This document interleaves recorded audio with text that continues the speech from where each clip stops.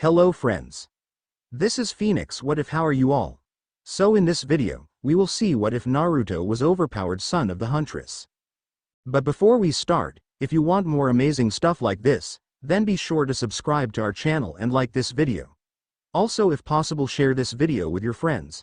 Now without wasting any more time, let's begin the story. All was quiet in the Hidden Leaf village as men, women and child walked the streets heading home after their long days. Children walked hand in hand with their mothers and fathers while lovers held each other's arms tightly. The many different little businesses throughout Konoha began to close up while the nightlife of the village began to wake up with taverns and bars beginning to get ready for their rush of customers. Form outside the village, invisible to everyone in the village including the shinobi. A figure D in a gray cloak looked at the village with emotionless eyes. His blue and silver eyes looked at the village before stopping at the Hokage monument just off in the back of the village. So they finally got around to adding her face to it, he said as he blinked and took his gaze away from it. Using his heightened eyesight, he scanned the streets and saw a few old faces walking down the paths. One was Choji Akamichi, who like always was still eating a bag of chips. He had grown larger in both height and weight and wore a kind of red traditional Akamichi armor. His hair had grown much longer, all the way down to his mid-back, and had his ever-happy smile on his face. Beside him was his usual partner in crime, Shikamaru. He too had grown in height but was now shorter than the Akamichi. His long hair was still up in its usual ponytails and was now dressed in the usual Chunin uniform. In his front pocket he could see a gray lighter with a back of smokes just behind it. He watched as the two happily chatted and he smirked when he saw Shikamaru mouth the word troublesome like he normally did. They're the same as always, he said to himself as his eyes moved away from them. His heightened eyesight, which had improved over the course of 6 months, could now pick up the tiniest of things that could have been hundreds of meters away. Not only that, but his sound and smell had improved as well. His time with the toads had proved most fruitful. As his eyes scanned the streets, his good mood quickly took a nosedive when he spotted a very familiar raven-haired duck-assed bastard walking down the street with his normal scowl on his face. Yes, Sasuke Uchiha was walking down the street, no doubt heading towards the Uchiha compound. Men and women civilians all greeted him as he went past, but he spared no mind to them and simply ignored them as if they were not even there. The bastard had not changed much other than having gotten taller. Sensing his strength, Naruto smirked at the fact that Sasuke had gotten weaker from when he was last in the village, more than 2 years ago now. Though I see some things never change. Naruto thought when he noticed a pink-haired woman following after Sasuke like a lost puppy. Sakura Haruno had not changed much other than her hair had grown longer again and was now wearing civilian clothes. She was spouting out nonsense to Sasuke while the Uchiha just ignored her. No doubt she was trying to find out a way to get Sasuke to marry her again. I thought I might find you here. A soft voice called from beside him as he turned around to see a woman figure jumping up towards him using the branches and using a cat-like agility and grace in doing so. She appeared next to him and linked one of her arms with his. How did you know? He asked as turned to look at his girlfriend Selena, who had not changed much in the last 6 months other than her hair was longer and was currently tied up in a ponytail. Though if one thing had changed about her was that she was now so physically fit she could probably beat any Olympic runner or gymnast like it was nothing. Her training with him at Mount Myoboku had helped her ascend to levels she did not even know she had or thought was possible. Her running speed, her balance and her physical strength had more than doubled, and with the weight on each of her limbs she was now carrying up to 100 pounds. And it looked like she was not having any trouble with it at all. Plus, with all her training, she now had a body that would make goddesses envy. When it came to the women gender, Selena was now at the peak of women's fitness and health. Shima had taken an interest in her since Fukasaku was helping Naruto with his senjutsu and had gone about teaching her some shinobi skills. She could not use chakra of course, but instead taught her how to use shinobi weapons, trap making, and helped her with her taijutsu. She had even taken it upon herself to learn Japanese since she wanted to understand what all the different kanji meant. And when it came to her archery skills, Selena could probably content with the experienced members of the hunt since she just seemed to have taken to it like a fish in water. You have been mumbling about seeing it ever since we came to Mount Myoboku 6 months ago. I knew it would only be a matter of time before you came to see it. I just needed to see it one last time before I finally walk away from it forever, he muttered as Selena placed her head on his shoulder and looked out at the village. It is quite beautiful. I see what you mean by the nature spirits would have loved the land of fire. It's just one giant forest that seems to stretch on for miles. If Grover came here, I don't think we could get him to leave, he said, making her laugh. So if this is the last you will see of it, then you won't help them with pain? Naruto stood silent as he heard her words. That one question had plagued him and been on his mind for months. Would he help the village from the Akatsuki or not? Though there was a small part of him that told him he should, since it was his home, while his head told him not to. There was nothing to gain from helping them and would only bring later pain to him. He knew that, and so did those close to him. If I helped them and won the battle, all that would happen is the village would then turn on me. They would attack me and have me arrested and then lock me away and try and turn me into their weapon. Selena growled. They're a bunch of ungrateful bastard, the whole lot of them. It's why I never want to see it again after today. This village may be home and sunshine to some, but to me it is nothing more than a poison. A bad memory that I just want to forget. Selena went on her tiptoes and kissed his cheek before putting her head back on his shoulder. Then once we leave here for good we will make new memories. Just me, you and the others at Camp Half-Blood. Memories that are worth keeping and ones that bring us joy. Ones we can look back on and smile. Once all this Titan business is over with, we can finally leave the fighting behind, he said as Selena nodded into him. It sounds like a good plan, she said, nuzzling into him before she noticed Naruto's cheeky smirk was on his face. What's with that look? His grin only got bigger. I left a gift for the Uchiha. I may have snuck in and planted a few additions to his house. After these 2 years gone, I had thought the security around this place would have gotten better, but it's still the same as I remember it. Since I am not wearing orange anymore, I have become pretty much undetectable. Selena raised an eyebrow at him but paid close attention to the large compound he had pointed out and watched as Sasuke walked into the compound and into his home. As soon as he went in, a loud explosion suddenly went off. However, instead of your normal fire and smoke bombs, instead it was an enormous paint bomb that was so loud the whole village most likely had heard it. The windows were all covered with red and blue paint, while out of one of the chimneys on the top of the roof green paint was oozing out. Sakura, who had been trying to follow Sasuke inside, had been hit with brown paint, so it looked like she had a very unfortunate accident. The front door slammed open and out came Sasuke, who was covered head to toe in paint to the point that his hair looked like a spiky colored rainbow.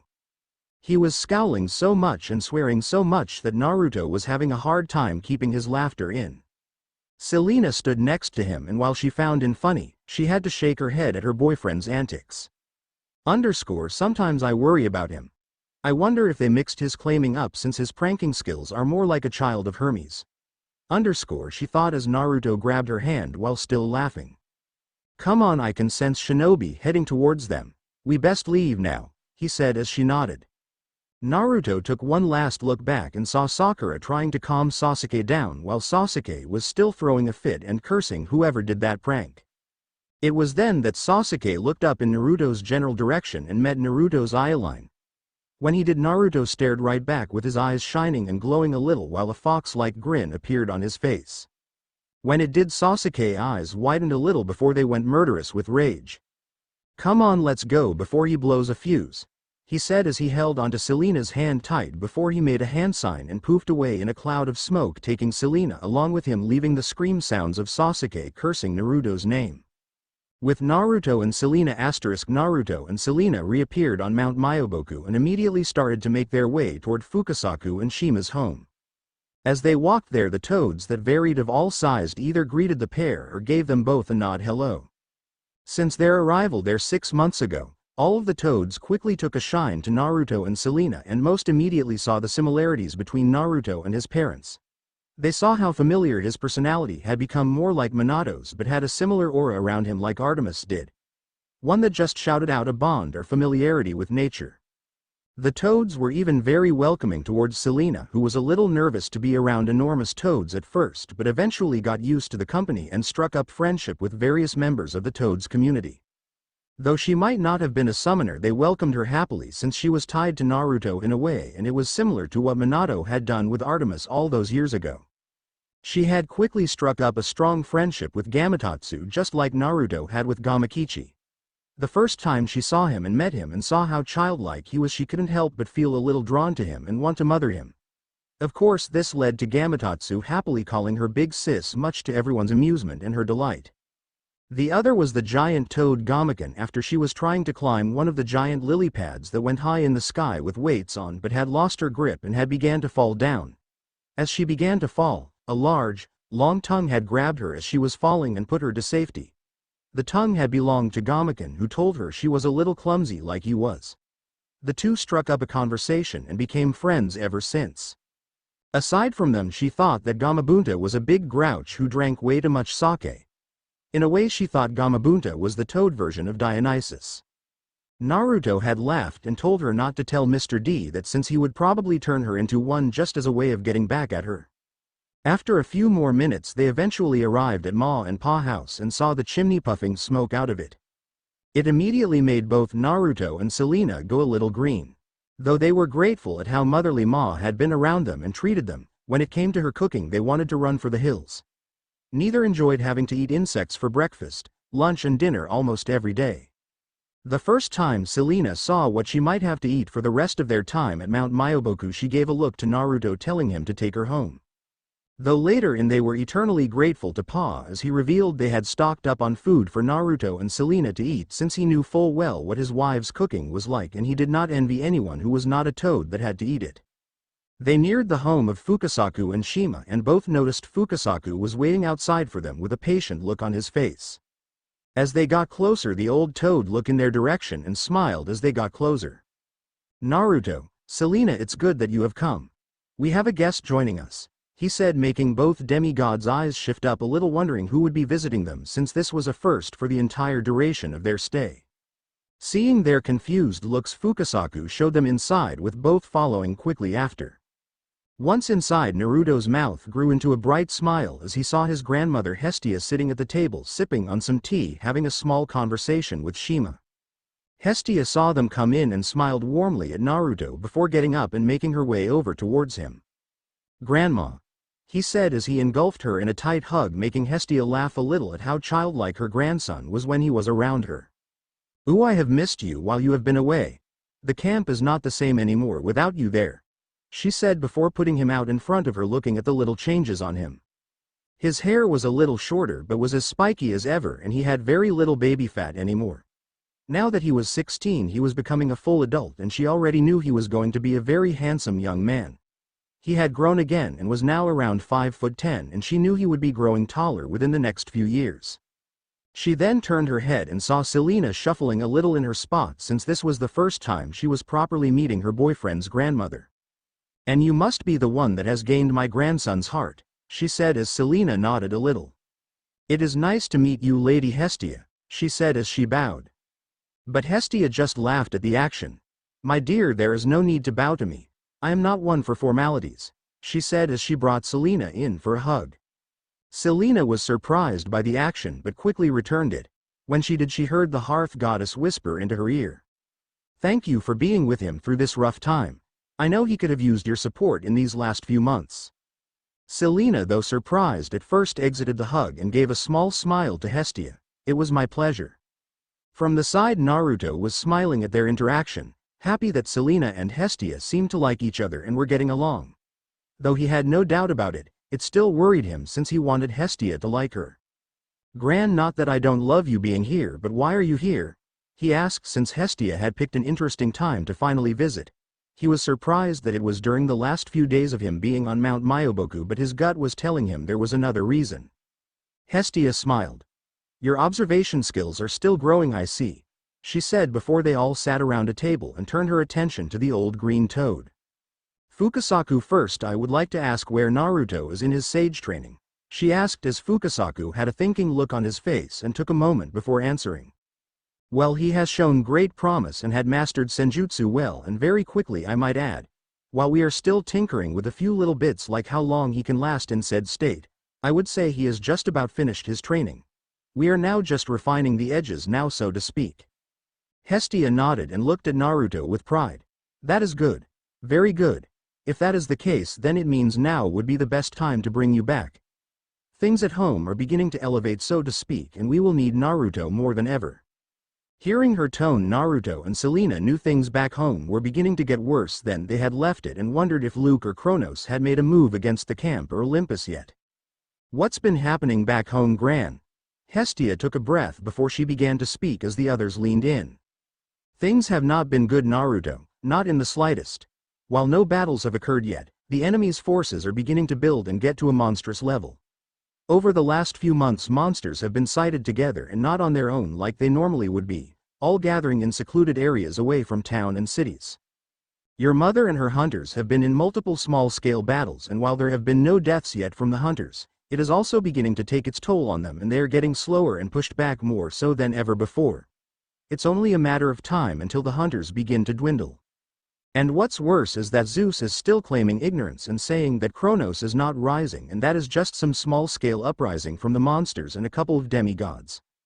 Myself and others have tried to point out to him that Kronos is rising, but he just refuses to believe it. Pervy King is still a stubborn old goat then, Naruto said while Selena smiled at the jab while Hestia laughed.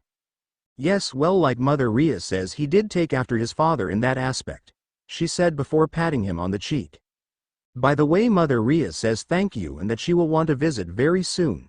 She enjoys being visited by Demeter and Poseidon, and she has you to thank for that, and I know she wanted to hug you to death. Naruto blushed a little but shrugged. I just didn't want her to be lonely anymore, and she deserves her own happiness just like everyone else does. Hestia hummed before getting back to where she was. Also, we have begun noticing a fair amount of the minor gods spending very long absences from Olympus and acting suspicious. We are beginning to fear that some of the minor gods and goddess will be turning their back on us, not that I can blame them if I am honest. Naruto and Selena looked a little confused, so Hestia elaborated. The minor gods are constantly looked down upon by some of the Olympians: Zeus, Hera, Ares, Aphrodite, Dionysus, Apollo, and I know they are beginning to get frustrated at how we treat them. They are sometimes threatened to do the bidding of an Olympian god, and a few of the Olympians use their status as a god to have certain pleasures given to them. Plus, their children don't get homes like the children of Olympus get. They don't get cabins and end up being pushed into the Hermes cabin. That's why it's always so full. Why the Hermes cabin is so overcrowded. Yes, and like the parents, the children of the minor gods are the ones that have mostly turned to the side of Kronos and the other titans. If the other titans begin getting involved, then we really will start having problems. Some that were friend and allies in the previous Titan War could easily turn on us. Naruto nodded a little sympathetically while Selena winced a little at hearing her mother's name. But both felt a little angry since the minor gods did not deserve to be treated with such disrespect. They followed the rules like they should, and they have never been much of a problem, other than Kione back at Christmas, but that had been a one-off. Do you have any idea which ones yet? Naruto asked, but Hestia shook her head. Not yet, though I have a few in mind who have been acting a little odd lately, but I don't want to press them until I am sure of it. Which then leads to why I am here, she said. Since your training is mostly over, I believe it's time for you to return. I can see you will not help the Leaf, and for that I will not blame you. The Leaf has done you no favors, and therefore you should not have to owe them anything. I know, but even though my mind is made up, I have a few friends there that I don't want to get hurt. And then there's Ino's dad, and I don't want her to lose her father because I chose not to do anything. Hestia smiled at her grandson. That's very admirable, and your heart is as pure and as strong as always, I see. Do not worry. I already have a plan to deal with that, she said. Everyone looked surprised by Hestia, just gave them a look saying to them, do not ask because I will not tell. Everyone fell silent for a moment before Naruto got up. Then I guess we should get packing. When will we leave? In 10 minutes. Hestia said, surprising them all, but Hestia quickly explained. Back home, your friends Percy Jackson, Annabeth Chase, Talia Grace and Grover Underwood were sent to retrieve 2 demigods in Maine. I have a feeling things are not going to go as planned due to a bit of information I required, and I think it would be best that if you both return and join them in Maine. Both Naruto and Selena nodded, since both were anxious to see everyone again, since the surprise that they were staying in the elemental nations for 6 months had hit a few of their friends pretty hard. Clarice, since they were her 2 best friends, and Annabeth, since she looked up to Naruto like a little sister looks up to her big brother. Right, in that case we will be as quick about it as we can, Naruto said as Selena got up and went after him. As they left, neither saw the smile on Hestia's face, which gained the attention of Fukasaku and Shima. "What is with the devious smile, Lady Hestia?" they both asked with slightly raised eyebrows, since it's made shivers go down their spine before it morphed into a warm smile as her eyes had a faraway look in them. "Nothing, it's just Naruto will be getting a very nice surprise when he arrived in Maine. A surprise he has been waiting for more than 16 years. She said, as both toads now understood what she meant. They hoped Naruto would be ready for the meeting of a lifetime. Main asterisk. Who are you people and what is that? A tanned girl with long black hair and a scruffy green hat called out as she stood in front of her little brother, who looked physically similar to her, as Percy and Annabeth stood in front of them, with Percy having riptide drawn out and Annabeth with her 2 bronze knives in her hands. Both demigods looks a little taller than before and a little more mature. Percy had grown a little, with his hair now shorter than how it normally was, and his body was slightly more muscled than before. Annabeth's biggest change was that physically she looked in better shape than she was 6 months ago, with her arms and legs showing off her now light but lean muscles from the training Naruto had set up for her, and it had proved that it had done wonders for her. From behind the tanned girl, the younger boy looks in wonder at the figure in front of them. It's a Manticore. He's got 3000 attack power and +5 to saving throws. The 2 demigods looked at him in confusion while the girl face-palmed. "Nico, this is not the time for your card game. But Bianca, it's just like my game," he said before everyone heard a war cry and saw Thalia engage the monster in front of them as she charged at it with her spear and shield activated. The monster in front of them looked like a lion's body and had a long, scorpion-like tail with small scales on its back which acted like armored plating. Its face, meanwhile, looked aged, like a man in his early 40s with a bit of gray hair on his head. Thalia jabbed at his head, but he snarled and swatted the spear aside. Its claws raked against the side of her shield aegis and sparks shot off from the claws meeting metal. Grover was off to the side trying not to panic and was using his wild magic to create weeds to tangle the Manticore's feet, but it was doing little success as the Manticore easily ripped them away. "You will have to better than that, little demigod," the Manticore Dr. Thorne said as he pushed Thalia away and into the snow-covered grass. Percy and Annabeth looked ready to get involved and were about to go forward, but from behind them the sound of a helicopter appeared, making them both turn around and go a little wide-eyed. The helicopter was fully decked out with machine guns on the side, and from beneath the helicopter a large searchlight was attached. The searchlights turned on and shot towards the small fight between Thalia and Dr. Thorne. The searchlights blinded Thalia, and the Manticore swatted her away with its tail. Her shield flew off into the snow. Her spear flew in the other direction. "No," Percy said as he ran out to help her. He parried away a spike just before it would have hit her chest. Dr. Thorne laughed. "Now do you see how hopeless it is? Yield, little heroes, and perhaps I will spare you if I feel merciful." The group were trapped between a monster and a fully armed helicopter, and they realized that they had no chance. 2 Cyclops also appeared behind Dr. Thorne, making things even worse than before. Then, when the group thought things were over and Bianca and Nico hugged each other tightly, they heard a clear, piercing sound. The call of a hunting horn blowing in the woods. Percy looks around to see where it came from, but noticed that Dr. Thorne had a panicked look on his face before it contorted into a look of annoyance.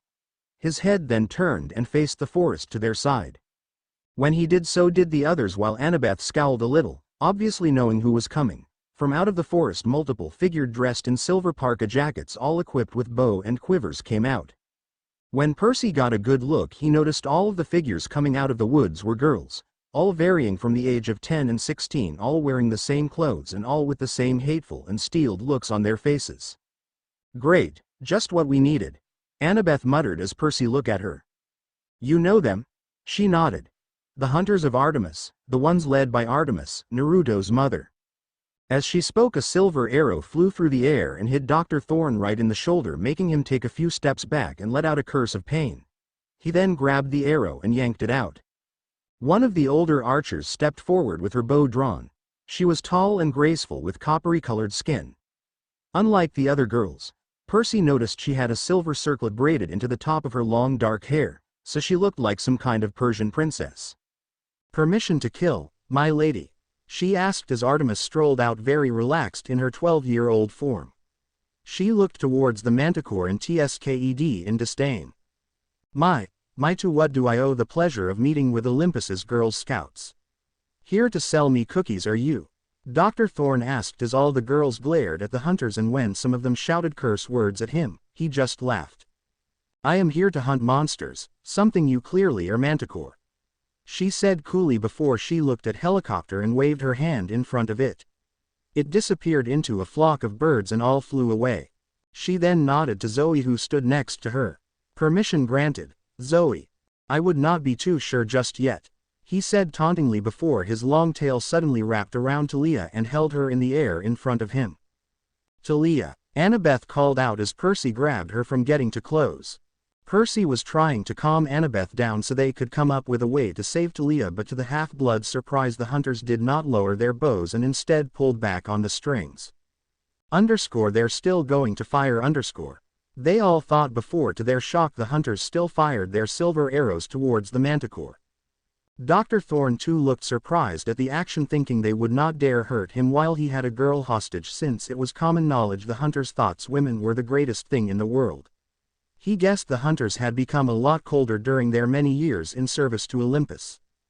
The silver arrows all neared their target, but just before they could hit, and as Annabeth, Grover and Percy shouted out for them to stop, a new wave of black arrows suddenly appeared from the side and embedded themselves in the silver arrows, halting them in their tracks.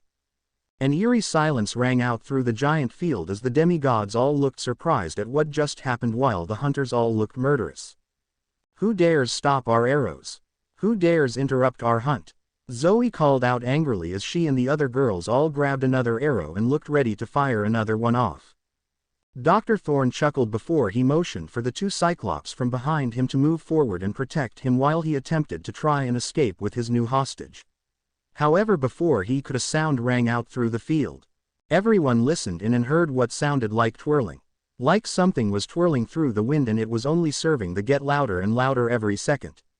What is that? Bianca asked as they all looked to see where it was coming from. But before anyone else could answer, trees from the forest suddenly burst open, and as quick as lightning a large spinning object sped out of the forest and struck the two Cyclops and beheaded both of the two giant monsters, causing them to drop to the earth and fade away into gold dust. When they dropped, everyone looked gobsmacked at what just happened, and Dr. Thorne looked panicked. When the object stopped, it embedded itself on a large tree trunk, now showing everyone that the object was a large sword that looked like a butcher's knife. While the hunters looked at it in a little fear, Annabeth, Percy, Grover and the bound Talia looked at it in surprise before they recognized it. Is that the Kubikiri Bacha? Annabeth said, though she and the others noticed that the sword had changed a little. The handle had a bronze handle, and one side was now made and coated in celestial bronze, looking similar and like a larger version of Luke's sword. Does that mean a euro? Grover started before everyone locked onto Dr. Thorne, who was now sprinting away as fast as he could. The hunters and demigods looked ready to chase after him, but instead as he neared the cliff, two figures appeared in front of him. When they dropped, the demigods and satyr all had the brightest, happiest look on their faces, while the hunters looked a little stunned by the sudden arrival. While Artemis looked in between the motions of shocked and happiness. Naruto and Selena stood there proudly blocking the way, both with serious looks on their face and both looking in better shape than they had ever seen them, and wore clothes to match. Naruto wore a simple navy blue t-shirt that showed off his muscular body and the few seals on his wrists. He wore black bottoms and combat boots, and on his hands were black fingerless gloves. However, the most noticeable clothing was the black headband on his forehead that looked exactly like a shinobi forehead protector, but engraved on the metal was now the symbol for Camp Half-Blood. Plus D over him was a long red cloak that opened at the front and stopped at his hips and was dark red with black flames flickering the bottom. With Selena, she had a padded gray top that was sleeveless with a black skirt that stopped a little above the knees and combat-heeled boots that went up to her knees. On her skirt she had a bandana just like Naruto tied around her waist. On her thighs she had various knives strapped to them, while on her back she had her bow and quiver strapped on. Like Naruto, she wore a cloak jacket, but the colors were instead a grayish silver with hot pink flames at the bottom. All the demigods looked at them and thought they were completely badass, and Percy and Grover wanted to know where to get one. Dr. Thorne looked surprised and went to turn the other way, but from behind him Gamakichi suddenly dropped in, smirking at the monster. You are not going anywhere, buddy. he said as he crossed his arms while ignoring the hunter's surprised look at the large talking toad. Dr. Thorne suddenly looked conflicted, so he chose what he thought would be the easier option and charged forward towards Naruto and Selena. However, before he could get past them, which he thought he would do with his great speed, he was surprised to see Naruto take a step forward and with a single swing, brought his glove-covered fist into the stomach of the Manticore. When he did, everyone other than the two demigods looked stunned when Dr. Thorne shook for a moment before he dropped to his knees, clutching his stomach and vomited the contents of his stomach. "You're him," he said loud enough for everyone to hear. "You're her brat, the one that monsters are all beginning to fear. The one that took down the Kraken. So you've heard of me," Naruto said in a polite tone. "That's good, I guess. Though I am not really sure about the title. I mean, Legend Slayer sounds a little much, to be honest. Maybe she is the one you should worry about. I mean, she is the one that going to send you to the underworld." "What?" Dr. Thorne asked before sharp pain entered his mouth and caused black blood to pour out of it. He looked up to see Selena looking at him coldly with a dagger in her hands, with said dagger impaled through his mouth. "The moment you harmed my friends, your life was forfeit," she said before she took the dagger out and to everyone's surprise grabbed his human-shaped head and with great strength that surprised everyone snapped it with an audible crunching sound ringing out. Dr. Thorne dropped to the ground immediately and began to disappear into gold dust. Talia, who was still wrapped in his tail, yelped when, since she was still in the air and with the tail gone, she fell to the ground but found herself caught in the arms of an amused-looking Naruto. "Hey Thals, been a while," he said, making her roll her eyes but smile up at him nonetheless. "Nice of you to finally join us, Uzumaki. We were wondering when you two were going to get back," she said as Naruto put her back on her feet. "Naruto, ooh," he heard as he looked forward to see Annabeth sprinting towards him before she jumped into him and wrapped her arms around his neck. He smiled as he spun her around a little, making her laugh and squeal a little before he placed her back down on the ground. "I have missed you, Bethy," he said as Annabeth gave him a family kiss on the cheek. "Missed you too, Fishcake," she said quietly, making him roll his eyes before he greeted Percy, who was now beside him, and gave his friend a manly one-armed hug. He spotted Grover a little distance away with a boy and a girl who looked like siblings and who he thought he recognized. Before he could get a closer look, he finally noticed the hunters standing there as they headed towards them, some looking at Naruto with emotionless looks and others looking at Selena in slight awe. Naruto had not paid much attention to them beforehand, but now as he looked at them and he saw what they were wearing, his eyes went a little wide. "Are they the Euro, the hunters of Artemis?" Annabeth said, knowing the moment Naruto had waited for was close to finally happening, and she saw him shake a little. So did Selena as she went next to him and took his hand into hers, wanting to be there for support. As she said that, they all saw an auburn-haired girl step forward who looked about 12 and saw her look towards Naruto. They all covered their eyes a little when she was engulfed in a bright light and changed into a woman in her early 20s. She looked towards Naruto, and after a moment of silence a warm, loving smile appeared on her face. "Hello, Naruto," she whispered to him as she walked and stood in front of Naruto. Naruto's throat tightened a little as he looked towards the woman he had waited so long to finally meet. "Hi Mom." She was actually kind of what he imagined she looked like, at least what he had managed to piece together from what other people had told him about her, the various fiction images like the mythomagic card he got of her and the various statues he had seen in the museums. Her hair was long but curled at the bottom, her silver eyes were in between a silver color and a yellowy silver that looked exactly like the moon. Though he understood what people meant that he looked like his father, seeing his mother now he could see the resemblances with her now and what he had inherited from her. She was very beautiful, more so than he ever imagined, and just had this aura of natural beauty about her. Like she didn't have to try to look that way, it just kind of happened. From behind her he noticed all the hunters looking at him and noticed they were either looking at him in envy or with annoyance. He guessed they had not really accepted him yet. He was about to go forward and hug her for the first time ever, but like a killjoy that he is, Grover just had to interrupt the moment. He gasped, then knelt hastily in the snow and started yammering, "Thank you, Lady Artemis. You're so a Euro, wow." The hunters looked at him with a raised eyebrow while the demigods all face palmed, since it was common knowledge how infatuated satyrs and other nature spirits were with Artemis. Heck, a lot of the time they followed Naruto around since he was her son. Get up, goat boy, now is not the time to go all fan crazy. Talia said as she bopped him on the head, making him wince in pain. As he stood up, a quiet voice spoke up from behind them. They all turned around to show Bianca and Nico standing there, both completely confused at what was going on. Wa Euro, what the heck is going on? Who are you people and what did we just see? She said, pointing back to where the small battle happened. Nico meanwhile stepped forward and looked at Naruto. Bianca saw what her brother was doing and did the same, since they both could feel they knew him from somewhere. Naruto did the same and walked up and looked at them curiously. Everyone else looked at them oddly, wondering what in the world they were doing, before Nico's eyes widened and pointed at Naruto. You're that ramen guy from the casino, he said just as Naruto did the same. You're those kids from the casino. Do you guys know each other? Annabeth asked, stepping forward, looking at them both strangely. Yeah, this is Nico and Bianca D'Angelo. I met them back on the quest for Zeus's lightning bolt. I met them while we were in Vegas and I introduced Nico to the wonders of ramen.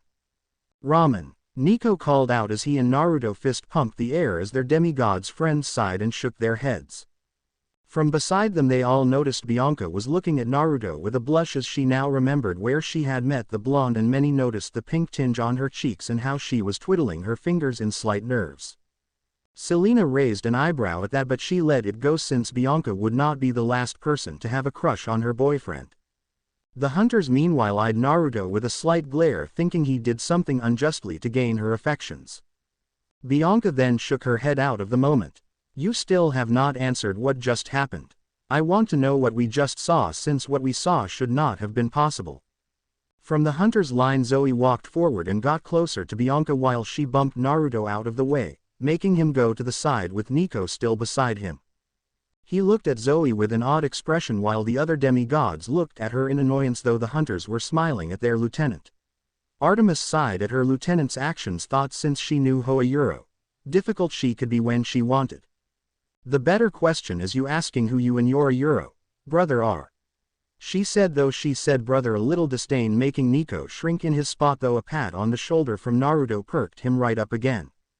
Our parents are dead, Bianca said. We're orphans. There's a bank trust that pays for our school, Buddha Euro. She stopped when she saw most of the faces looking at her did not believe her. I'm telling the truth, she said incredulously before looking away, and shuffled back over to where her brother and Naruto was standing, much to the demigod's amusement and the hunter's annoyance. Bianca, what she is trying to say to you is that you and Nico are not like other people. You are special in the way that you are both recognized as half-bloods. One of your parents was immortal while the other was most likely an Olympian god. What? Gods? Olympian gods aren't real. Those are just myths, stories, she said as thunder boomed over the sky, making many wince a little. It's best not to say that. The big guy in the sky does not really like it when people say they don't exist. He a little broody, he said, whispering the last part as Bianca and Nico nodded dumbly. Cool, Nico said, smiling that very thought while Bianca tapped him on the head. No, this is not cool, Nico, she said, though Nico was in his own little world spouting nonsense about gods and mythmagic. Does Zeus really have lightning bolts that do 600 damage? Does he get extra movement points for a Euro? Nico, this is not the time for your stupid game, she said while Naruto looked at him. You still play mythmagic? Of course, it's the best game ever, he said, pointing to his pocket which had all his card in. Talia then walked up to them and placed her hands on Bianca's shoulders and gave them a reassuring squeeze. Bianca, I know it's hard to believe, but the gods are still around. Trust me, they're immortal, and whenever they have kids with regular humans, kids like us, well, a Euro, our lives are dangerous. If they're so real, then who is your godly parents? She said, looking to Naruto with an incredulously look on her face. Naruto stumbled a little and went a little red, making his friends laugh. She is kind of standing over there, he said, pointing over towards Artemis, who had an amused look on her face which only made Bianca have her eyes widen. So she is a Euro, she started, but everyone nodded in confirmation as the black-haired girl gulped a little. She then looked over at Artemis with an apologetic look. I'm sorry, miss. I hope I did not offend you. Artemis raised her hand. It is fine, young one. You are confused, and it is to be expected that you do not believe of our existence at first. But do know that with the existence of the gods, it also means that the old myths and legend you have been told about us are true. So that Dr. Thorn guy was really a Manticore? Nico asked as Artemis titled her head to look at him. She did not answer, but she did give a small nod to confirm what he said. Whoa, he said as amazement as he looked like a kid you just woke up on Christmas morning. Grover then took his fake legs off to show everything they were telling was the truth. It only led to Nico getting more excited and Bianca looked like she was about to have a panic attack.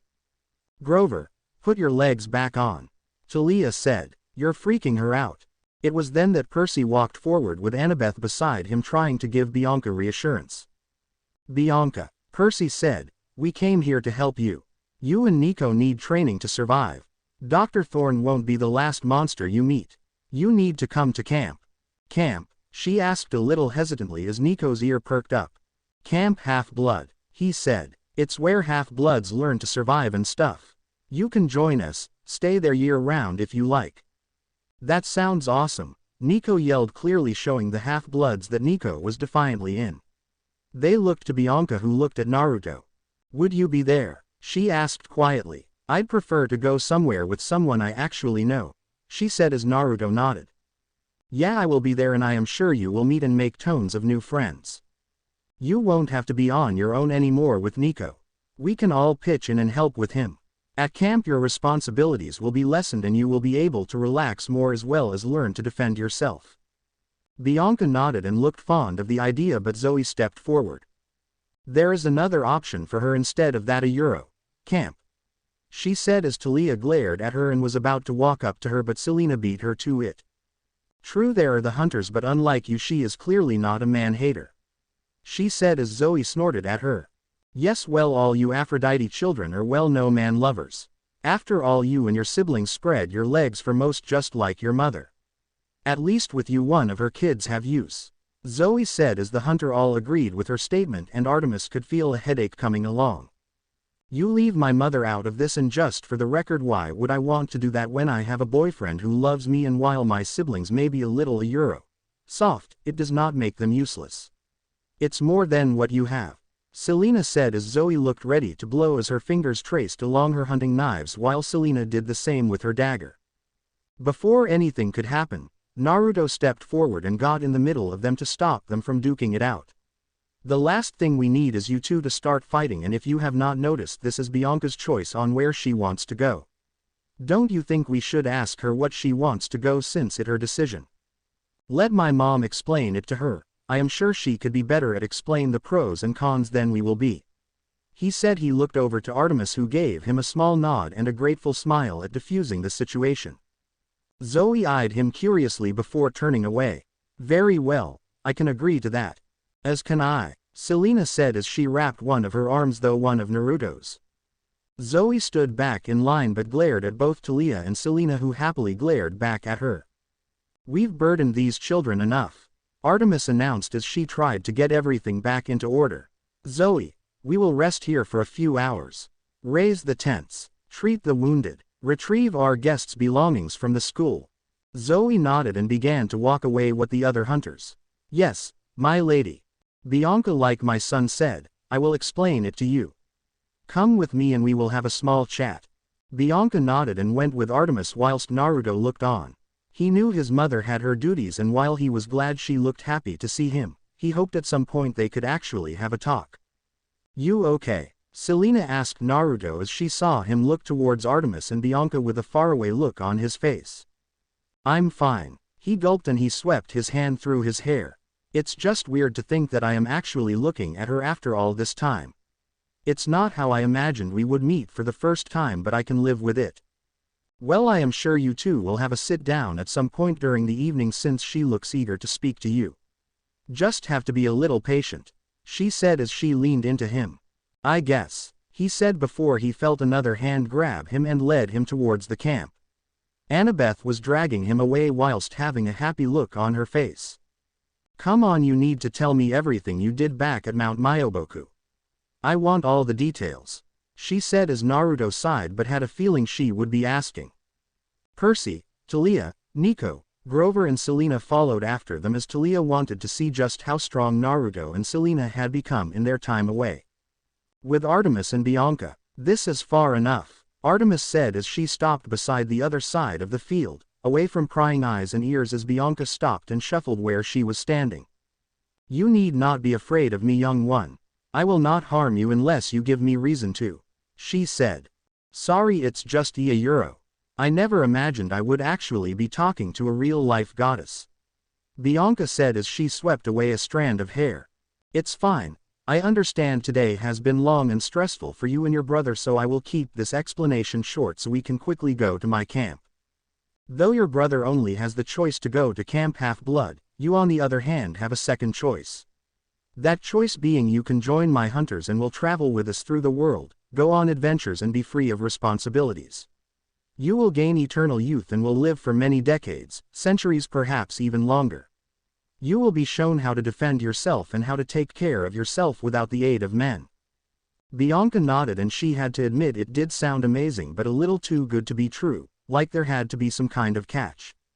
But there is a catch, isn't there? She said as Artemis nodded. One of the requirements is that it is generally needed for a huntress to renounce men altogether and see women as the superior gender.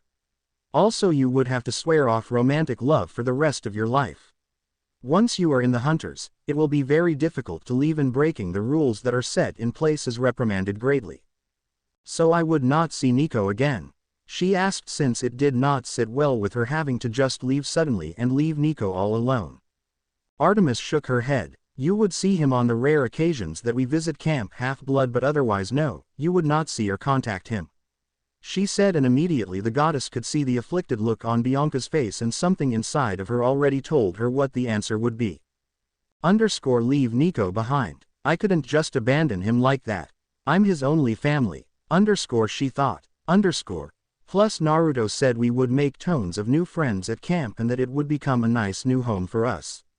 Somewhere we will be safe and looked after. They stood there for a moment in silence as Artemis waited for her answer. Thank you for the offer, Buddha Euro, but I will have to say no to joining the hunters. I can't just abandon Nico like that. It wouldn't be fair on him, she said as Artemis sighed and nodded.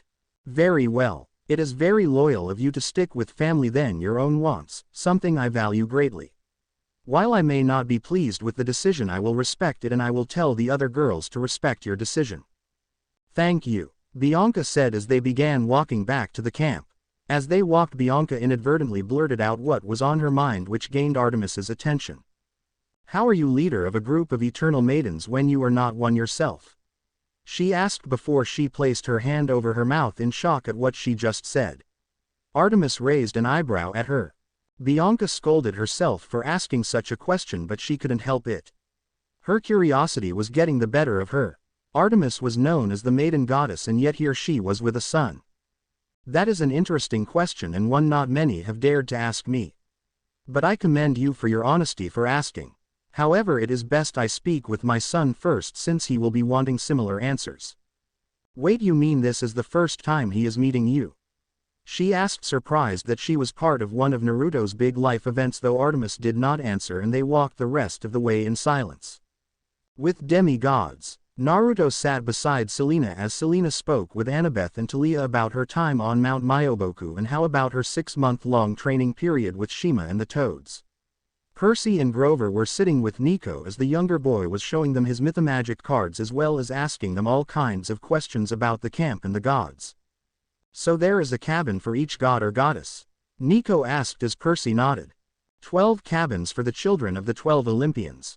Then the unclaimed go to the Hermes cabin, since Hermes is happy to let those that have not been claimed stay in his cabin with his children, which is where you will go at first until hopefully your parent claims you. Usually it's pretty crowded in there, but lately a lot of space opened up in it and now there are a few bunks and beds free, plus Connor and Travis, who are the heads of the cabin, are good friends of ours and will take good care of you. Grover pitched. Though watch out, since they tended to be a couple of pranksters. Percy added, and Nico nodded, getting more and more excited about it. As they all talked, the tent flap opened up to see Bianca walking in towards them, and many smiled when they knew her presence here meant she had chosen not to join the hunters. The girls all welcomed her in as the boys gave her a nod and wave, immediately putting nerves Bianca had to rest, letting her know internally that she made the right choice. Now we have another girl for the group. Annabeth said as she and Talia put their arms around Bianca to help her feel included. It worked since the tanned girl smiled at them. As they spoke, Naruto took off his jacket, revealing his well-muscled arms, making the girls all blush a little while Selena smirked. Though when he did, it also gained the attention of everyone. "Naruto, is that a tattoo?" Annabeth asked as she took right arm and looked on his upper arm, as did everyone else, as Naruto just smiled at them. The tattoo was of a Greek shield with a Greek helmet in the center of it, with a sword going diagonally down one side and a spear going down the other. At the bottom was a horizontal bow, and then on each side was a word around the shield, with the Greek word for family right at the top and the words honor, duty and respect down the other. "Wow, that is such a badass tattoo," Talia said as Percy quickly agreed with them, as did Nico and Bianca. "Yeah, I thought the same when I got it," Naruto said as Annabeth looked at him quizzically. "Where did you get it?" "The toads let us go out into a few towns from time to time to relax, and we found a tattoo place. I had an idea for a tattoo and Selena and I decided to get the tattoo." They looked at Selena and she took off her left boot and showed them her foot. Just above her ankle was the same tattoo. "It's official. I need to get that tattoo," Talia said as a few of the others all nodded as Naruto and Selena nodded their heads. "It is a pretty awesome tattoo," they both said before Selena leaned over and kissed him on the cheek before putting her boot back on. "No doubt Clarice will probably want to get one too. I think that much is a given," he said just as the tent flap went open and Zoe Nightshade walked in, scowling as she did. She glanced at Bianca with a disappointed look on her face before she looked at Naruto, Percy, and Bianca.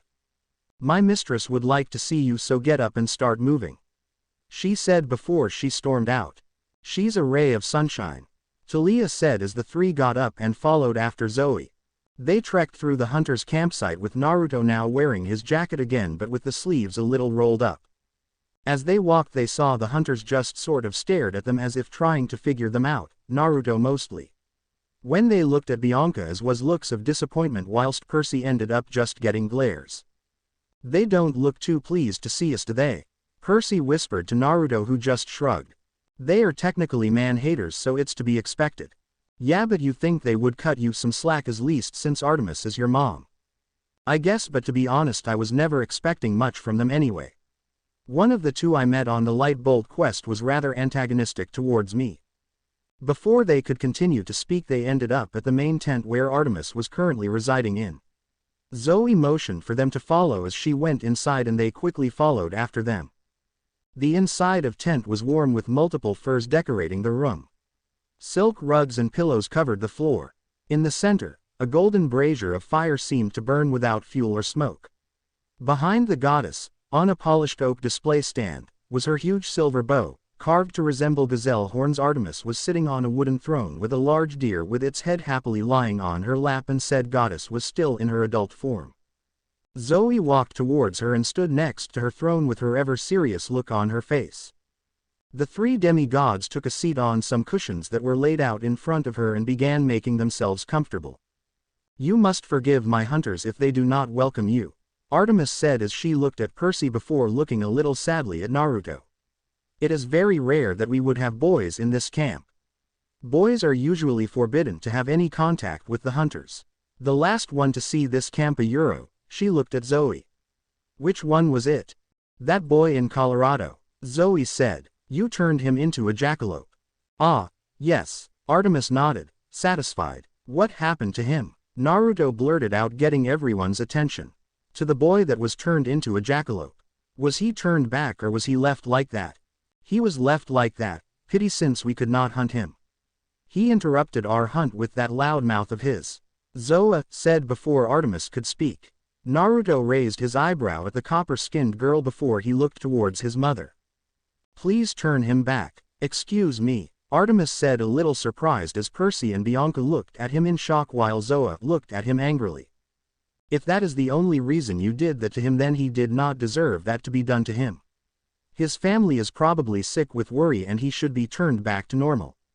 The tent was in silence as everyone stared at him while Zoe looked ready to explode again. Artemis bit her lip before sighing and clicked her fingers, making Zoe huff and Naruto give her a thankful smile. In return she gave him a small smile. Underscore perhaps I do need a better reason to turn boys into Jack Lopez. It's just so fun though. Underscore she thought before getting back on topic. Hundreds of miles away a Jack Lopez turned into a naked teenage boy who looked around his surroundings with bits of leaves in his mouth, unsure of where he was and how he got there. I have asked you here so I could get your recounts of what happened before the hunters appeared. I would like to know if the Manticore said anything of interest. I would like to hear it from the two of you, she said as she looked at Percy and Bianca. They both nodded and explained as best as they could. Naruto listened in as well since he had not arrived by that point. By the end of their stories, everyone had a worried look on their faces. Artemis put her hand thoughtfully on her silver bow. I feared this was the answer. Zoe sat forward. The scent, my lady. Yes, what scent? The three asked, curious at what they were tracking. Things are stirring that I have not hunted in millennia. Artemis murmured. Pray, so old I have nearly forgotten. She stared at them intently.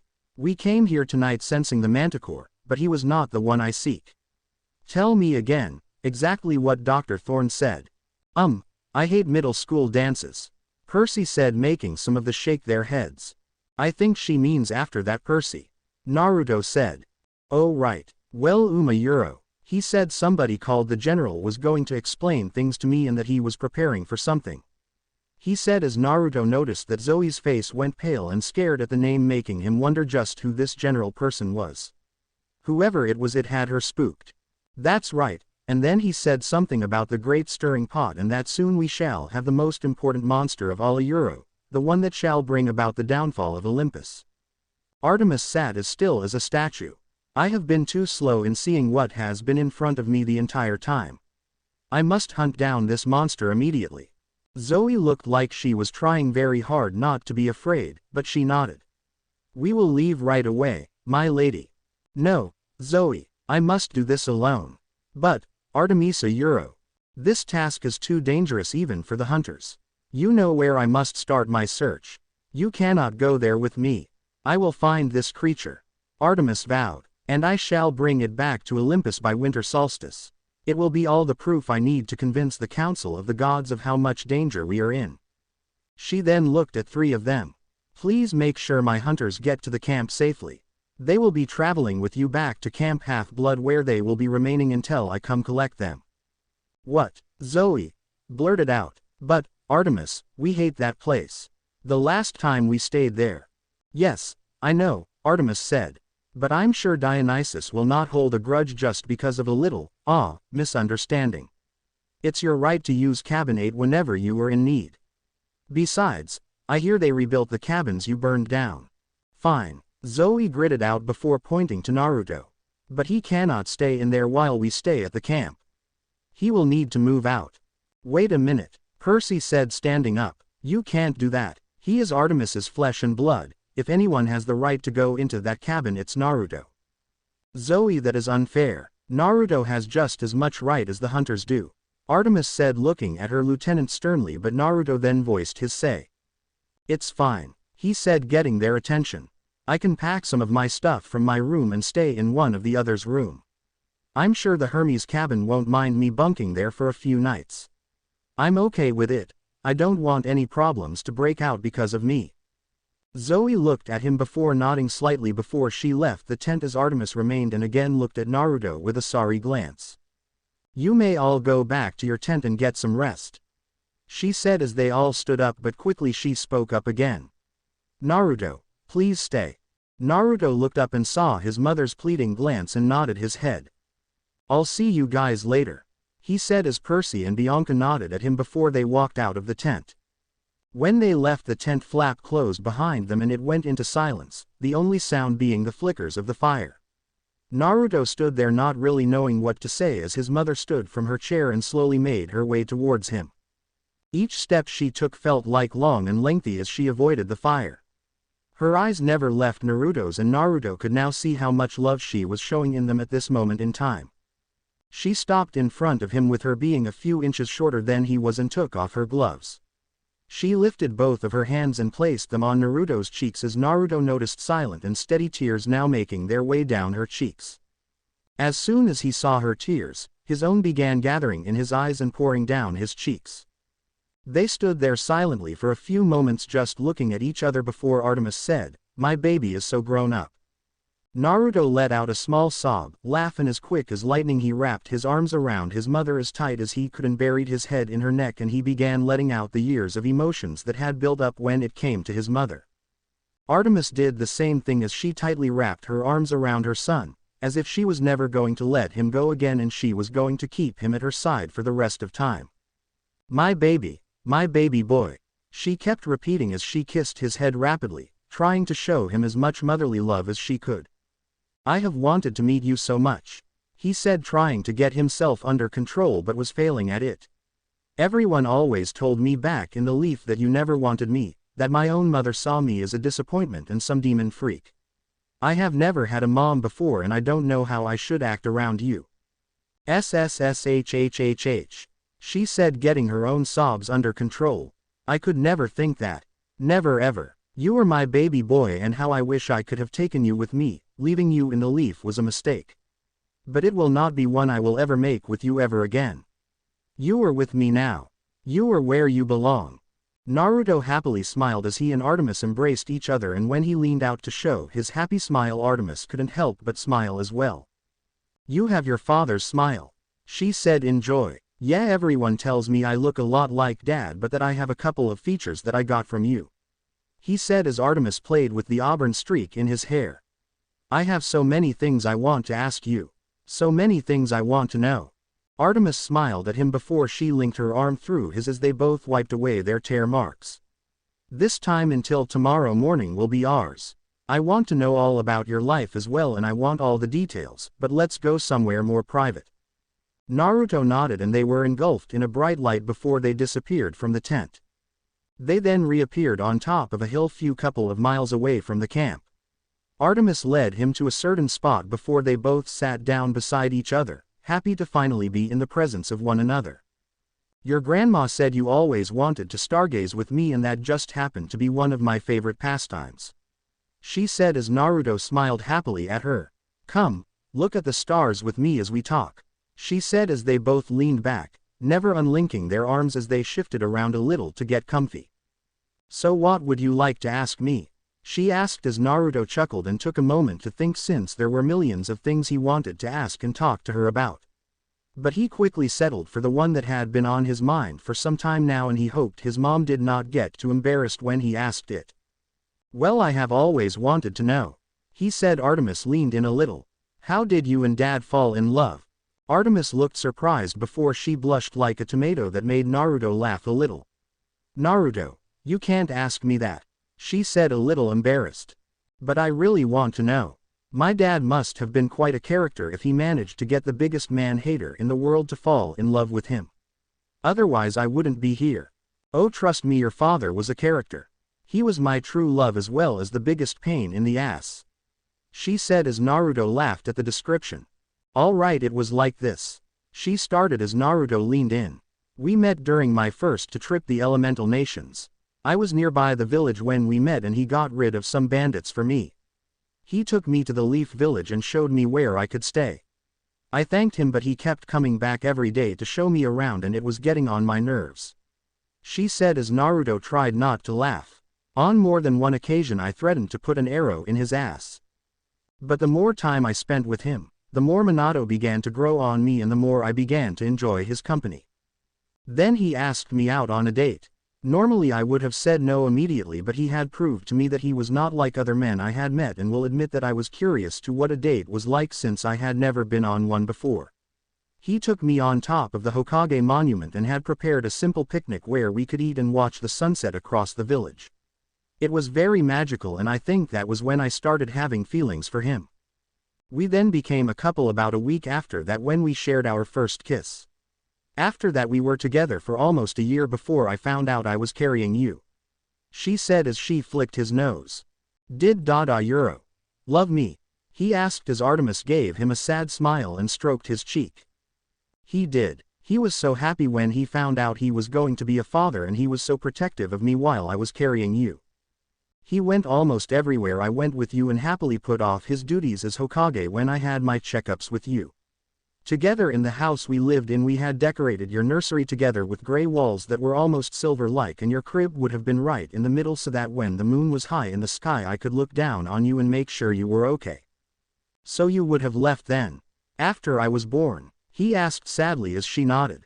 Yes, the law unfortunately states that we gods and goddess cannot raise any demigod child we have. So as soon as you were born I would have had to have left. If I had not, then Zeus would have most likely come and forced me away, which he did have to do in the end since I did not want to leave you after the QB attack and Minato's death. So I would have had to have grown up without a mom anyway I look it. He asked since while he would have had his dad at least if things had not gone the way they did that night, a mom was something he would have wanted to have. Actually we had come up with someone to take that motherly role in your life. She said, surprising him. Have you ever wondered why your last name is Uzumaki?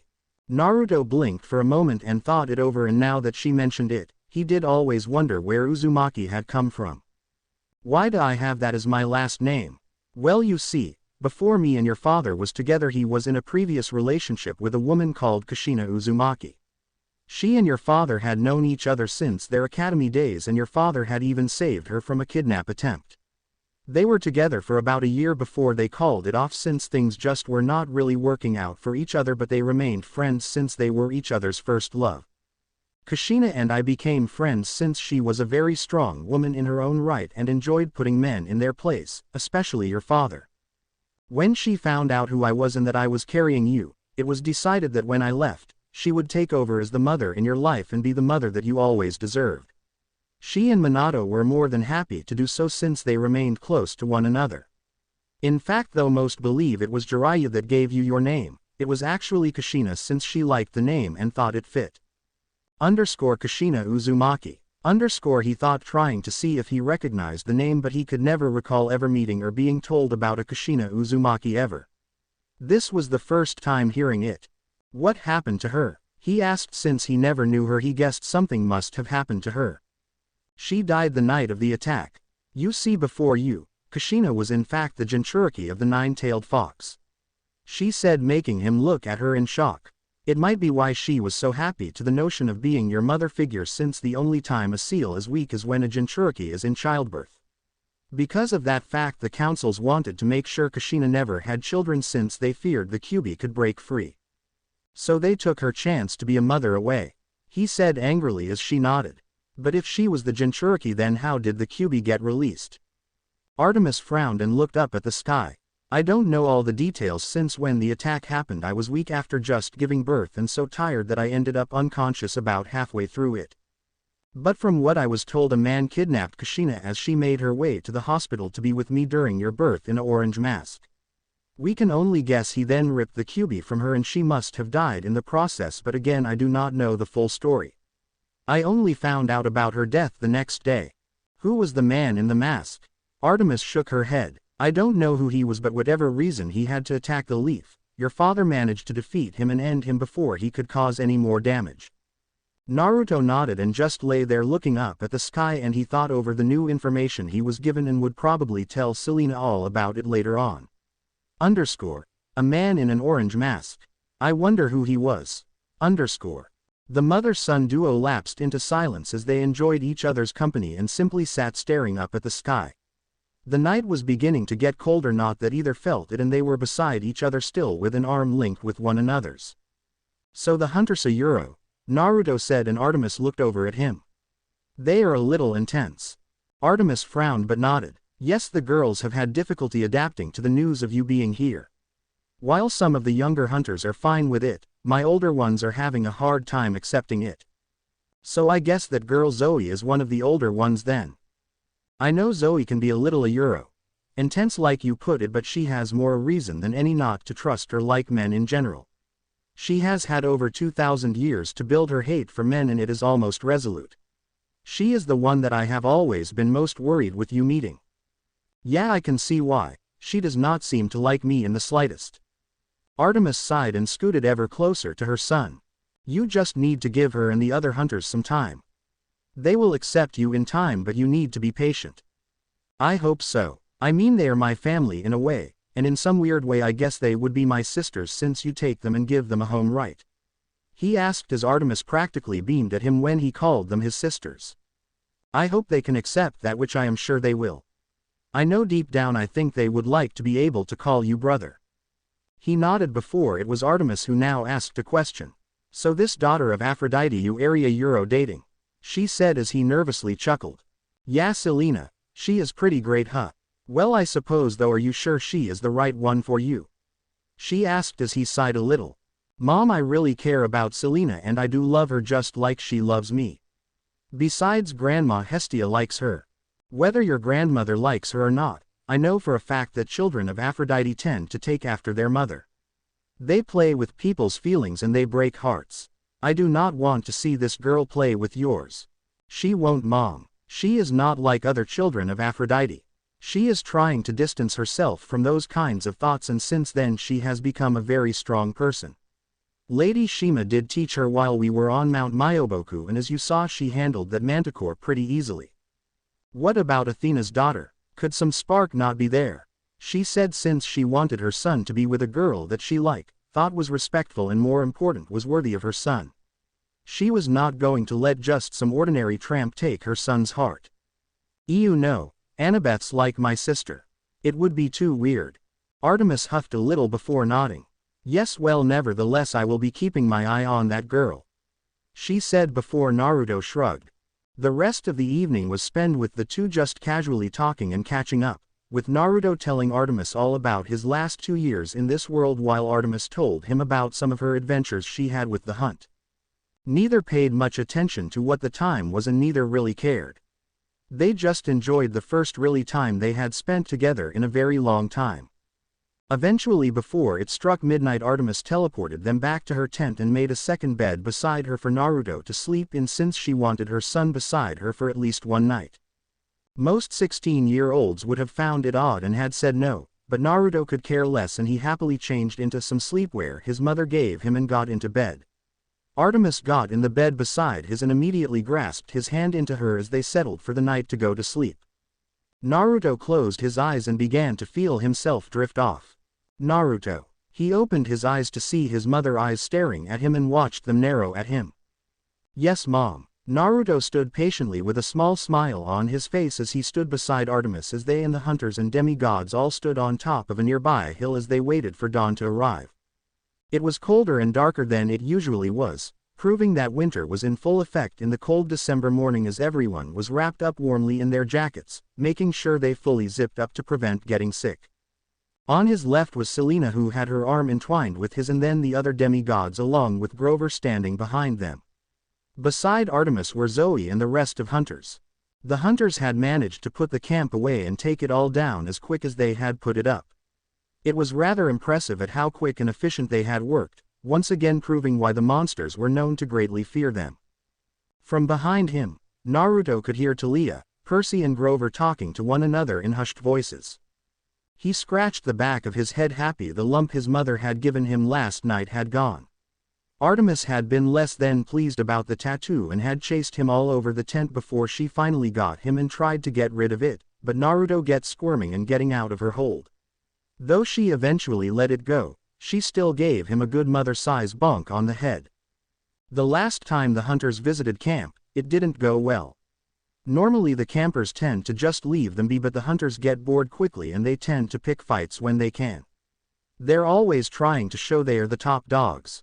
Well, I think things might be a little differently this year, Annabeth said as she and Grover looked towards Naruto and Selena. Naruto because he was the strongest at camp and they knew in a battle the hunters would not beat him. Zoe might have a good shot from her years of experience, but in terms of raw power, Naruto had that in the bucket loads. Plus with Selena and her newfound strength, it would no doubt be a surprise for the hunters to see a child of Aphrodite stand up to them and not back down like most would have done. Deep down, Annabeth could not wait for the capture the flag game because she knew this year there would be a new outcome. It's a little unfair how they treat Naruto though, isn't it? He is Artemis's son yet most of them just glare at him. Percy said as Talia snorted. And you're surprised? Naruto is their mistress's flesh and blood, something they would all kill to be. And the fact that he is a boy just makes it worse. They are jealous because they are not her most important thing in her life anymore. Back in front, Artemis sighed and rubbed her forehead. He is so lazy during the winter. Naruto turned to look at her. What is Uncle Apollo like? His kids at camp don't know much about him since he can't visit often or has no time to at least. Artemis grimaced at the question since most knew what a pain in the ass Apollo was to her most of the time. Your uncle is rather a Euro. Eccentric, sometimes I wonder how we are even related, much less twins. He is a major flirt and flirts with pretty much any girl, and he enjoys breaking the rules. He is self-centered, he is cocky, and he is quite arrogant. But despite his faults he does do his duties, even if he slacks at them most times, and unlike some other gods and goddesses he does claim all his children. Just be prepared when you meet him, he is more like a kid than a god. She said as Naruto nodded. So in a way he is the opposite of you. He said as Artemis thought it over before shrugging. That's one way of looking at it though, and I am at least respectable and presentable. She said as Naruto just smiled at his mom before he gave her a kiss on the cheek before looking back at the sky. Artemis smiled at the action and once again linked her arms through his and kept her son close to her since they would have to be separated once more when her twin arrived. From behind them, some of the hunters looked at Naruto in jealousy at how close he was to their mistress while Zoe gritted her teeth a little. So does he really drive a sun chariot? He asked since he had heard the legend of his uncle pulling a chariot across the sky. Yes he does, though knowing Apollo it's probably turned into some kind of car or motorcycle. Depends what his pick of the week is. So do you have a chariot too, or is that just him? I do as well, but unlike my brother I prefer to keep it as a chariot since I enjoy the air hitting my face and the freedom it gives me when I'm driving it. She said, smiling at the very thought. If you like, perhaps when we next see each other I can give you a ride in it. Naruto's eyebrows show up and a big smile appeared on his face as he nodded his head. I would really like that, he said quietly as now it is Artemis who leaned over and kissed her son on the cheek. From the side and behind him Selena, Percy, Annabeth, Talia, Grover, Bianca and Nico all smiled as they watched the mother and son happily talk away with one another and were happy that Naruto had finally got a chance to connect with his mother, even if it was just for a short time. With Bianca and Nico they both wondered who their Olympian parents was and hoped that whoever it was they would be as welcoming and as loving as Artemis was to Naruto. A few moments later everyone saw sky begin to lighten and the first small bits of the sun began to rise. It's about time, Artemis said as she unlinked her arm and crossed them. As they watched the horizon a strong light hit them along with a strong warmth that caught Naruto and the others a little off guard, though the hunters remained as stoic as ever. Close your eyes and don't open them until he parks, she advised them as they all followed her orders, as did the hunters. Naruto could feel the light and the heat intensity and it made him want to unzip his jacket as he found himself beginning to sweat from the sudden intense heat. Everyone else was beginning to feel the same way. However, just as quick as it came, it suddenly disappeared and the cold air was all he felt once again. Slowly everyone began to open their eyes and look in front of them. In front of them was a red convertible Maserati Spider and Naruto could hear Percy saying, "That's the car I always wanted." They noticed the car was glowing because the metal was so hot and it had made the snow all around the car completely melt away and looked like snow had never been there in the first place. Beneath their feet was now green grass that was a little bit wet, the only remnants of the snow from just moments ago. The passenger's door opened and who they could only guess was Apollo stepped out of it. Apollo looked around 18 to 19 years of age and had sandy blonde hair and tanned skin with very outdoorsy good looks. He was taller than Naruto was and had a very playful smile on his face, like he had just been up to no good. He wore jeans and loafers and a sleeveless t-shirt. Naruto had to admit after how his mom described him he kind of looked what he had imagined, though he was surprised at how many physical resemblances he had with his uncle with the tanned skin and blue eyes. He's hot, Talia muttered. Well, he is the sun god, Percy answered. Around the demigods rolled their eyes at what he said while the hunters were openly glaring at Apollo, who was happily making his way towards Artemis. Yo little sis, how is it going? He said happily as he showed off his pearly white teeth as he put his arm around his sister's shoulders. You never call or write to me anymore. It hurts my feelings. Artemis groaned and removed his arm from around her shoulder. I'm fine, Apollo, and I am not your little sister. Hey, I was born first. We're twins. How many millennia do we have to argue a euro? So what's up? He interrupted. Got the girls with you, I see. You all need some tips on archery. Naruto couldn't believe how sibling-like these two were, yet at the same time they were so different, with seemingly being laid back and relaxed while his mom was more serious and respectful. He tried to stop a chuckle from leaving his mouth, but it failed. Apollo turned around and looked at Naruto for a moment as if he was trying to place him. He tapped his chin before his eye widened and his smile went so large that his face would have broken if it went any higher. Little nephew, he called out as he grabbed Naruto in a tight bear hug and lifted him off the ground. Finally I get to meet my little nephew. Here I thought you and Hestia were keeping him all to yourselves. Not anymore. Uncle Apollo is here now and I am here to stay. He said as he began spinning around, making Naruto laugh a little before he gave his mom a pleading look. From behind him the demigods all looked amused and Annabeth and Selena did their best to contain their laughter with their hands, but of course giggles would make its way through them. Apollo put him down this instant. Artemis demanded as Apollo pouted at his sister before he begrudgingly put him down as Naruto tried to regain his footing and cracked his back. His uncle was stronger than he looked. Ah, come on Artie, this is the first time I have met my nephew and he is probably the only nephew I'm gonna get from you after all. He said, making Artemis scowl at him and cross her arms again, making her look all serious. Apollo saw the look on his sister's face and sighed. Fine Artemis, what is it you need? Artemis gritted her teeth. I need a favor. I have some hunting to do, alone. I need you to take my companions to Camp Half-Blood. Sure, sis, he said as he smiled happily while Naruto leaned in to whisper in Artemis's ear. Uncle Apollo is a little weird. He said as Artemis snorted a little, chuckled under breath, thinking how right Naruto was. You have no idea how right you are, she said as Apollo raised his hands in a stop everything gesture. I feel a haiku coming on. Artemis and the hunters all groaned as soon as he spoke and made Naruto and the others raise an eyebrow, all looking at the sun god questioningly while said god cleared his throat and made a dramatic pose. Green grass breaks through snow. Artemis pleads for my help. I am so cool. He looked at them all, looking as if he was waiting for their applause, but none came and no one looked very impressed. Well, no one but Nico, but Bianca was stopping him from clapping since it was not that great. It led to making Apollo pout like a child. The last line was only 4 syllables. Artemis and Naruto said in unison and smiled at each when they noticed. Apollo tapped his chin in thought, no doubt trying to come up with something new, so Naruto beat him to the punch since no one looked like they wanted to hear another one. Why don't you just say _ and I will help them _ That's 5 syllables and it matches what you have been saying. Naruto added as Apollo looked at Naruto with an emotionless face before Naruto found himself engulfed in another hug which only made him groan. My nephew knows the ways of the haiku.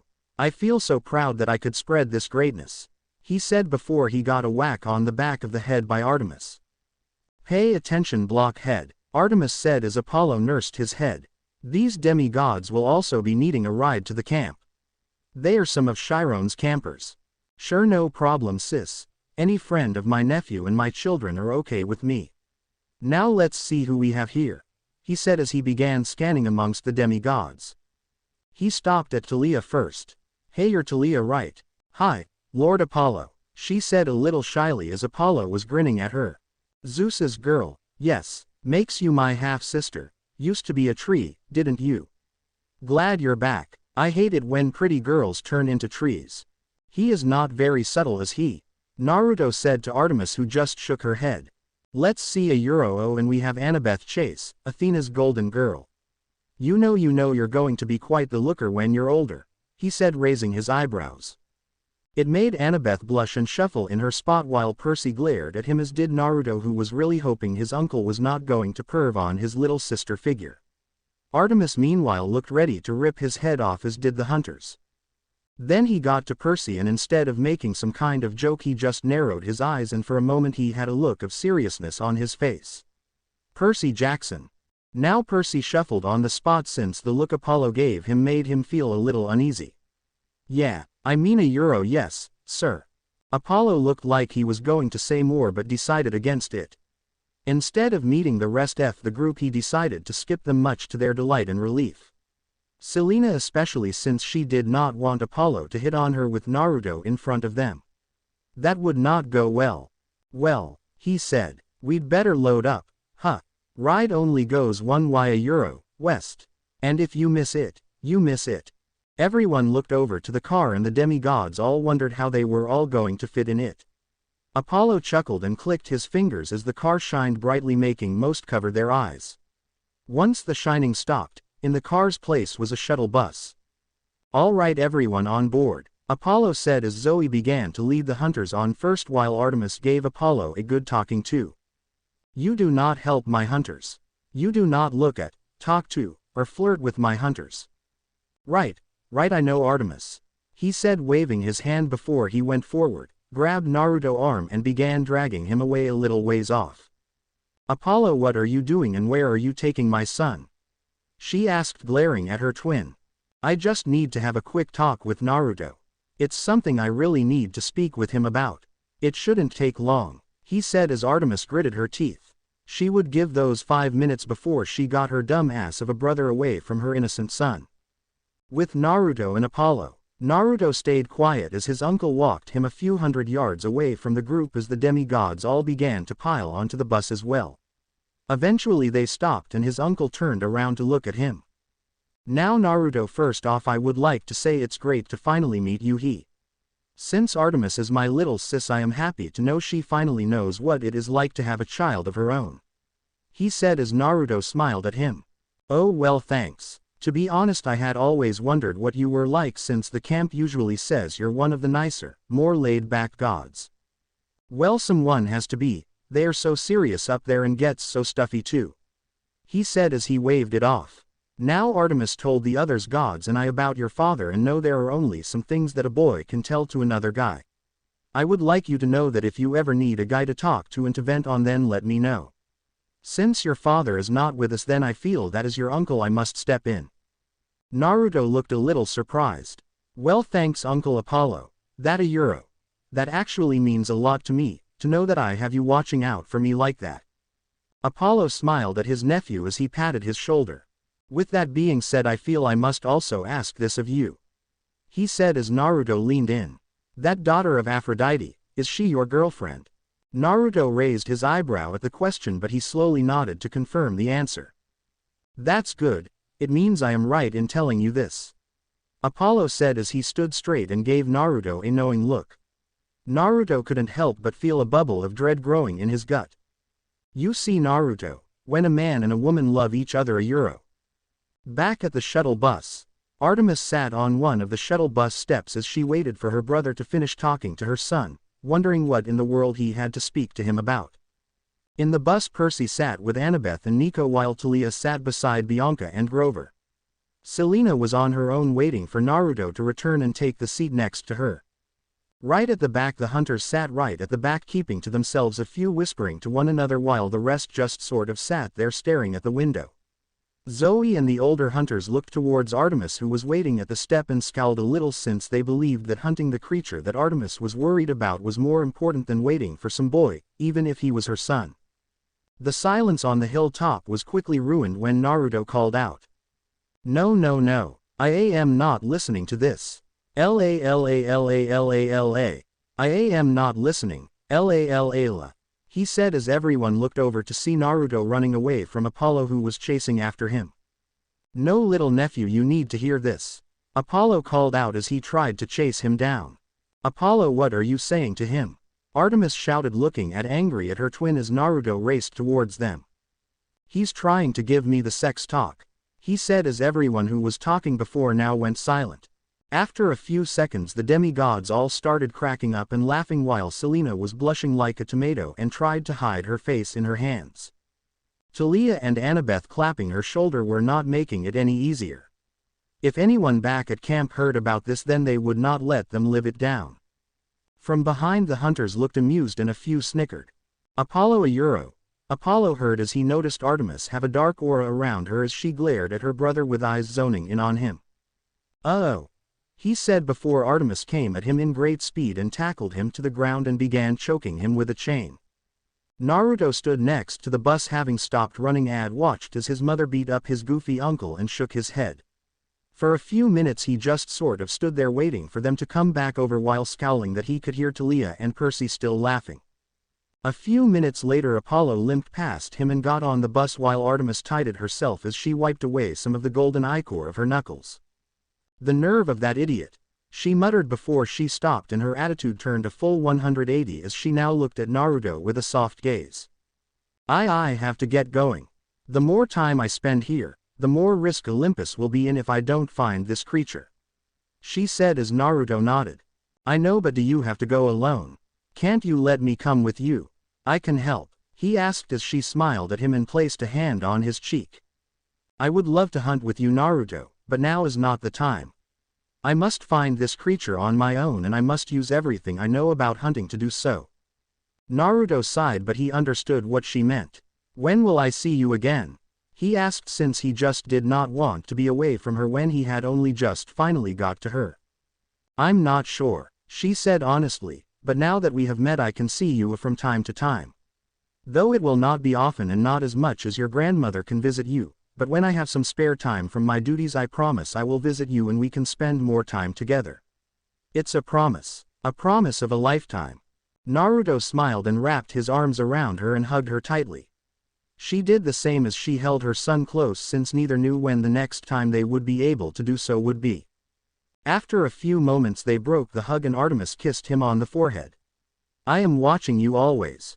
I'm always watching over you, my little moon and stars," she said before she gave him one last smile before she turned around and sprinted off into the woods nearby. Naruto watched her go, and once she disappeared he turned around and got on the bus. He took the seat beside Selena, who wrapped her hand with his. "Are you okay?" he nodded as she squeezed his hand. "I'm fine. Just glad I got the chance to finally meet her," he said as Selena smiled and gave him a quickly peck on the lips before they made themselves comfortable. Apollo sat up in his chair looking like he was ready to go before he turned around and looked at the demigods. "So, who wants to drive?" he asked, making Naruto now know this small trip back to camp was not going to be as quiet as he thought it would be.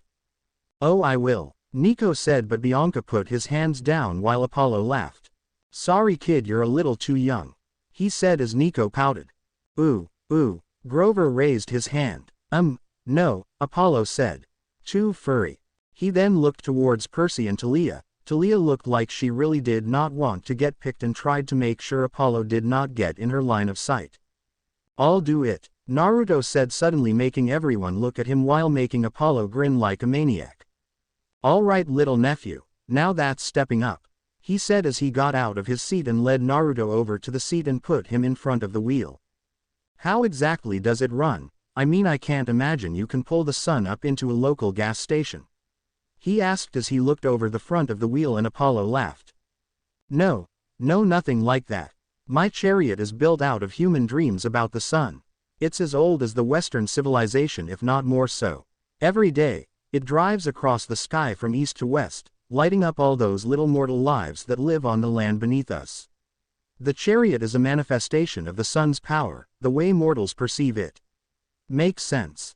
I guess so, though you could have just said it was solar-powered," he said as everyone including the hunter snickered. "Fine, you are so much like Artie, little nephew. You take the fun out of everything." Apollo pouted before he took the seat just behind Naruto so that he could guide him and make sure he did not crash the chariot. Though Apollo did lean over for a moment to hit a button on the dashboard, and a sign popped up along the top of the windshield. It read, "Warning. Student driver." "Is this really okay for him to be driving?" Selena asked Apollo, since she did not know if Naruto had any past experience driving vehicles of any kind whatsoever. "Don't sweat it. Maine to Long Island is a really short trip," he said, laughing, though no one else joined in with him.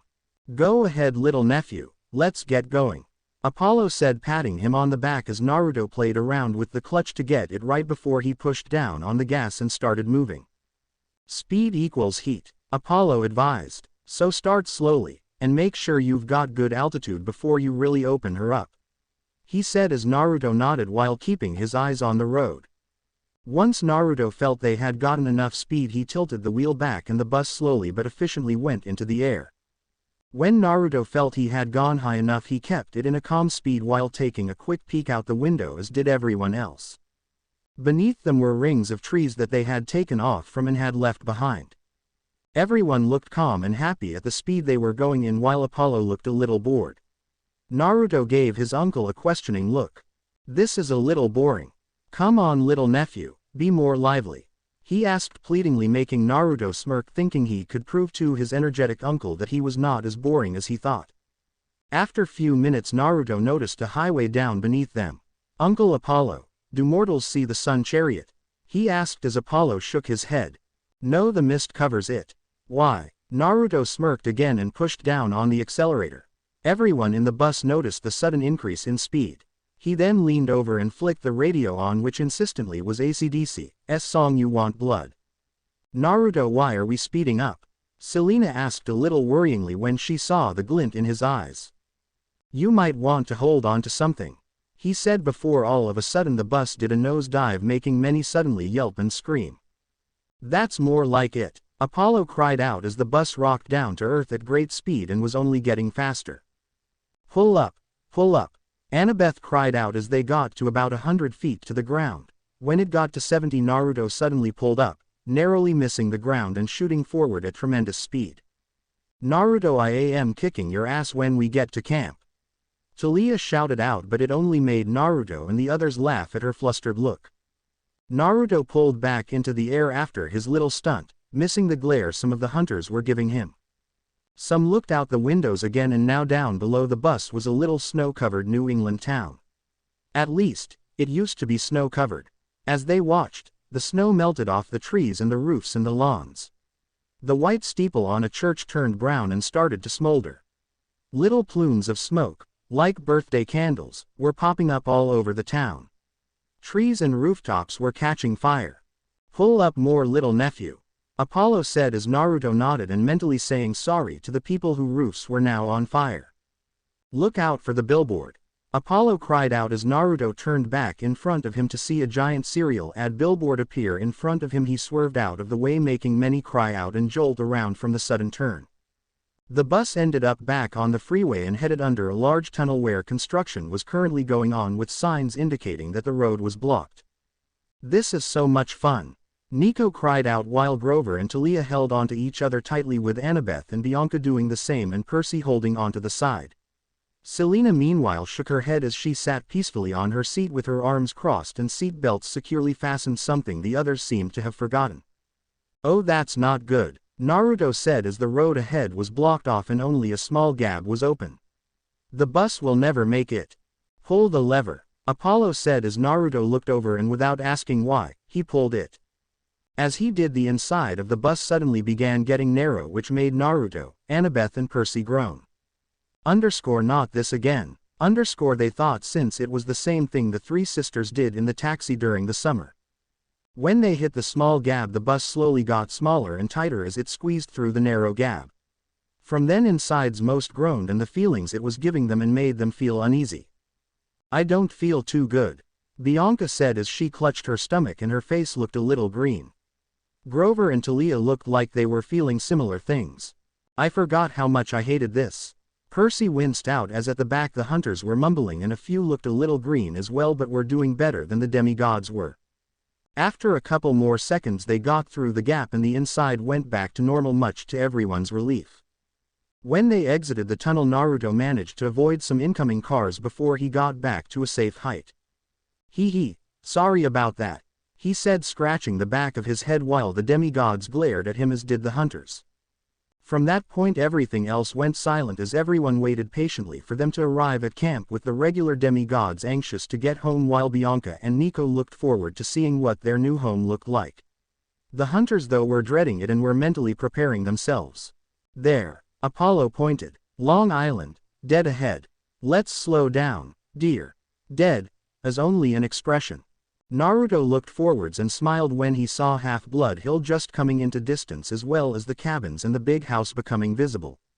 After 6 months away he was happy to finally be back home, where he hoped he could have a little time to wind down and cool off.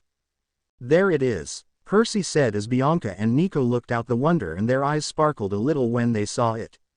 All right, now slowly descend in and land just beside the strawberry fields. Apollo said to Naruto as he pointed towards the spot he wanted him to land.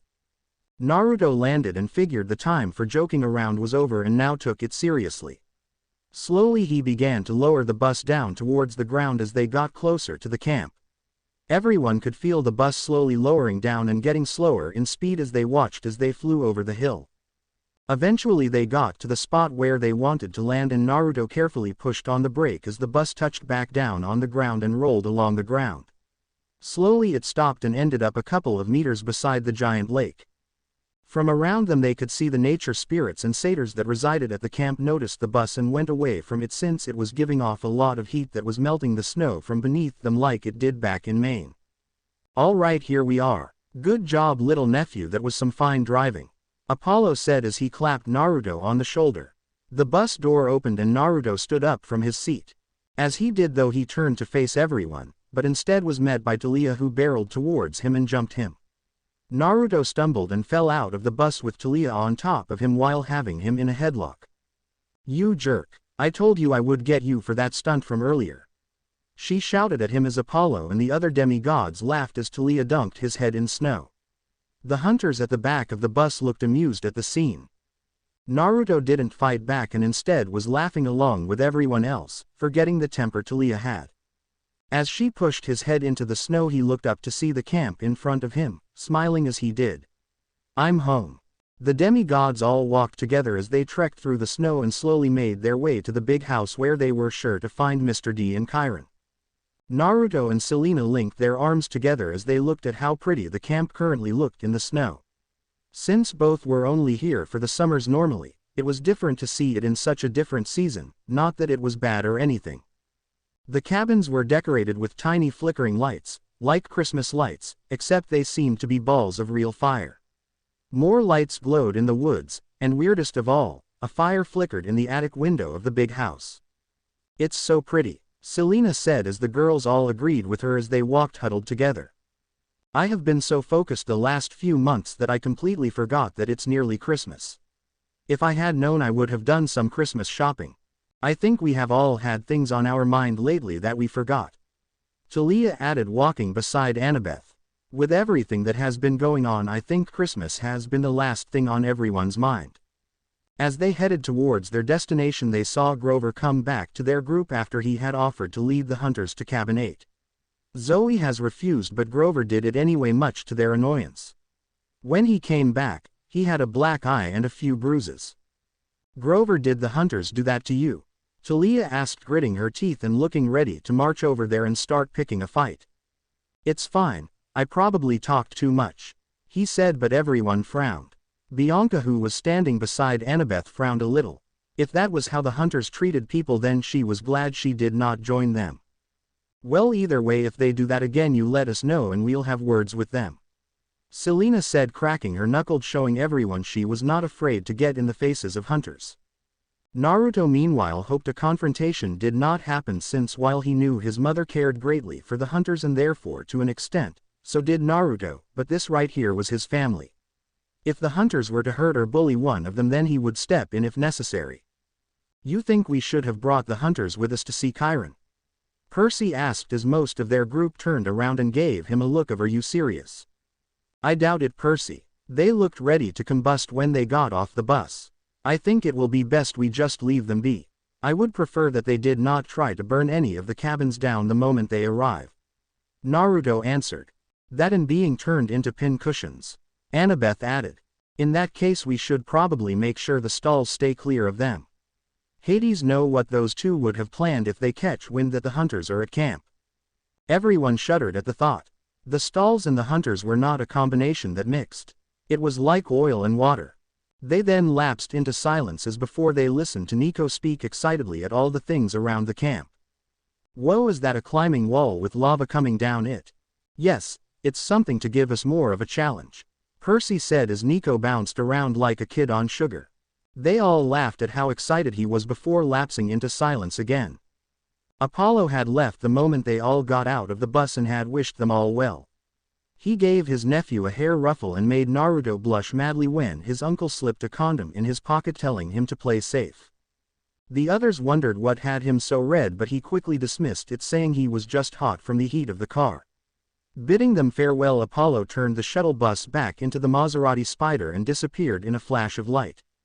Naruto looked around the camp, and since this was the first time he had been to the camp when not in the summer, he was surprised at how empty it was. The only one currently here was the year-rounders. Outside the Hephaestus cabin was Beckendorf, who gave them a wave as they walked past. Ino, to Naruto's surprise, was still here with two of the other members of the Demeter cabin and waved at Naruto when she spotted him. I'm surprised she is here. I'll ask her why she stayed later. He thought. The Stoll brothers, Travis and Connor, from the Hermes cabin, were picking the lock on the camp store. Annabeth promptly threw a snowball at their heads and told them to quit it before they took off running back into the Hermes cabin. A few kids from the Ares cabin were having a snowball fight with the wood nymphs at the edge of the forest, but when they saw them, Selena frowned. Where's Clarice? She's usually a year-rounder, so she should be here. You don't think something happened to her, do you? She asked as Naruto gave her a reassuring smile. Don't worry, I am sure she is fine. We can ask Chiron when we get to the big house. I'm sure he has the answer, he said as Selena nodded, though it did not take away the uneasy look on her face. When they neared the big house, they all noticed it was decorated with strings of red and yellow fireballs that warmed the porch but didn't seem to catch anything on fire. Inside, flames crackled in the hearth. The air smelled like hot chocolate, which made all of them smile and closed their eyes. The scene was warm and soothing. On the front porch as usual was Chiron and Mr. D, who were busy playing a quiet game of cards. Chiron's brown beard was shaggier for the winter. His curly hair had grown a little longer. He wore a fuzzy sweater with a hoof print design on it, and he had a blanket on his lap that almost hid his wheelchair completely. Mr. D, though, looked no different and as usual was wearing his leopard print shirt with a Diet Coke in his hand, his substitute drink since he could not drink alcohol. As they got to the steps, Chiron looked up and his face changed into one of happiness and smiled as the returning and new demigods. You are all back and you were successful, I take it? He asked as Percy, Talia, Annabeth and Grover nodded. Naruto, Selena, it's nice to have you back at long last. I was not sure I would see either of you again until the summer. We finished earlier like we hoped and we wanted to come home. Selena said as Chiron smiled warmly when she said home. Well, it's nice to have you both back, he said as he then turned to Nico and Bianca, who were staring at him in surprise. And you must be the two new demigods, he asked, looking at them with kind eyes which made them both relax a little. Yes, sir. I'm Bianca and this is my little brother Nico, she introduced as he nodded his head. It's a pleasure to meet you, my dear. My name is Chiron and I am the activities director here at Camp Half-Blood, meaning most of the training you will receive here will be headed by myself. They both nodded before he looked back at the large group. There was no problems, I hope. Nothing we couldn't handle, though we did not come back alone, Annabeth said as she huffed a little, making Talia and Selena grin. The hunters came with us. We ran into Lady Artemis and she told her lieutenant that they are to stay in camp until she says otherwise. Everyone watched as Chiron's face dropped a little at the news while Mr. D groaned loudly. Well, this is unexpected, but I suppose they were due for a visit eventually. You sound like you don't like them, Chiron, Talia asked, grinning still. Oh, it's not that, my dear. I greatly respect the hunters and the work they do, it's just they tend to cause a bit of unnecessary trouble with the camp when they are around. The last time they were here we had to rebuild 2 of our cabins and said gods of those cabins were not impressed. They looked over at Annabeth, who explained. Some Ares and Aphrodite children made fun of them and argued with them a lot. The hunters responded by torching their cabins just as they left. It caused Ares and Aphrodite to be extremely angry at Artemis and apparently told her to keep the girls in line or they would make them pay. They just sound like more work, Naruto said as he rubbed his head, and they looked at him in sympathy. Yeah, you kind of need to get along with them, otherwise things are just going to be mighty awkward between them and you. I don't think Artemis will like having to choose between the two, Talia added as she patted him on the back. Have they already moved in? Chiron asked as Annabeth nodded. He turned to look at Naruto. I believe we had a conversation when you were first claimed what we would do if the hunters ever visited. He said as Naruto nodded. In that case it might be best if you move into one of the others' cabin temporarily. At least until they are gone. So do any of you mind putting me up for a while? He asked, turning to look at the others. Annabeth was the first to look like she was going to answer, with Talia and Percy following quickly after them.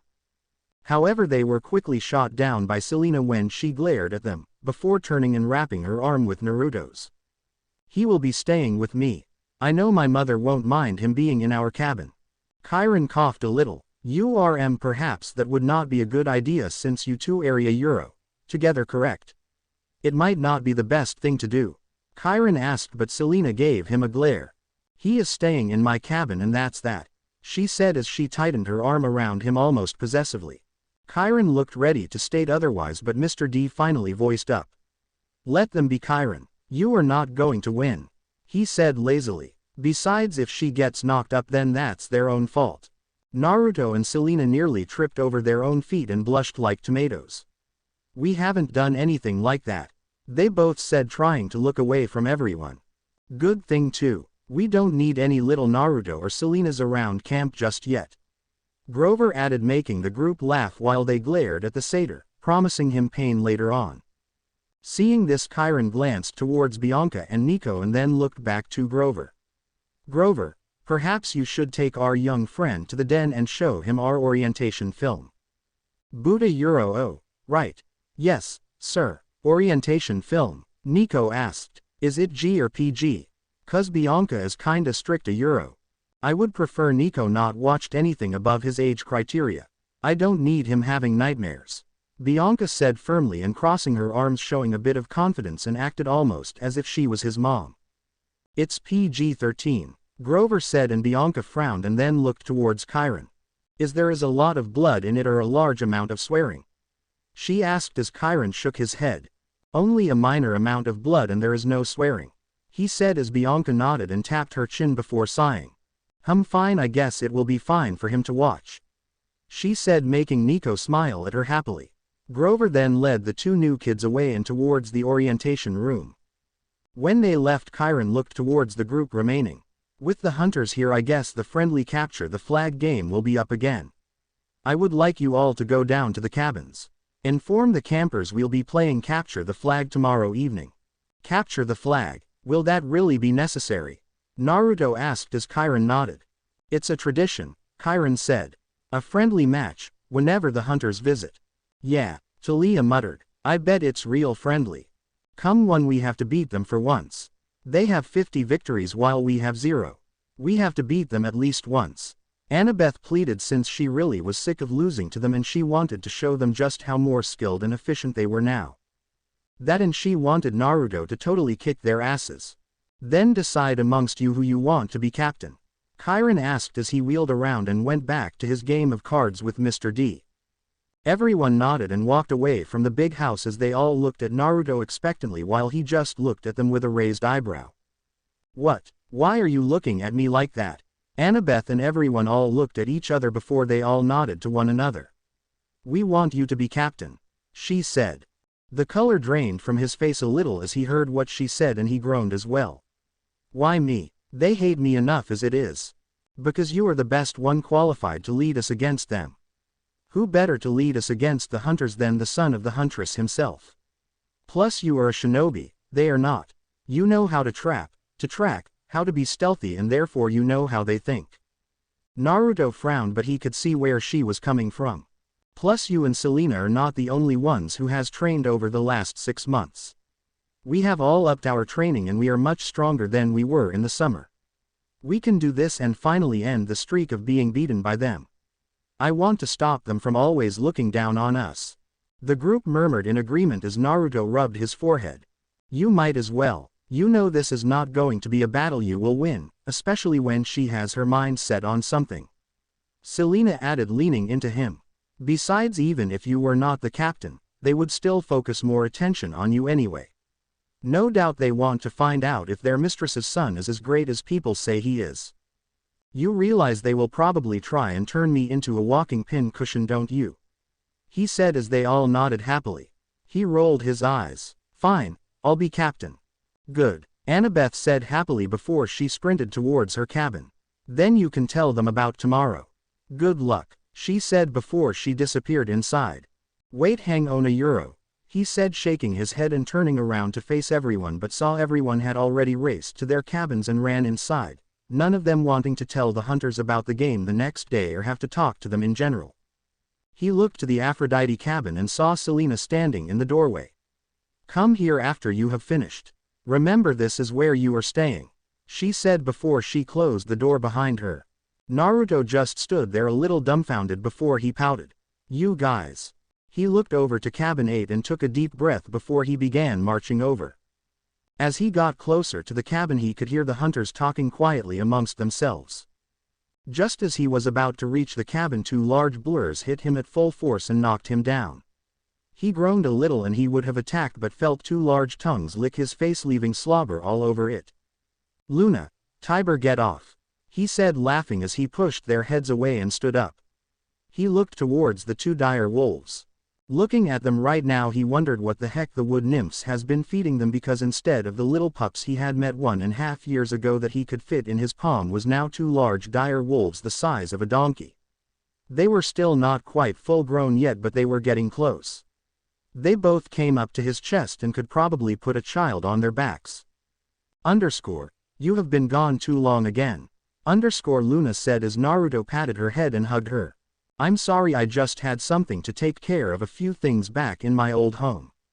But I'm back for good now, he said as she whined happily as Luan nuzzled into him, as did Tiber onto his other side. Come on, you two can come with me. I think I'm going to need the backup when I deal with these girls, he said as he continued his way to the cabin with Luna and Tiber now following behind him. He reached the door a couple of seconds later and took a deep breath before he knocked on the door 3 times before he took a step back. After he knocked, he heard everything go quiet inside the cabin and after a few seconds heard light footsteps heading towards the door. After a moment the door opened up and showed Zoe Nightshade standing there. She narrowed her eyes when she saw him. What do you? She started before she noticed the 2 giant wolves standing beside him looking at her curiously, their yellow eyes staring right at her. From behind Zoe some of the other hunters saw him and the 2 wolves and marveled the sight of the wolves. Look, I know you don't like me, but I am here just to ask you of 2 things. Will you hear me out without pushing me away? He asked carefully as Zoe shook her head out of her daze before she stood tall and proud and gave him a small nod. First, Chiron wants me to let you know that tomorrow will be the capture the flag game, he said as she nodded, though she had to fight a smirk. Yes, I had a feeling we would be extending our streak while we were here. The camp seems to enjoy losing. Instead of getting angry like she thought he would, he just rolled his eyes and waved his hand. Yeah, whatever. The second thing is I need to get a bag of clothes from my room. May I come in for 5 minutes so I can collect them? Zoe looked at him carefully as trying to figure out if he was telling some kind of lie or if he was trying to trick them, but she saw no deceit from him. After a moment she nodded and stood to the side, allowing him to come inside. As he walked in and made his way to his room, he saw all the hunters look at him, some in curiosity and others glaring. What he could tell about it was about 50-50 on curiosity and hate amongst them, which he had to take for now. Luna, Tiber, come in for a minute but don't make a mess to their things, he said as he got to his door and opened it. From the front door Luna and Tiber padded in as they drew the hunters' attention. While Naruto packed something into a bag as well as put a few bits into his trophy cabinet, he kept his eye on the 2 dire wolves in the main room and saw some of the hunters standing close to them but looking a little nervous to go all the way up to them. A younger hunter who looked about 11 looked most curious and he saw her hand flexing a little as if wanting to pet them. He saw Luna staring at her too and tilts her head curiously at the younger girl. He smiled at the little interaction. You can stroke them if you like, he said, catching all their attentions. They don't mind. Luna said you can approach her as long as you don't stroke too hard, while Tiber says if you give him a treat then you can do the same. The younger girls all nodded as they gently approached Tiber and Luna while they all got a few treats out for Tiber, who eyed them curiously. They slowly patted their heads and their fur and the younger hunters smiled as Luna and Tiber whined a little in approval from the action and licked some of the girls' hand, making them laugh at the slobbery tongues. Naruto smiled as he watched the interaction as he packed his bag full of clothes and a few other odd bits and pieces before he figured he had enough. He slung it over his back and went out of his room and closed it. As he walked past the girls, he patted the two giant wolves on the head, signalizing it was time to go, and both Luna and Tiber got up and began following him out as the younger girls looked a little disappointed. "See you all at lunch," Naruto said as he was about to exit the cabin. "Wait," Zoe called as she got his attention. "About meal times, I think it would be best if you do not sit at the Artemis table. We don't want problems to occur," she said as some of the older-looking girls with her nodded in agreement and sent him a glare as if saying, "Try and argue with us." Beside him Luna and Tiber growled and took a step forward towards Zoa and the older hunters, which made them look at the two fearfully and touched the hunting knives on their waists to defend themselves if necessary. Naruto though calmed them down by placing his hands on both their heads. "Take it easy you two," he said as it successfully calmed them both down. "They mean no harm." "Very well, if it makes you all uncomfortable then I will sit at another table. However, I would prefer to eat at my mother's table in the foreseeable future, so you may have to get used to the fact that I am here," he said, hoping to convince them to stop hating him and let him back in his own cabin. As he turned around and left, he heard some of the older hunters snort and mutter that it was never going to happen, though the younger lot of the hunters, which was about half, seemed to be contemplating it. At least I have a shot with some of them. He thought, since it was better than nothing, and made his way to the Aphrodite cabin. When he got there he saw Selena and two of her sisters in the cabin, the rest currently at their own homes with their parents. She looked at him expectantly. "So how did it go?" "Well, I'm alive, so I guess that is a victory in itself. Though I will probably be joining you at your table as well," he said as Selena frowned. "The older hunters have made it clear they do not want me around. Where do they get off telling you can't stay in your mother cabin or your mother's table? You're her flesh and blood, not them." "Yes, well, they don't seem to agree with that fact. Though I think the younger members of the hunters are coming around. I think the older hunters are just so set in their ways that they just do not want to accept it. It's childish is what it is. And that Zoe girl, Talia told me all about her. She really is a miserable old cow. She has a stick permanently shoved up her butt," she said as she pouted and crossed her arms as Naruto leaned in and pecked her on the lips, making her two sisters who were watching them smile and awe at the scene. "You fancy going to the stadium and get some training done instead of going to meal time? I don't really feel like dealing with them staring and glaring at me." His answer was a sly grin on the face of Selena as she began putting her training gear on as Naruto went into the bathroom to change as well. Later on, the hunters all sat around the Artemis cabin eating, talking and playing, making enough noise that made some of the other campers keep turning to look at them and see what they were doing, since they were being very noisy about it. Zoe sat at the head like she was the mother and the one in charge, since that was technically true since Artemis was not there. She didn't laugh as much as the others, but she did smile from time to time. Her silver lieutenant's band glittered in the dark braids of her hair and saw gently and neatly around her head. Though she frowned when she looked around to see that the demigods they had arrived with from Maine were not here, neither was the annoying satyr or the two newbies. While she had not been happy about Bianca's decision, she would leave it be, since she did not need the annoyance of demigods telling her to back off and leave her alone. She just figured Bianca could do a hell of a lot better than the camp. She also noticed that her mistress's son was not here either and figured he was just being a coward and had run off. She wondered if the things he had accomplished up till now was done by either luck or because he over-exaggerated his accomplishments. Just like any other pig of a man.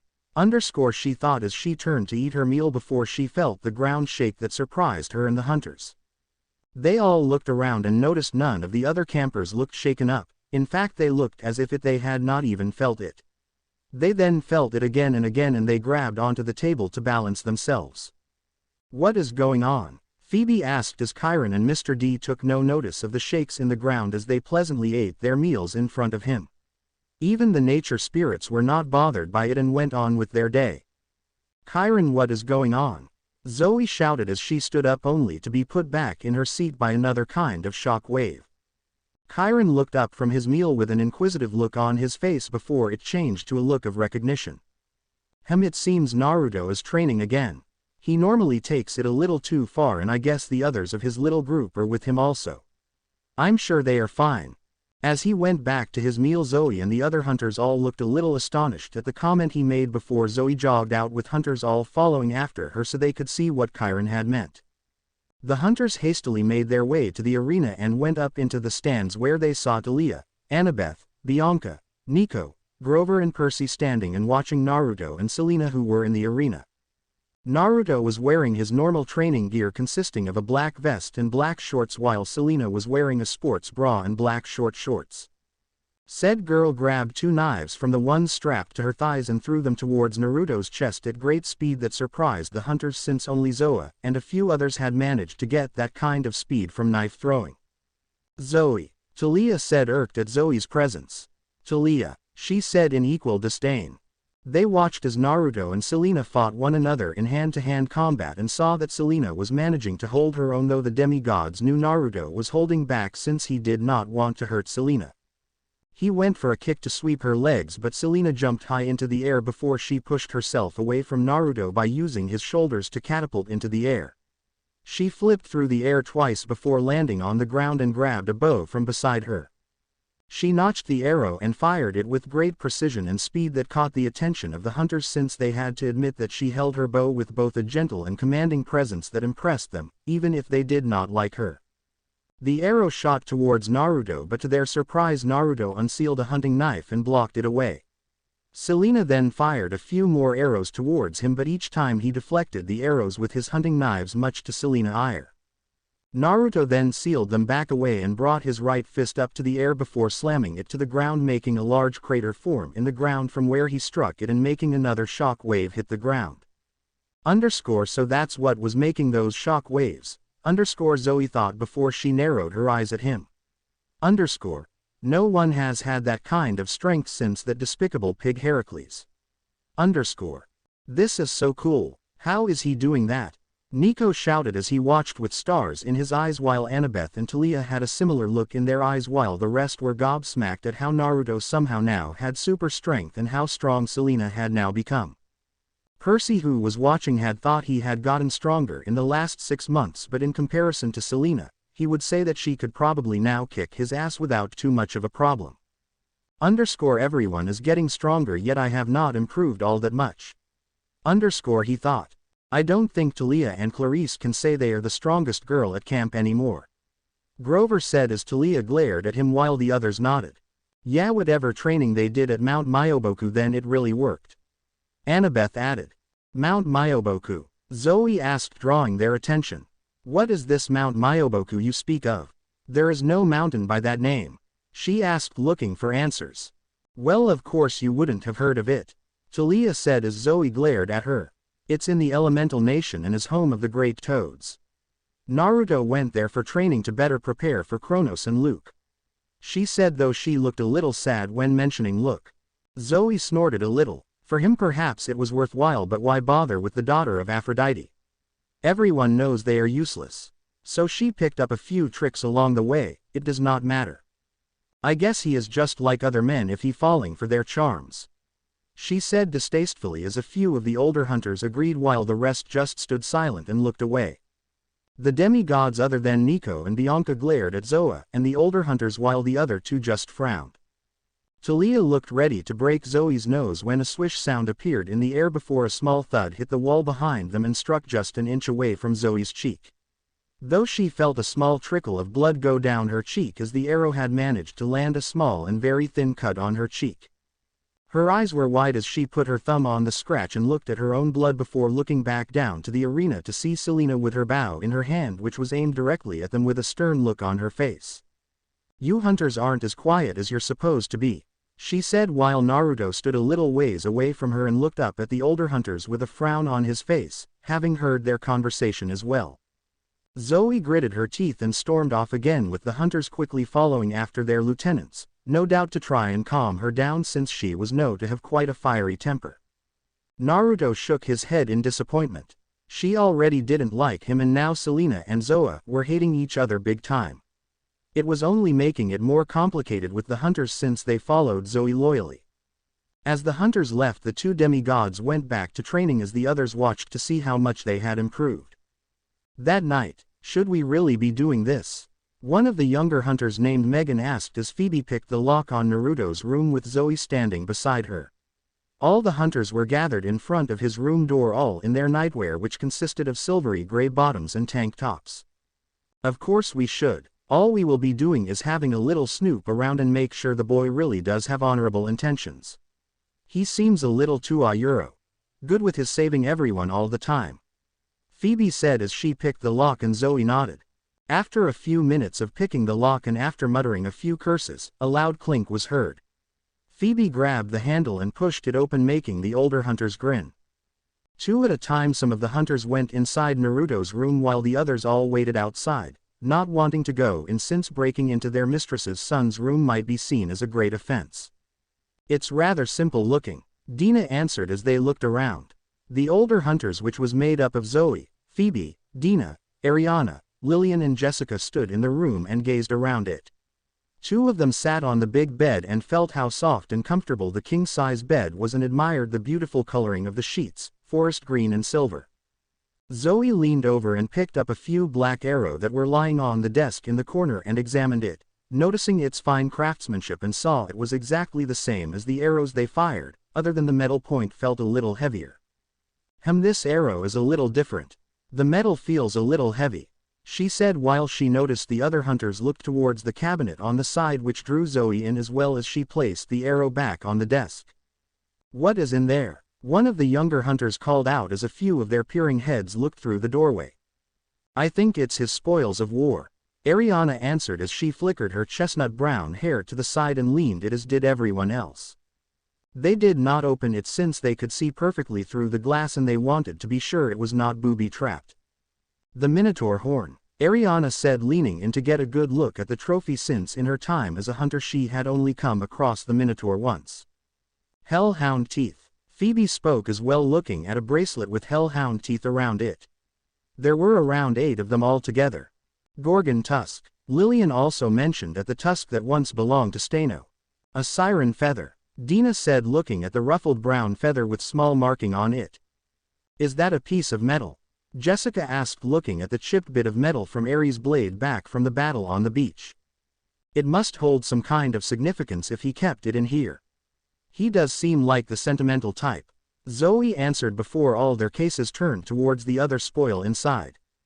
It was a skull made of light purple crystal with sharp rows of teeth and 8 grooves where the eyes would have been.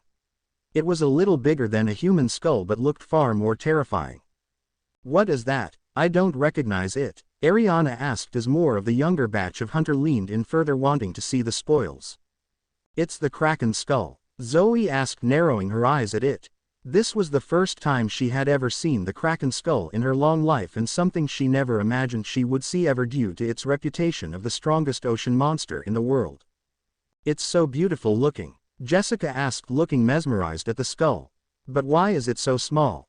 The gods probably shrunk it so that it could actually fit in there and can be carried around. If not, the skull would be the size of a large truck. It is an impressive feat, whether we want to admit it or not. Zoe ed in her breath but nodded. While she didn't like it, she had to give credit where credit was due, and while she desired no type of relationship with her mistress's child, she had to have just a small inkling of respect for his skills as a warrior. Well, that will be enough, she said, shaking out of her thoughts. We have seen his room and there is nothing to worry about from him. He poses no threat to us or our mistress, but we shall keep an eye on him anyway, she said as the older hunters nodded and shuffled out of the room while the younger hunters wanted to get one last look before the door shut. The hunters then all quietly piled into their beds and let Morpheus take over. Where am I? Naruto thought as he found himself standing in the middle of a forest that he did not recognize. The snow was fresh on the ground. It was night overhead with the moon and stars twinkling like little lights in the far distance. He remembered he had gone to bed in the Aphrodite cabin with Selena cuddled up next to him like they had been doing for the last 6 months. He had fallen asleep relatively quickly, and when he shut his eyes he found himself here in this forest. Am I dreaming? Percy had said his dreams made him feel like he was actually there, which in some of his dream that had been the case. but that they always had some kind of message to them. Like something was going to happen, something big. Naruto stood there not really sure what to do when he heard some branches rustling from behind him. Turning around he stood and watched as a large silver wolf jumped out of the bushes a little in front of him. The wolf was large, a bit larger than Luna and Tiber with silvery white fur that shined under the moonlight. He leaned in a little closer and he saw the eyes of the wolf. They were silvery yellow and he instantly recognized them since one of his eyes was the same color. "Mom," he said as tried to lean towards the wolf a little. He spoke but the wolf obviously did not hear him since she just trotted past him with her eyes centered in front of her as if focusing in on something before she then changed from a jog and into running. "Wait, where are you going?" he asked and quickly followed after the wolf as she jogged away and leapt through the bushes, gracefully dodging branches and holes in the ground as Naruto did his best to keep up and chase after he. It continued like this for a good 10 minutes as every time he got close she suddenly ran faster and picked up the pace. His ninja speed was on a high level but even with that, he was struggling to catch up to her. "Please Mom, wait," he called and finally it looked like she listened when the silver wolf suddenly stopped in her tracks but her head was whipping from side to side as if noticing someone was following her. A low growl came out of her throat and her shoulders and legs tensed. She looked like she was about to turn around and face him when around the wolf a large golden net suddenly got thrown at her and large creatures covered in shadows came out of the woods around her and pinned her down as she struggled to break free of the net as her jaw snapped at the net only for it to have no effect. "Mom," he called out but found himself stuck in the spot and could not move.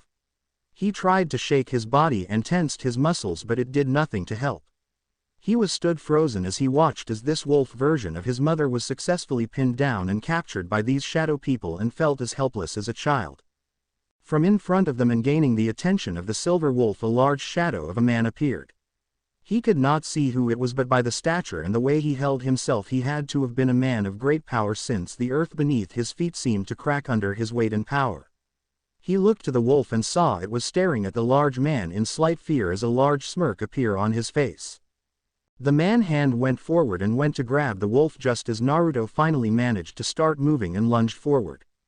"No!" Naruto screamed out as the dream suddenly ended and he shot up from his bed letting the covers fall of him as beads of sweat ran down his face and his breathing turned heavy. "Naruto!" A panicked voice called as a pair of hands cupped his face and a presence appeared sitting in front of him. Selena appeared in front of him with a worried expression on her face as she looked him over and saw the state that he was in. She wiped some of the sweat from his brow and she saw the terrified look on his face, a look she had honestly never seen on him before. From across the cabin her two sisters also looked in worry as Naruto's shout had woken them both up from their slumber.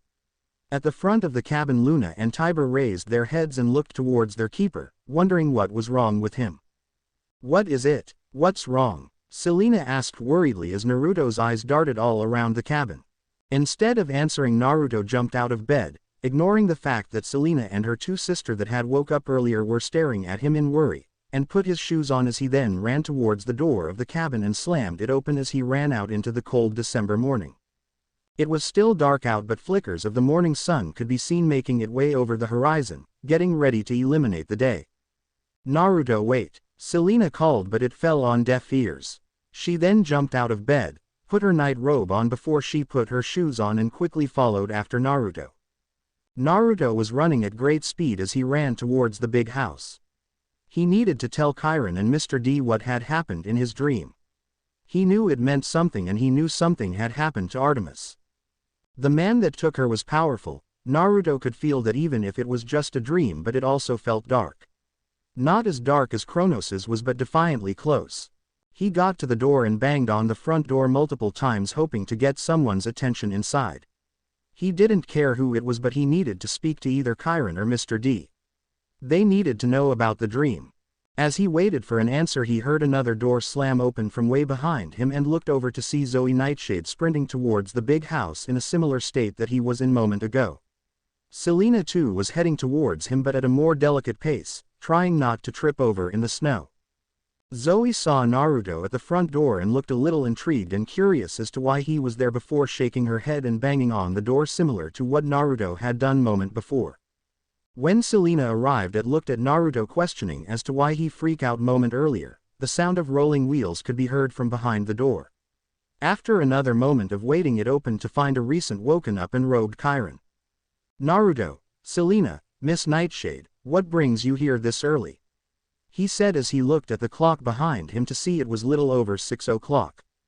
"Someone kidnapped my mother, mistress," Naruto and Zoe said at the same time before they looked at each other in surprise.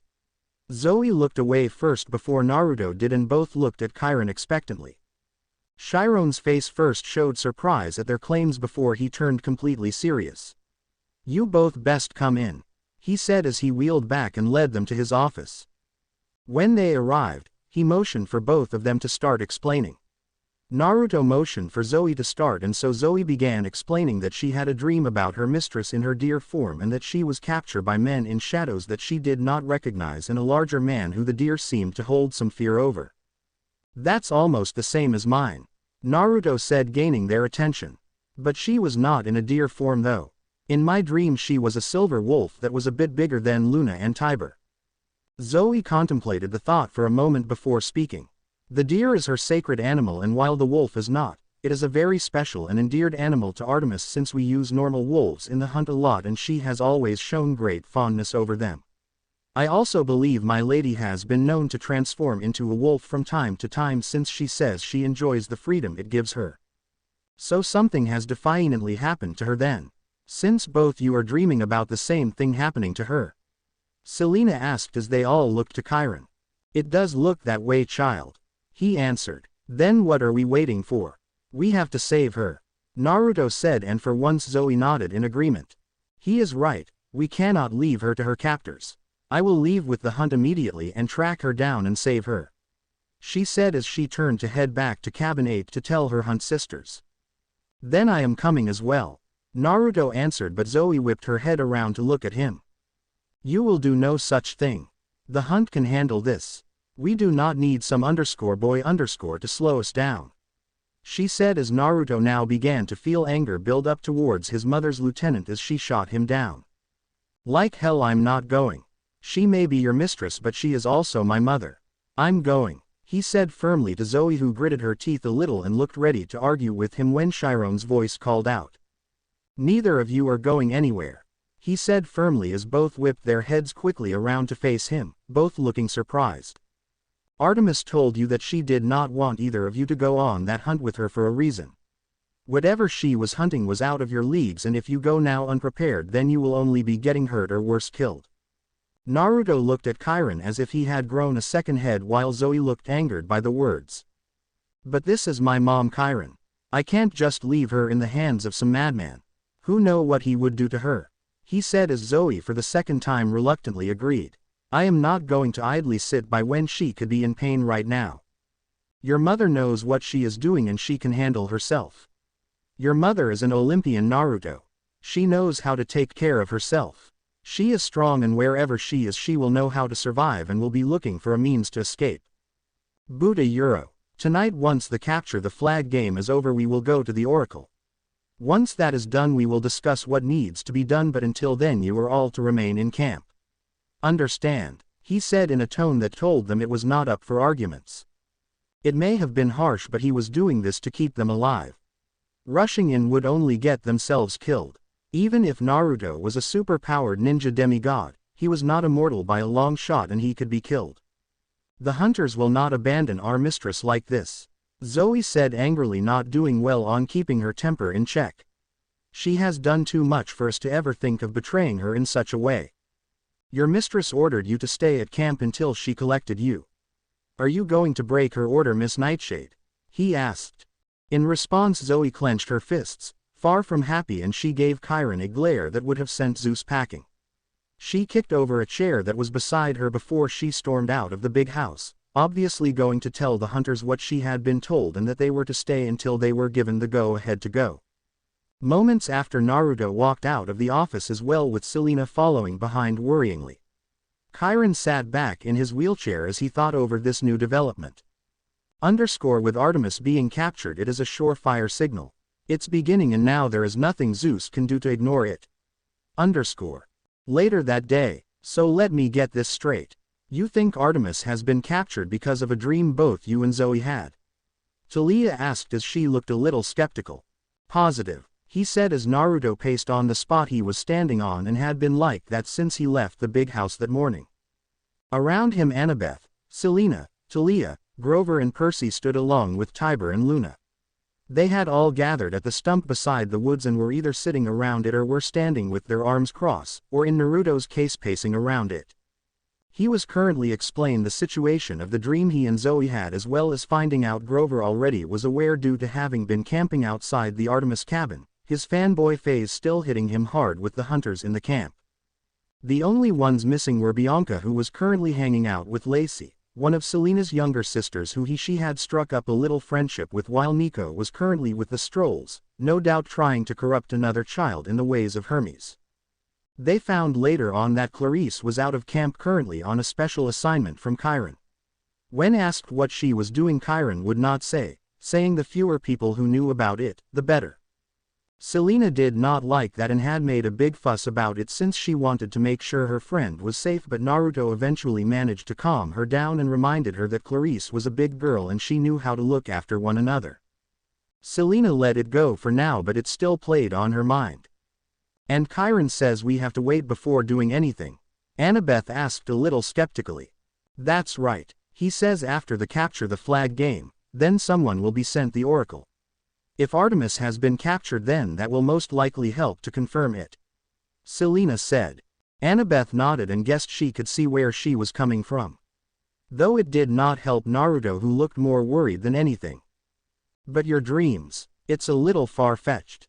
No, it's not, Percy said. I got them all the time during the quest for the lightning bolt and then again during the summer with the fleece. If Naruto and Zoe both had the same dream, then it means it must have definitely happened. But why is Naruto having them? Grover piped up. She is my mother, therefore there is a connection between us. That and demigods tend to have dreams about future problems from what we have already seen, he said, looking at Percy pointedly. And Zoa, well, she has apparently been my mother's lieutenant for 2,000 years. He said, surprising them all since Zoa did not look a day over 14, possibly 15. Apparently my mom gave her a home in the hunt, making her extremely loyal to her. I guess they built up a friendship over the years and they are close to one another. It would explain why she had the dream as well. Annabeth figured, making Naruto nod. Yeah, but I think we are forgetting about another big question mark here, people. Grover added as everyone looked at him. What do you mean, Grover? Talia asked. Well, I think we are forgetting that Artemis is an Olympian goddess. One of the major 12. Who in the world has the power to stop her? I mean, whoever they are must have been strong if they managed to overpower her and trap her like Naruto says they did. Everyone went quiet as they thought about what Grover just said, and they had to admit he had a good point. Whoever managed to capture Artemis must have been very powerful, easily on par with the Olympians, gods and goddesses themselves. Someone who has a grudge on her, maybe? Percy asked. Naruto snorted though. Percy, my mom is a man-hater. Without a doubt there are a lot of people with grudges against her. Some of the gods will no doubt have some against her, since she is one of the few goddesses who does not put up with their BS and does not sleep with them like others would. Well, did you see what this guy looked like? Annabeth asked, but Naruto shook his head. Like I said before, he was enveloped in shadows, so I could not make him out. Only that he radiated power to the point where my mom looked slightly scared at seeing him. He was big as well. Very muscular, if his body shape was any idea. Ares, maybe? Grover asked. We know how much he dislikes Naruto after the battle on the beach back last summer. Ares is not that foolish. He knows Zeus will most likely have his head if he pulled a stunt like that. Hades. The guy is not exactly friendly. Percy said as they thought it over, but Naruto shook his head to that too. No, Hades is too recluse to do that. Plus he has no reason to after my mother. If she did something to anger him, then perhaps, but Hades is the kind of god that will go after someone only with a good reason and which may benefit him. Plus with the whole Persephone stunt all those years ago, I don't think he could afford to kidnap another daughter of Zeus. Selena said as everyone nodded. They contemplated on who or what could have been the captor of Artemis when Naruto had a thought cross him. What if we are looking at this wrong? He said, gaining their attention. We have been thinking that one of the gods was responsible, but remember there are older things in this world than the gods that are just as powerful as they are, if not more so. Everyone went a little pale when he spoke because they knew how true it was. There were older and fouler things in the world, things that some of them prayed they would never have to see or face.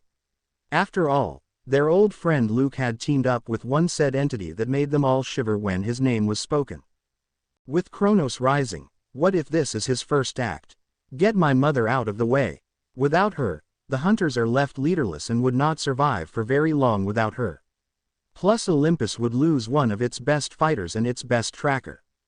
And from what my grandmother had said when she spoke with us, the monsters have been rallying together lately, making a very large attack force.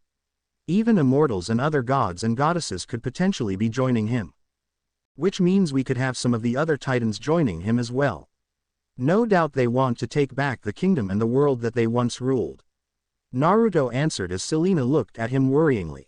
But if it was a titan, wouldn't we know or have some kind of warning? Annabeth said, the titans that fought for Kronos in the last war are all imprisoned. They sat in silence for a moment before Talia spoke.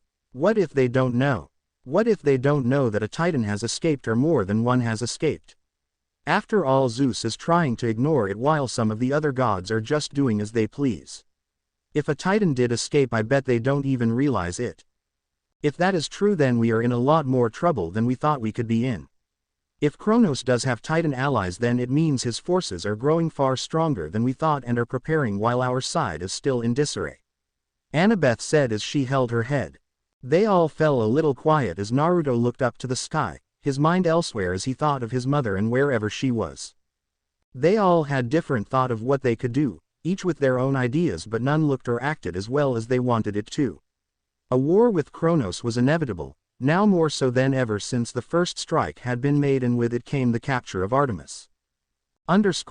Please be safe, Mom, please just hold on until I can get to you. He thought before in the distance he saw the hunters exit the cabin and make their way to the mess hall. With his enhanced sight he could some of them had tried tear marks down their face and all of them had a look of worry plastered on them. He knew he was not the only one worrying about his mother, but seeing them in the state they were in made him feel a little bad, even if most of them did not like him. We should go, he spoke calmly, finally having stopped pacing and rubbed the back of his neck.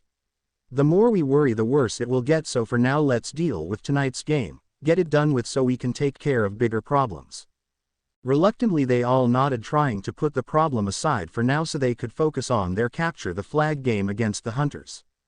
That night, the two teams were currently getting ready in silence as they used this time to take a breather and get themselves physically and mentally ready to fight the hunters. From what he had heard from Annabeth, the main reason the hunters always seemed to win was because of their unique and amazing teamwork skills. That and their team always ended up getting angry and frustrated during the game because the hunters either teamed up to fight or used their stealth skills to take them out. I'll show them love is worthless, Selena's sister Lacey said and grumbled as she strapped on her armor. I'll pulverize them. Apparently she had a run-in with one of the hunters and had an argument with them after lunch, Selena said to Naruto as Naruto sighed and nodded. He began to understand why the camp disliked them so much.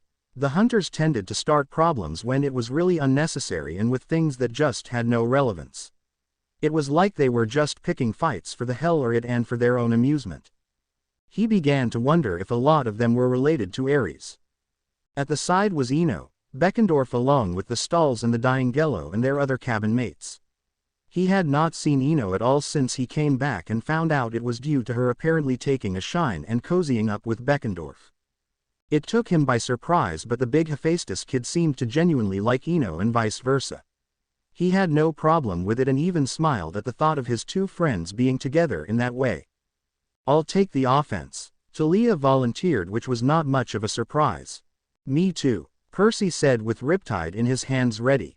I want in as well, Annabeth muttered, wanting to finally beat the hunters for once. Me as well, Selena said, so everyone wants in the offense, Naruto said as dryly as the others laughed a little nervously.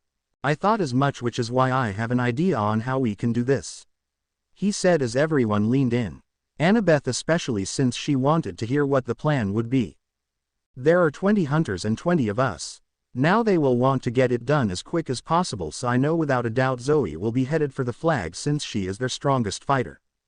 So how we will play this is, Talia, he said looking at her. You along with Percy, Annabeth and Selena will head for the flag. You four want to fight them so bad then you got it. Talia and Percy, if you have to, use your powers. Soak them, fry them, or both but only knock them out or knock them aside. He said as both grinned and high-fived each other. Selena and Annabeth, now you two have a chance to really show them where you are in your training. Show them how far your skills have come in the last 6 months. He said as both grinned at one another. You four will be Team A and you will be tasked with catching the flag. Talia, since you are the oldest, you will be team leader for your group. He said as all four nodded happily. Next is Team B, which makes up the rest of you.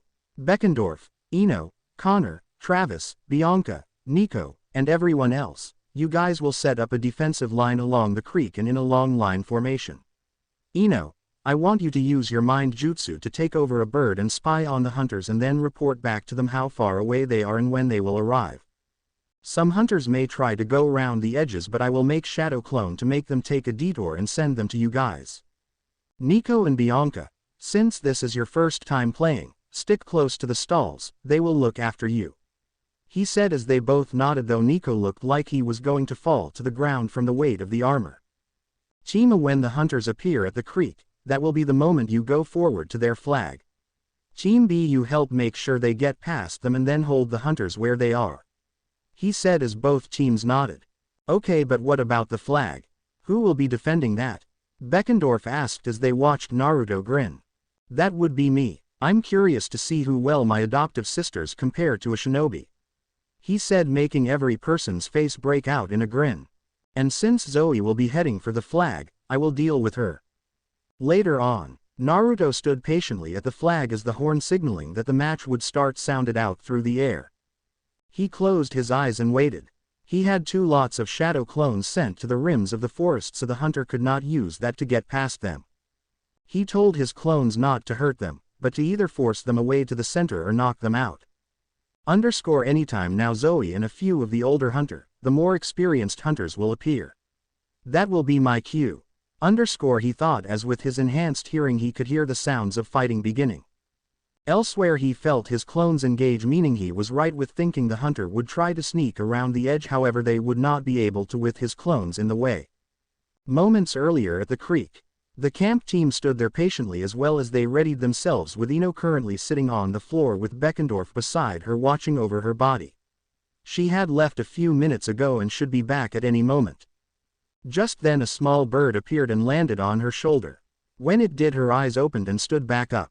Okay, from what I could see Naruto was right in thinking that Zoe would lead. She is at the front with 7 other hunters all coming this way. 2 pairs of hunters went around the sides like we thought. Good thing Naruto made clones to deal with them. Annabeth said as they all nodded. At the flag there are 8 hunters guarding it with 4 around it and 4 hidden in the bushes around it. The ones attacking should be here any minute.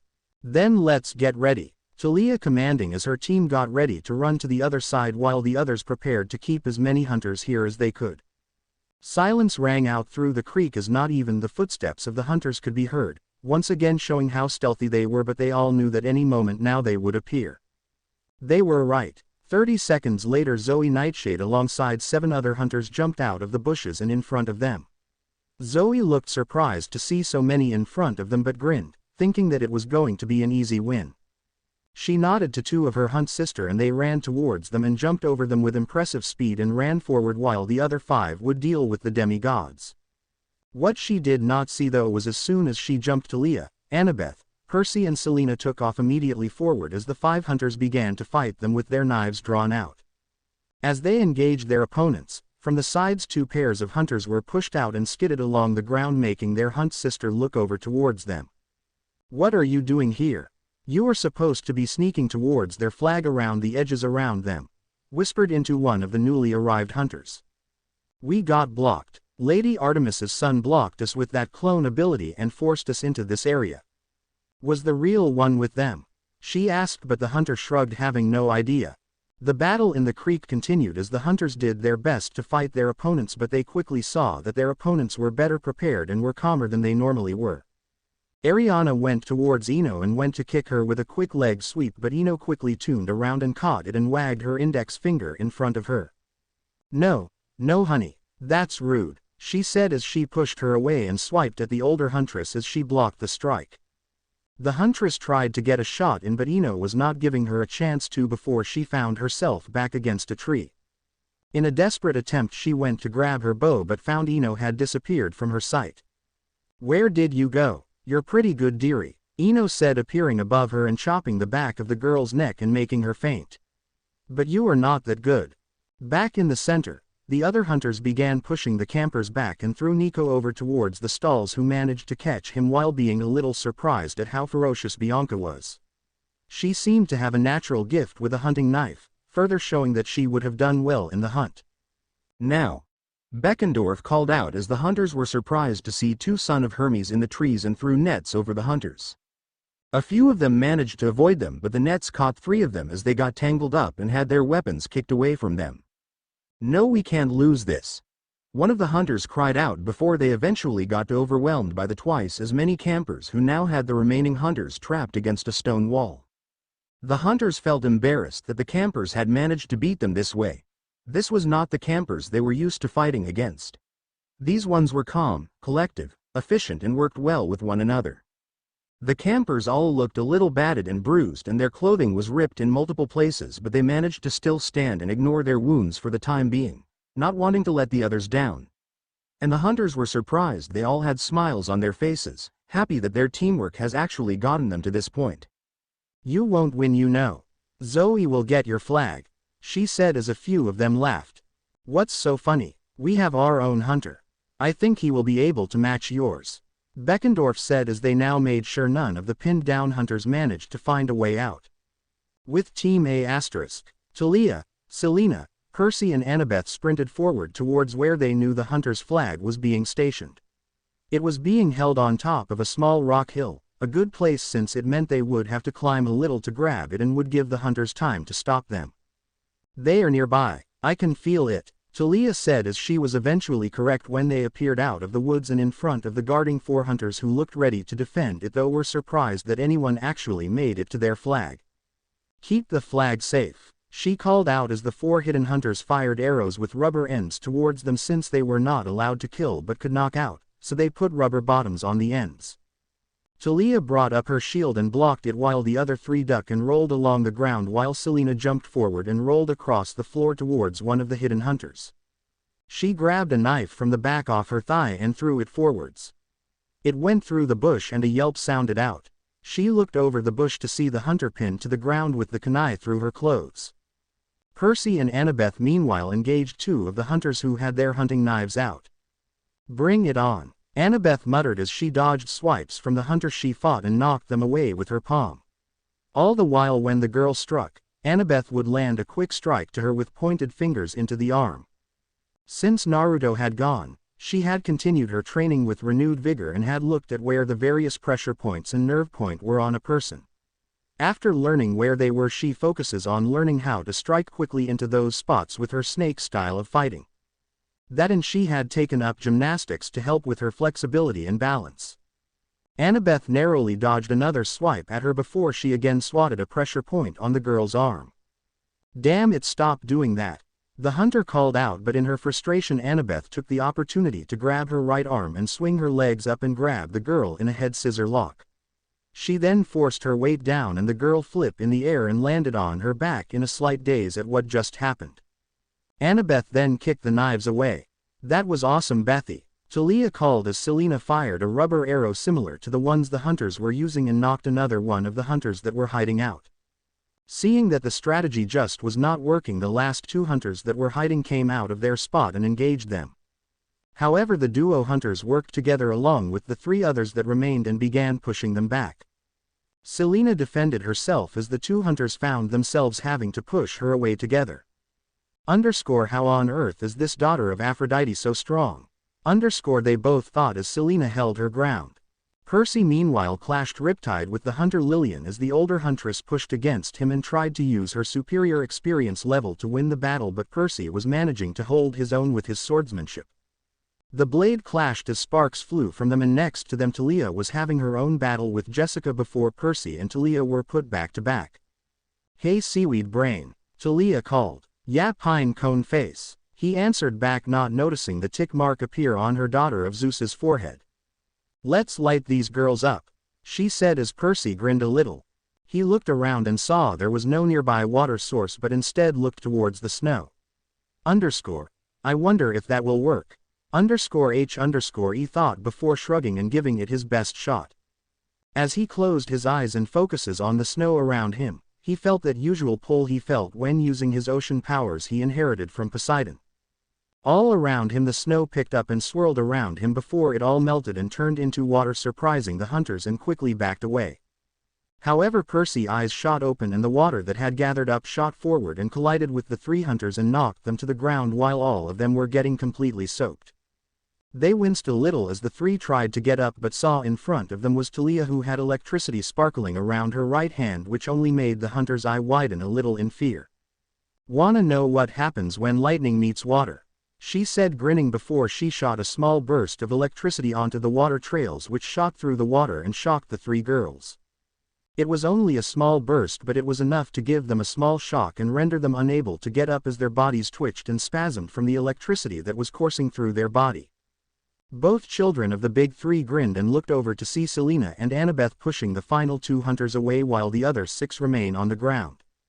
"It's about time," Talia said as she went forward, climbed the small rock formation, and to the hunters' dismay grabbed their flag, which was silver in color with the Artemis symbol on it.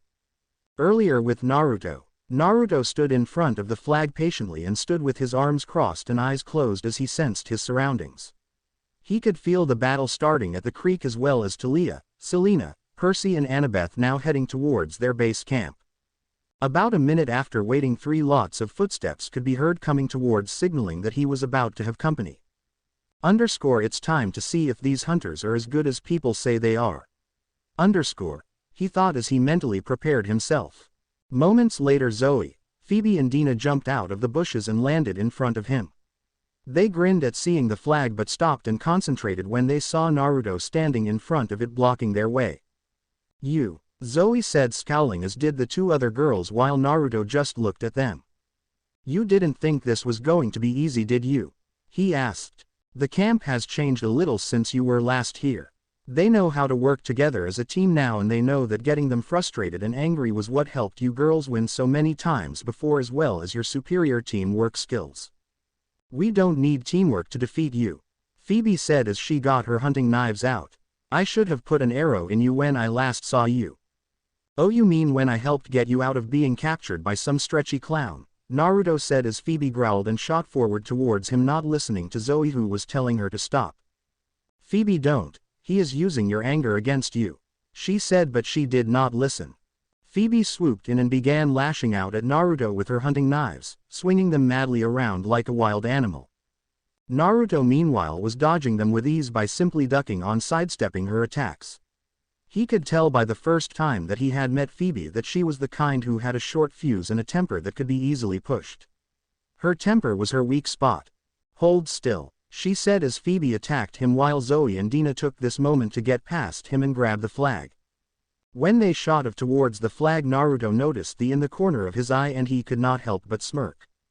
Zoe and Dina ran towards it, not noticing Naruto's grin, and got closer towards the flag, thinking it was not as difficult as Naruto made it out to be. However, as they got a few meters from it, Zoe noticed a shine hit her from around the flag. She squinted her eyes a little before they widened and noticed that there was a metal wire around it. "Dina, stop," she said as she stopped in her tracks, but Dina was not so lucky as she kept on going. "Why, we have the flag," she said as she reached out to grab it, but when she did, her foot tripped over the wire and made a snap ring out. She glanced around her before noticing metal wire spring out from being hidden in the gravel and wrapped around, pinning her arms to the side and taken her off the ground and hung her off one of the nearby trees. "No," she shouted out, not believing she got this careless as Zoe tried to get her down. "I would not try that if I were you, at least not until then. End of the game." Naruto's voice called out as he stood looking at her with Phoebe unconscious and D over his shoulder before he placed her down and tied her to a tree so when she woke up she could not run off or cause more problems. Zoe glared at Naruto as she mentally cursed. This was not the situation she wanted to be in and wondered what happened to the two pairs of hunters that were sent around the edges. They should be here by now. So a euro. Naruto asked, cracking his neck and shoulder. How are we going to do this? He asked as Zoe stood ready as she positioned her feet in a fighting position. I'm not like the other two. I have fought with Lady Artemis for 2,000 years.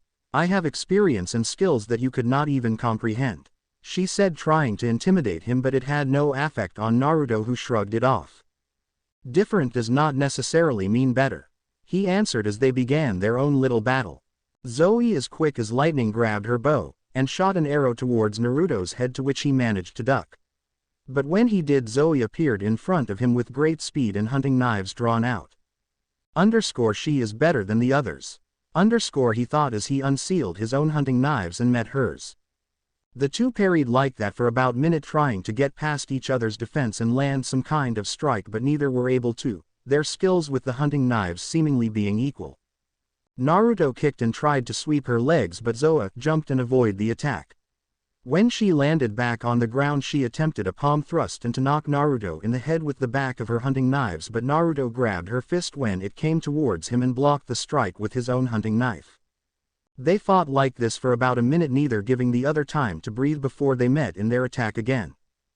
Dina, who was hanging from the tree in the metal wire, looked astonished at how Naruto was able to keep up with Zoe, since Zoe was Artemis's best huntress by quite a margin and was the only one of the hunt who could make Artemis have to try when they sparred with one another. They then entered a deadlock with their weapons pressed against one another, and Naruto used the chance to push her back, using his superior physical strength to his advantage. Zoe gritted her teeth before she pushed herself away. She ran towards a tree behind her and pushed herself away from it, giving her a good burst of speed, and crashed into Naruto, sending him back a few steps. She also swung her hunting blade, and while Naruto managed to parry them away, he was caught off guard at how her speed suddenly increased and missed one of the strikes. Her blade met Naruto's cheek and landed a cut across it, as well as a small bit of blood trickled down from it. Zoe's eyes widened when she saw her attack hit and took a few steps back. She used the moment from the attack to get to the flag. She ran forward and jumped with her foot landing on his shoulder before she pushed herself forward and towards the flag. Naruto narrowed his eyes, and just before Zoe could get out of reach, he grabbed her ankle and threw her back the way she came. When he threw her, it caught her off guard and Zoe slammed into the tree, making her wince at the pain. You're right. You are not like the rest of the hunter. You're the strongest out of them, I see that now, Naruto said. I suppose you're not too bad yourself, at least for a boy, she said, having to give him credit where credit was due. The two engaged again, and once again was equal in their attacks. Slowly though and surely, Zoe noticed that she was getting pushed back and pushed away from the flag and the others. She was losing ground, and very quickly, she began losing sight of the flag as Naruto didn't give her a chance to breathe and continued to get her away from the flag. Their blades caused sparks to fly as they met, and their arms were swinging around so fast that it was almost a blur. Even their bodies were becoming blurs as they fought. Anyone who was watching would have had a hard time understanding what was happening. As they thought, though, Naruto had a smile on his face. Not even Selena was able to push him this far, and he found himself enjoying this fight with his mother's best huntress. Zoe as well, even though she would never admit it, had a tiny smile on her face, and she found herself strangely enjoying this fight. Some people said that when two great fighters battle one another, they begin to understand one another and understand each other's life. With Naruto, her saw that she too had some kind of hard past, that she was betrayed by someone she thought cared for her before his mother saved her and gave her a home, which was why she was so fiercely loyal. Zoe, meanwhile, saw Naruto's hardships and little glimpses of his pain and began to understand why he wanted to prove himself to his other in the hunters. Why he wanted to protect people and keep them out of harm's way. Zoe found herself hard-pressed as Naruto continued to push her back and back until eventually she found herself back at the creek. She looked over and was astonished to see her hunt sister grouped together and captured while the campers stood around them with their weapons, preventing them from escaping. They looked ready to head towards her, but Naruto skidded out of the bushes and landed in front of her. Told you things were going to be different, Naruto said as Zoe narrowed her eyes at him. The two looked ready to start their battle again, but rapid footsteps could be heard coming from the hunter's side of the creek. Everyone waited and eyes widened while Naruto had a massive grin on his face when Taliah burst out of the bushes with the silver flag in hand. No! All the hunters called out as Zoe was about to zoom over to stop Taliah from crossing, but Naruto got in her way and stopped her. The other hunters tried as well, but they could not get past the campers that had barricaded them in. Taliah then splashed into the creek, and after a couple of seconds of tense silence she crossed the other side and stepped onto the campers' territory. She had a big smile on her face, and the rest of her team followed after her, all with smiles on their faces when they spotted her across the creek. She then held the flag high in the air and shouted, "We win!" After another moment of silence, the campers all cheered as the hunters dropped to the ground in disbelief before they stared, cursing themselves for letting the campers get the better of them. The horn sounded out through the area as Chiron galloped into the clearing with a proud smile plastered on his face. He came across the campers, all looking a little worse for wear, covered in cuts, bruises and their clothes torn, but they all looked in a joyful move and ignored it for now. "Campers win for the first time in whoever knows how long," he said before trotting up to Annabeth and the others. Naruto made some clones to go free the two hunters that were trapped at their flag before he walked up to Zoe, who had a scowl on her face and was looking away. He got her attention by walking in front of her. She sneered a little before narrowing her eyes at him. "What do you want? Come to rub it in," she said before Naruto's hand appeared in front of him. "Good game," he said with a smile on his face. She looked weary at him. "This had better not be some trick," she said before he shook his head. "It's no trick." She eyed him for a few more seconds before she relaxed a little and shook his hand and nodded to him. Naruto smiled at her again and was about to head towards Selena when gasps rang out through the camp. He turned around and to his surprise saw the Oracle coming towards him. Her skeletal-like body creaked as she walked and eyes glowed green as she got closer towards them. The campers and hunter both took a step back, since something like this had never happened before. "She has never left the attic," Chiron spoke as the Oracle walked towards them. She looked like she was heading towards Zoe, who stepped forward. "What must I do to save my mistress?" The Oracle looked at her, and just when everyone thought she was about to start speaking, she started walking again and walked right past her, much to all the hunters and the campers' surprise. She kept walking until she stopped a few feet in front of Naruto. "Is this for me then?" He thought as he looked towards Chiron, who nodded at him. He took a deep breath before speaking. "What must I do to save my mother?" This time green smoke appeared out of the Oracle as her eyes lit. The mist built up and to his surprise took the form of Hiruzen, Tsunade and Jiraiya.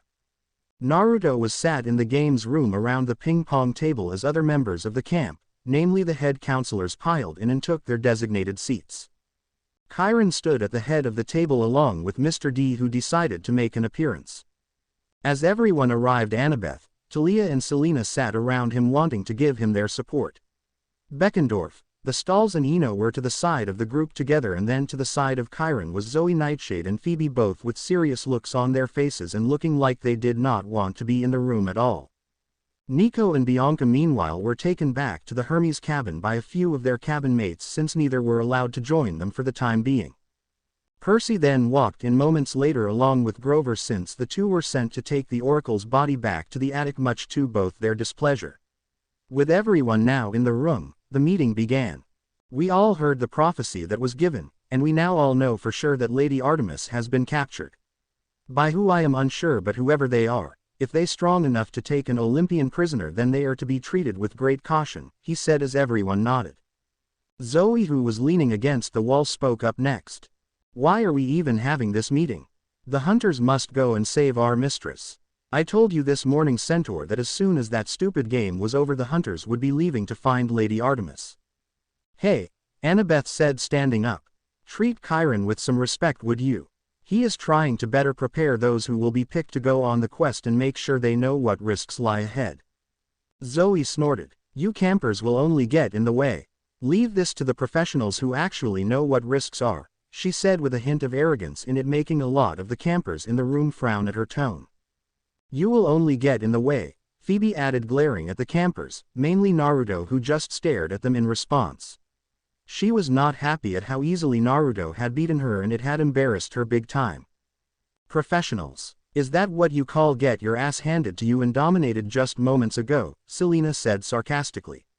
Yes, the mighty hunters are amazing, and yet they just got taken to school by a bunch of lowly campers. A bunch of lowly campers that kicked your ass, Talia added, looking at the two hunters as if wanting them to start a fight. And where is exactly will you go? Chiron asked, trying to calm things down.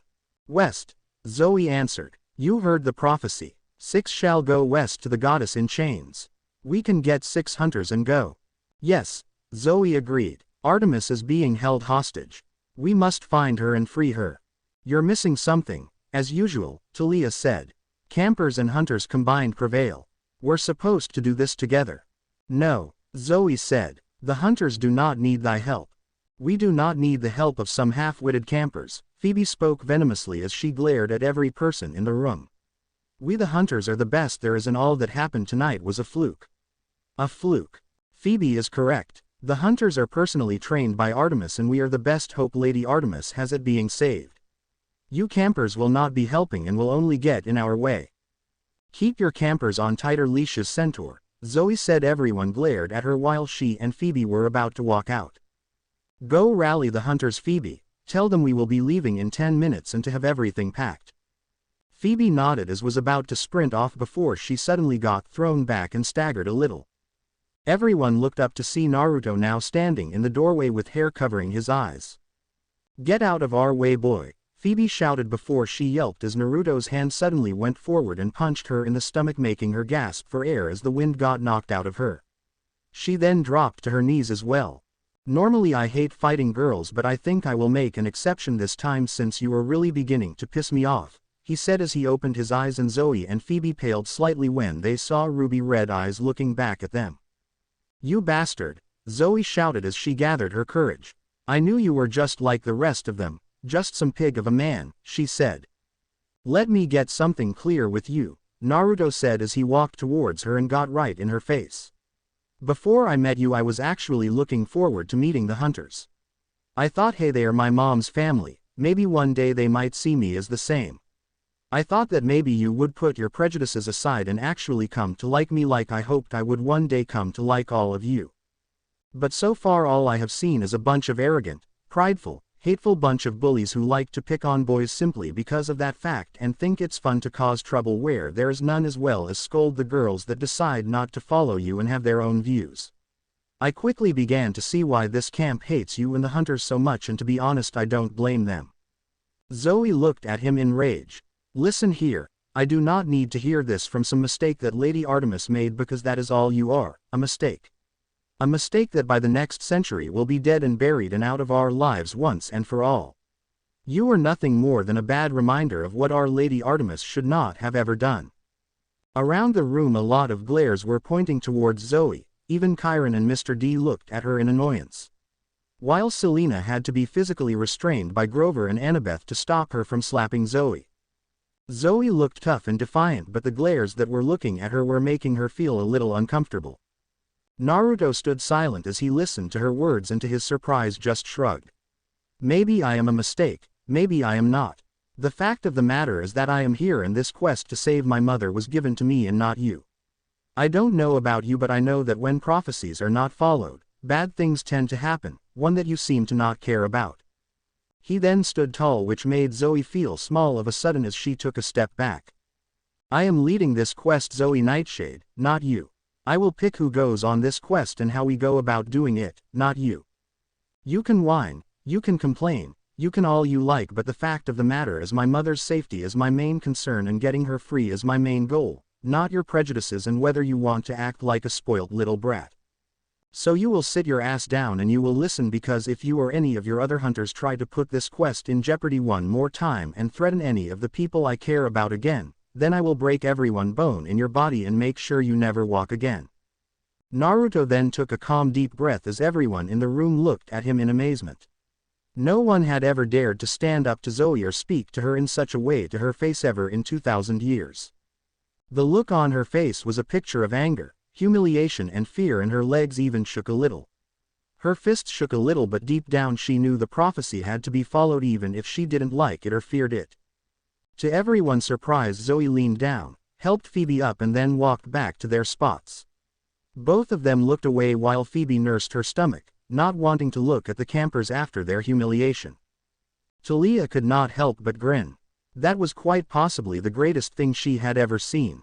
She wished she had a camera to record it since Zoa's face was priceless. Mr. D whistled a little. Never seen a hunter get so owned before, he said before he took a swig of his Diet Coke. Selena meanwhile looked at her boyfriend and her cheeks were tinged pink and blushed at how he took charge and pretty much dominated Zoe and Phoebe. I am so turned on right now, she thought as she unknowingly crossed her legs. Naruto took a deep breath before he decided to remain standing up as Chiron began talking to continue where he left off. As I was saying before, the campers and hunter must unite if this prophecy is to be completed and for Lady Artemis to be freed from her captors, he said before he looked towards Naruto. Naruto, as this is your quest, you will pick who will go with you. You can pick up to 5 companions to go with you, and remember at the very least one of them must be a member of the hunters. Naruto nodded before looking at room as everyone looked at him wondering who he was going to pick while a select few were hoping that Naruto would pick them. He stood there silent for about a minute as he weighed the pros and cons of who to take. Some had their advantages over others and he needed the best for this trip. There could be no mistakes on this trip like there had been on the last 2 he had been on. He would not allow his mother to get hurt because of bad planning on their account. Grover, he said looking at the satyr who yelped in surprise. How good have your tracking spells gotten since the last time I saw you? He asked, since satyr magic with nature could be a great help in finding Artemis. And with their loyalty to her they would not stop until she was found, making Grover an excellent member of the group. I have really gotten better. It's a success, about euro. 70% of them now, Grover said, since his satyr magic used to be very low on the power scale and hardly ever worked. That's good, then you're definitely in, he said as Grover for once looked happy that he got to be a part of a quest. I won't let you down, he said as Naruto nodded. Selena and Talia will be my 2 other picks, he said looking at both girls. Both have skills in offensive fighting and can supply pressure on our enemies. Plus, with Talia being a close-range fighter and Selena being able to mix between close and long, they can help cover one another and have proven that they can work well as a team. Everyone looked at the 2 girls and both nodded and gave him a pleasant smile. I won't let you down, Selena said as she walked up to him and kissed his cheek. I know you won't, he said as he put his arm around her waist and brought her in close. I'm not going to kiss you like Selena, but I'm in. I'll do everything I can to help, Talia said, making her the 4th member of the quest. Naruto nodded at her and then turned to look at Zoe, who was avoiding his gaze. He walked up to her and stood just in front of her. She still did not look up at him since the humiliation moments ago had put her in a bad mood. Do you want in? He asked her as Zoe's head now snapped up to look at him. Of course I want in. The hunters will do whatever it takes to save Lady Artemis, she said before Naruto shook his head. I did not ask whether the hunters wanted in. I asked whether you did, he said as Zoe narrowed her eyes at him. Not everything has to be about the hunt, you know. You can act separately from it for once. Zoe's face did not change, but after a couple of seconds she nodded. Yes, I am in if you will take me, she muttered, since she would have to do if the hunters could not all go. She was the strongest member of Hunt under Artemis, so it made sense that she go. Good. You have experience that will no doubt be needed in this trip, and since you know how my mother thinks, it could help us understand what she was hunting, he said as Zoe tensed a little before she nodded. You can pick the final member, he said as Zoe looked at him in surprise. 4 campers, 2 hunters should be enough. Since you know the hunters best, you can pick which one of them can come with us and know whose skill set will come in handy the most. Zoe stared at him for a few moments before she nodded and turned her head and let out a meek, thank you. That's the group, Naruto said as Chiron nodded while thinking that Naruto had set up a pretty good team. Very well. When do you wish to depart? He asked as Naruto thought about it for a moment before answering. Tomorrow at first light. It's too late to go now, so we can use the rest of the night to prepare and get some sleep since we are probably going to need it, he said as those who were going on the quest nodded. Very good. Remember, you only have until the winter solstice. It is imperative that Artemis be there since she has been very vocal on the gathering forces and Kronos Rising. Without her there I dread to think that Kronos Rising would not even get discussed since Lord Zeus is being stubborn about it, he said as Naruto nodded. Wait, but I want to go too, Percy called out as he stood up from his seat. I want to help as well. Zoe stood up and looked at Percy angrily. You are not going, boy. 2 boys are already enough. We do not need a third, she said, since the place of the 6th members was her duty and she wanted to keep it that way. Not this time, Percy, Naruto said, shaking his head. I know you want to help, but it's not this time. Take this time that has been given to you to train and get stronger. God knows we are going to need it in the coming times, Naruto answered as Chiron nodded in complete agreement. You too, Annabeth, he said, looking towards Annabeth, who looked a little flustered.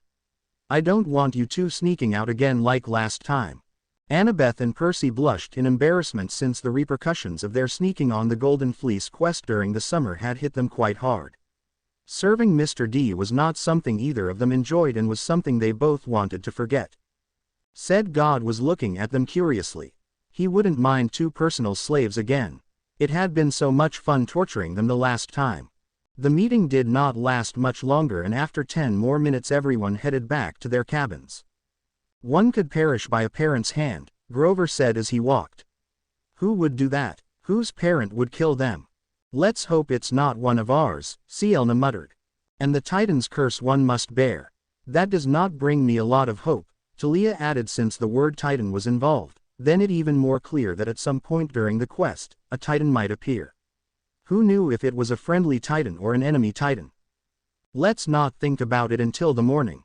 We need our rest, he said as those who were going nodded before they left, while Annabeth and Percy spoke quietly to themselves before they headed towards their own cabins. Walking past them, Ino gave him a quick hug, telling him to stay safe, while Beckendorf gave him and Selena a pat on the back, hoping they get what they wanted accomplished. Though both felt a little uneasy when they saw the stalls look like they were scheming something and were up to no good. Neither of them wanted to know what the sons of Hermes were doing. When they got to the Aphrodite cabin, Selena saw her 2 sisters on their bests, each reading a magazine.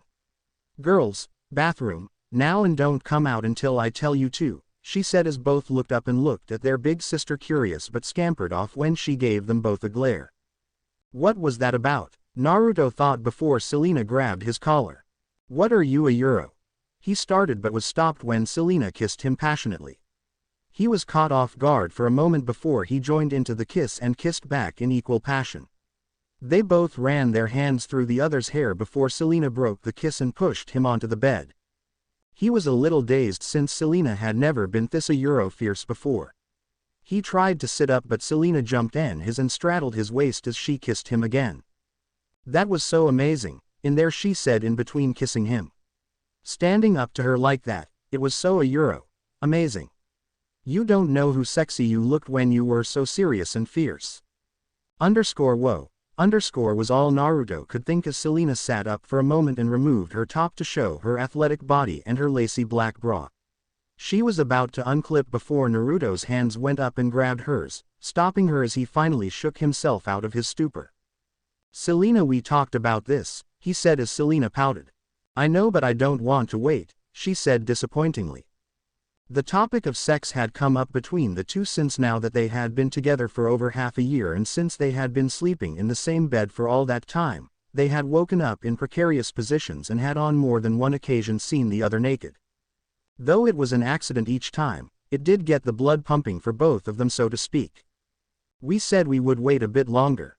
Plus we can't do this while your sisters are in the bathroom. What if they and others hear us, he said, which though it did sound pretty appealing, he didn't want them to rush into that side of a relationship since sex really a deal breaker for couples, and it was what cemented whether or not they would be right for one another. While most guys would have jumped at the chance to have bedded such a beautiful girl, Naruto was not like other guys. He loved Selena, that much was true, but he just felt that the two just were not quite ready for sex yet. Selena pouted, soon softened and nodded in agreement. Right, I'm sorry. I guess that really was not a very good excuse for us to share our first time together. You just make it so hard to control myself, she said as Naruto grinned. Well, you do not exactly make it easier either, you know, he said teasingly as he kissed her neck, making her squirm a little from the touch. She grinned coyly at him before whispering in his ear, "You know, just because we won't have sex, does not mean there are not other things we could do," she said hot into his ear, making a shiver go down his spine. She smiled at him before she went to grab his pants buttons and undo them. The action made Naruto go a little wide-eyed as she suddenly yanked them off, leaving him in his boxers. She then crawled on top of him, but just as she grabbed the hem of his boxers, a nervous cough got their attention. "Could you both cut that out, please?" they heard as they both turned their heads to see Hestia standing there looking away and embarrassed to have seen her grandson and his girlfriend in such a way. "Gran," Naruto shouted as he covered his bottom half since he did not want his grandmother to see his boxers, but he inadvertently knocked Selena off the bed. "Oh," Selena said as she sat up and rubbed the back of her head. He Gran, what brings you here?" he said nervously as he gulped, hoping she did not scold him since being told off by a grandparent was a little embarrassing. "I think you know why I am here, Naruto," she said softly as the panicked and goofy expression he wore faded away and was replaced by a soft but serious look. Selena saw them and quickly put her shirt back on. "I will let you both talk for a moment," she said quietly as she slipped into the bathroom where her sister were still waiting. Hestia nodded her thanks and waited until the door closed for them to begin speaking. "The quest has been given then?" she asked as Naruto nodded. "Earlier this evening after the capture the flag game. The oracle actually left the attic to give us this one," he said as she nodded. "Yes, I am not surprised. This prophecy is of great importance. Your mother being captured was not something any of us on Olympus could have predicted happening. She is normally careful when facing enemies of this caliber, but the surprise must have been what caught her off guard. Does anyone have any idea who it was that has taken her?" Naruto asked, but felt a little disappointed when she shook her head. "No one knows. Whoever it is, they are powerful enough to obscure our line of sight. Whoever it is, they do not want to be seen. Whoever it is know which gods to keep it from and who will not bother to look. Myself and Apollo have been trying to use the hearth to find her or Apollo's prophetic powers, but we have had no leads. They have had their bases covered very well." Naruto nodded. "When I saw her, she was worried about something that she had to hunt. She said it was something that she had almost forgotten about and had not seen in so many years. She looked and sounded scared, as if whatever it was would be a great threat not only to her but to all of Olympus. Do you have any idea what she could have been hunting?" Hestia sat there with a furrowed brow as she thought, but in her mind she honestly could not say for certain what it was. "I do not know. There are a number of creatures or entities that pose a threat to Olympus. It is honestly too difficult to say unless we have a clear view of what it is." Naruto sighed as he ran his hand through his hair. They had so little to go on. They knew she was somewhere west, but where west? She could be anywhere up or down the western seaboard that it was like looking for a needle in a haystack. "Do you think she is okay?" he asked in a tone that made him sound like a child again. Once again Hestia looked at him and saw a young boy who was gravely worried about his mother and just wanted to see her safe again. She leaned forward and, like she had done many times before now, she pressed her forehead to his and gave him a reassuring hand squeeze. "Artemis will make it out of this, I know she will. She is tough, she is skilled, and more importantly she is a survivor. She has faced foes like this before and she knows how to play against them." "But what if I fail?" he asked, looking directly into her eyes, but Hestia just laughed a little and placed her hand on his head and gave him a warm smile. "You won't fail. You want to know why?" she said, making him shake his head. "Because you are the son of the strongest Hokage that has ever lived and the most stubborn woman who has ever walked on Olympus. And you're my grandson. I have faith in you. You and your group will save Artemis and you will all go home together. It won't be easy, far from it in fact, but I know that you will all pull through it." "How can you be so sure though?" "I have made plenty of mistakes before," he said, since it sounded like a lot to live up to. "It's simple. You're my grandson. If I cannot believe and put my hopes into you, then who can I?" She then leaned down and planted a kiss on his forehead, signaling to him that she had the utmost faith in him before she then flickered away. Naruto sat there and closed his while nodding his head. I can do this, he thought before he put his pants back on and got some sealing scrolls out along with a brush and ink. He began creating storage seals to be ready to pack all the stuff that he was going to take along with him that would benefit the group. If there was anything he had learnt from his past 2 quests, it was to expect the unexpected and to expect the worst and foulest monster to come after them. Nothing new then. He thought before he began packing stuff away, ready for the next day. The next day, Naruto stood beside Grover as Talia and Selena spoke to one another with Annabeth, who had come to wave them off. Luna and Tiber were by Naruto, with Tiber saying goodbye to Luna since Naruto decided he wanted one of the wolves to come with them. Since wolves and dogs could sense and hear things to a much greater distance than humans could, then Luna would be a great early warning alarm if they come across any monster or enemies nearby. Come back safe. Tiber whined to Luna, who delicately licked Tiber's nose, making the black dire wolf look at her softly and nuzzle into her. Naruto looked at it with a smile as well as a raised eyebrow. I wonder if those 2 are mates. He thought. He thought it was likely that they were sibling pups since they were together when he found them, but it did not bother him since most of Olympus were related in some way and it never stopped them. Plus with wolves he doubted it was that much of a big deal. They were scheduled to leave at 6 am but had decided to meet up 20 minutes earlier. It was now 5:55 a.m. and there was still no sign of either Zoe or the other Huntress. Where the hell are they? Selena groaned as Talia began to wonder the same thing. They made such a fuss about it yesterday and now when we are about to leave they don't even show up. You don't think they left already, do you? Annabeth asked, thinking the hunter would take off since they did not care much for rules, and Phoebe made it abundantly clear what she thought of the campers. It does seem like something they would do, Talia gritted out, but Chiron calmed them. No, if the hunters had left then we would have known about it. The harpy alarms would have gone off if they did. Plus I can see the lights are still on in cabin 8, he said, pointing to the cabins. Looking over they all saw what he had meant and saw the lights were indeed on. If Naruto squinted he could see multiple shadows walking past it, and none of the shadows looked very happy if the shaking arms were any indication. Plus after how Naruto put them in their place, I don't think they would dare defy the order anymore, Annabeth added as Selena and Talia grinned happily at the memory. How about I go find out what is taking them? He said as Chiron nodded, thinking that it would be the best idea since he knew Naruto was eager to get going. He patted Luna and Tiber gently on the head as he walked past and set off for the cabin. What the heck is taking them so long? For a group of girls that were such a pain in the ass yesterday, they sure have a funny way of showing their loyalty, he thought. When he got there he was about to knock on the door when he heard shouting coming from multiple members of the hunt. None sounded too pleased and he could not quite make out what they were saying since it was a little muffled and they were speaking rather quickly. He knocked 3 times on the door like before, but he guessed they did not hear him since after half a minute nobody answered the door. He knocked again and still the same thing happened. This is ridiculous, he thought before he took a step back before he brought up right leg and kicked the door wide open. When he entered he was met with multiple arrows aimed at him, which made him raise an eyebrow. Hey, you girls were the ones who did not answer when I knocked on the door. A few of the older ones scowled while the younger girls looked a little embarrassed. Put your bows down, girls, Zoe commanded, and they all did as such. What are you doing here?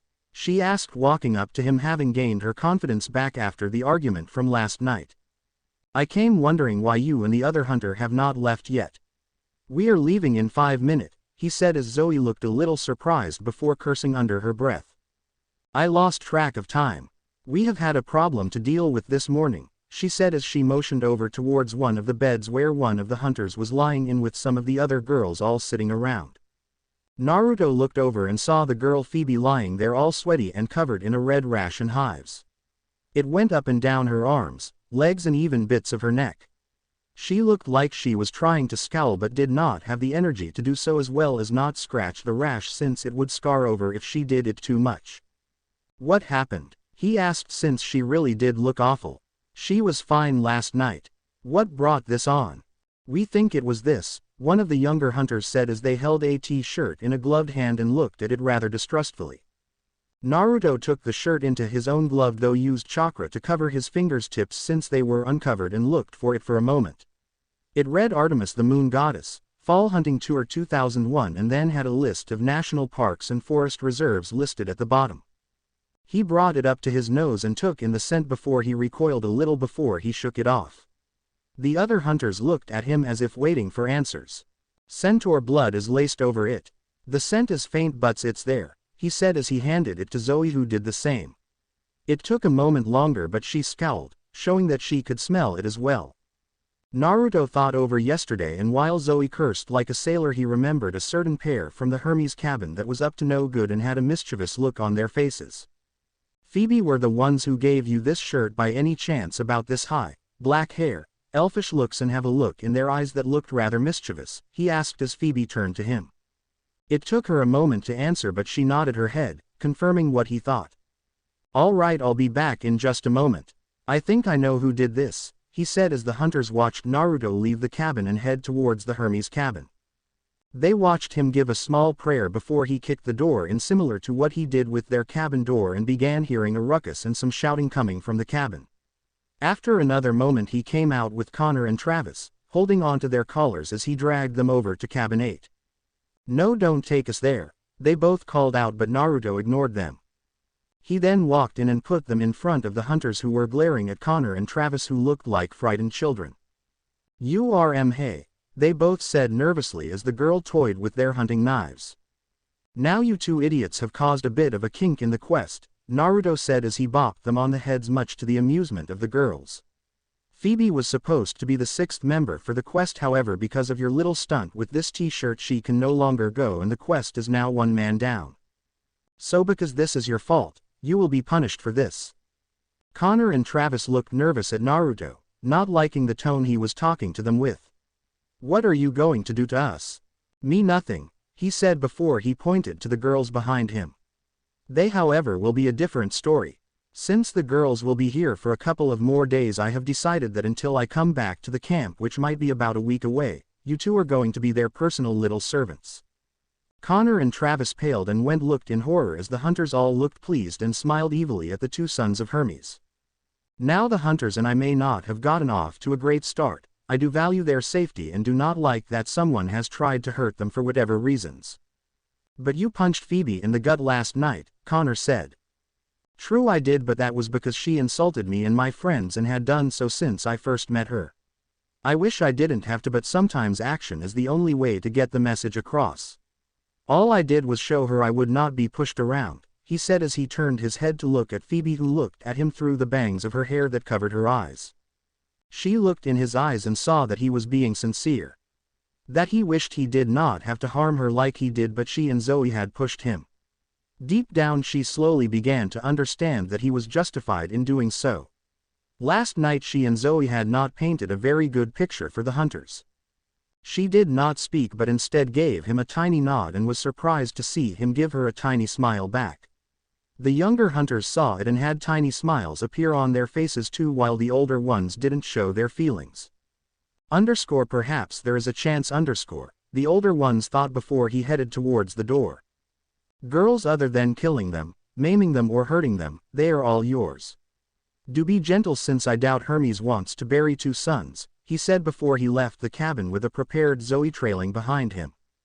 Connor and Travis held onto one another as the hunters looked at them evilly and crept forward towards them. Daddy, help us, they said, but no help came to the poor sons of Hermes.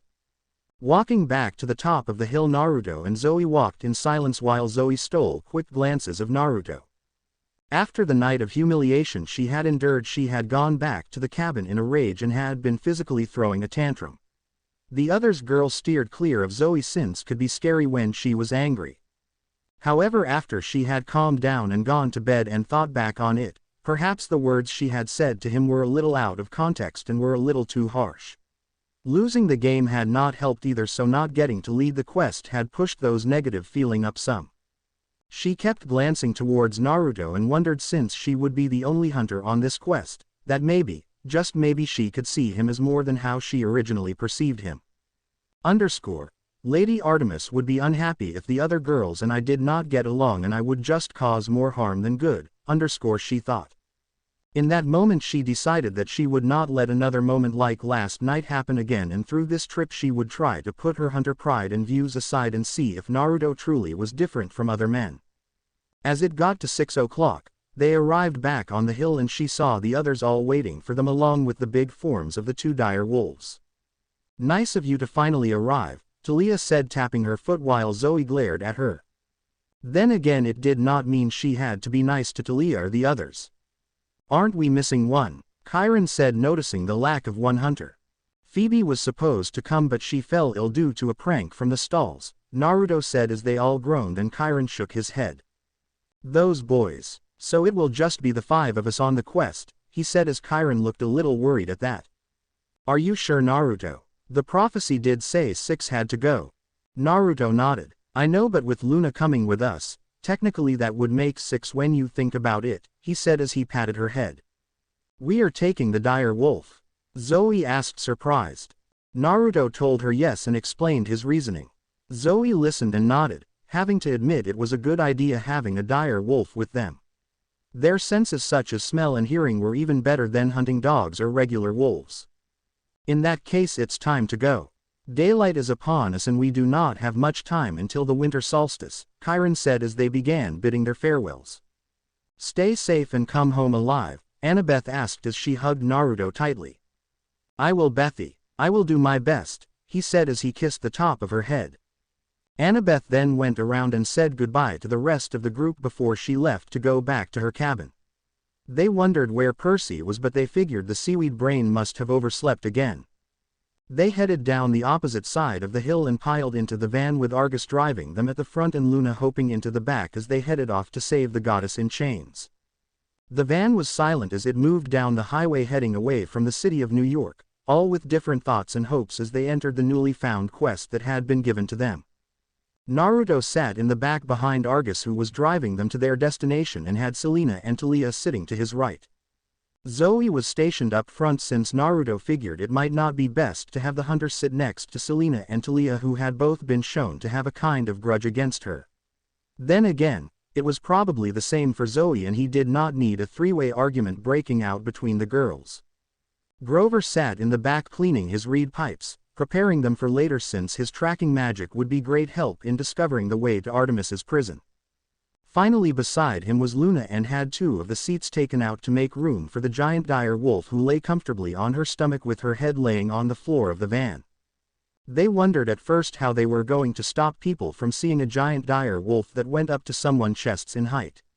They could not exactly hide her since she was a little big to hide, even if it was New York.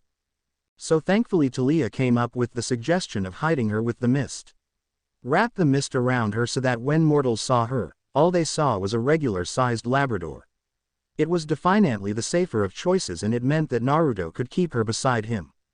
She may have been a wolf, but apart from her first days of life, she had spent most of it with Tiber always beside her and in the safe environment of camp with the nature spirits watching over her and feeding her. This was the time for her to develop her wolf skills and become a natural-born wolf. At some point in time he would have to do the same for Tiber since he was the male and would most likely grow up to be the alpha of the duo, and Luna would be the beta and possible mate. "You okay back there, girl?" Naruto asked as he turned around to look at Luna, who lifted her head up to look at him. He put his hand out and gently nuzzled the top of her snout while she licked his hand in response. "I'm okay. It feels weird in here though. I don't like it much." She said to him, making him look at her a little sympathetically. "I know you don't, but it won't be for very long.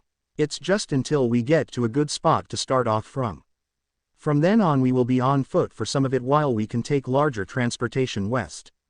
Luna nodded her head as Naruto continued to pat her head. A second pair of hands then appeared on her as Selena had turned around, noticing the conversation the two were having. "Is the vehicle a little much for her?" Selena asked as Naruto shrugged a little. "A little, but it's nothing she can't handle. She is a tough old beast, aren't you, Luna?" he said as she nodded her head and licked Selena's hand, making the daughter of Aphrodite laugh a little at the feeling. Though she nudged him a little when he called her an old beast and he heard her whining at the name. He just laughed. "She really is a beautiful animal. Where did you find her and Tiber again?"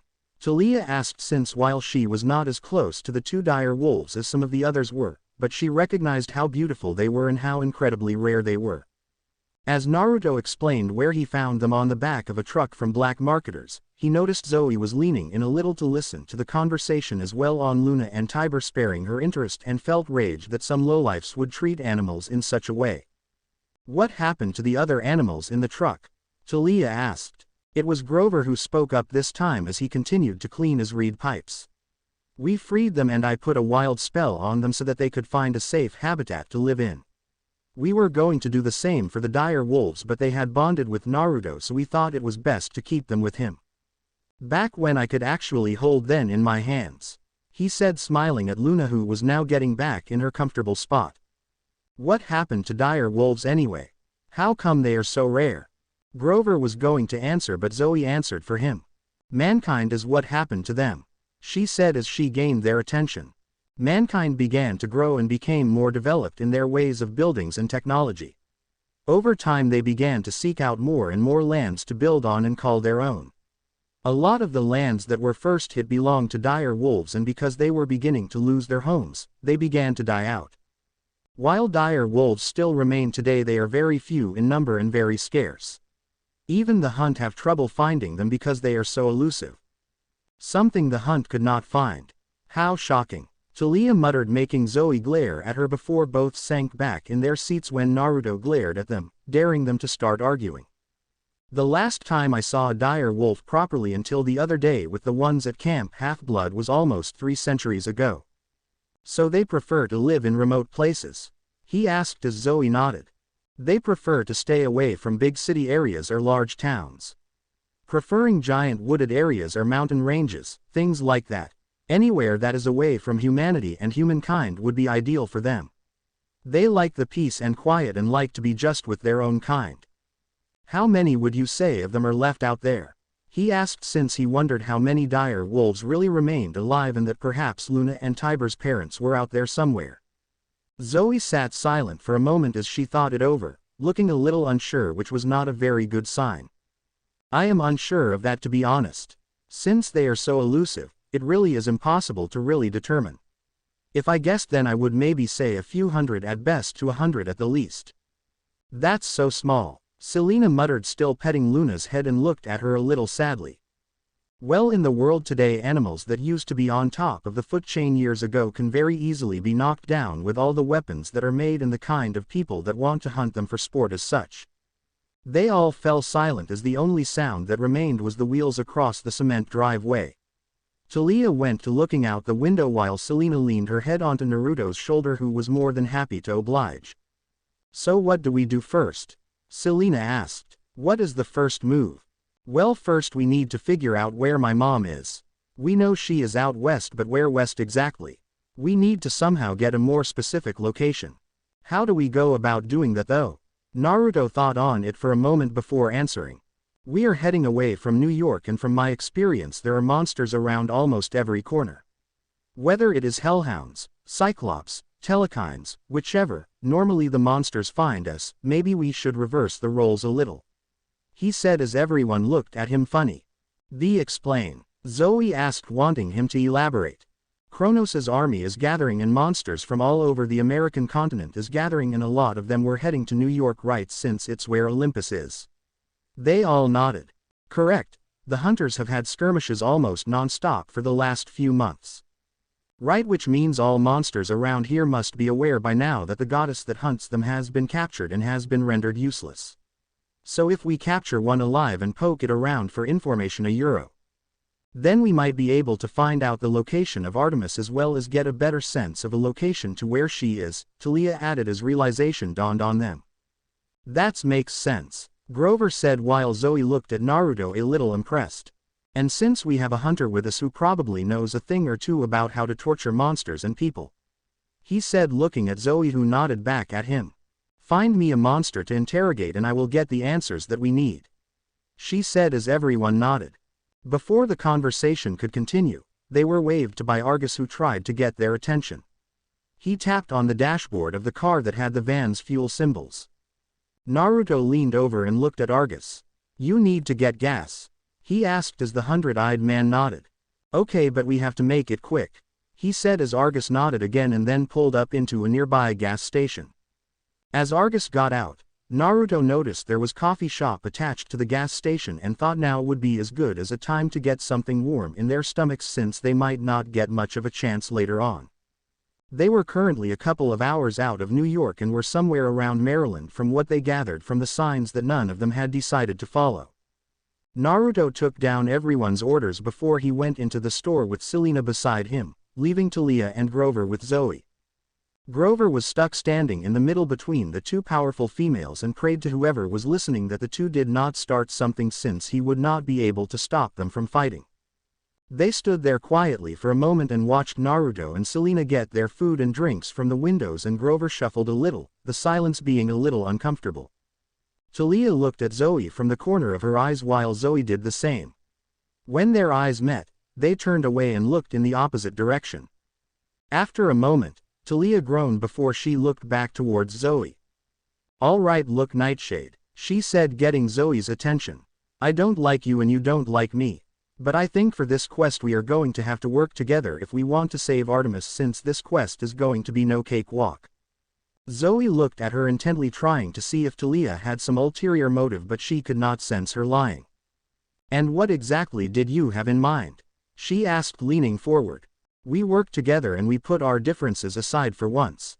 This quest is important to not only you but is very important to Naruto, since this is his mother we are dealing with and he has had enough bad things happen to him for him to lose her as well." "You talk as if you know him well." "I might not know him as well as the Selena or Annabeth, Percy or Grover, but in a short time he became my friend. He is willing to risk his life to protect me and the others. What kind of a friend would I be if I did not return that? And me and you arguing is not going to help." Zoe looked a little thoughtful, and while she agreed that she and Talia really did not get along with one another since she found the daughter of Zeus Rathera unruly and not caring much for rules, it would benefit the quest if the two of them did not fight and actually put their differences aside, even if it was for this one time. Talia extended her hand in all seriousness while Grover looked between the two, wondering if Zoe would accept. Zoe took a moment to think on it before she nodded and shook Talia's hand, agreeing to their truce for the sake of the quest. "Very well, I will agree along as thee keeps her end of the truce," she said as Talia nodded. "Then we are in an agreement," she said as Grover exhaled deeply before smiling. With Zoe and Talia now on agreeable terms, then the quest got a little bit simpler. They then lapsed back into silence as Argus went to go pay for the gas and Zoe sat beside Luna and patted her gently, allowing a small smile to grace her face as Luna licked her hand, making a ticking sensation engulf her and making her silently laugh. "I wish I had found you. You would have been a great addition to the hunt." Zoe thought before hearing footsteps heading towards them and saw two guys approaching them, both with sly smiles on their faces, which immediately made Zoe narrow her eyes at them. They looked like two bikers with long hair and mainly black clothes, with plenty of metal jewelry around their necks and around their wrists. "Hey sweetheart," one of them said as he leaned against the van. "How you doing? You look a little lost. Maybe I can help you with that." Zoe scoffed and ignored him while Talia was being spoken to by the other guy. They looked in their early 20s and Zoe noticed in the back of their pockets they each had a knife. "It's not nice to ignore me, sweetheart," he said towards Zoe, who just glared at him and turned her head, hoping he took the hint before she knocked him into next week. The man gritted his teeth a little, not happy with the attitude Zoe was giving him, and went forward and grabbed her arm. The other man saw this and walked towards them. Talia looked ready to zap someone while Grover looked a little lost, not knowing what to do. "You're being rude, sweetheart," the man said as he took his pocketknife out of his pocket and looked ready to use it. Zoe was about to go forward and give them both a beating of a lifetime as she glared at them with a venomous look, but to the surprise two hands from behind grabbed them and slammed their heads into each other. They dropped like a sack of potatoes as Naruto was seen behind them glaring down at the two males who tried to take advantage of her. "Get lost," he said before grabbing them by the collar and threw them both in a nearby bin before closing the lid on top of them and locking them in with a padlock before dusting his hands of the filth. Zoe looked at him in surprise since she did not expect him to defend her like that, but he just shrugged as he looked at her. "I don't like people like them. They give the men that are worth knowing a bad name." he said before he saw Selena coming towards them with something to eat while he unsealed the drink he got for everyone. "Your hot chocolate," he said, passing it over to Zoe, who took it in her hands to keep them warm. "Thank you," she said quietly, for both the drink and for defending her, as Naruto began passing them around to the others, and Selena gave everyone a warm brownie to fill their stomach for the time being and to keep them in warm and good shape overall. She said nothing to Zoe since the two of them were still not on very good terms. "So where are we going to try and find a monster to interrogate?" Talia asked as she took a sip of her hot chocolate and wiped away the chocolate mustache it gave her. "Well, to be honest, I was thinking Central Park. I have had run-ins with hellhounds in there before, plus there are plenty of wood spirits there. It could be a good place to start," Naruto said as they all nodded, as the plan was pretty sound. "Plus with Luna here, she should be able to pick up a scent of a monster nearby. Hopefully we will get lucky and it will only be one of the weaker monsters instead of the big nasties. Not only that, but with 3 demigods, a satyr and a huntress, our scents all together should be a magnet for monsters anyway. We're pretty much homing beacons," Selena added. "I hope that's true, but we will just have to put up with whatever we can get." As they spoke, Argus came back out of the coffee shop, but instead of getting in the car, he stood in front of Naruto and dropped some keys in his hand. "What's this?" he asked as Argus pointed to the keys and then to the car and then back to Naruto. "Wait, you want me to drive?" Naruto asked as he nodded his head. "But what about you?" he asked before Argus gave them all a wave before he disappeared in a mist. They just stood there and looked at the spot. "Well, that's great. There goes our driver," Talia said, glaring at the spot where Argus used to be standing. "He probably cannot go too far away from the camp. This must have been as far as he was able to go. I don't think he was able to stay away from the camp for too long," Selena guessed. "Hey guys, look," Grover called, getting their attention as his reed pipes glowed from the magic he was using along with the tracking spell. "I got something." Everyone crowded around Grover and pulled out a map. The map flickered around a little before the reed pipes shot forward a tiny glow that hit the map and caused it to land on one of the sites that was displayed on it. "Washington, D.C., he all said, looking at the map. "Well, at least we have somewhere to go. Are you sure about this, Grover?" they asked as the satyr nodded his head furiously. "I'm positive. I felt a tingling sensation as I performed the magic, and it was like nature was telling me to go to Washington. Whatever is there, it links to Artemis. I'm sure of it." They all looked at each other before looking at Naruto, who thought it over. He bobbed his head up and down a little before speaking. "It's the best lead we have got so far, and it's good that we have it so early on." "Okay, but what do we do about getting there?" Talia asked. "None of us are exactly able to drive," she said as she leaned against the van. Naruto looked thoughtful since it was a bit of a problem they had to face, and was about to just say that he would attempt to drive when Zoe stuck her hand out. "Let me drive. I have some past experience in driving one of these vehicles, and it should be sufficient enough to get us to the Central Park." Everyone looked at her as if she had grown a second head. "You know how to drive? When on earth did you learn how to drive? Lady Artemis does not strike me as the type to take driving lessons," Selena asked in suspicion, voicing what everyone else was thinking. Zoe scowled at the accusation before speaking. "Lady Artemis teaches us many things that might come on handy one day. In the 40s, she took us to multiple battle sites so that she could teach the hunters what war was like and what consequences they had. For some of the hunters we decide to pick up skills that would help us blend in better in the mortal world. And driving was one of them," Talia asked, raising an eyebrow. "We thought it could come in handy one day, and by the looks of things right now, it is a good thing that I decided to learn," she said as she looked at Naruto with her hand still extended. For Naruto it sounded a little far-fetched, but right now they really did not have much of an option. Plus there was no need to make clones and carry everyone right now so early on into the quest. He dropped the keys into her hand and she nodded at him as if saying he made the right choice. The others looked at him in surprise while he shrugged. "It not like we have much of a choice in the matter." Deciding to go along with it, the others shrugged as well and piled back into the car while letting Luna get back in the back of the van. After fastening their seat's belt and watching Zoe as she made herself comfortable and gripped the steering wheel. Then with a great push, she slammed down on the accelerator while adjusting the gears and the van went shooting forward. "Olympus," Hestia walked down the cobbled paths as she made her way to her nephew Apollo's temple at quick pace while ignoring everything else that was going on around her. She was aware the quest for her niece and daughter-in-law had started today and was being headed by her grandson. While she was confident he could do it and save his mother Artemis, it still made her worry. It's always him that seems to be put in these dangerous situations. She thought before she arrived at Apollo's temple, which was large and grand with a giant statue of him in the front made of gold, used for boosting his ego more than what it already was.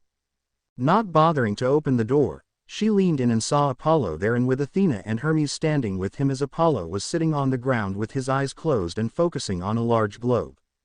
"Trying to find her again," she said, making her presence known as they all nodded. "I don't get it. I just can't seem to find her anywhere. It's like she just disappeared off the face of the earth," Apollo said, saddened as Hermes patted his shoulder in comfort. "Whoever it is must be powerful if they are pulling the wool over our eyes like this, so to speak. I worry who has our sister," Athena said, trying to look stoic and calm while inwardly was worried for her younger sister. "Then we must have hope that those chosen and on the quest to find her will do just that and bring her home," Hestia said. "Did they leave already?" Hermes asked as she nodded. "Yes, earlier this morning at first light. Naruto was given the prophecy and we know he will stop at nothing to save her.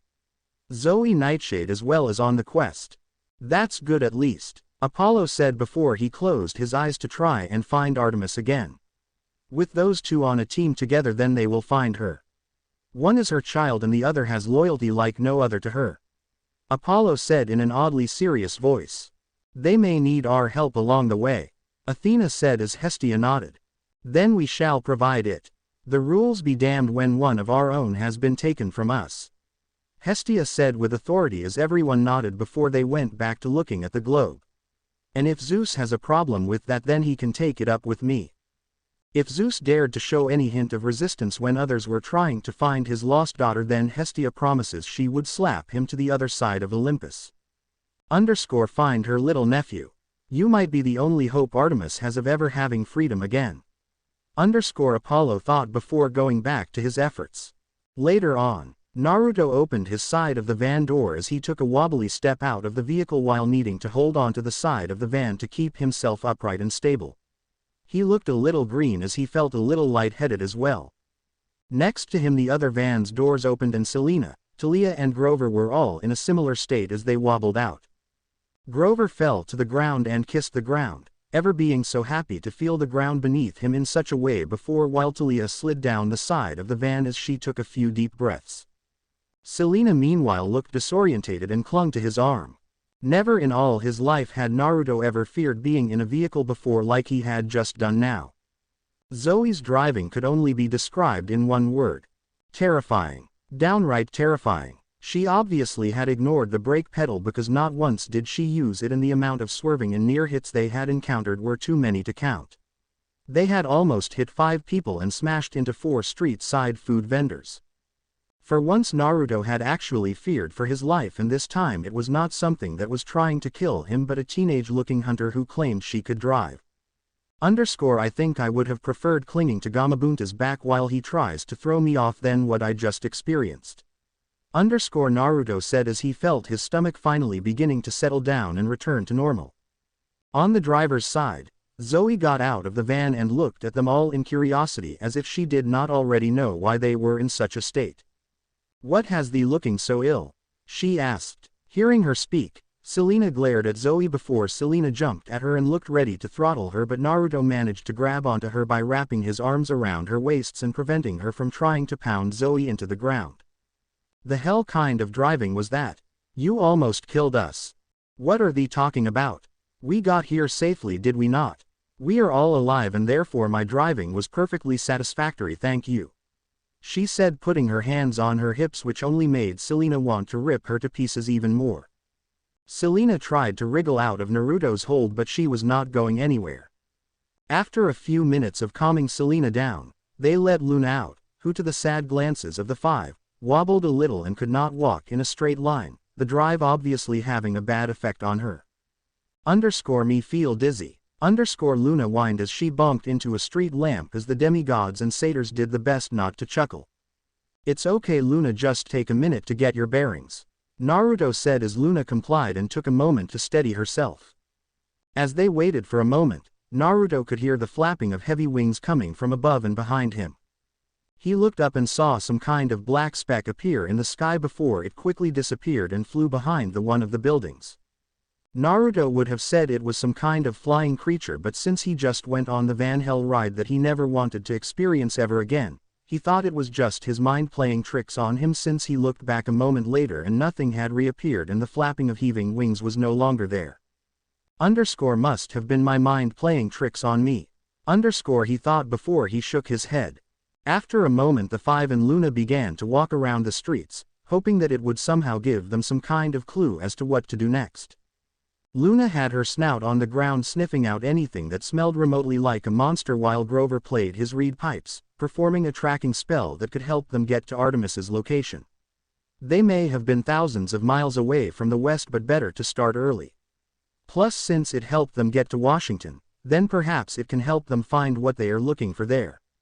Meanwhile, Naruto was using his enhanced eyesight to try and spot any monsters on the horizon while Zoe looked to the ground for any kind of monster tracks that she might have recognized.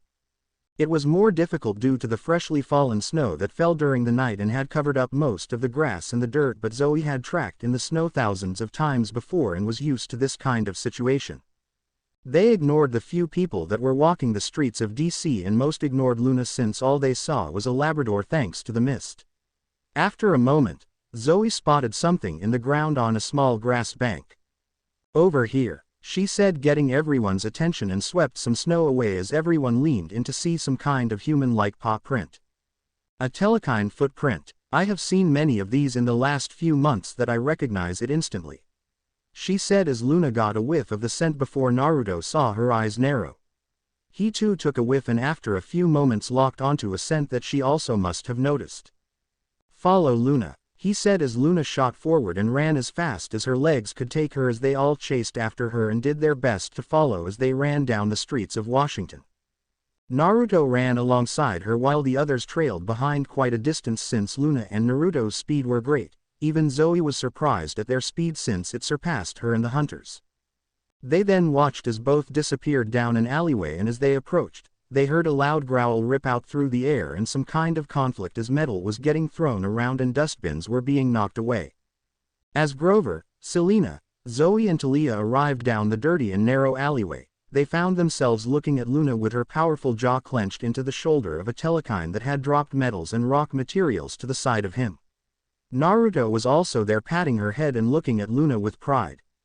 "She got him," Zoe said, a little surprised. "She sure did. Took him clean out. He fought back a little, but she had him pinned within seconds. She just showed how powerful and amazing she is," he said as he patted her head softly, as did Zoe, now fully believing Luna was a great hunting partner if she could take down a full-grown telekine on her own with little trouble. The telekine looked at them all in slight fear but steeled himself, not wanting to look weak in front of the demigods. "Zoe, do your thing," Naruto said as Zoe nodded. She walked up to the telekine that looked at her a little fearfully before she grabbed the shoulder that Luna still had her jaw in and pushed her fingertips into the wound. "Ah!" the telekine cried out as the pain engulfed his shoulder before Zoe's other hand grabbed his faces. "Where is Lady Artemis?" she said clearly and simply. The telekine was about to take a swipe at her with his good arm, but Zoe's hunting knife appeared in her hand and stabbed into his hand and pinned it to the ground, making more pain engulf him. "Euro, I don't know," he said as Zoe applied more pressure to the wound while Luna did the same. "Where is Lady Artemis?" she repeated, but again the pain was stopping the telekine from talking. "I swear I don't know. All I heard is that someone managed to capture her and that they're out west somewhere. But I swear I don't know where she is. Let me have a go. I think I can get him to talk," Selena said as Naruto understood now that she was going to use her charm speak to get the answers they wanted. Instead of arguing, Zoe moved over a little and gave Selena room to look at the telekine face to face. "Where is Lady Artemis?" she said, speaking with her charm speak power in full play and her voice sounding like a lullaby, making the telekine answer her almost immediately. "I do not know the location of Artemis other than she is out west somewhere," he said, now making them realize that he was telling the truth. You have Aphrodite's charm speak. Zoe said, surprised since she had never met one of the love's goddess's children to inherit that ability. Selena just nodded her head as she thought of something else to ask the monster, since this could be a great moment to gather some information from it. Is there anything in Washington, D.C. that could help lead us to the whereabouts of Lady Artemis? She asked as the others all leaned in. He did not speak at first, so Zoe dug her blade in further into his hand, making the telekine wince. After asking again, they go and answer. I do not know, the telekine said as they all grumbled a little, since they had hoped this could have gave them a good lead. However, everyone turned around to see the glazed over eyes of the telekine as the charm speak hit it at full effect. I heard about some kind of meeting that would take place in the National History Museum sometime this afternoon. That a son of Hermes was going to be there. Luke, most of them said as Zoe looked at them. The traitor son of Hermes? Zoe asked as they all nodded, though she saw the downcast look Talia had on her face when Luke's name was mentioned. Is that all the information you have? Selena asked as the telekine nodded its head. She then took a dagger from her side and slit the telekine's throat, making it disappear into gold dust and making Luna finally close her jaw as golden dust melted away from her mouth. Now we have somewhere to go. If Luke is there, then I knew in my gut he has something to do with this. Naruto said as everyone agreed. Since he is Kronos' right-hand man, so to speak, then he would not be here without good reason. If we can get to him, maybe then perhaps we can find out where Artemis is. How far away is the museum? Grover asked as Zoe tapped her chin. By van it should take us 20 minutes to get there. It's too long, Naruto said before he punched his fist into his palm. I will go on ahead and leave a clone with you guys. Once you arrive at the museum, it will alert me when it dispels that you have all arrived. I think I know the way, since I noticed signs for it all over the place. Selena looked at him worryingly, since she did not want to get split up from him, but since time was of the essence, then for now it had to be done. Plus with his great speed he could probably be there within a couple of minutes. After all, he did run across the New York skyscrapers last Christmas to get to Rockefeller Center. She thought. Then what are we waiting for? Let's get going and back to the van. We can meet you there, Talia said as she sheathed one of her dagger away, and they began running out of the alleyway and back to the van. Selena gave Naruto a quick kiss before she too joined them in running back to the van. They all looked back and watched as he applied chakra to his feet and ran up the side of the building and disappeared over the rooftops. Naruto ran on top of the rooftops as he ran towards the National History Museum as the giant, famous Washington building came into view with the Air and Space Museum that was near it. He was only taking a few steps as he ran across them before he used his chakra to improve how high and how far he jumped. The others in his group were making their way to the museum via the van and would probably be there in about 10 minutes. He felt a little sorry for the others since they had to go through Zoa's driving again. He felt he got off lucky this time. He hoped that Zoe and Selena did not start trouble with one another, since he was aware that Talia and Zoe had agreed to put their antagonistic feelings for each other aside for this quest.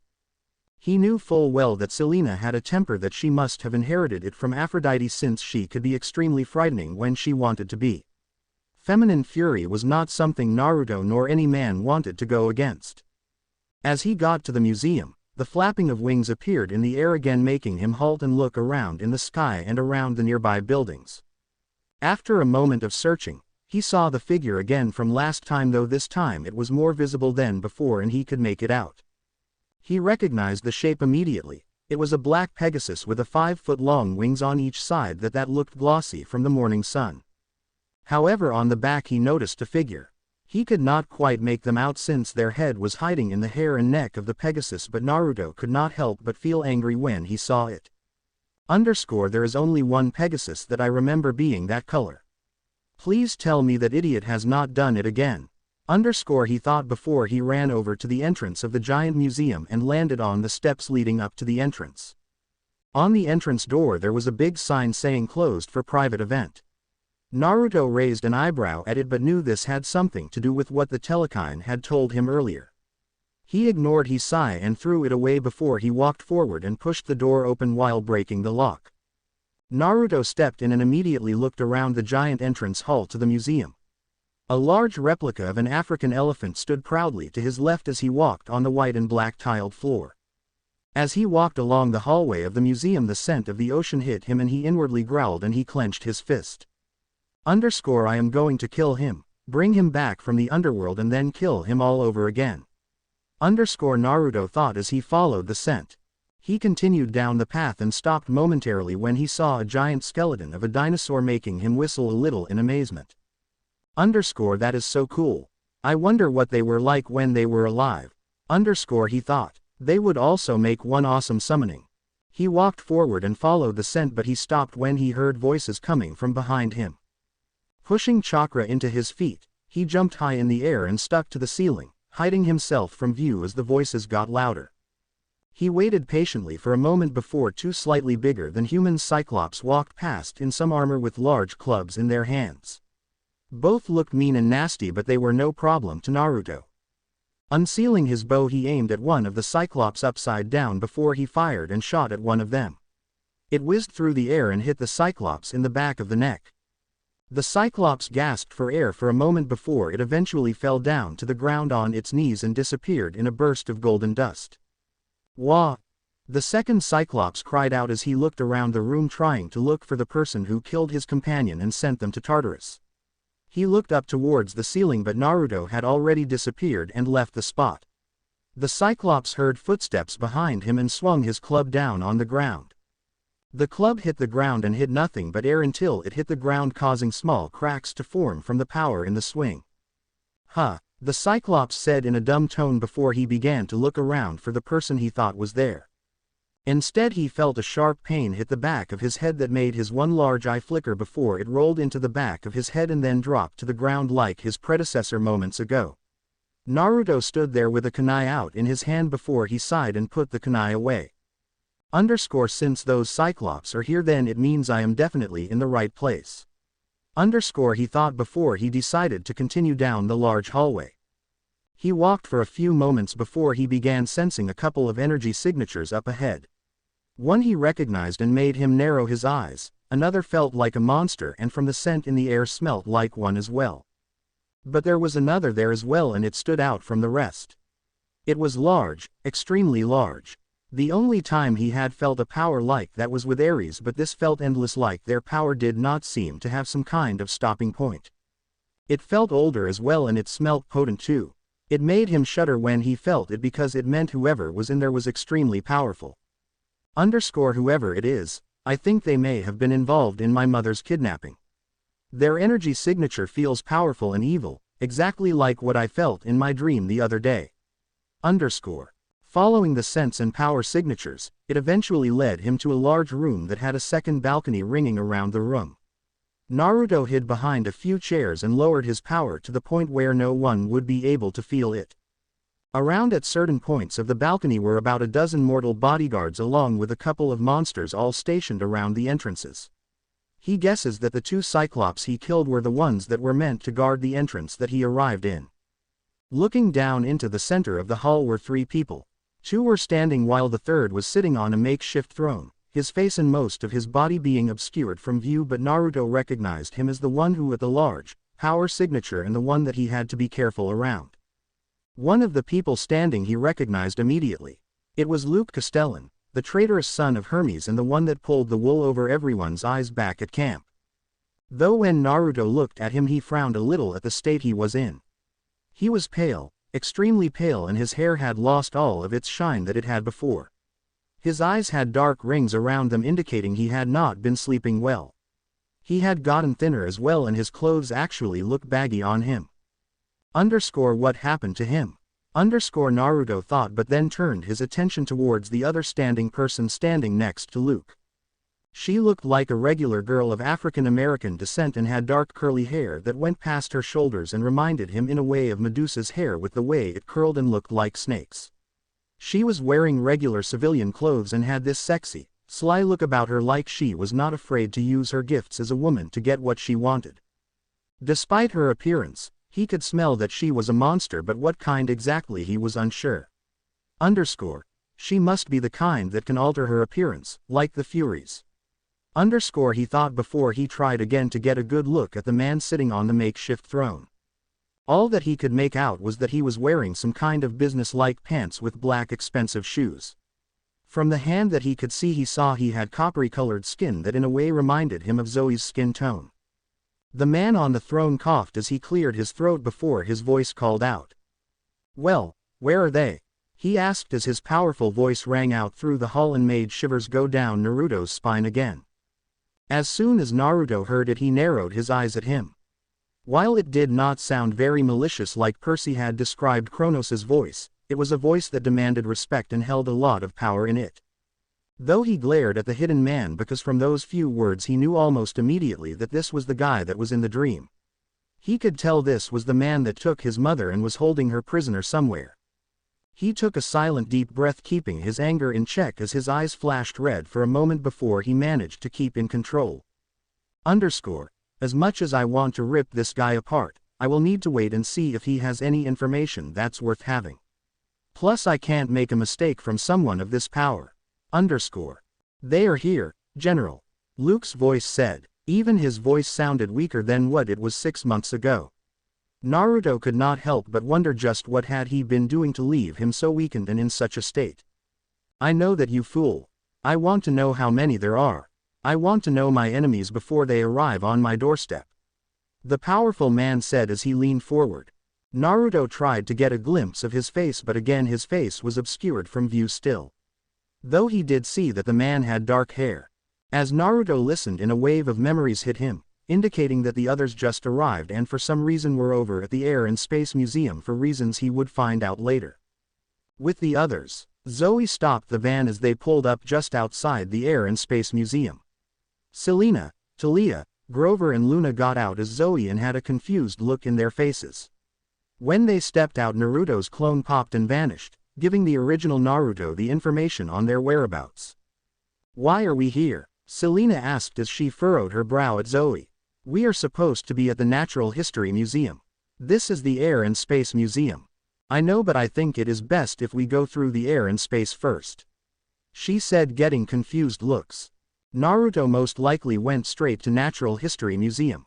I know for a fact that we can make our way through the Air and Space Museum to get to the other museum which is directly beside it. "But why though?" Talia asked since to her it did not make much sense. If the enemy is here there is a good chance that enemies may try and come this way. Plus by the looks of Luna I think she is picking up a scent. Zoe said as they looked towards Luna who had her snout to the ground and began walking towards the museum. As the group walked forwards and entered the museum, they admired the man-made machines and looked in wonder. Even Zoe let her man-hating face drop for a moment as she looked at Mon's creations. It is quite amazing at how far mankind has come in just a few centuries. I remember when carriages had only just been built and they were seen as the best mode of transportation. It does not feel that long ago since that time. Just how old are you exactly? Talia asked since she knew Zoe had been around a long time but she was not sure exactly how long. I have been in the service of Lady Artemis for over 2,000 years and I am her oldest hunter she has. Once I joined the hunt I stopped caring about age and never kept track. So you're petty old, Grover answered but paled when Zoe gave her a glare and hid behind Talia who rode an eyebrow at Grover. As they spoke, they heard multiple footsteps coming towards them and Luna began to growl as they got closer. They looked forward and saw multiple shadows coming off on the walls. "See, what did I tell you?" Zoe said as she hid behind one of the front desks before taking her bow off her back and notched an arrow in it ready. "Okay, so you were right. But what about Naruto?" Selena asked as she did the same as Zoe and readied her bow. "Trust him, we know he can handle himself more so than anyone else," Talia said making them all nod as she readied her own weapons and for a short skirmish. Grover took cover with Luna and they both kept down, out of the way. There was 2 monsters and 2 demigods walking past them, each with weapons in their hands and were decked out in bronze armor with a few scales on them along with a symbol of Kronos that was on the back and on the front. They waited until they passed to spring into action. "Now," Zoe muttered before she shot up and fired her arrow. The arrow whizzed through the air and went straight through the chest of the traitorous Cyclops who turned into gold dust. The attack alerted the other enemies to their presence and they all turned around and glared in their direction. However, they did not get a chance to do anything because Selena had fired her own arrow and hit one of the demigods right in the chest, penetrating through the armor and hitting the heart, killing him instantly. Talia then ran forward at great speed and with Aegis out slammed it into the head of the other Cyclops, making it a little disorientated and stagger back a little. She then threw her arm back and stabbed her spear into its throat, making it gurgle a little before it collapsed and turned to dust. The last demigod looked panicked and swung at Talia, but as intercepted by Selena, who grabbed his wrist, snapped it, making him cry out in pain before she flipped him over and slammed him into the ground. She then grabbed her hunting knife and cut his throat and slammed the knife into his chest, killing him instantly again. She took a deep breath as she muttered a small prayer under her breath before she swept a piece of hair out of her face and tucked it behind her ear. When she turned around, she saw everyone was looking at her in surprise and in slight fear. "What?" she asked, wanting to know what they were staring at. Talia was the one who spoke up. "It's nothing, it's just that was so a euro. So cold. You took his life so quickly and you did not even flinch," Grover said, a little wide-eyed. Selena just stood there silently and took in their words before she nodded. "I had to be. When I was on Mount Myoboku I had to learn to take a life. With demigods going to the enemy's side, what are you going to do when you come across them? Try and convince them to come back to our side or let them attack you. At the end of the day they made their choice and we will have to deal with them accordingly. We have to be merciless because that is exactly how they will be against us," she said as everyone just looked at her in slight amazement while Zoe nodded at her words, understanding just how right she was. She is correct. The enemy demigods made their choices just like these two made theirs. "Come, we should continue on," Zoe said as they all nodded and took one last look at the two dead demigods before looking at Selena, who had steeled her eyes and body as she sheathed her daggers away. As they walked, Zoe looked at Selena with new respect. Perhaps she was wrong to judge her simple underscore because of who her parent was. Underscore. After all, when it comes to being compared to one's parent, I know that better than anyone underscore, she thought as they walked down the massive halls. Back with Naruto. "I'm sorry, my lord. They are over in the National Air and Space Museum, but from what we understand there is one missing from the quest," Luke answered. The man looked at Luke with narrowed eyes before he waved his right hand. "Who is with them? Name the ones that are here, you incompetent little fool," he bellowed, making Luke take a step back. Naruto thought the very sound of the voice would be strong enough to knock Luke down. "Yes, my lord. There is Satyr with them, Grove Underwood, who I know from back at camp. He is useless for a satyr and his woodland magic is far lower than a normal satyr. He won't be a problem," Naruto growled at the description Luke gave as the man motioned for him to continue. "Another is a daughter of Aphrodite. Before I left the camp she was all but useless, her only skills being her Pegasus riding. However, since then she has improved big time and has become one of their best warriors. She was the one who was responsible for killing Dr. Thorn back in Maine." The man grunted. "A daughter of Aphrodite has become a great known warrior. Warriors in this world really have dropped in standards. The only talent they have is her mother's talents in spreading her legs and giving pleasure," he said as a throaty chuckle escaped his throat. Luke nodded as if he was just trying to kiss up to the big man while Naruto looked ready to rip all of them into pieces while his eyes flashed red again, and this time anyone who dared to describe his girlfriend in such a way then was going to get buried. Continue. "There is a large dire wolf with them apparently. The size of a small horse with snow-white fur and amber eyes." A dire wolf, huh?" the man said as he rubbed his chin. "A dire wolf pelt would be a fine addition to have. It could make a good throw rug." By now Naruto was taking deep breaths as he tried to keep his anger in check, but it was not going so well. "The other is a huntress with a silver circlet around her head," Luke said, but Naruto heard the man growl. "There is no need. That one I know too well. Make sure that she dies. I don't want that little traitor to live beyond this week." Now Naruto's anger was replaced with curiosity. How does this guy know Zoe? Does Zoe know this guy? Did something happen between them to get this kind of antagonistic feelings towards her? Whatever Zoe did to this man, it made him want to see her dead at his feet. "Of course, my lord. The only other with them is the daughter of Zeus. She was recognized due to her dressing habits and her Aegis shield." It seems she truly was revived from the tree. Good. This is good. The man said as he looked down towards Luke. Now my boy, the first thing we must do is isolate the half-blood Talia. The monster we seek will then come to her. So she is the key to potentially bring down Olympus. Luke asked while the woman beside him looked at the powerful man in a flirty manner as if trying to get his attention. She is most likely the one of the prophecy, and therefore bringing her to our side will be the best way to ensure our victory. The prophecy. Just what is this prophecy? Naruto, though, since other than the gods who obviously knew it, Chiron and Annabeth were also aware of it. Out of curiosity, who is the person that is missing from the group? He asked with his voice full of authority. Luke winced a little. The other is the shinobi demigod. He is the son of Artemis, who we discovered as the one who is leading the quest. He is strong, my lord. He could be a threat to your plans. Luke said as the man leaning back into his throne while his fingers tapped on the throne. Are the rumors I heard about him true? Luke nodded. He is, my lord. During the first summer he arrived, he along with the son of Poseidon Percy Jackson managed to defeat the god of war Ares, while last summer he managed to defeat the Kraken. He is a danger, my lord. The big man said nothing and tapped the throne arm. He could potentially be a threat, I see that. With those damn shinobi powers of his it makes him unpredictable. With him here it makes things difficult, plus being the son of that woman, it gives him even more a reason to fight us, and it gives him more of a purpose than the Huntress. I will come up with a way to get rid of him, but if that fails then I will get rid of him myself. What of the Huntress, Zoe? Do not speak her name. He hissed out.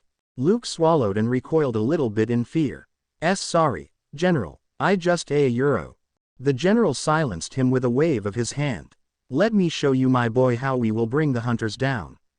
The hunters are not as strong as they make themselves out to be. If we can take Artemis with little hassle, then it means they will not be a problem. The lieutenant may try to save her, but ultimately she will fail. Quote. Now Naruto's thoughts were confirmed. This is the man who took Mom. That means this guy has to be a titan of some kind. It's the only explanation. The powerful man stared down towards the woman, who was now looking at Luke with a flirty look.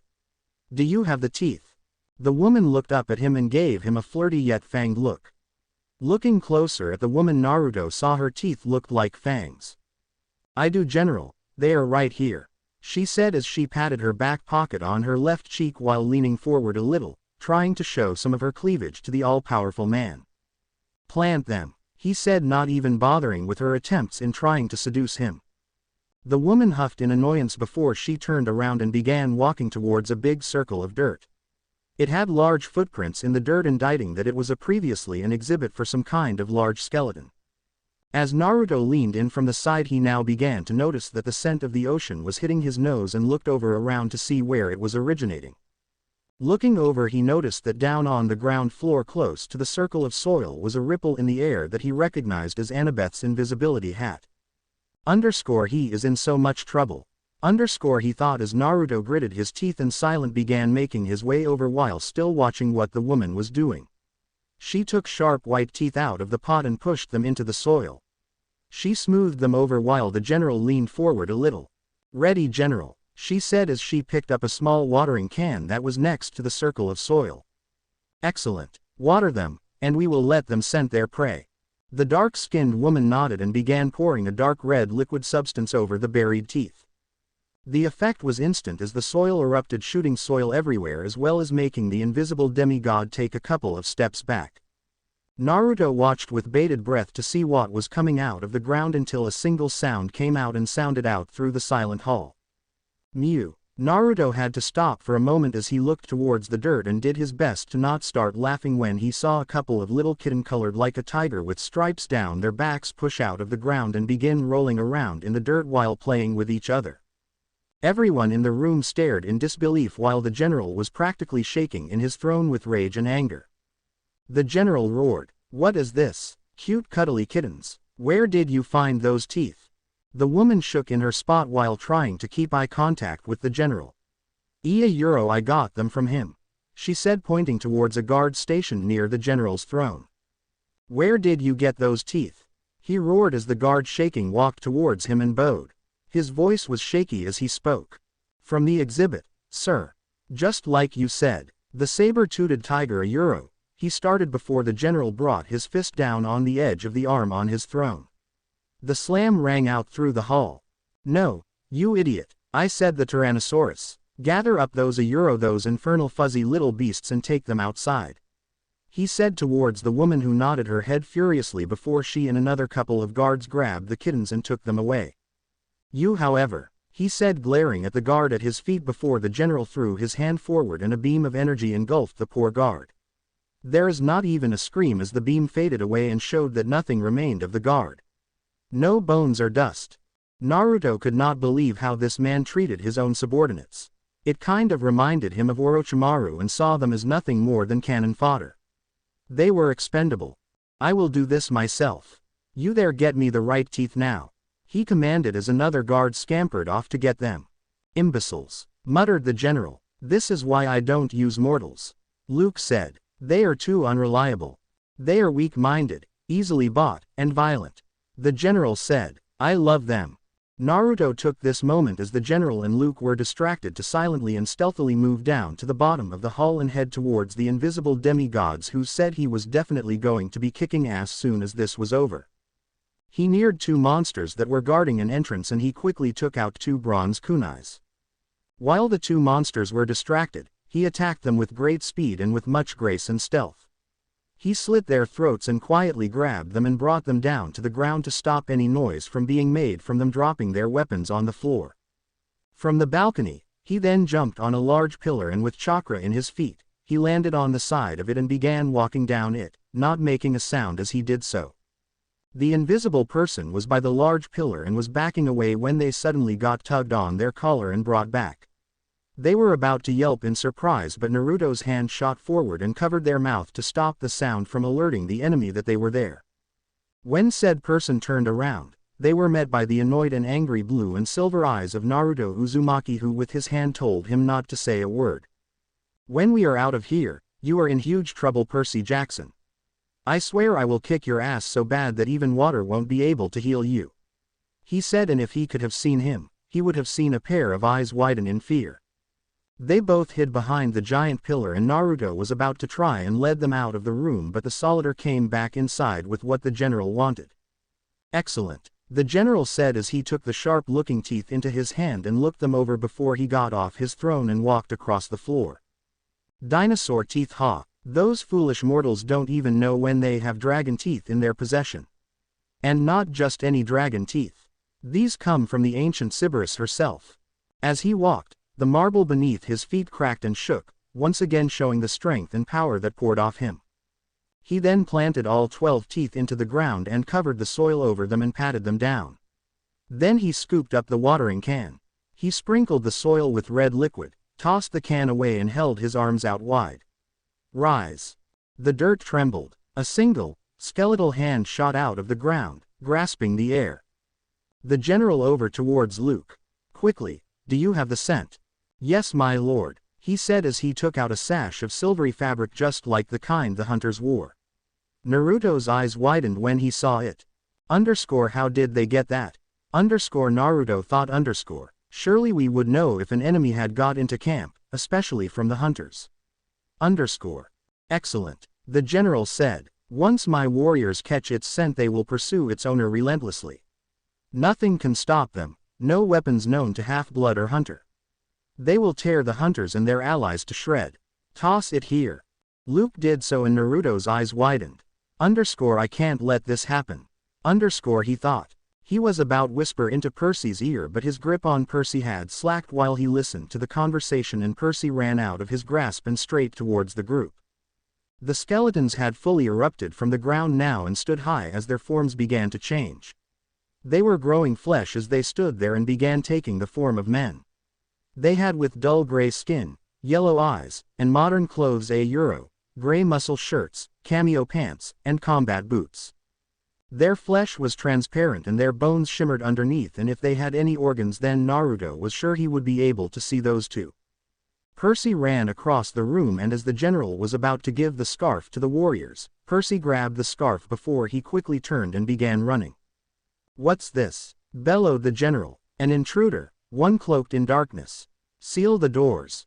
The demigod guards nodded and went to shut the door but were halted when Naruto appeared and kicked them both away and into the walls where they both collapsed unconscious. Naruto Uzumaki. Luke bellowed as he drew his sword backbiter from his side.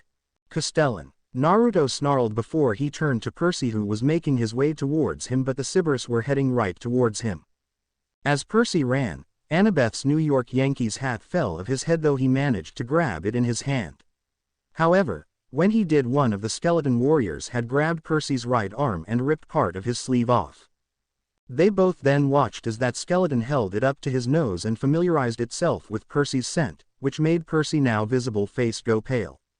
Then they all looked towards Percy and were all about to head towards him but Naruto appeared in front of him and did a series of hand signs before he took a deep breath. Fire style. Burning ash. Naruto shouted as large clouds of ash shot out of his mouth and went towards the skeleton warriors and engulfed them in searing hot ash. The skeleton warriors took the damage though no sounds of pain came out of them despite the ash was bringing their newly created skin and burn marks began to cover them. Many of them took third-degree burns and the bones were even showing from a couple of them, being blackened from the ash yet they showed no amount of pain. Naruto watched as Percy pocketed the scarf and engaged Luke in a sword fight and at the moment he guessed they were about equal. He guessed that with Luke's current physical look the blonde boy had lost a lot of his strength while Percy had improved some in the last 6 months though he was still being reckless and tended to let his own reasoning lead him to doing things that got him into trouble. He was about to intervene but he saw a large axe headed towards him. He pushed chakra into one of his seals and summoned the Kubikiri Bacha and blocked the strike. However, when the strike hit the force behind the strike caught Naruto off guard and he felt pain go up his arms and his knees buckled a little but managed to stay upright. He looked up to see two powerful brown eyes looking directly at him while trying to push him away which he was succeeding at as Naruto was slowly but surely being pushed back from the enemy. "You're the general?" he asked as he tried to get a good look at the man but the general now covered himself in shadows, keeping his form and appearance in secret. "You're the one that took my mom. Where is she?" The man chucked and he took a step back before he swung again at Naruto who blocked it once more with the Kubikiri Bacha. "Why should I ruin the fun? I want to watch you go on your perilous quest and then watch you fail at the final hurdle," he said as he tried to press Naruto with his weapons while Naruto tried to block it as best as he could but was gritting his teeth. This guy is so strong. I'm not sure I am going to be able to hold out against him in my normal state. Naruto thought. Why take her? Are you really just another one Kronos' lapdogs doing what he commands you to do? Naruto said and watched as rage built up and the force behind his weapon increased. The little moon goddess was nothing more than the first that will fall to the titans. The rest will fall just like all your little companions will fall right with you on this quest, he said as Naruto tried to hold his own. I'm going to kick your ass big time but until then let me leave you with a little gift, Naruto said as he managed to push him away and knew that right now was not the best time to start a battle since he could hear enemy footsteps approaching them. Naruto then ducked a swipe before he charged a Rasengan and shoved it into the general's chest. The general skidded back a little and slammed into his throne but other than that he managed to remain standing and waved away the small scorch marks caused by the Rasengan and chuckled. You will have to do better than that, he goaded. Naruto ran over to Percy and kicked Luke away making him skid against the floor before grabbing Percy's arm. We're leaving now, he said not waiting for Percy to give him an answer before together they ran out of the large room while the general set the skeleton warriors hot on their tail while the general's laugh could be heard echoing through the museum. Chapter 8 completed. Naruto and Percy ran as fast as they could down the halls of the museum with Naruto having an iron grip on Percy's sleeve to stop the son of Poseidon from disappearing on him and to make sure he did not fall too far behind. You were in some serious trouble, Jackson, Naruto called giving Percy a glare as they continued to run. Percy recoiled a little and tried to look away but Naruto's glare was so frightening that he could not look away. What the hell are you even doing here? Naruto asked as he checked behind him and saw the skeleton warriors some ways behind them but hot on their trail. Since they had Percy's sleeve they would be able to find them and as angry as he was at Percy, he could not leave him behind to let him get torn to pieces. Ayuma Euro, Percy started saying but stopped speaking when a lump got stuck in his throat. What was he supposed to say that could get him out of this situation? You are such a stupid seaweed brain, Percy. Once we find the others, I can promise you that there will be some hell to pay. Talia and Zoe are going to be pissed and I cannot blame them. You have just put this quest in jeopardy by being here. Percy went a little pale at the mention of Zoe, since she would probably castrate him when she found out he had snuck onto this quest. As they ran, the skeleton warriors were getting closer and closer towards them with their weapons varying form swords, spears, axes, shield etc., and were picking up the pace. Naruto stopped and skidded along the hallway floors and looked around for something that could barricade the hallway. He looked for a few moments before went over to a large statue replicas of African animals. This will have to do. He thought as he used his enhanced strength to pick the statues up, which was also thanks to his weight training, and threw them all into a big pile in the middle of the hallway, effectively making a large barricade and for the time being halting the advance of the skeleton warriors. Let's make it a little more difficult. He thought as he made some hand signs. Fire style. Great fireball jutsu. He called as the giant fireball engulfed the statues and causing a now fiery barricade to keep between them and the skeleton warriors. Though he wanted to fight them and find a way to get rid of them quickly, he needed to find the others and warn them that the general was in the building. If not, then they might not have been aware of the amount of enemies in the vicinity, even if they had Luna to warn them early enough. Come on, let's go, Naruto said, waking Percy out of his daze as he watched the fire burn. Clangs and metal hitting objects could be clearly heard, indicating the skeleton warriors were already trying to get past the makeshift barricade. After a few minutes, Naruto and Percy ran and tore across the path as they ran through a mall beside the museum that would help lead to the Air and Space Museum. They ignored the few looks that people were giving them as they ran past and just focused on their objective. They saw the big doors of the Air and Space Museum and they both practically burst through the doors as began running the new halls of the new museum. Naruto closed his eyes and tried to sense them out, trying to pick up their signatures, and he did manage to find them on one of the top floors. However, if he focuses enough, he could also sense the skeleton creatures and could feel that they had already got past the barricade he made. We need to hurry. He thought. It won't be long until they arrive. Percy, they're on the top floor.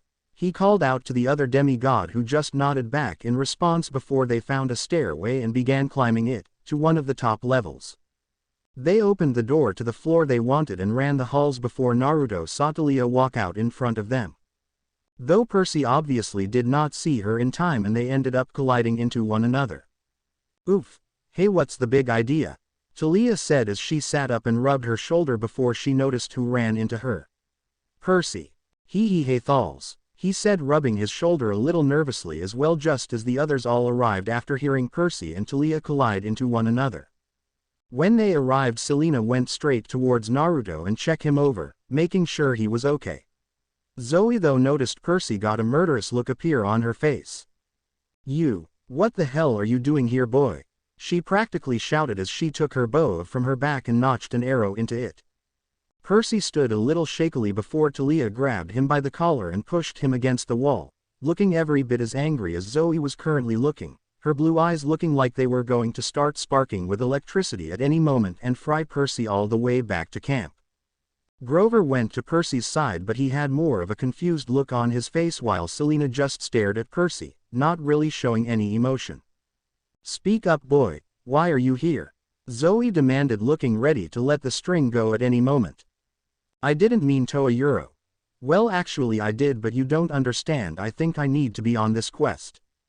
Elaborate, Percy, Naruto asked in a deep and commanding tone, wanting Percy to know that he was not going to baby him in this situation. The matter was very serious indeed. Percy gulped a little before he began talking again. I was talking to my mom and I told her all about the quest. Isahida Euro. He stopped talking when Talia flicked him on the forehead and looked at him scoldingly. Percy, you don't tell mortals about a quest, Talia said, looking at him angrily. Do you know that by talking to your mom about this, you might have put her in harm's way? I know a Euro. But you see, I had to talk to her about this. I felt I needed to go on this quest and she told me that if I thought I needed to be on it then I should go and help. My mom has never been wrong about this stuff, so I began following you all when you left the camp. We don't need your help, Zoe said, gritting her teeth. Grover looked at Percy before his gaze traveled down towards his hand where he spotted Annabeth's hat. He gasped and took from him. Percy, why do you have this? Did Annabeth actually let you use her invisibility hat? He asked, since it was strange that she did. Annabeth never let anyone use her invisible hat since it was one of the few things she was given by her mother Athena. Percy winced a little and looked at them a little nervously. Not exactly, he said, making Talia now gasp and glare at him as she tightened her grip on his collar. You took her invisible hat. What were you thinking? Do you know how precious that is to her? She said, making Zoe growl a little. Just like any other boy, she muttered, glaring at Percy. Percy meanwhile shook a little, feeling extremely nervous under the glares of these two powerful girls, while Grover looked at him very disappointed while Selena and Naruto just shook their heads. You really need to think before you act, Selena said, making everyone nod as Luna stood by, nudging her head as if she was a little irritated. Luke's here, he said, trying to get their focus off him since it was making him very uncomfortable at the way they looked at him. As soon as he spoke, Talia's grip slacked on his collar a little as the anger in her eyes melted and her other hand moved up to touch her sliver bracelet. Hey Euro, he's here, are you sure? She asked in a tone that was barely above a whisper. She turned to look at Naruto, who nodded his head. Yeah, he is here. He was in the National History Museum with a number of subordinates as well as the general, he said, making everyone tense and Zoe go pale at his words. The general. HH is here. He can't be, that's impossible, she said. Everyone noticed how scared she looked and the color had drained out of her copper skin. Her hands shook a little at her sides. He is here, Percy said. I saw him with my own eyes, so did Naruto. You are lying, she said. It must have just been some illusion or some kind of iris message, she said, really trying to deny the fact that the general was nearby. Zoe, I fought the man just a few minutes ago. He was very real and he is here. The marble floor cracked when he was walking and I felt his energy. It was monstrous. Everyone turned to Naruto as Zoe looked at him in shock. You fought him and you are still alive. It was more of a brief tussle, but yes, I fought him. His power was insane. Every hit was like a steam train rolling into me and he pushed me away with pure strength. And you are okay? You're not hurt? Selena asked, checking to make sure he did have any wounds under his clothes that she might have missed. I'm fine. I managed to blast him away with a Rasengan, but it barely scratched him. He just laughed it off. The ones that had seen his Rasengan took deep breaths. For someone to just shrug off a Rasengan, it meant that their power must have just been on insane levels. Especially if Naruto had second thoughts about fighting the guy, and Zoe looked scared. But we can't stay put like this. We have to get moving, Naruto said as he grabbed Selena's hand and began leading them away. Talia let Percy go and everyone began running. Why are we running? The general had dragon's teeth and they made 12 skeleton warriors that grew this grayish-colored skin. He sent them after us and they are following as we speak. I made a barricade, but I know they already managed to get past it. Before anyone could speak, the doors to the stairwell slammed open and were destroyed as the skeleton warriors walked out and began looking all over for them. I take it that's them, Grover said, his hoof clopping as they ran with Luna by his side. Yeah, that's them. Why are we bringing that stupid boy with us? Zoe asked as her long braid flew in the air as she ran. He is not part of this quest. I know, but we can't leave him, even if we are super pissed at him, Naruto said, giving Percy a glare and Percy to lower his shoulders, seeing how he may have messed up big time. Why not? It's not like he will be missed. Selena scowled at her. You're not the boss here, Zoe. I don't care how old you are. You're still a conceited little brat. Well, seeing who your mother is, it's no surprise you never had any wisdom when it came to boys, Zoe growled. Selena growled and she looked ready to hit Zoe as her fist clenched.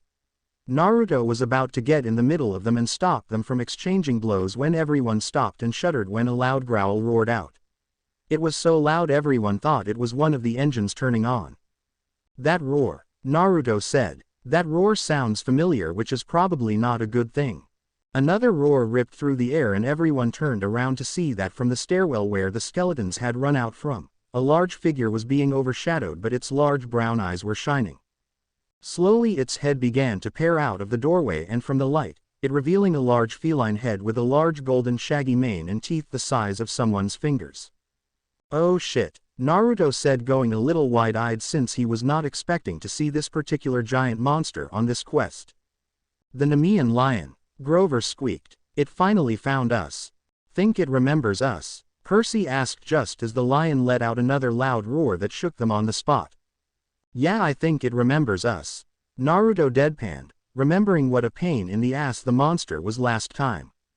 When he finished speaking, the Nemean lion roared once more as if making sure they all knew it was there before it tensed its shoulders, pounced out of the stairwell, and ran forward at great speed. Everyone got their weapons ready. Zoe and Selena readied their bows, Percy uncapped Riptide, Grover got his reed pipes out while Naruto got his hunting knives ready.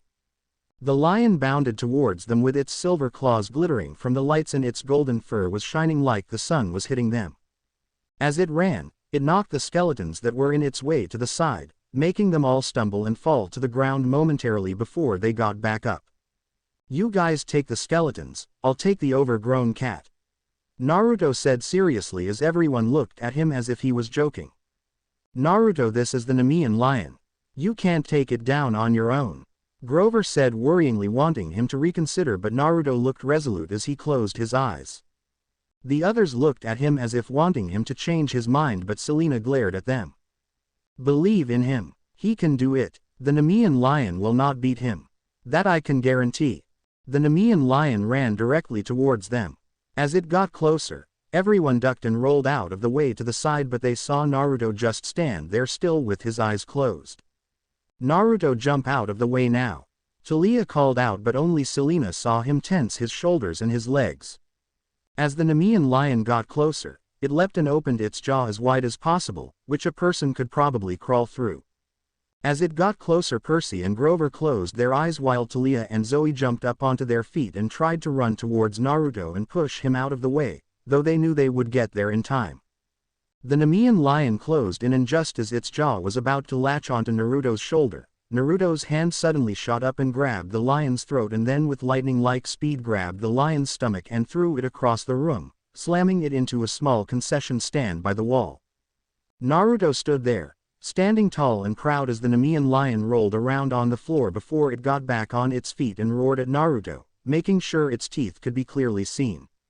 Meanwhile, Zoe, Talia, Percy and Grover all had their jaws firmly on the ground and eyes the size of dinner plates as their brains were trying to process what they just saw. Did they really just see Naruto pick up the Nemean lion and throw it across the room? How? That should not have been even possible, Grover asked, stuttering a little, looking back and forth between Naruto and the lion. "I told you he could take care of it. He is about to show you how profitable his training with the toads was." Selena spoke up. "He has not just been sitting around for the last 6 months. Naruto is on a whole other level compared to what he was like during the summer." "Yeah, but what kind of training? Last I checked he did not have super strength," Talia asked, her voice wavering a little. She could not help but look at Naruto in slight awe at how easily he just threw the Nemean lion aside. A creature that gave Heracles trouble, and yet he did it so easily. She knew it was wrong, but she felt a little jealous of his power and even a little envious of Selena at having such a strong boyfriend, as a tinge of pink appeared on her cheek at his calm and powerful form. There has to be more to this. Zoe thought as she looked Naruto over, and immediately she noticed his eyes. Around his eyes was what looked like orange eyeliner, though it looked like it was his actual skin that became that color, but it was his eyes that made her lean back and look surprised. His eyes were yellow and his pupils were shaped like horizontal bars. Just like a toad's. She thought. "What is that?" Talia asked as they noticed the Nemean lion getting back up. It ran towards them, but before it could get closer, Naruto appeared beside it, grabbed its back legs and then threw it into the skeleton warriors that were still running towards them. When it slammed into them, it knocked them all down like a bowling ball knocking down bowling pins. Everyone else began to notice the marking around his eyes as well as his new strange eyes before Selena's voice called out. "He has entered Sage Mode." "Sage Mode?" Percy asked. "What exactly is that?" He mentioned it before he left for Mount Myoboku, but I never understood what it was exactly. Selena was about to continue but saw the lion getting back up and the warriors along with it. I will explain later. For now we have to deal with them, she said as she got her weapons ready again.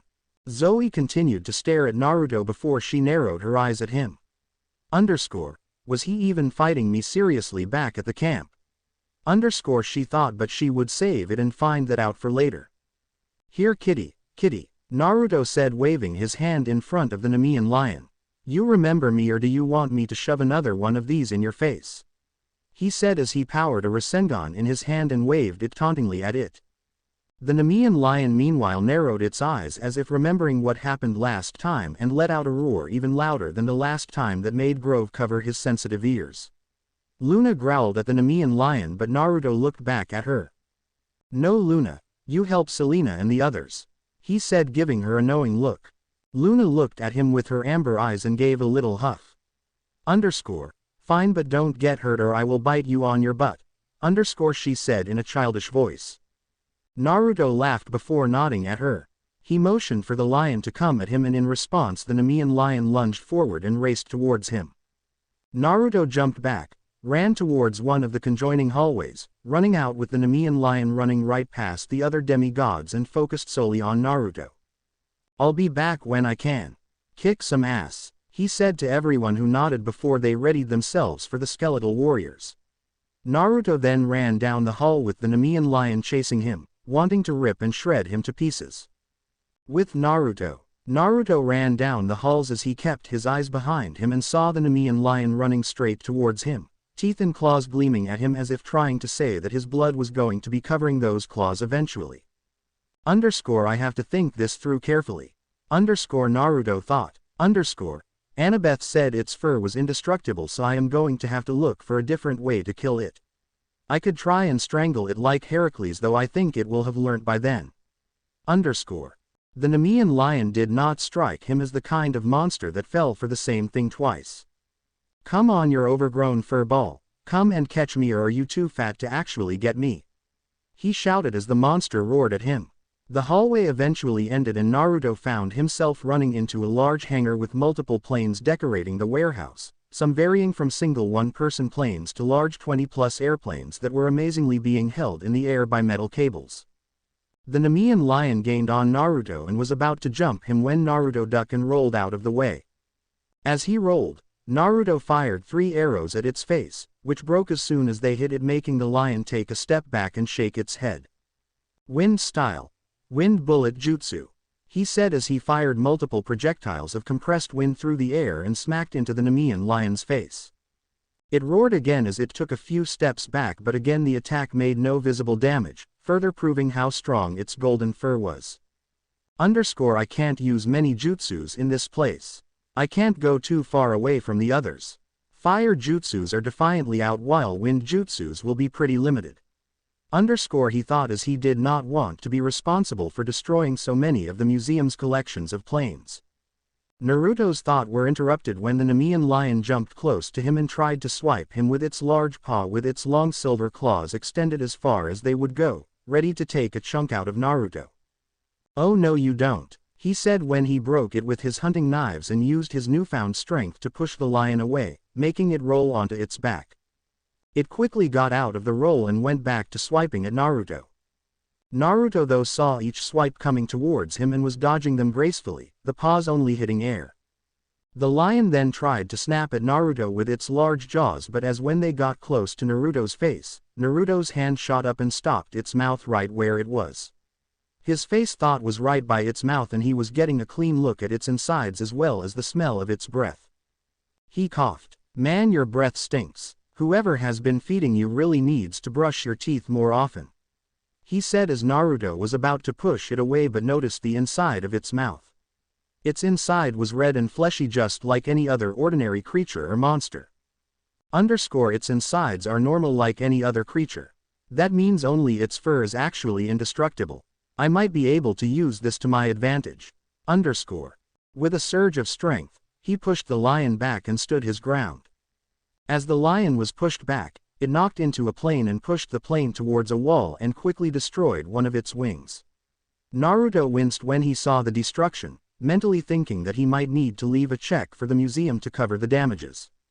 Let's try this again, Naruto said before he began walking around in a circle with the Nemean lion doing the same thing, as if they were both sizing one another up.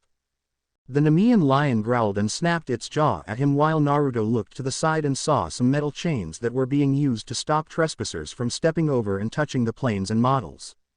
That might come in handy. He thought. As his eyes flickered to the side, the Nemean lion took this moment to leap forward and attack him. Naruto however saw it coming, ducked the leap and with his new strength ripped the chains off the metal poles and then did the unthinkable by jumping onto the Nemean lion's back.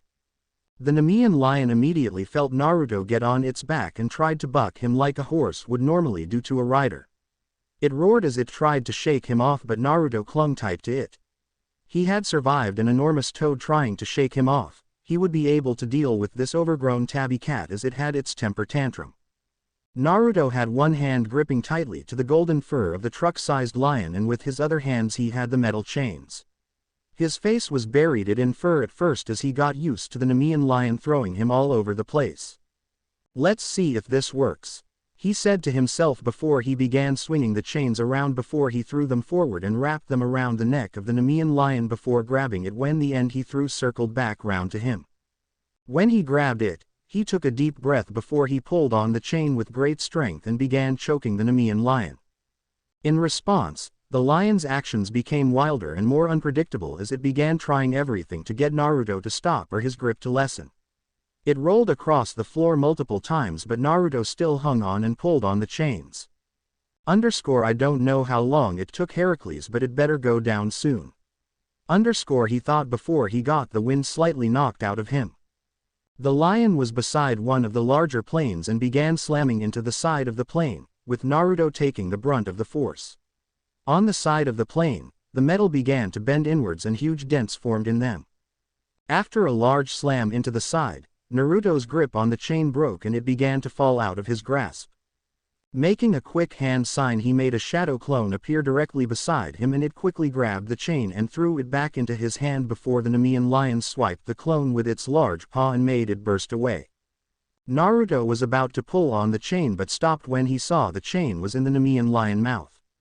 The great lion turned to look at him, its big eyes staring right into his before it crunched down onto the chains and easily broke them as if they were twigs. "Oh shit, this can't be good," Naruto muttered. Naruto jumped off its back just as it went to swipe him and landed on the side of the wall and stuck to it with his chakra. "Come on kitty, he said motioning for the lion to come and get him. The Nemean lion roared and jumped on top of the planes and began running and jumping towards Naruto. When it got close, it jumped off of the closest one and made a large jump towards him with all its fangs and claws showing. Any other person and they most likely would have crapped their pants. Naruto though eyed it curiously before using chakra to push himself off the wall and drop-kicked the beast right in the face and rocked it back down to the ground where it made a large hole in the floor. Naruto flipped through the air and landed on the other side of the lion. "Let's try and end this quickly now," he said before he stuck his hand above his head. Plus I really need to get back to the others and make sure they are okay. Above his head blue chakra began to swirl and form into a Rasengan, though it got bigger and bigger until the Rasengan was the size of Naruto. "Here kitty, he said before he charged forward and slammed the giant Rasengan into the Nemean lion and forced it through one of the walls as Naruto continued to push the beast back into the room they were previously in. "With the demigods, get up high," Zoe commanded as the skeleton warriors marched forward towards them with their weapons drawn out. They ran together and began climbing up one of the Apollo capsules while Selena sent Luna off to hide in one of the large plane cockpits. Since they were focusing on the demigods, they made no mind to Luna, much to Selena's relief. When they got to the top, Selena and Zoe began firing arrows towards the skeleton warriors, doing their best to drive them away and if possible destroy them. However, despite the arrows hitting them, they were not doing any good in stopping them and they just continued to walk as if the arrows were not hitting them. "How do we stop them?" Talia asked as she had her shield and spear ready, hoping Aegis would have some effect on the skeleton warriors and put fear in them. The warriors got on the Apollo capsule and began scaling it as the demigod got ready to defend. Slowly the skeleton warriors got on the Apollo capsule and began swing their weapons at the demigods who tried to defend themselves. Zoe got out her hunting knives and Selena took out her twin daggers and began laying waste to the skeletons while Percy and Talia fought back to back, covering each other's blind spots. Percy parried a slash from one of the skeletons and pushed it away with his sword while behind him Talia blocked a strike with Aegis before she drove her spear through her opponent's chest. When she saw it had no effect on it, she pulled the spear out and used her shield to pummel its head in. Behind them Grover was playing flute music and was creating weeds to appear on the ground and tangle the skeleton's legs up, making it harder for them to move around. With Selena she blocked a strike with her daggers and kicked it in the chest, knocking it off the capsule and on the ground where it stayed for a couple of seconds before it got up and began climbing again. Beside her Zoe pushed one away making it fall off as well and then used her hunting knife to cut one of the warrior's arm off as it climbed up the side. As they fought, the loud roar of the Nemean lion sounded out from the other room halting the fighting for just a moment before they quickly continued. "Do you think he is okay?" Talia asked ducking a slash while Percy punched the skeleton away. "He'll be fine. Knowing Naruto he will be more concerned with how we are faring," Selena said before delivering a high kick to a skeleton and knocked its head clean off its body yet its body kept on fighting. The skeletons continued to head towards them, not slowing down and letting nothing get in their way. Luna peeked her head out of one of the windows in the plane she was hiding in but Selena gave the large wolf a look as if saying don't you dare come out yet.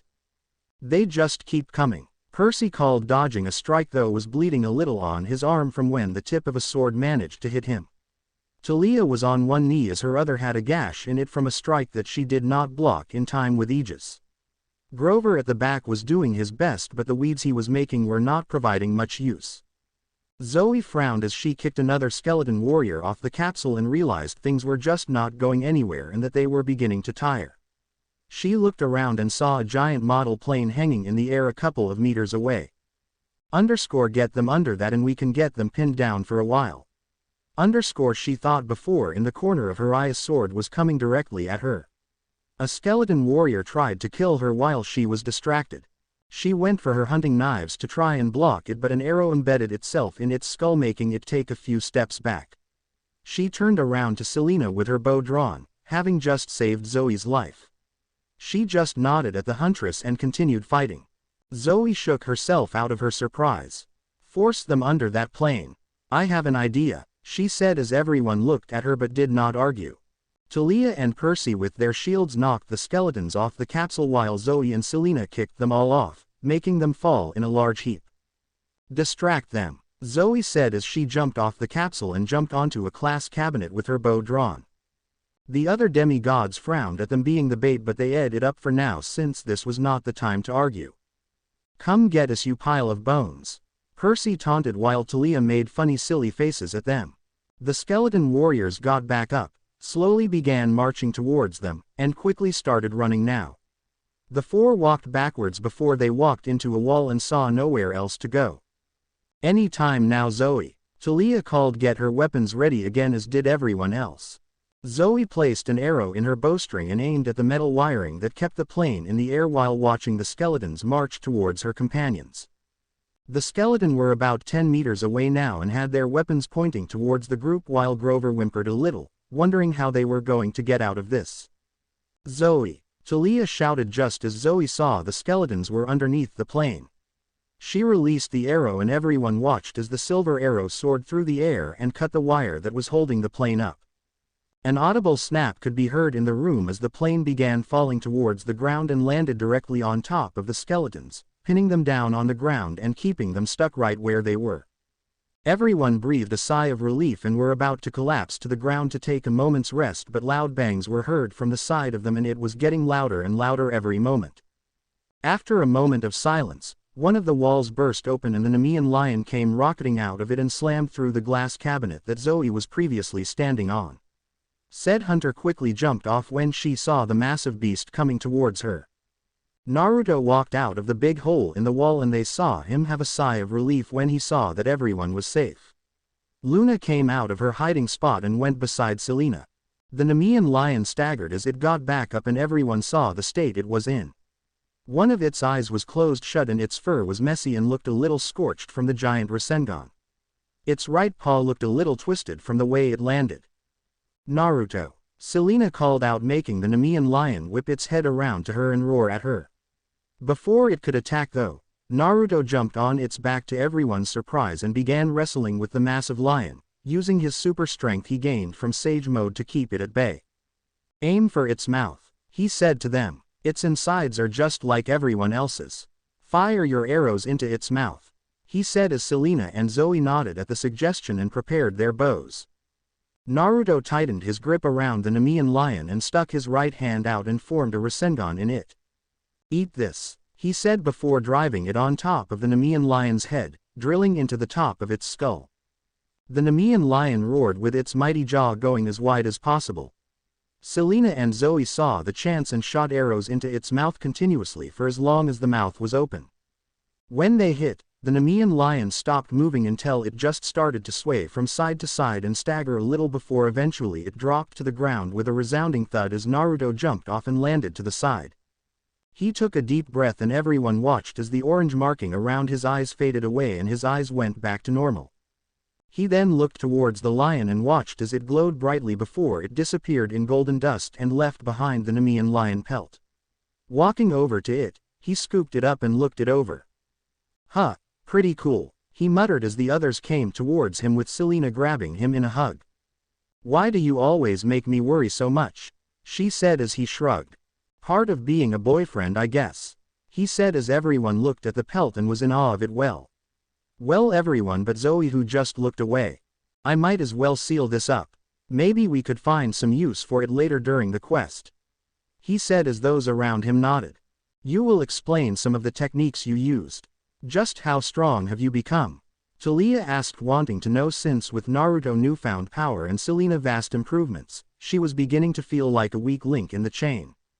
He can do so later, for now we need to get out of here, Thalila said as she pointed to the plane that was pinning the skeletons down and saw it was beginning to move and hands were pushing out of the metal.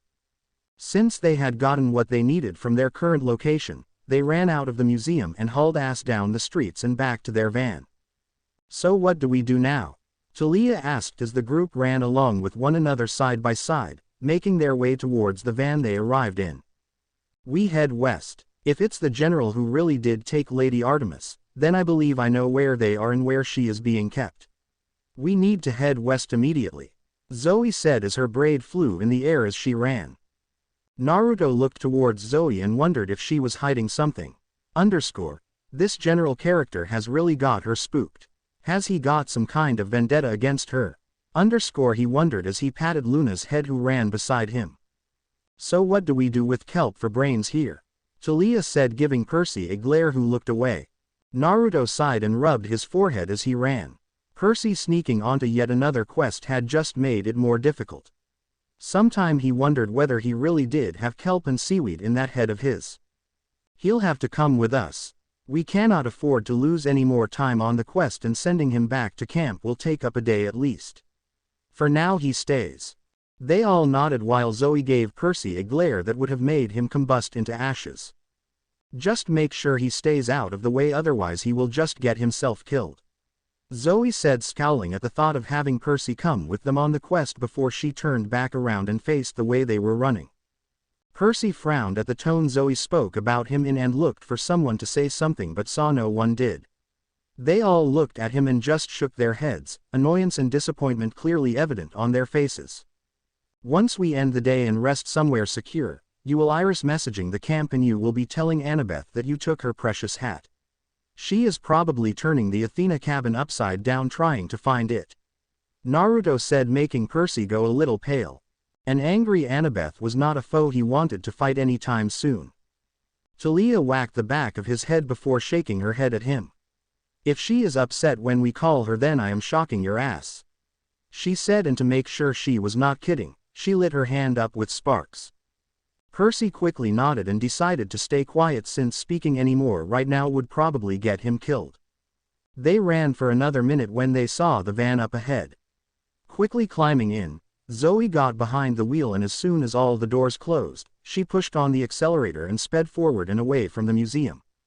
Everyone held onto their seats as Zoe's driving made them swerve in and out of traffic lanes with angry horns sounding out from angry drivers. I think I should have stuck to running. It might have taken longer, but at least it would have been safer. Naruto said as Zoe glared at him. There is nothing wrong with my driving. It is efficient, it's safe, and it's get us where we need to go. She said while everyone looked at her a little skeptically. In the back, Luna had a paw over her eyes, proving it was a little too much for her, and Percy and Grover were going shades of green and looked ready to vomit.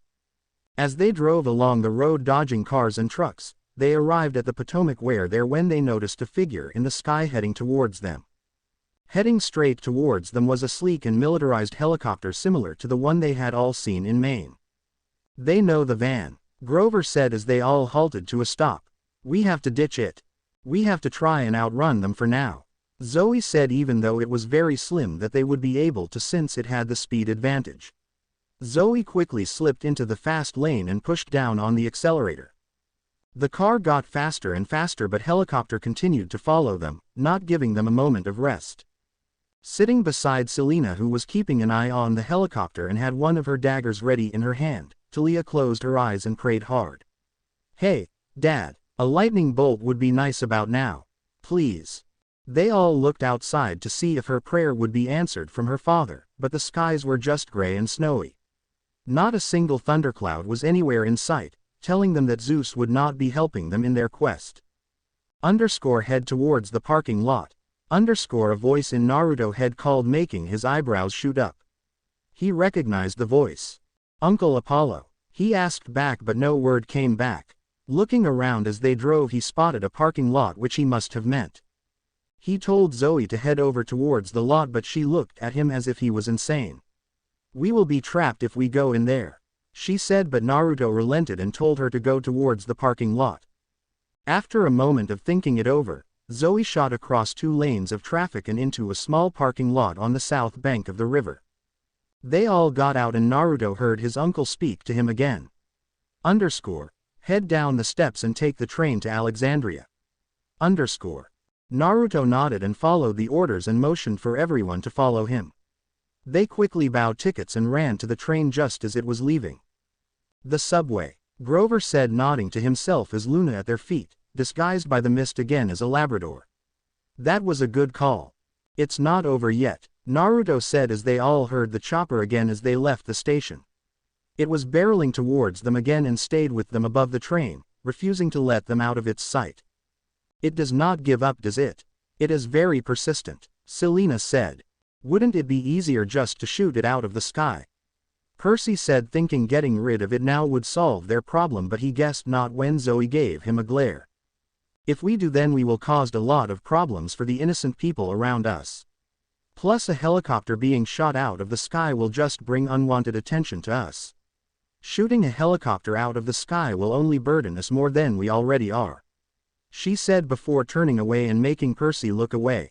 As they rolled into the next station, they quickly got off, and with instructions from Apollo again, Naruto ended up buying 2 more lots of train tickets in an effort to get rid of the helicopter from following them everywhere. Thankfully though, and much to everyone's relief, once they got out of the 3rd train they had taken in the last half an hour, the sound of the helicopter had disappeared, signaling that for now they had managed to evade it.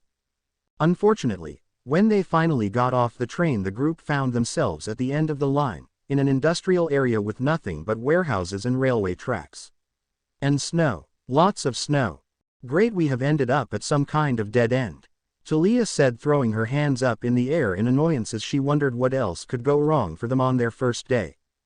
As they looked around for some kind of indication of where they were, about 10 meters away a homeless guy was standing at a trash can fire. His head turned towards them and he gave them a toothless grin and said, "Y'all need to get warmed up. Come on over." Naruto and the others surged, seeing no harm in it, and Naruto knew he was not a monster in disguise due to his smell. Though his energy signature did feel familiar. "You know," the homeless man said, "you're never completely without friends." His face was grimy and his beard tangled, but his expression seemed kindly. "You kids need a train going west. Everyone looked at him in surprise since that was exactly what they needed, while Zoe was glancing at him suspiciously as if she knew who this was, but she could not put her finger on it. "Yes, sir," Percy said, taking a step forward. "We don't suppose you know of any." Everyone looked at Percy skeptically before they noticed the homeless man point a greasy hand over behind him. "I believe that should be able to help you kiddies." They all looked over to see a freight train, gleaming and free of snow. It was one of those automobile carrier trains, with steel mesh curtains and a triple deck of cars inside. The side of the freight train said Sun West Line. "Wow, that's a little convenient," Talia said as the others all nodded in their stupor at their luck. They all turned around to thank the homeless man for pointing it out, but when they looked back he was gone. I feel like I should have known who it was. Naruto thought. One of the gods hiding their appearance and power perhaps. So what do we do? Selena asked, looking at the freight train. Do we take it or do we look for another way? We don't have much of an option. Grover said, patting Luna's head. I don't think the guy meant us any harm and the train does look safe enough. It might be our best option and I don't think we can afford to be picky right now. He said, with everyone nodding at the reasoning. Then let's get on it before it leaves without us, Naruto said. The group rushed forward and ran towards the freight train. Naruto grabbed the side of one of the cargo containers and pushed it open as the others quickly climbed aboard and loaded up. Checking to see no one was watching them, Naruto jumped on and closed the giant door behind him, completely covering them all in darkness. Before Naruto could get a fire going, the light above them switched on automatically and they felt the train begin moving and rumbling coming from beneath them. They covered their eyes for a moment as they got used to the newfound light before they all stared around them and saw a variety of very expensive and luxurious cars holding up in the cart they were in. There were 2 decks all with multiple cars on them, varying in colors and all looking brand new as if they had just been made the other day. Wow, the boys all said as they looked at the cars and smoothed theirs hand over the work and paint jobs. Whoever owns this cart must be filthy stinking rich, Percy said, and everyone was quick to agree with him. Well, I think the cars will provide us places to sleep for the night. It's going to take us a while to get west, no matter how fast this train is, Naruto said as everyone began picking out a car to sleep in. Grover quickly picked a yellow Lamborghini and immediately began pretending that he was racing it down some racetrack. Everyone looked at him in amusement. Talia went and climbed in a black Mercedes and made herself comfortable while Percy took the seat beside her. Zoe went on to one of the top decks and got in a large black SUV while Naruto and Selena took up a seat in a red Chevrolet Camaro. Luna, meanwhile, wanting to enjoy the open space from the freight train, and happily sat on the top of one of the SUVs, stretching her large body before getting herself comfortable. One day in this quest is already making me feel tired, Naruto said as he rested his head against the headrest while Selena did the same with her and faced towards him. You did fight the Nemean lion and you went into sage mode. It's not surprising. Your body is still getting used to the amount of natural energy you are absorbing, making you feel tired quicker than normal. Once you adapt to it and use it more often, Fukasaku did say the after effects will wear off eventually. True, I guess. How are you? It's not quite the same as the Sea of Monsters quest, he asked as she smiled at him. I'm fine. My feet are just a little sore from all the running and the boots rubbing against my feet. Though I think I will have to get used to it, she said as Naruto nodded and motioned for her to put her legs on his lap. Smiling, she did so as Naruto took her boots off and gave her a foot rub. From the happy sigh she was giving off, he guessed she enjoyed it and the two lapsed into silence while he massaged his girlfriend's feet. Percy, Naruto said, getting everyone's attention. You still need to contact Annabeth back at camp. Do it now since we have some time. Percy paled a little and looked ready to make an excuse to get out of it, but he swallowed a lump in his throat and got out of the car. Sooner was better than later. Taking the water spray from Grover and taking a drachma out of his bag, Percy took a deep breath before he separated the water and threw the drachma into the iris message. Annabeth Chase, Camp Half-Blood? Percy asked. The mist formed from the water rippled before showing Annabeth inside the Athena cabin and was rummaging through a box beside her bed in a hurried manner while muttering something as she searched. Hey Annabeth, Naruto called out as he stuck his heads out the window. His voice got her attention as she whipped around with her dagger in her hand, ready to strike.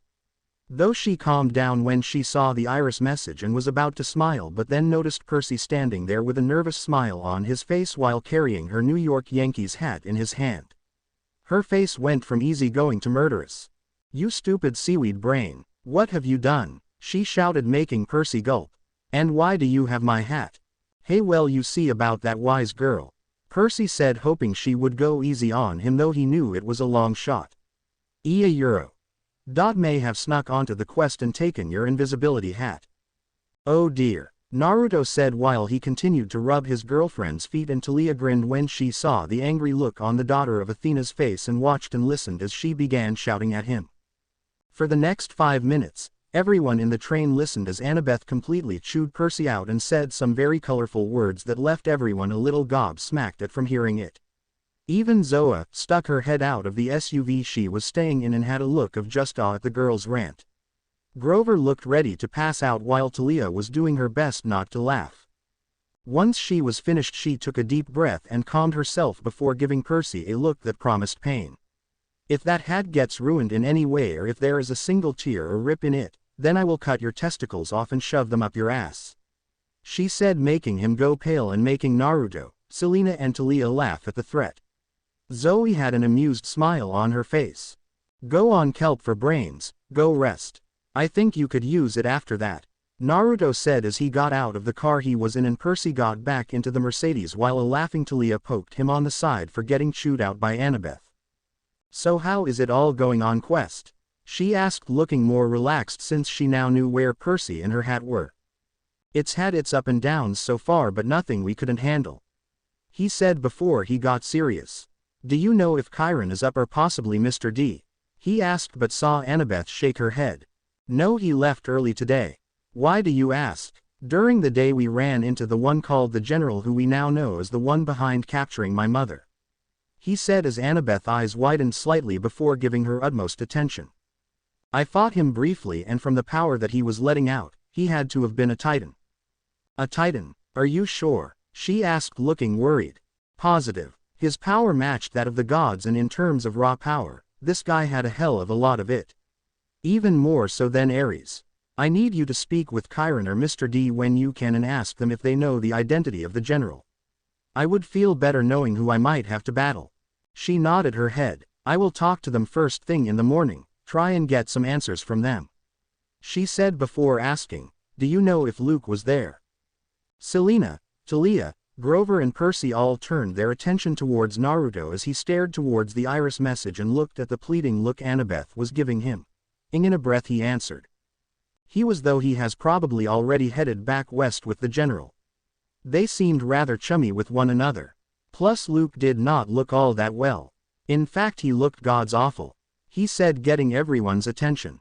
"What do you mean?" she asked as Talia and Grover also leaned in. "I mean he looked terrible. He was pale, he had lost weight, and his hair lost all its shine, even his eyes looked dulled. He looked like a simple breeze could knock him over. I don't know what he has been doing lately, but whatever it is, it's affecting his body." Annabeth gulped and looked at him with pleading eyes. "If you see him, please speak with him. Try and convince him to come back to us," she asked, but saw Naruto's steeled look form, making her and everyone else shiver. "No, Annabeth. Take it from me when I say Luke will not return to us. He has made his choice and he has chosen his path. He had made it evidently clear what he wants, and what he wants is to tear down Olympus with Kronos. If he tries to kill one of us, then mark my words, I will not hesitate to end his life." Annabeth looked like she wanted to say more but stopped herself and nodded at his words. While Talia and Grover looked down and didn't like the thought of Naruto killing Luke, Percy, Zoe and Selena nodded to it and knew they would do the same if they had to. Sensing the conversation was over, Annabeth swiped at the iris message as the misty water disappeared in front of Naruto. Naruto swept a hand through his hair before he made his way back to the car and sat back down beside Selena, who placed her head on his shoulder. They train lapsed in silence for some time, no one wanting to speak as they just listened to the rumble of the train underneath them. Grover cleaned his reed pipes again while Talia was trying to hotwire a car so she could listen to some music. "I had a dream about Artemis yesterday," Percy blurted out, making everyone in the train whip their heads around and look at him. No one dared to make a joke due to the circumstances. In a flash, Naruto and Zoe appeared in front of him. "Start explaining," Zoe said with a steeled look on her face while Naruto gave Percy a nod, telling him to start explain. "I'm not sure where we were, but it was on top of some kind of hill. That man, the general, was there and he had Artemis beside him with her hand in chains. Her clothes look a little ripped and had a few bruises on her as if she had been struggling and trying to get free." Zoe and Naruto took deep breaths, but everyone could see they looked concerned. They then stopped and looked towards a girl who was on her knees and was in pain. She looked like she was holding a dark cloud that went on for as wide as the eye could see. I think she was a hunter since she wore a ripped and torn silver parka jacket. The general then said that she would be crushed if someone did not take it from her. Artemis looked stuck on what to do before the general released her, and she pushed the girl out of the way and took the dark cloud thing on her shoulders. Naruto took a deep breath and looked at Zoe. "Do you have any idea what this cloud thing is? Who the girl could be?"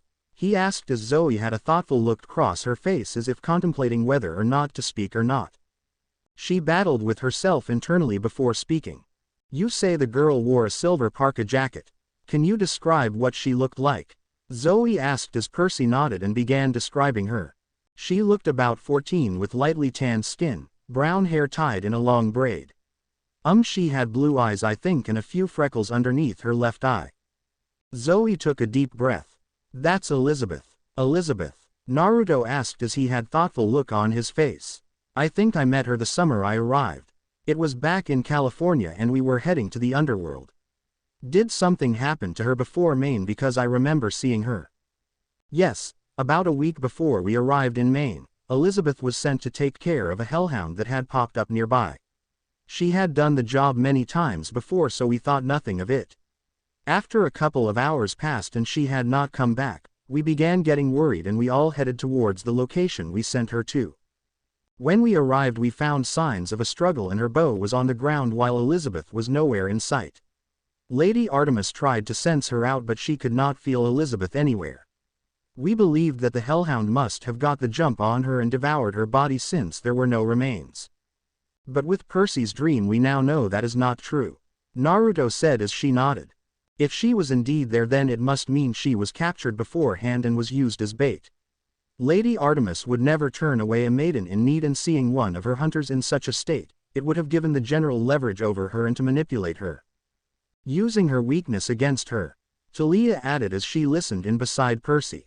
"It's smart, you have to give them that," Selena added as everyone reluctantly nodded. "It means whoever we are fighting knows what they are doing and they know the art of war. Then we best rest up and try to figure out what that cloud thing Percy saw is. Whatever it is, it's strong enough to keep a goddess down and out, so we have to be wary of it." Naruto went back to the car he and Selena were staying in while Zoe jumped back up onto the second deck and back inside the SUV. As Naruto lay back against the seat, his eyes scanned Zoe's direction and he furrowed his brow. Something did not add up, and he knew Zoe knew something the rest of them were unaware of in this quest. But what is it? He thought. Beside him, Selena linked her hand with his. "What's wrong? You look distracted," she asked, brushing her fingertips up against his arm. "It's Zoe," he said as a frown appeared on her face as Naruto continued to look in her direction. "What about her?" Naruto's lips thinned a little before he spoke.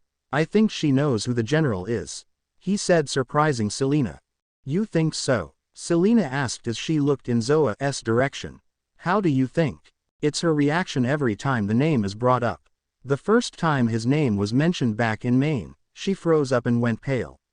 Then there was the dream we both had, and again she looked very off-put. Then early today when I said we saw him in the museum, she froze up again and just looked completely terrified." Selena nodded and frowned a moment later and clicked her tongue. "But if she knows, then why is she keeping it a secret? If we know who we are fighting, then it will benefit us in the long run. It's better to know our opponent than being kept in the dark." He nodded in agreement. "I know, but something about this guy just has her spooked, like he knows things about her that she wants to be kept secret and away from the public. If we push her, it could do more bad than good. If she knows who this is, then do you think she knows where your mother is being kept then?" I think so, but we can't just go up to her and force it out of her. Interrogating her for this kind of information will just make her trust us less and less, and it will turn her against us. And when it comes to my mother, her will looks to be ironclad. She won't be budging for anyone. I could rough her up a bit if you like. I'm sure Talia would be happy to help. I think that is something we should try and avoid right now," he said, smiling at his girlfriend. Selena huffed and crossed her arms. "Pity, why not?" she said, making Naruto smile at her and kiss her on the lips. He held it there for a few seconds as Selena wrapped her arms around his neck before separating. "Because I don't want you two to start duking it out in the middle of this quest. That is a bloodbath I would like to try and avoid." Selena rolled her eyes before nodding in reluctance before she propped her feet back up onto his lap and wiggled her toes. "Massage now." Naruto smiled. "Yes, Your Majesty," he said, mock bowing before instead he grabbed her foot and started tickling her, making her squeal out in surprise. "No, you meanie," she yelled out as Naruto laughed and tickled her all over, making her squirm and shudder before she managed to get on top of him and pin him down. She smirked and rubbed her foot against his leg before they began a make-out session. "Get a room, you two," Talia shouted out from the Mercedes as she finished wiring the car and was listening to alternate rock stations. Later on that evening, as night fell, everyone got comfortable in their places and sat in their seats, contemplating the day they have had as well as getting the rest they needed, so they could be ready for the next day. Naruto had moved to sit with Grover and Percy while Talia was speaking with Selena since she wanted the details of her training trip. Explaining it to Talia, the daughter of Zeus was in awe at how far the daughter of Aphrodite had come in just 6 months and explained to Talia why she was so cold and showed no emotion when she killed the demigods. "I knew going into the training that I would have to take a human life eventually, especially since this war is going to happen and with so many demigods siding with the Titans. So Naruto and Shima took me out into the forest of the Land of Fire and we went to a bandit camp. They were the common low-lifes you would think they were, thieves, murderers, rapists, frauds, etc. Naruto and Shima wanted me to learn how to take a life now so that I could grow used to it in a way and not have all the emotions pouring out of me when I do take a life for the first time, because the first kill is the one you always remember." "And you remember yours?" Talia asked as Selena nodded. "We had just arrived at the bandit camp and it was a chance for me to put my training into effect and show it was not all for nothing. Naruto had quickly started to demolish them while I picked them off, but I was not killing them, I was knocking them out. However, I could someone coming from behind me with the intention to kill, so I turned around and on instinct drove my dagger forward. When I turned around, my dagger was in the chest of a boy a couple of years older than us." Talia watched as Selena turned her head to wipe a tear away. "I watched as the life left his eyes and they rolled back. Then within seconds he dropped to the ground dead. Afterwards I have never cried so much in my entire life. I threw up in some bushes afterwards and Naruto consoled me for the next 2 days, and he and Shima explained into me gently and told me what I did was not wrong and that boy, despite being so young, would have killed me if I had not defended myself. And though it took me a while, I understood what they meant, and now when it comes to killing I know that I am only killing because it's for the greater good and it's to protect. That's why we fight. We don't fight to fight, we fight to protect." "That makes sense. That sounds like something Naruto or Kirin would say." She laughed. "I guess it does sound like it. So you really have no qualms in killing demigods like us anymore?" Talia asked as Selena shook her head. "It might sound cruel, but no, I don't. The demigods that chose to side with the Titans made their choice and now they will stick to it. When we fight them, they will come at us with the intention of killing us and destroying everything that we hold dear to us. If I have to end their life to protect everything I hold dear, like Naruto, my siblings, my friends, my dad and my mom, then so be it, that is what I will do." Talia nodded before asking another question. "Just how strong have you become?" Selena smirked as if wondering when she would ask that question, since she knew Talia could be a little prideful when she wanted to be and was not fond of people being a lot stronger than she was. A trait she inherited from Zeus. "My training was intense to say the least. Every day it was up at dawn and then bed by 10 at night, getting small breaks and pushing my body to the limits. It was basically train until you can't move anymore and then to some more on top of that." Talia paled a little at the sound of the training. "But the results were miraculous. Plus it put my body in the best shape it could ever be in. Strength-wise, if I went all out, I could probably match the hunter girl brooding up in that SUV, though she does have more experience than I do, so it might be more of a tie. Against Naruto I can hold my own for a little while, but once he gets serious then he would overpower me. So what did you work on then exactly? Talia asked as she dug for more information. Well, we conditioned my body every morning, and then during the day we would alternate. We would mix it up each day and do about 2 hours each of archery, hand-to-hand combat, gymnastics, plus the shinobi training like how to wield and throw kunai and shurikens as well as stealth.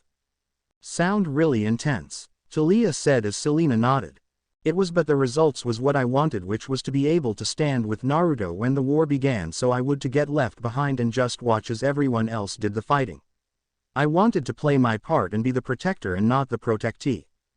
Though Naruto had it even harder, since whenever he made a mistake Fukasaku would whack him on the back of his head with his wooden stick. Talia watched as Selena spoke about Naruto, and she saw her eyes just light up and sparkle as she did, as well as her cheeks flush a little. You two are really in love, aren't you? She asked. Selena was surprised by the question, but she smiled brightly and nodded. We are. He is just so perfect. He is everything I could have ever wanted and so much more. He is kind, he makes me laugh, he's very protective, but he respects me enough to let me make my own choices and decisions. He looks at me as equals and he spoils me whenever he gets the chance. Talia smiled before her smile turned a little coy. Have you two done it yet? She asked, looking a little curious. It did not take Selena long to figure out what she meant and went red and looked away. No, we have not done that yet. We have thought about it, but we want to wait until we are both ready to take that next step, since it's a big deal. Plus I kind of have to win his mother over first before that happens. True, Lady Artemis does seem the protective type, Talia said from her one meeting with the goddess. Yeah, well, wait until he meets my mom. Then he will be running for the hills, Selena said as both girls shared a laugh. No doubt the future meeting between Naruto and Aphrodite would be an interesting one, to say the least. As they laughed, they watched as Naruto got out of the car, jumped onto the second deck, and got into the SUV. Now he is playing with fire, Talia said as both girls nodded before going back to their conversation.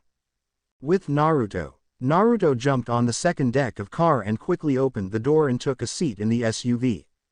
Beside him he saw Zoe sitting there looking more relaxed than she had been so far throughout the quest. What do you want? Zoe asked as she just gazed off to the side, not sparing a glance towards Naruto. Just coming to see how you are, since you have isolated yourself away from everyone else. Well, as you can see I am fine, so you can go now. Naruto raised an eyebrow at her but instead made himself comfortable. No, I am pretty comfy here. I think I will stay here for a bit, he said. As he spoke, Zoe slowly turned around to look at him with a frown on her face before she quickly looked away. Naruto saw the frown and had one of his own appear on his face. Why do you hate me so much? He asked softly as Zoe turned to look at him and saw his eyes now had a sad look in them, much different from the playful or the serious look she had seen before. While she did not really want to explain it to him, the look he gave her was beginning to win her over before she eventually sighed and turned fully around to look at him. You are everything myself and the hunters have always dreamed of being. She asked as Naruto looked at her confusingly. You are Our Lady's trueborn child and you have her blood running through you. You do not understand how many of us, myself included, would kill to be her real children. And we were until you came along. Naruto sat back as he listened. I have been with Lady Artemis for over 2,000 years, and in those years her life has been dedicated to the hunt and to us girls. Nothing else mattered, and we had adventures that no one else in the world would ever have. But then you arrived and her focus has been divided, with most of it now lying on you. Most of the girls in the hunt were either treated badly by men or they had simply been left abandoned and hurt by those they thought cared for them. They looked to Artemis like a role model, a mother figure, and yet now with you around, that mother figure has been tainted because they now realizes they will never really be her children. We are jealous of you because you have a love from Lady Artemis that us hunters have never received back.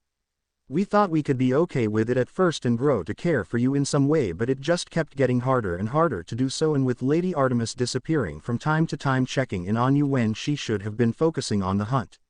Not checking on you. That is what the camp is for. So that gods and goddess don't have to look after you all. While you may have won some brownie points with us with things like defeating Ares, headbutting Tantalus, or bringing 2 new girls to the camp, we hunters won't be swayed so easily. Naruto just sat there and listened to her speak, and it further dawned on him that the hunters did not hate him per se. They were just so envious and jealous of him and the new relationship he had with his mother, that they were giving him the tough, "we hate you" attitude to show him they would not be affected by his presence when really they were. He hummed softly as Zoe looked at him from the corner of her eye before he shrugged a little. "I guess that's fair in a way, but now that just means I have a better chance than I originally thought I did," he said as Zoe turned to look at him. "What do you mean?" Naruto grinned. "It just means that I definitely have hope, and I swear that by the end of this quest I'm going to be calling you Big Sis whether you like it or not, and you will call me your brother." Zoe looked at him a little gobsmacked and was about to talk back to him, but stopped when she felt a very quick kiss on her cheek that made her go a little red. Before she could do anything though, Naruto got out of the car at speed of lightning and went back to his own. Zoe was going to chase after him, but she felt too exhausted and figured she would just get him back in the morning. "Stupid boy," she muttered, pouting before closing her eyes as she let Morpheus take over. As she did, she would never know that as she slept a tiny smile grew on her face. Naruto yawned as he stretched his arms and slowly got out of the car he had been sleeping in. On the seat next to him was Selena, who was resting her head on the window on the car with Naruto's jacket being used as her pillow. As he stepped out, he stroked Luna's head as the large wolf licked his hand in response. He smiled as he noticed that he was not the only one up. Grover was sitting on the hood of one of the cars while Zoe was sitting on the roof of the SUV, checking on her equipment. "Morning," he said, which got a response from Grover while Zoe just gave him a nod before returning to her work. He looked down at Percy and had to snort when he saw the boy was drooling. Grabbing the boy's head, he began shaking his head around like a crazy person. "Percy, wake up, wake up, wake up, Talia's naked." Percy's eyes shot open as he stumbled around and fell out of the car as he looked at Talia, who was beginning to wake up from the commotions. He had to laugh when he saw that his face was a little disappointed. "Who knew children of Poseidon were such perverts?" he said as Percy glared at him. "Not funny," was all he said in reply as rubbed his eyes to get the sleepers out. From behind, a pair of arms laced around Naruto and could feel someone's head nuzzling into his back. He smiled as he turned to find his girlfriends awake. "Stop teasing the boy, fish child," he playfully scolded as she took a hairbrush out of her bag and started to get rid of the bedhead she had received from sleeping in a car by looking in a car mirror. "How did you sleep?" he asked as Selena shrugged. "Not too bad considering it was inside a car. It was better than having to sit on the steel ground," she said as she tapped her foot on the floor of the train cart. "So what is the plan for today?" "Wait until we got to our stop first, then plan ahead since we have no idea where we will be stopping," Naruto said as she nodded back in understanding. "Hopefully it should take us somewhere relatively close. I mean, we should be west of the USA now anyway, so it's a big leap from where we were yesterday. We should all start preparing," he said to everyone as Percy, Grover and Talia began checking on their gear and making sure they did not leave anything behind in the cars. From her spot, Zoe put her arrow back in their quiver and just sat there watching everyone from on top of the SUV. As she watched, Luna padded over towards her and jumped on the hood of the car and placed her large head in her lap. Zoe let a rare smile appear on her face as her hand stroked the top of Luna's head and scratched the back of her ears. In response, Luna let her tongue roll out, indicating she liked the scratching part. Zoe then let out a small chuckle which no one else heard. She couldn't let her image as the Ice Queen of the Hunters go to ruin. "You know, we could really use a great wolf like you in the hunt," she said as she looked Luna in the eyes. "I'm sure the hunt would be much better suited for your talents, and you could actually run through different woods and forest all over the world." The only response she got from Luna was her shaking her head, indicating what the answer was. "Why, you and the other wolf back at that camp are just wasting your potential there. What's keeping you there?" Luna let out a low bark and turned her head to point towards Naruto, who had Talia on his back with said girl trying to choke him after hearing how he got Percy up. You know he won't be here forever. Eventually he will get old and die while you will still be young, since dire wolves live very long lives. The hunt really would be better for you.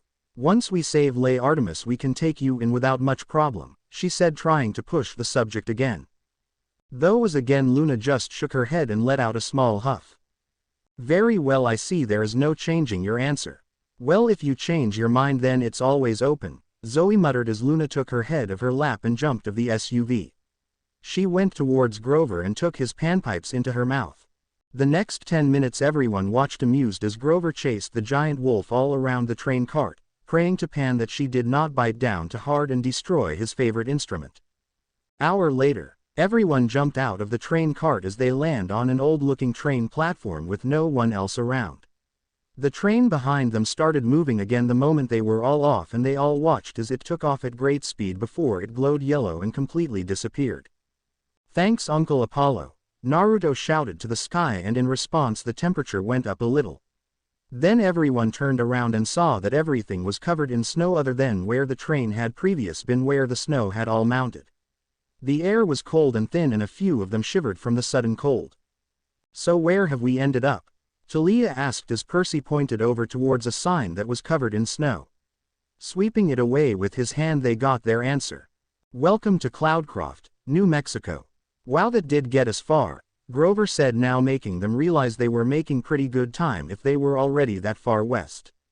Come on, I think I can see the town just up ahead, Naruto said as he was the first to begin walking with Luna beside him as everyone else quickly followed behind him. It didn't take them very long to begin walking into the small town, and it really was just that. Small. You could pretty much see everything from there. A school, a bunch of tourist stores and cafes, some ski cabins, and a grocery store. Zoe had told them walking in that it was a ski town for those that went skiing and snowboarding during the winter seasons. Though thankfully for them the streets were almost devoid of life. Most were either in their homes or were skiing. Great, what do we do now? Talia said, looking around. No bus station, no taxis, no car rental, no way out. Well, we could get some warmer clothes while we are here. Since I know 3 of you really did not think this trip through, he said as he pointed out Grover, Percy and Talia's cold and shaking forms. Naruto pulled out his wallet and gave them all $100 bill each. Go to the tourist store. I'm sure they have snow jackets inside. Go get some warmer clothes. The trio nodded, though they wondered how Naruto could carry so much money with him. Then again, it was not like anyone would dare to mug him. What will you guys do? Percy asked as Selena pointed over the street towards a coffee store. Now that sounds like a good idea. Get me a hot chocolate, Talia asked. Yes, Zoe said. Coffee is good. And pastries, Grover said dreamily. And wax paper. Everyone looked at him oddly. Satyrs really did have strange appetites. All right, Percy and Talia, go to the tourist store while we will go to the coffee shop and get us some warm drinks and food.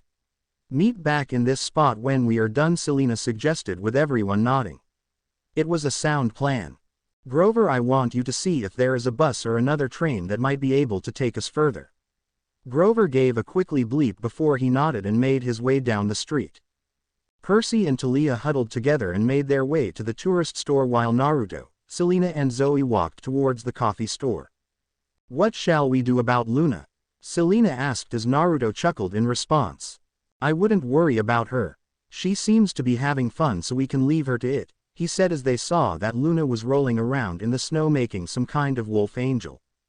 Naruto and Selena openly laughed while Zoe bit back her chuckle and entered inside. The couple followed after a few moments later and quickly sighed happy sighs when they felt the warm air inside the shop hit them.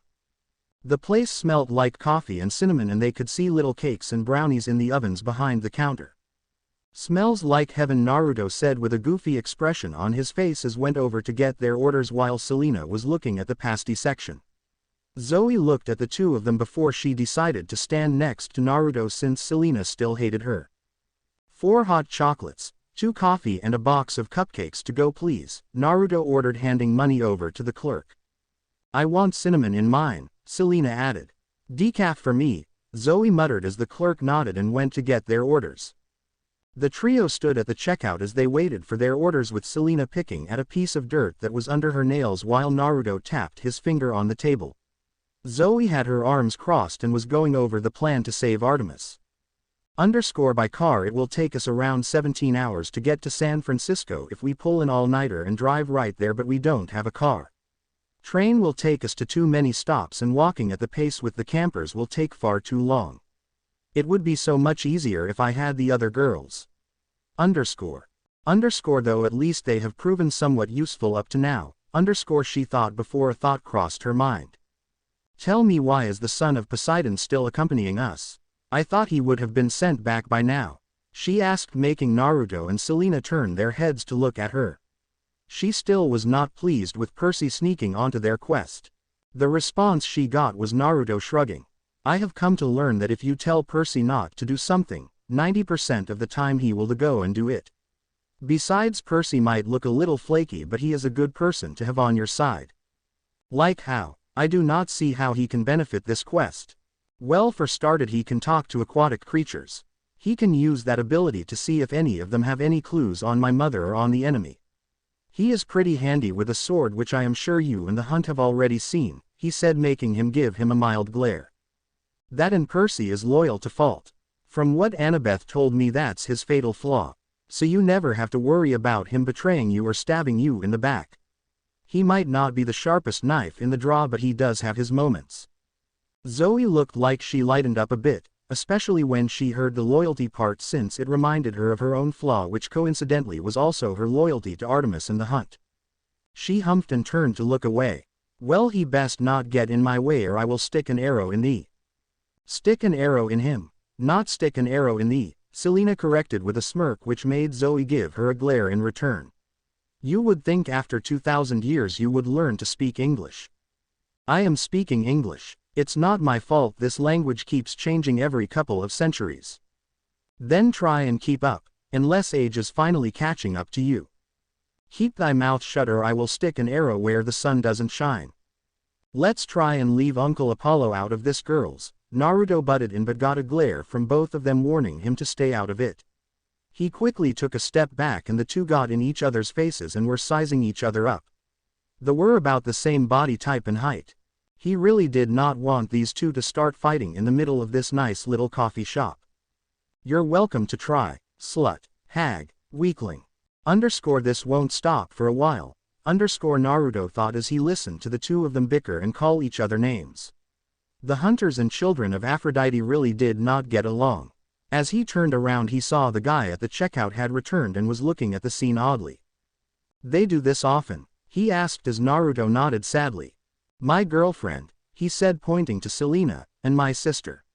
They don't really get along. My sister is very protective of me, he said in hushed tone, though Zoe still heard him and told him not to call her that, while Selena told her not to yell at him. See what I mean, he said as the guy nodded. Yeah, I have been there. Naruto reached out and was about to collect the tray of drinks and the box of cupcakes, but had to stop when he heard some chairs get knocked over. Turning around, he rubbed his forehead when he saw Selena and Zoe on the ground with each other in a headlock while still throwing insults. Though it looked like Zoe had the upper hand, he knew Selena could be very scrappy. Great. He thought before walked towards them both and with great strength broke them apart, with Selena in his left arm and Zoe in his right. They were still trying to get to one another even after they had been broke apart. He held them there for a good minute until they eventually got tired and came to a halt. Our food and drinks are here if you would like to help, he said, giving them both a raised eyebrow as Selena huffed and crossed her arms while Zoe glared at him. Put thy down, she said, prompting Naruto to gently put her down. She went forward and took the box of cakes before she made her way outside. Don't start, he said when he saw Selena was about to comment on Zoa's language again. Fine, I won't say anything. You can put me down now, she said, but in response she got a flick on the ear from Naruto that made her pout cutely at him. No chance. If I do, you two might start bickering and whatever little spat you just had on the floor again. No, you are staying on my shoulder for a timeout, he said, grinning at her look of disbelief. Timeout? I'm 15, I don't have timeouts anymore, she said, but Naruto just continued grinning as he picked up the cardboard tray with their drinks. He turned around and walked out, leaving a confused and baffled employee behind him while Selena crossed her arms, not impressed at how she was being treated. Outside. When they returned outside, they saw Grover, Talia, Percy, Zoa, and Luna huddled together with Percy, Grover and Talia now sporting new jackets to keep them warm. When they look over, they had a look of confusion as to why Selena was on his shoulder. "She's in time out. Here are your drinks," he said, holding the tray out as everyone took their drinks. Though when Zoe did so, she smirked at Selena, who in return just gave her the bird. "So anything, Grover?" Naruto asked as he took a bite out of his cake. "No go. The last bus left earlier this morning and the next won't be here until tomorrow due to all the snow. There are no trains go in or out either, since the old railway apparently has not been used in years." "Great," everyone groaned as they took a sip of their drinks. Before Naruto could place his lips around the cup, a warm breeze swept past them that was far too warm for winter weather. It was like something you would have gotten in the summer walking through the strawberry fields back at camp with the smell of the fresh strawberries and the trees hit you. He stopped because a strong senjutsu signature suddenly spiked to life before it vanished just a seconds later. It went so quickly that he did not get a chance to track it. Though by the looks of things he was not the only one who sensed it. Grover's eyes were flickering open and shut until eventually he dropped his cup. When he did, the birds on the side of the cup came to life and flew off, and Grover dropped down onto his butt. "Whoa, buddy," Percy said, taking his shoulder before Selena spoke up and pointed across the street. When they looked over, they noticed two of the skeletons back from the museum had appeared. "Crap, how did they get here so quickly?" Talia asked, since the skeletons did not look like athlete runners to her. Her spear came to life in her hands while Zoe got her bow out. "I don't know, but I don't think we should stay and find out," Naruto said, since he still could not think of a way to destroy them completely, since technically they were already dead. Percy and Talia lifted Grover up and hastily they ran from the skeleton, who were in hot pursuit. "Naruto, put me down. I'm still on your shoulder," Selena shouted at him, but Naruto ignored her and continued to run. The group ran for the good part of 15 minutes all the way out of the town and into a wooded area in hopes of losing them, but it was unlikely due to them having Percy's scent. They had handguns in their hands but had yet to shoot at them. "It's near," Grover ed out, his eyes still flickering wildly. The gift from the wild. The wild," Grover said out loud again just as a warm wind blew through the forest, rustling the trees. "I don't suppose anyone has a plan, do they?" Naruto asked as his hands were ready to start forming hand seals while Selena had finally been released from Naruto's hold and had her bow out.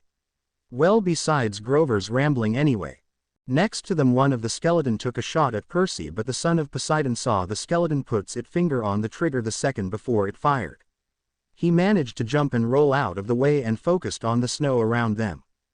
"Take this," he called as the snow around them melted into water and a large wave hit the skeletons and swept them away a good 30 meters before slamming them into the tree. "Yes," Talia said before she quickly formed her aegis as it blocked 2 bullets from 2 new skeleton that appeared from their side. "Gods, I think they are all beginning to appear now," she added as she kept her shield firmly in front of her for protection. Before anyone could answer and before Naruto could make a wind jutsu, they all noticed the trees behind the skeleton were shaking and the sound of branches were getting snapped. "It's here," Grover mumbled as Luna licked his face with a slobbery lick, trying to get him to snap out of it. "What's here?" they all asked just as the biggest pig any of them had ever seen jumped out from the trees and barreled into the skeletons. It was easily around 30 feet tall with a big snotty pink nose with brown hair. Though they all noticed it had an angry and wild look on its face. "Reet," it squealed, and raked the 3 skeletons aside with its tusks. They all watched as the skeletons went flying over the trees, one which slammed into a tree and broke apart on impact due to the force. The others continued to sail through the air before breaking apart when they hit the side of a mountain. "Wow," the girls said while Naruto and Percy whistled in amazement. "That's one awesome piece of bacon," Percy said before they noticed the pig had turned towards them with the same wild look on its face. "You had to insult it," Naruto muttered, deadpanning at Percy, who chuckled nervously. Talia raised her spear, but Grover yelled, "Don't kill it." That's the Erymanthian boar, Zoe said, trying to stay calm. I don't think we can kill it. It's a gift, Grover said. A blessing from the wild. Not much of a gift anymore. Selena gulped as her bow was still in her hands and was aimed at the pig. At least it was until Grover knocked the arrow out of her bow. Hey, she said, whipping around to look at Grover just as the boar decided to charge. It went forward and aimed right for Selena. Everyone split up. Zoe yelled as everyone began running in different directions in hopes that it would confuse it.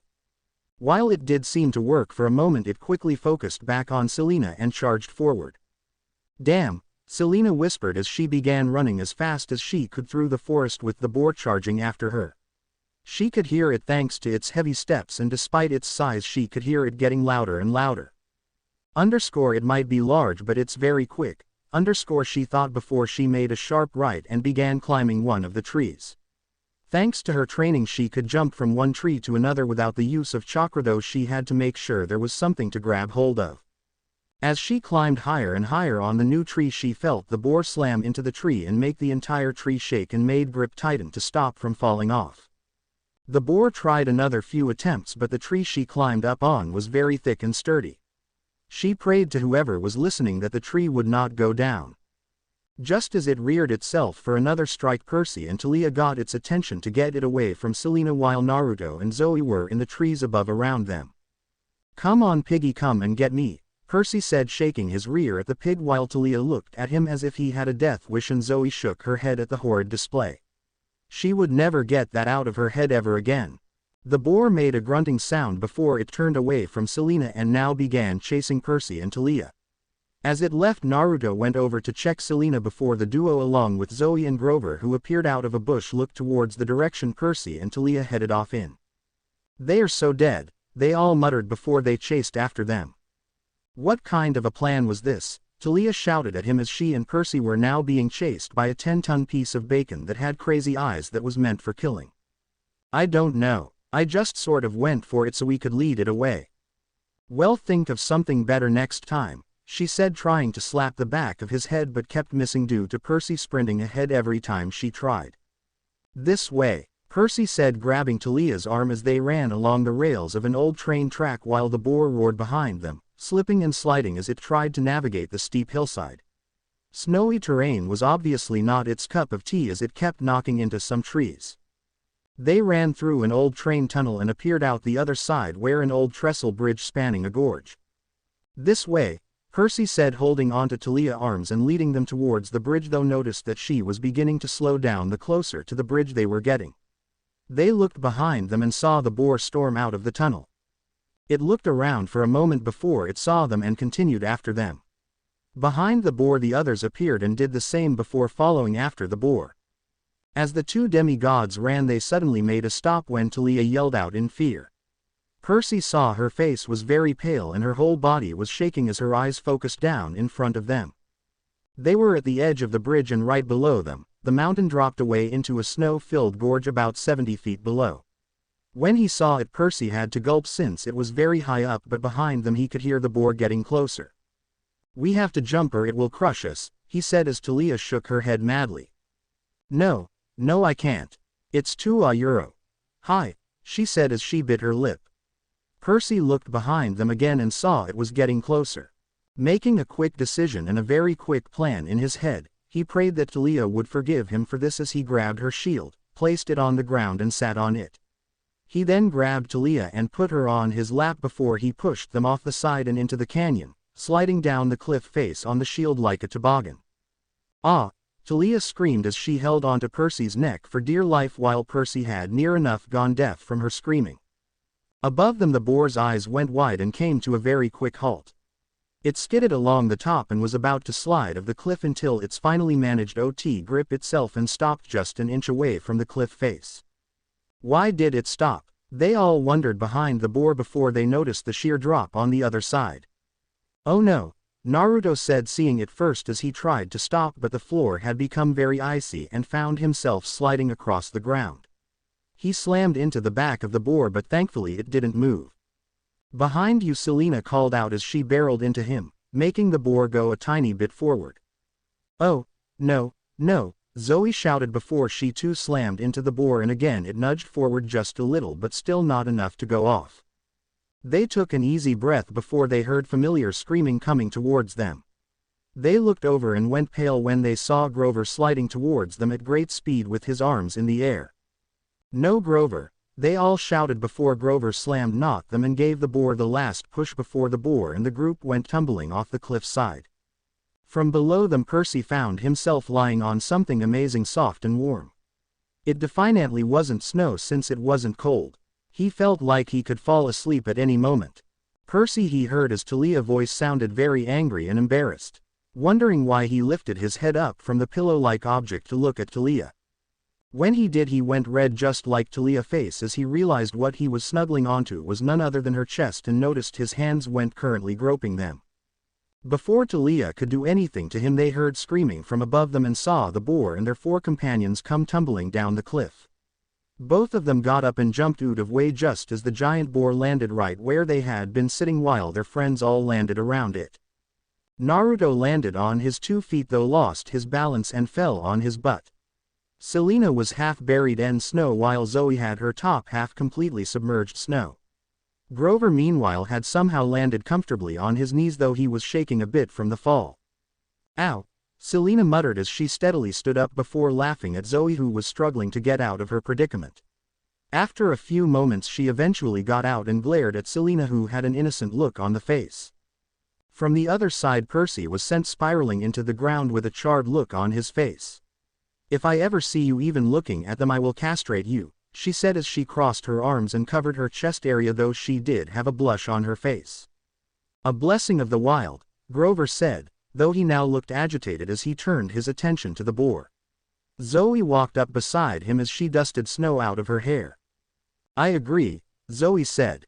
"We must use it. If it was sent here then it was sent to aid us." "Hold up," Talia said irritably. "Explain to me why you're so sure this pig is a blessing. If you did not notice, it just tried to kill us and flatten us into pancakes." Grover looked over, distracted since he kept his eyes on the boar. "It's our ride west. Do you have any idea how fast this boar can travel?" "I have an idea," Selena muttered. Everyone watched as Grover bit his lip before he clicked his fingers and to their surprise jumped on top of the boar, which was still disorientated from the fall. He took out his pipes and started playing a snappy tune while tossing an apple in front of the boar. To their surprise again the apple floated and spun right above the boar's nose, causing the boar to eye it and started snapping at it. "Automatic steering," Talia murmured. "Great. That's one way, I guess." "Good job, Grover," Naruto said as Naruto felt a nudge form behind him and turned to see Luna standing there. "Where did you go?" "Breakfast." She told him as gulped down whatever poor critter she managed to get a hold of. Naruto shook his head while patting her own before following everyone as they jumped on top of the boar. He took his spot behind Selena and was at the very back of the boar with Talia in front of Selena, then Percy, Zoe and finally Grover at the front. "All right, Mr. Pig, let's get going," Naruto said as Grover began playing his flute again. The apple began moving away from the pig and the pig gave chase, intent on getting his snack. "So it was gift from Pan?" Percy asked as he went over in his head what Grover had told him. That the lost god had sent the boar to them to help aid them in their quest to find Artemis. "That's right. I know it sounds crazy, but that energy I felt in the warm breeze. I could have sworn I could also hear someone whisper in my ear, telling me that help was on its way and that it would help us in our quest. It's a feeling I have not felt in many years," Zoe muttered. "Pan disappeared only a few years after I joined the hunt.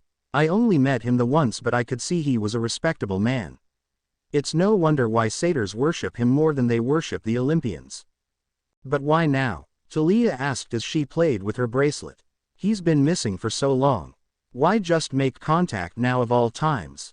Maybe he recognizes how disastrous it would be to nature and the wild if Artemis was lost forever. They do both have a great respect and love for nature after all." Selena ideas got a few nodding heads. Grover was beaming and was muttering how close he must have been to fulfilling his lifelong dream and the dream of every satyr in the lost 2,000 years. "Could we not find him now then?" Percy asked, since a lost god's help could definitely prove worthwhile. "I doubt it, Percy. It's just one clue and it came from a god that has been missing for so long. I'm afraid it will take more than that to find him. Did you not sense him with your senjutsu? Selena asked as Naruto shook his hand lightly. I felt something very briefly. It lasted a second, but I could have sworn I felt a power signature spike to the level of a god. I tried to focus on it, but it disappeared as quick as it came. How did he manage to get something this size and powerful to help us though?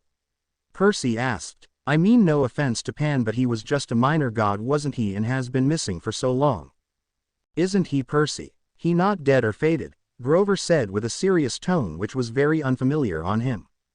He is the god of the wild, therefore animals of all shapes and sizes fall under him. It could have been the boar, or it could have been an elephant, a lion, a pegasus, anything. I don't think he was really going to be picky with what he chose. Well, at least now we have a slight idea where he might be right. Selena piped up. After all, for him to have been speaking to you like that, he must have been kind of close. Yeah, he must be. If it was not for the current quest, one would be looking all over New Mexico right now to try and follow the clues or see if I can get a feel to him like I did earlier. You can do that another time, Zoe responded as she raised her voice. For now, Lady Artemis is of more importance and we only have a few days left. Right, Grover said as Naruto get checking behind them while Luna padded next to them.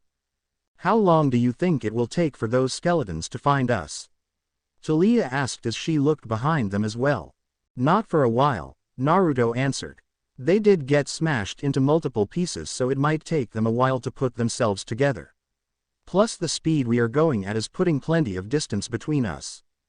We still need to think of a way to destroy them. How exactly do we kill something that is already dead? I'll let you know when I figure that out. Maybe we can trap them some way. We might not exactly be killing them, but they will be stuck and can't go after us after that, he said as he made a clone and sent it into the trees to hide. What's the clone for? Selena asked as her eyebrow rose at him, wondering what he was doing. Keeping a clone stationed here as lookout, that way when the skeletons to appear he can disperse and let me know just how far away from them we are. They nodded in understand and realized it was a good idea. That way when they did appear they could begin moving again and try to put more distance between them. The group then fell into silence as the only sound that could be heard were the heavy footsteps of the boar as it trudged against the ground. They rode the boar all day until sunset. When they all fell, the boar was beginning to slow down. Even magical boars had their limits. Behind them the mountains had completely disappeared and they knew they were very far out of New Mexico and had been for the last few hours. We must have covered hundreds of miles, maybe even 1,000, Percy said as he rubbed his eyes, signaling that he was getting tired. Not that anyone could blame him since everyone but Naruto was feeling the same. As night fell, the boar came to a stop at a creek bed and began lapping up the muddy water, letting its grunt be heard as its mouth tipped into the water. It then moved over towards a cactus and ripped it from the ground and ate the thing whole. This as far as he will take us. We best get off now before it turns angry on us again, Grover persuaded as everyone slowly and careful got off the boar and took a few steps away from the big creature.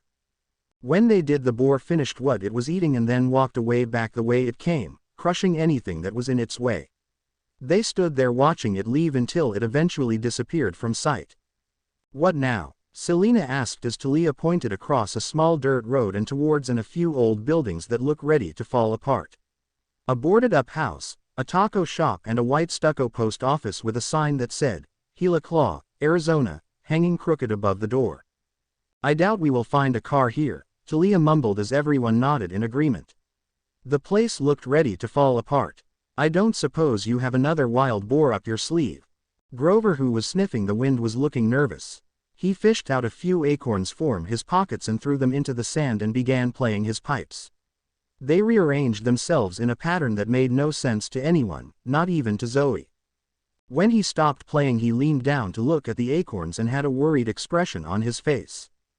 Everything already there, Grover. That cluster right there, Grover said, pointing to the left acorn that looked smaller than the rest of them. That's trouble.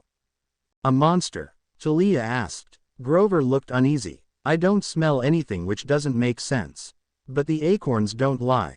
It holds some kind of significance, he said as he pointed over towards an old-looking junkyard a little to the left of the old buildings. I say we tackle it tomorrow. I think we should probably get some rest for now.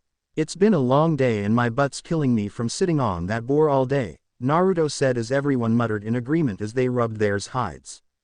Deciding that they were good where they were since there was no one for miles, the group camped under the stars as they set up a small campfire thanks to Naruto's fire jutsu and got their sleeping bags out. Guys, Percy said as he got everyone's attention. I don't have a sleeping bag.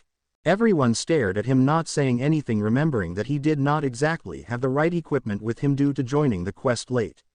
A few moments later Zoe began muttering things about stupid boys and quickly got into her sleeping bag, slipping her shoes off and putting them beside her. Here, you can take mine, Percy, Selena said as she threw him her baby pink sleeping bag. Percy looked at it as if she was being serious and got hands on her hips in response.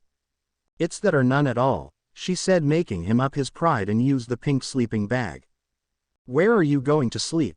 Talia asked as she got in her blue sleeping bag and saw Selena chuckle. She walked over to Naruto, who was already in his orange sleeping bag, and maneuvered her way in. It ended with Naruto on the bottom and Selena lying on top of him, not that he minded. How bold, Talia said as Percy and Grover blushed at the display while Zoe rolled her eyes. Luna happily slept beside them and had her head on the ground, already falling into a peaceful slumber. Comfy? Naruto asked as Selena nodded happily and leaned her head on his shoulder. Very, she said back to him as she gave him a peck on the cheek before she tilted her head to look up at the night sky. There's not many stars in the sky, she said with a frown as Naruto wrapped his arms around her waist and rested his head on hers. There used to be far more, Zoe answered to their surprise. But then man came along and began polluting the world. Now most of the stars have been blocked out thanks to men's work in light pollution. You talk like you're not human, Percy said. I am a hunter. I care what happens to the wild places of the world. Can the same be said for thee? Beats me. I'm a born and raised city boy, not a country gal like you, he said, making a few snicker come from everyone while Zoe crossed her arms and gave him a mild glare. Grover sighed. He was still looking up at the stars like he was thinking about the light pollution problem. If only Pan was here, he would set things right. I just realized, Selena said, breaking the silence. It's nearly Christmas. A round of surprised look appeared on everyone's faces and saw she had a point. Oh yeah, doubt we will do much Christmassy stuff thanks to the quest, Percy said. Got any plans this year? Talia asked since she knew she did not have any. Plus it was her 16th birthday coming up in a few days, so she had that to look forward to as well. No, my dad will be away with his new girlfriend, so I was thinking of just going to camp for Christmas this year, she spoke up before looking at Naruto. Maybe if we get permission from Mr. D again, we can go spend Christmas in Wave Country with Tsunami, Tazuna and Inari, she said, making Naruto have a big smile on his face. That does sound nice, plus we did say we would visit in the future. Are you guys up for going back again? Selena asked as Talia and Grover gave them a thumbs up, though Percy shook his head, saying he would be with Sally again, which was fair enough. Zoe looked a little awkward as these plans were getting made, though she did wonder what the elemental nation was like since she had never been. The group kept talking for another half an hour until they began to drift off to sleep. Before they could, however, a loud rumbling came from the left of them.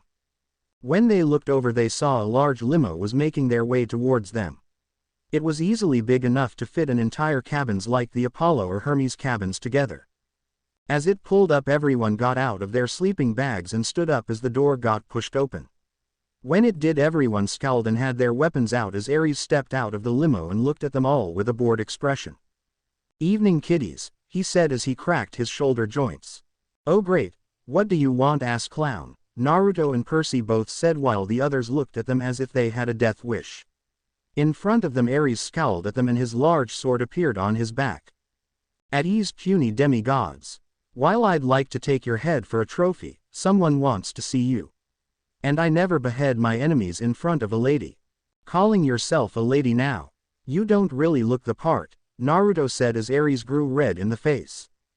Then again, we all know he doesn't have anything between his legs, Percy added, making a few more snickers get heard and Ares' face to get redder.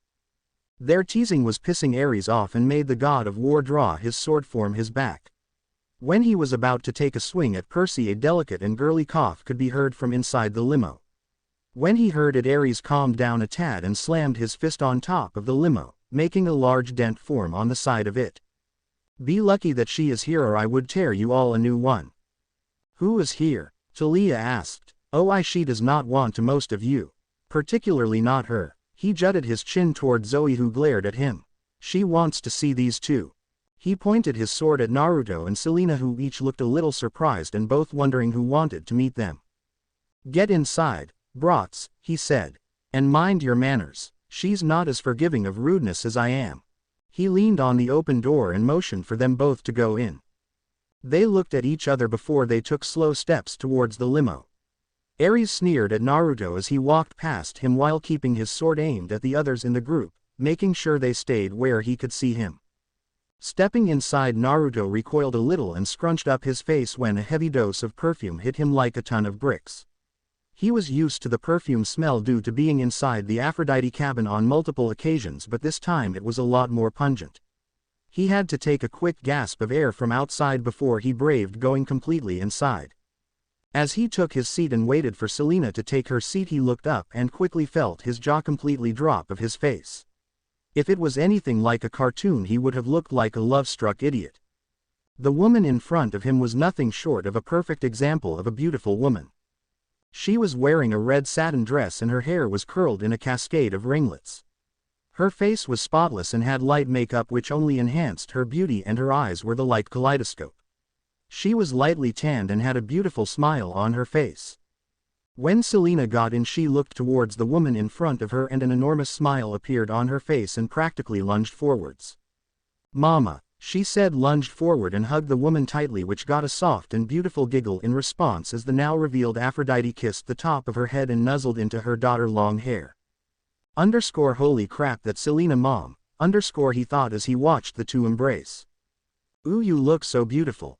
Look at you, you are such a young woman now, Aphrodite said as she cupped her daughter's face in her hands and nuzzled her daughter's nose with her own, making Selena laugh and hug her mother again. While Naruto had heard multiple stories about Aphrodite and what she was like, he had to give her credit on one thing. She genuinely loved her children if what he was seeing in front of him was real. As the broke apart, she turned her attention to Naruto. Naruto Uzumaki, how lovely to finally meet you. You're more handsome in person, she said, making him blush as she tucked a strand of hair behind her ear before pulling out a mirror. Hold this please, she said as she gave him the mirror and leaned in as she pulled out a stick of lipstick.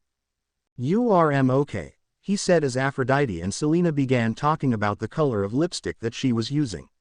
He felt a little awkward as the two girls talked about gods know what kind of accessories and found himself looking around the limo to keep him busy. From outside he could hear Ares chuckling. It made him feel angry that the god of asses was listening in on their conversation. However, quickly he smirked as he put up a silencing seal around the limo. That'll teach him, he thought when he saw Ares turning around and wondering why he could not hear anything all of a sudden, and the two girls were none the wiser. Now mama, why are you here? Selena asked as she leaned back in her seat and crossed her arms. Can't a mother just come and see how her favorite daughter's doing? She asked innocently as Selena fought the urge to grin at being the favorite. But you could have done that before or after the quest, she said as Aphrodite leaned back while still doing her lipstick. Little higher, dear, she said to Naruto as he quickly complied. Well, perhaps there is more, and some of it does have to do with the quest, one will admit, despite how much I don't want to help, she said as she looked at Naruto. I'm sorry sweetie, but your mother and I really don't get along most of the time. That's okay, I guess. She doesn't have much to say about you either, he said, being honest.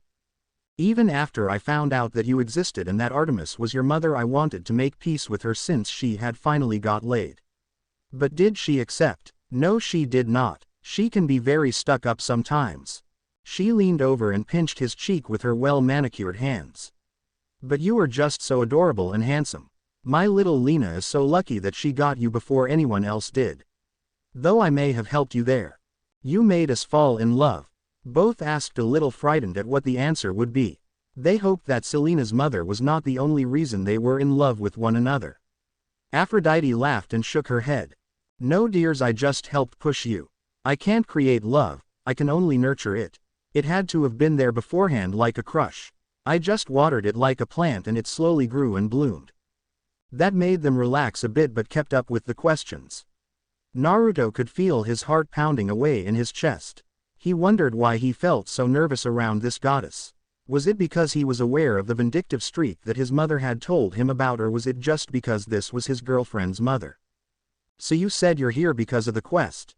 Naruto asked as Aphrodite nodded before putting away her lipstick and now getting out a small tube of eyeliner. That's right. I figured since Apollo gave you a helping hand earlier, it's only fair that I give you one as well. The junkyard across the road. You have seen it, correct? She asked as both nodded their heads. Good, because that is no ordinary junkyard. It is one of my husband's junkyards, she told them as Naruto and Selena took a quick peek out the window and looked at the junkyard. So that's why Grover told us it would be a challenge, they both muttered before turning back to Aphrodite. Yes, well, my husband Hephaestus places many of his old inventions, scraps and faulty machines in that junkyard, therefore it can be a very hazardous place. I'm warning you now that it could be very easy for someone to die in there. Both demigods gulped as their hands unconsciously slipped into one another's hands. So any advice first then? Selena asked as her nerves about the junkyard got heavier. Only one. Don't take anything and certainly do not steal anything either. If you do, I can't promise that there won't be losses. Both nodded as Aphrodite leaned back and smiled as her eyes trailed down their forms and noticed their hands were holding one another. She let out a small squeal of delight. Oh, you are so adorable. It's why you are one of my favorite couples. Right up there with Percabeth, she said as both looked at her oddly. Percabeth, Percy and Annabeth, of course. Those two like each other bad. It makes me want to rip my hair out most of the time. Why can't they be more open like you two? She muttered as she shook her head. What are we then? Selena asked. That's easy, silly. Narlina, of course, the goddess said as both sweat dropped. That's the best she could come up with. They both thought as they heard a knock on the window from Ares. All looks like he is getting impatient. I guess this is where we must part. Though I would like a quick word with you, Naruto, she said, looking towards Naruto before turning to her daughter. The two embraced and Aphrodite said soothing and heartwarming words to her as she kissed her cheek. Selena said her goodbyes to her mother before exiting the car before it slammed shut again. She turned to look at Naruto, who gulped a little at being left alone with the love goddess. No need to be nervous, dear. I just need to ask you a question, she said as he leaned towards him. Do you have good intention to my daughter? He could see that she was being serious and that right now was not the time to joke around. His first response was nodding to her question before speaking. Yes, I do, of course. I love her, he said as Aphrodite nodded and motioned for him to continue. She light ups everything for me. Just being around her makes me happy, kind of like my own portable son. There is not a thing I don't like about her. I love that she is so strong, so smart and thoughtful, that she doesn't not take crap from anyone and will stand up for her friends. She knows when to be gentle and when to push back. Good answer, the love goddess said as she wiped away a tear from her eyes. Normally it's my children that do the heartbreaking, but my Selena is so different from my other children. She has a strength in her that the others don't seem to possess, and one I wish people would see more of. It's well known that most think my children are weak, but my dear daughter is proving them otherwise. I suppose I have you to thank for that. She then leaned forwards and her lips were inches away from his ear as her hair tickled his nose. But do know this. Break her heart, I will break you in so many ways that it will make even Zeus cry out for his mother, she whispered, which sent chills down his spine. Sometimes I may be heartless, but I love my children with all my heart, and I will hurt those who dares to hurt them. Why do you think I dislike your mother and the hunter so much? Remember this warning and we will never have a problem, she said before leaning away and quickly returned to her normal self. She checked the time and saw it was 10:30 and gasped. Oh my, I am going to be late for my dinner reservation. I'm afraid we will have to part here. Naruto nodded his head, still feeling the effect of what she just said to him. He understood why many were so frightened of her, and for good reason. He was about to open the car door but saw Ares was muttering to himself and stroking his sword as if it was his first love. He looked at the god of war and then to goddess of love, who was now fixing her hair. His thoughts went back to an old question he wondered about the love goddess, and he wanted to hear her reasoning on a certain topic. "Let me ask you a question," he asked, getting her attention back to him. "I think I should be allowed a question after that frightening experience." "Hama Euro. Very well, but make it quick," she said. Naruto took a deep breath before he asked, "Why Ares? Why Ares what? Why do you do these things with Ares when it's obviously all he does is use you for sex? Can't you see that he has no real feeling for you? You do have a husband, you know, who apparently does have some genuine feelings for you. I think that is a little obvious. He is not exactly the best looker, and Ares fulfills my needs." He frowned at how quickly she was dismissing it. "I thought you were the goddess of love, not the goddess of lust. By the looks of things you really don't understand what love is if you think Ares of all people actually loves you." That made her stop as she took the brush away from her hair. "I think you are forgetting who you are talking to, demigod." "I'm only telling the truth," he said, using his sudden confidence before it quickly left him. "During the quest for the bolt he openly said all he wants from you is sex, nothing more, nothing less. We have had this arrangement for years. We date and leave Hephaestus to his workshop. It's obvious he cares more about his machines than he does me. Plus it's so hard to love someone who looks the way he does. I thought love was about the person inside, not the outside. You're basing everything on his appearance. Answer me honestly, is Hephaestus a good guy? List some of his good qualities." Aphrodite looked at him and raised an eyebrow but answered the question. "I will admit he is sweet at times and he makes me wonderful gifts. He can be quite thoughtful and is quite intelligent. He is hard to talk to though. So if he looked more a euro handsome, you would make a real go at your marriage with him?" he asked as Aphrodite bit her lip but nodded. "Lady Aphrodite, can I ask, have you ever tried to alter his body?" he asked as he saw her confused expression. "You can change your body features, right?" He got a nod in response. "Well, have you ever tried to alter the appearance of another person? Use your power to fix his disfigurement?" he asked, and he got his answer when he got a wide-eyed look from the love goddess. "I guess not. I never thought about it like that before," she said as a thoughtful look appeared on her face. "Look, I am certainly no expert on love, but it's just I have heard and read about the things that you and Ares have done to Hephaestus in the past. It's kind of makes sense why he is bitter to you both and to everyone else. I love Selena and I feel happy when I am around her. Is that how you feel when you are around Ares?"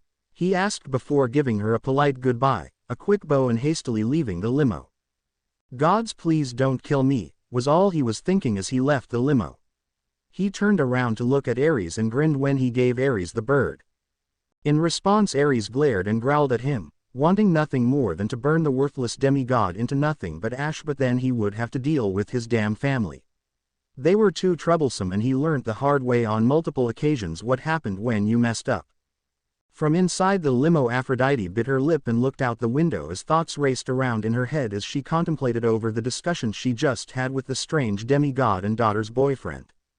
"You ready to go, beautiful?" she heard as Ares took his seat beside her and placed his hand on her things and began rubbing it in circular motions.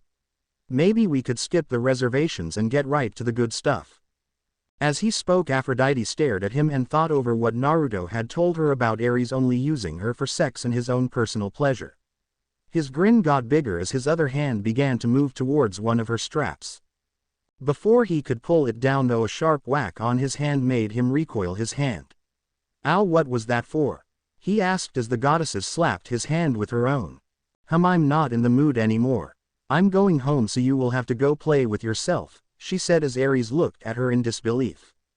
"But we had plans." "Plans change," was all she said before she disappeared in a puff of perfume that made Ares wrinkle his nose and sit alone in the limo.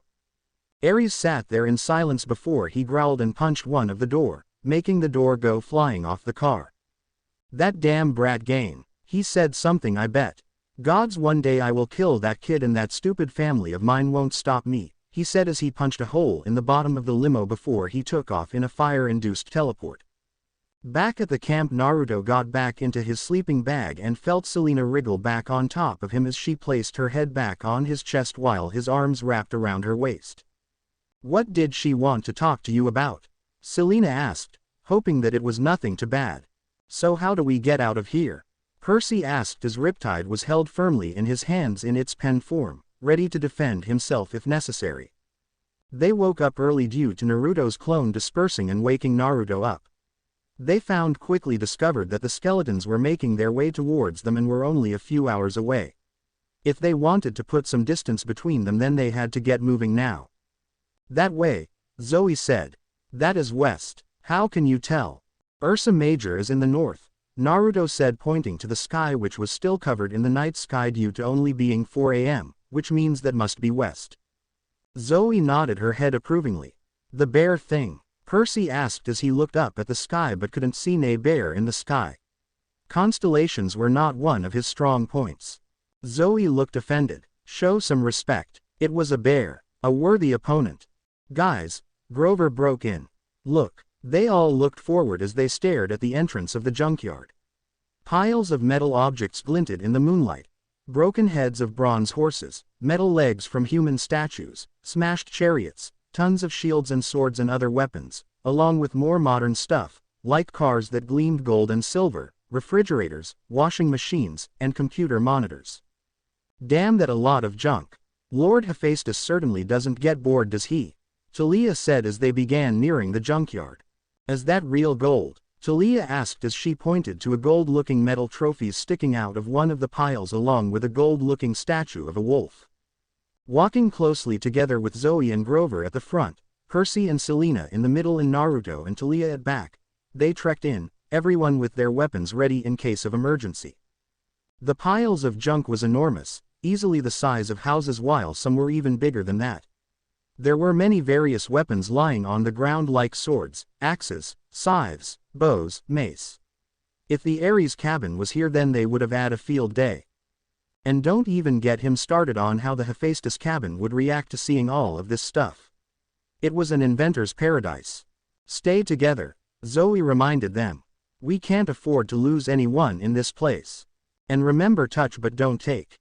We don't need a god making this quest more difficult than it already is, Naruto told them, additionally using the advice Aphrodite gave him last night. You smell anything out of place, girl? He asked Luna, who shook her head negatively as they continued on with Zoe leading the way. Though it was hard to smell anything when the place just smelt like oil and grease. From the side though, a small purple vine-like tentacle slithered out of an old outdated over. It swirled around in the air for a few moments before it coiled back, and slowly its whole body began moving along the ground, trailing behind the group in secret.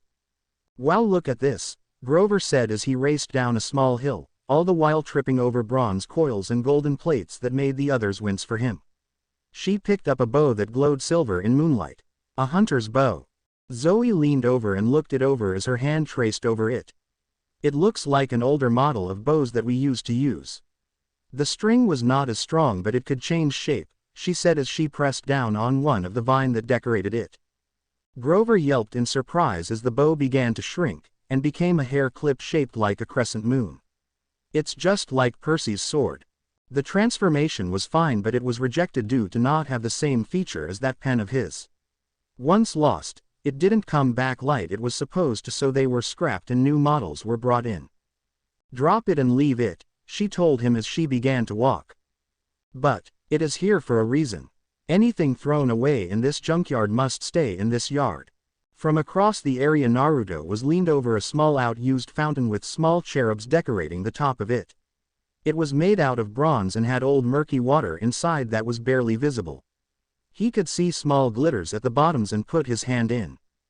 When he pulled out, he saw he had drachmas big and small that looked like they had been here a while, if the condition they in was any indication.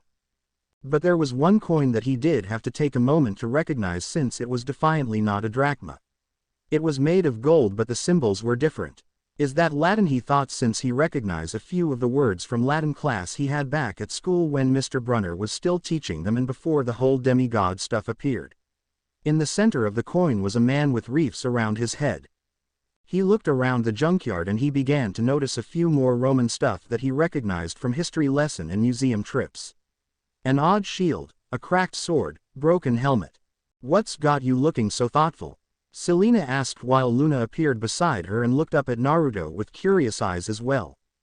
Nothing really. I'm just wondering why there is so many Roman stuff in this junkyard. Seems odd for a Greek god to have them in his junkyard, he said, holding the coin out to her. She took in her hands and looked surprised before she shrugged. Probably just something that got lost and just ended up here through unusual means. It happens, she said as Naruto nodded his head. Though behind them Zoe had heard what they were saying and looked away as she hid the worry on her face. If they saw her look, then they would know that she was hiding more than just who the general was. This place makes me uneasy, Talia said as she brought her shield close to her body and was gripping her spear in a firm grip.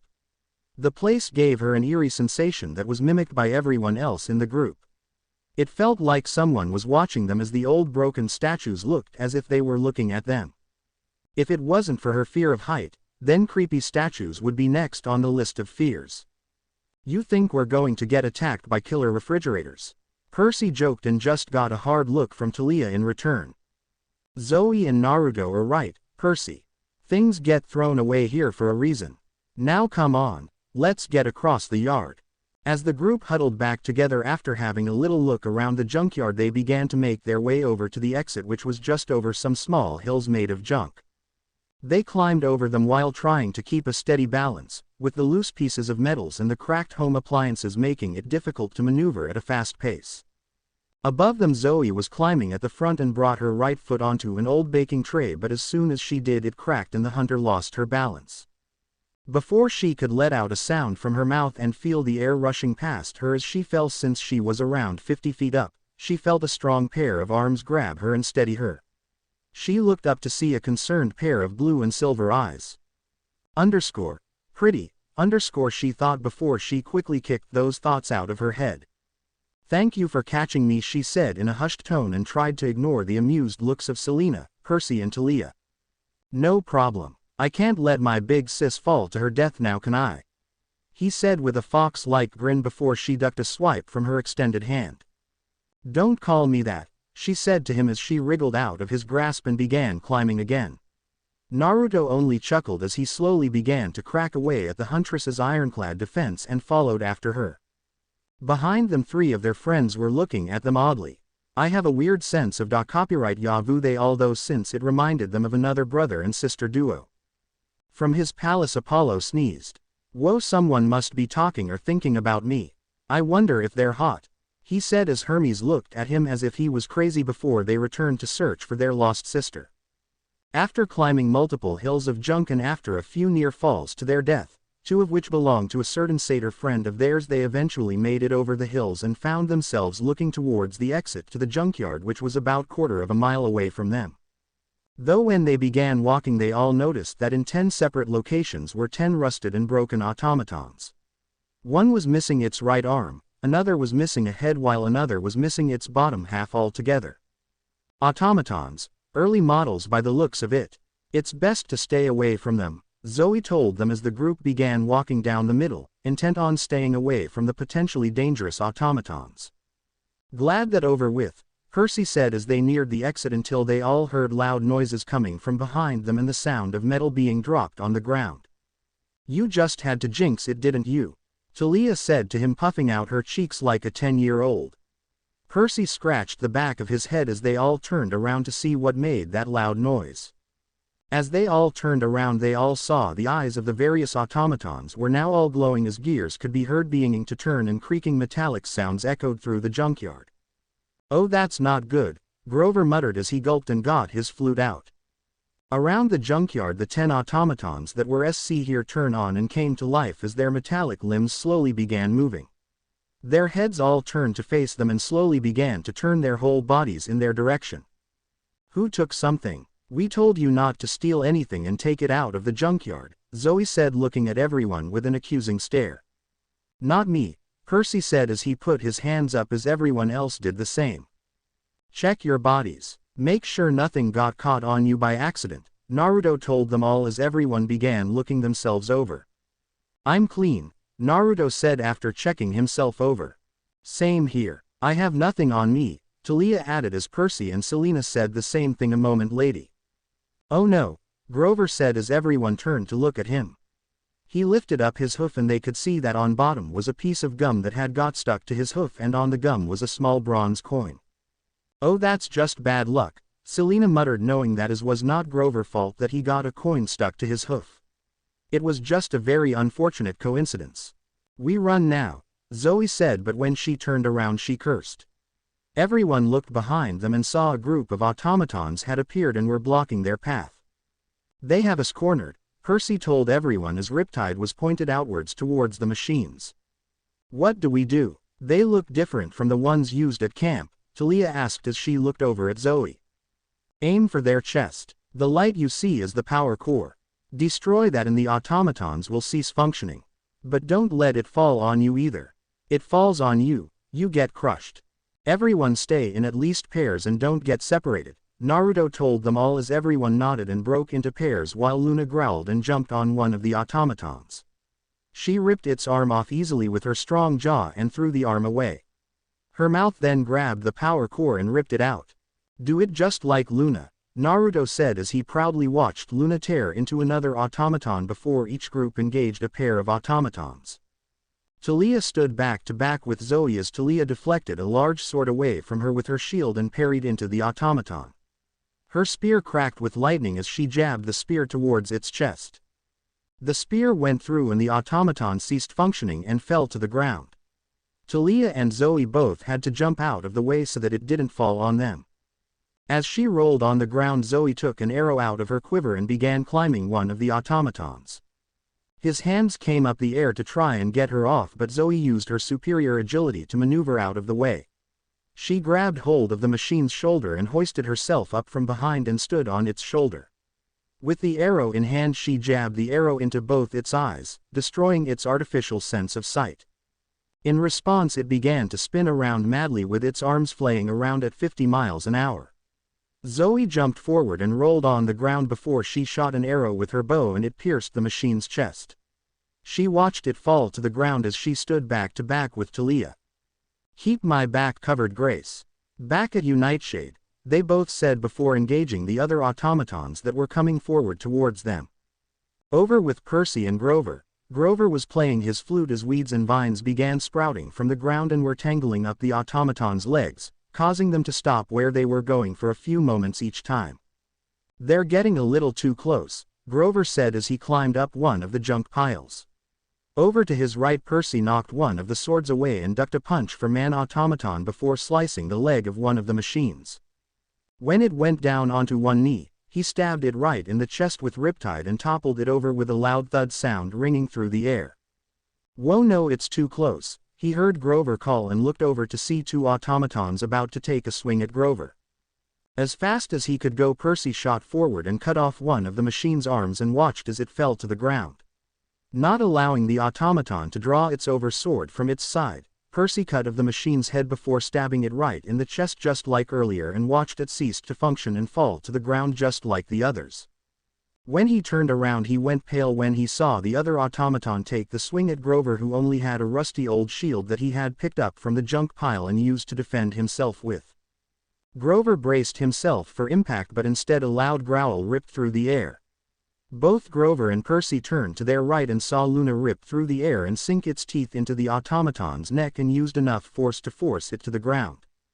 "All right, Luna," Grover called out as Luna bit its head off while Percy appeared next to it and stabbed it in the chest, watching it power down as he did.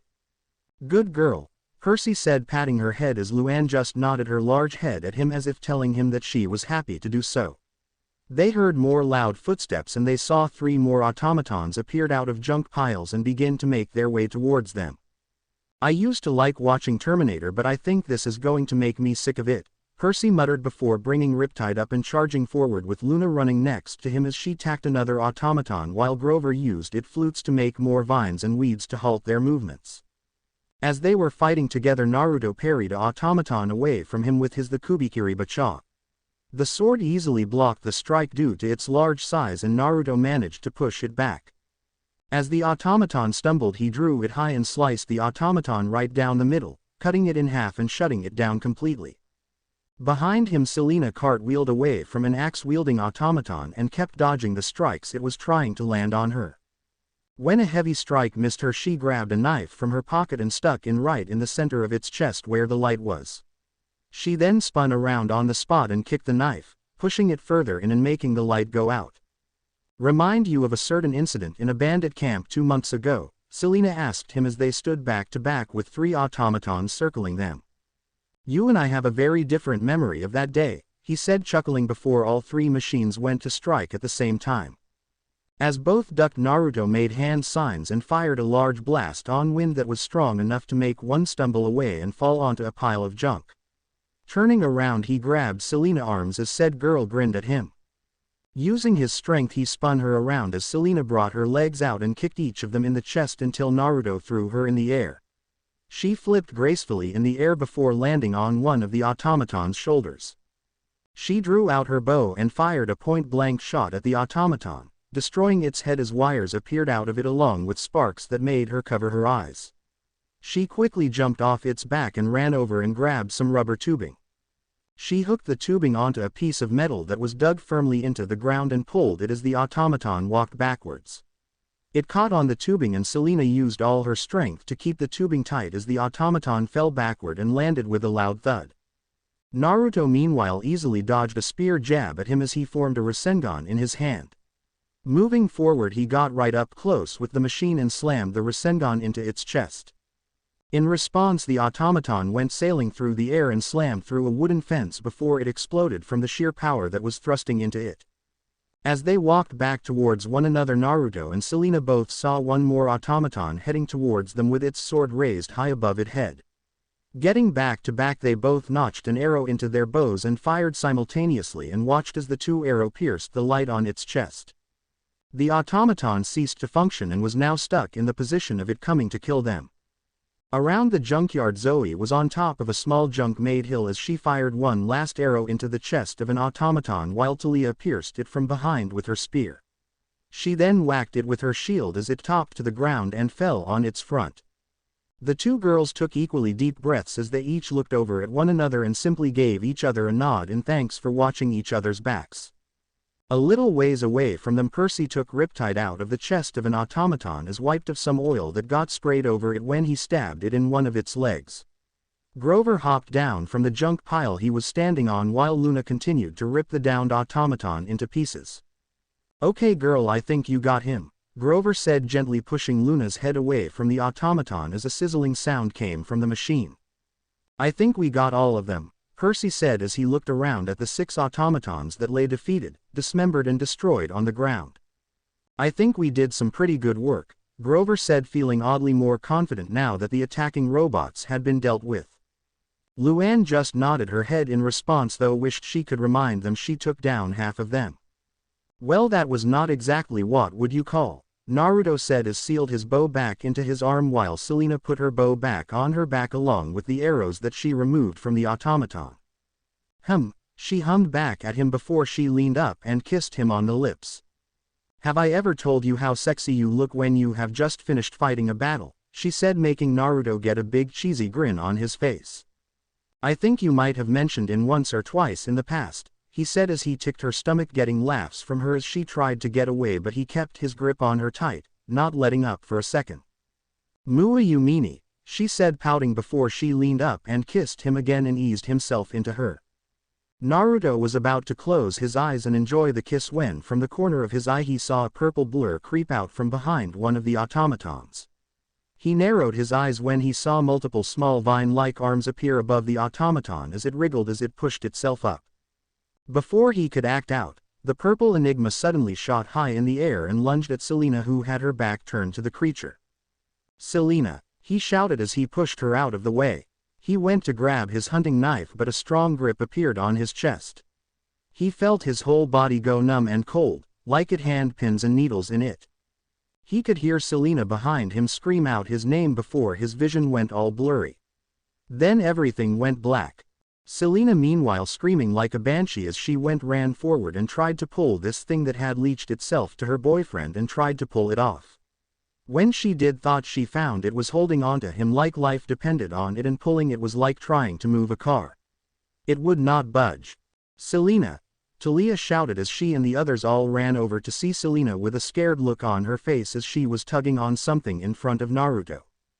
It was only when they ran to the front did they see what she was screaming about, and they all took a step back in shock while Zoe went as white as a snow. It looked like some kind plant that had a dark purple, almost black center and had these light purple vine-like tentacles squirming around it. They saw it had latched itself to Naruto right in the center of his chest while another was wrapped around his neck. "What the hell is that?" Grover asked as he, Talia and Percy stepped forward while Luna appeared next to Naruto and licked his face with his tongue. Zoe however had not moved from her spot as a fearful look was on her face. "I don't know," Selena replied. "It just came out of nowhere and tried to attack me. Naruto pushed me out the way but it grabbed him and he has been like this since," she said as she tried to keep herself together. Everyone looked at Naruto's face and saw his eyes were completely glazed over, like no one was home. His entire body was still and not a sound was being made from him other than his slow breathing. "Well, we have to get it off him," Talia said as she grabbed the plant creature and tried to yank at it.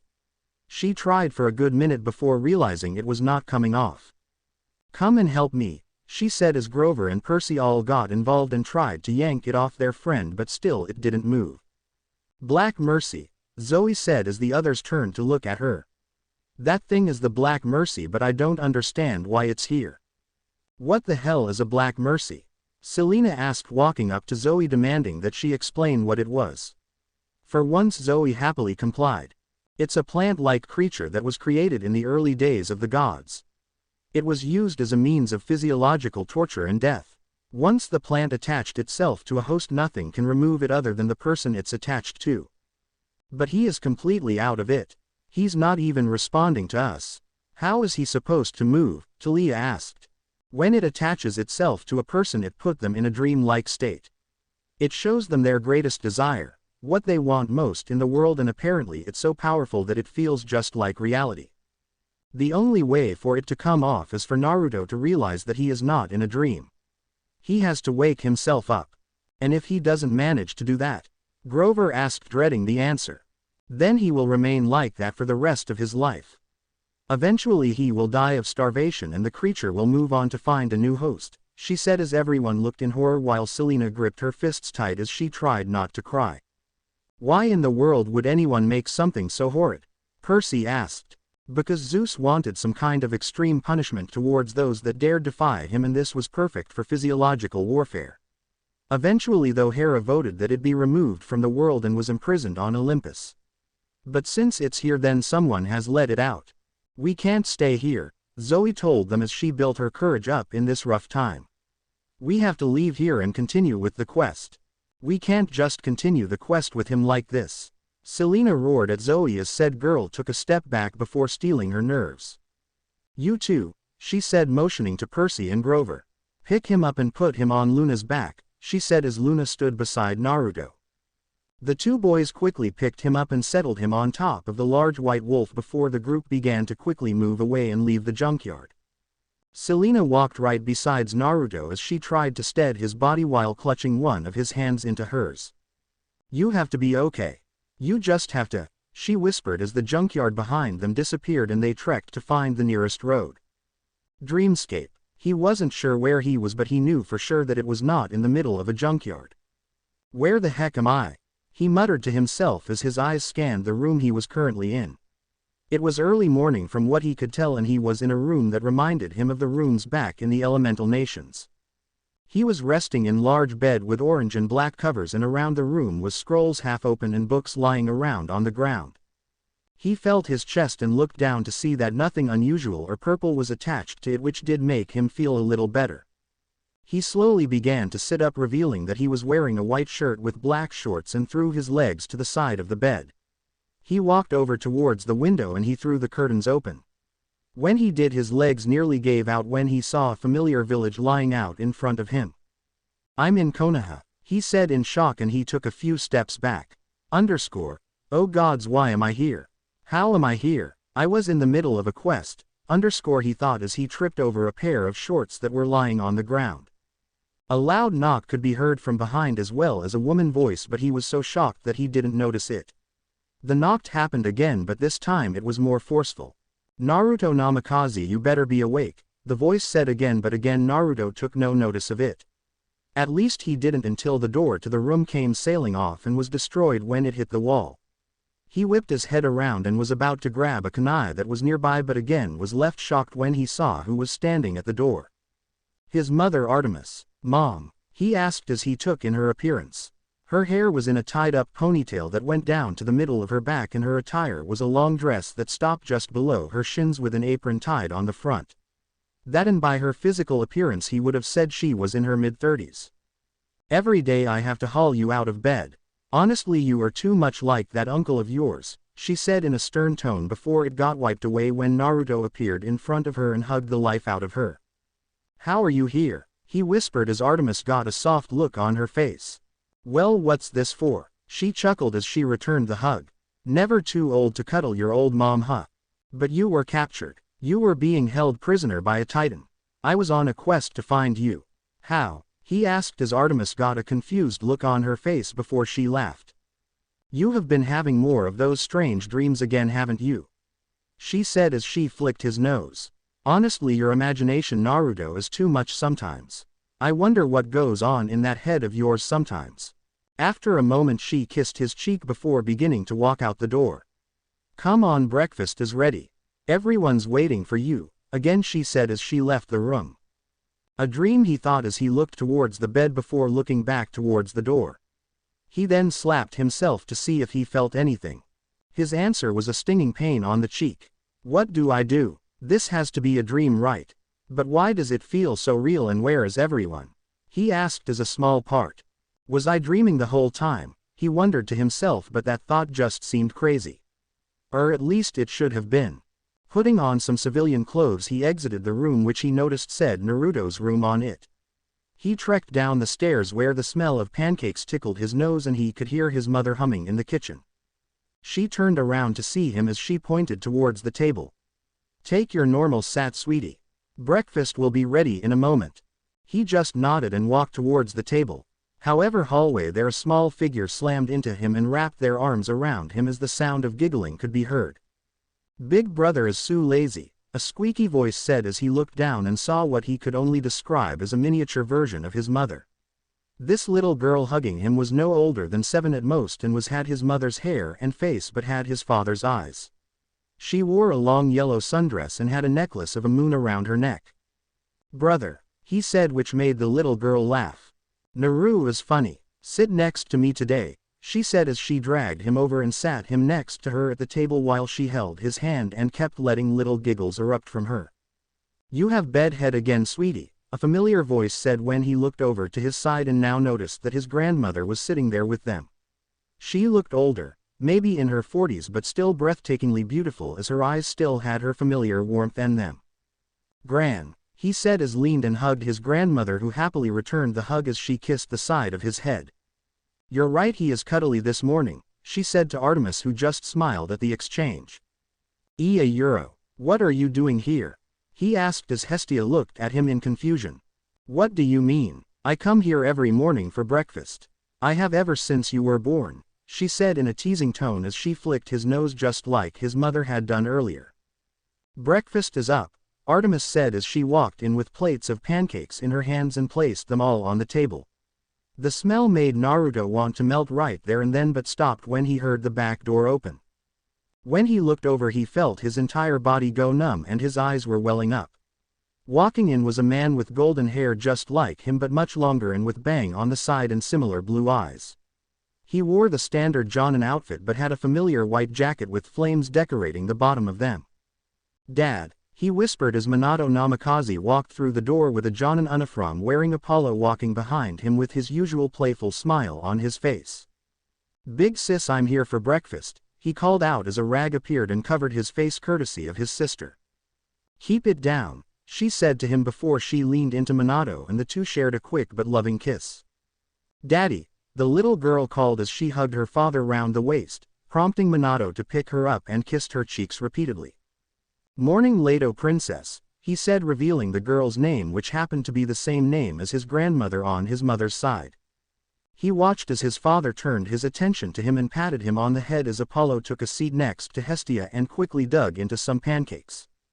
"You all right there, Naruto? You look a little out of it," Minato said, seeing the nervous, shocked and awestruck face of his son.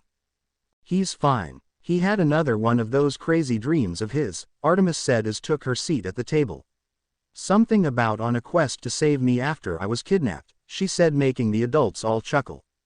Naruto didn't say anything since his mind was just trying to wrap around what had happening. His mother was kidnapped and his father dead. That was the truth, wasn't it? Well, don't let your breakfast go cold, Naruto.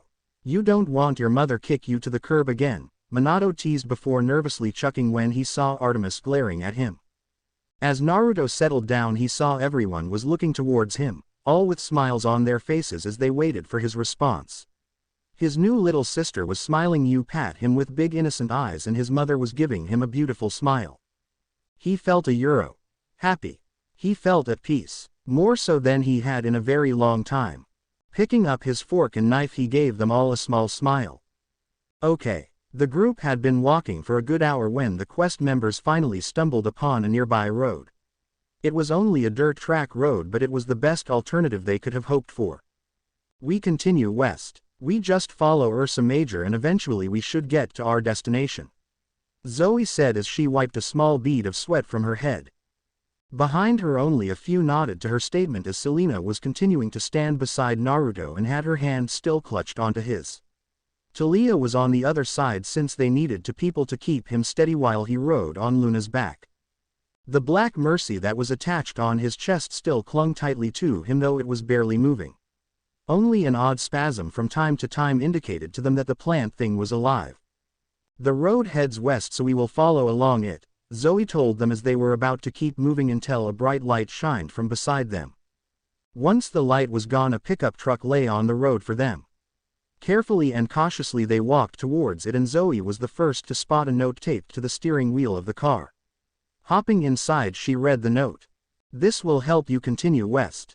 Find the old man at the sea to discover my sister locations.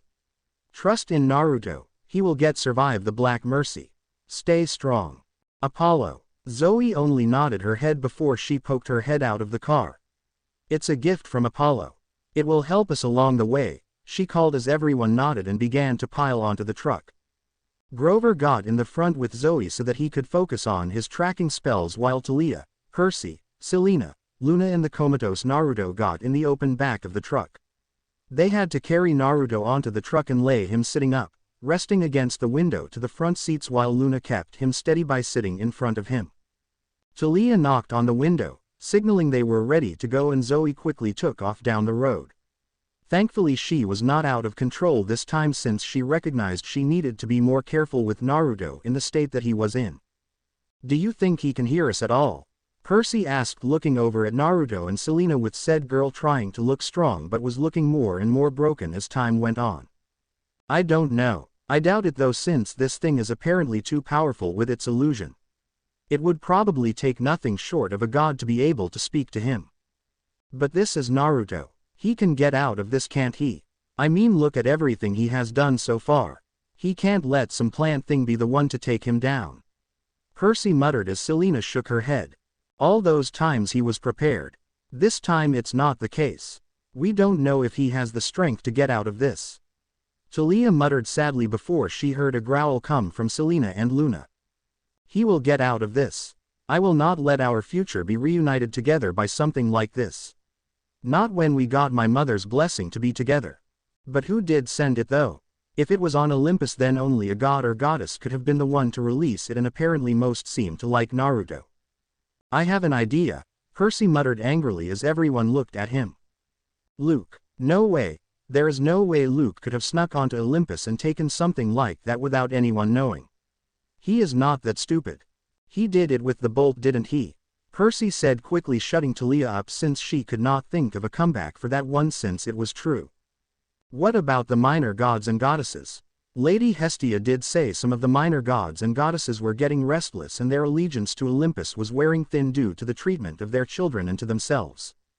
That would make sense, Talia muttered as she thought it over and wondered about another enemy of Olympus that could have done the deed. What about the general? Could he have done it? Talia asked, but everyone including Zoe who was listening in shook their heads. The general is not stupid, since him going to Olympus would have had him destroyed. There is no way he could face the might of Lord Zeus and the others Olympians alone. It would have been a death trap and he knows that. So our best guess is the minor gods or goddesses then? Percy asked as everyone now nodded their heads. It's beginning to look that way, however there are so many minor gods and goddesses that it would be impossible to figure out whom. That in Naruto has only met a few and they all seem to like him other than Kione. Why Kione? Zoe asked as she tried to keep her eyes on the road. She tried to ruin Christmas in New York last Christmas but Naruto fought and defeated her before getting punishment from Lady Hestia. Since then I don't think she has been his biggest fan. So is there anything we can do? Talia asked. Anything at all. There has to be something. Unfortunately Zoe shook her head. All you can do is pray that he is strong enough to fight the Black Mercy. If not then he will be gone forever, she said as Selena chalked back a sob and caressed Naruto's face with her hand while the others looked on sadly. We should contact Chiron and Annabeth. Maybe they could help us, Talia said as she took out a spray gun from her backpack along with a few drachmas. If there was someone that might be able to give them answer it was those two.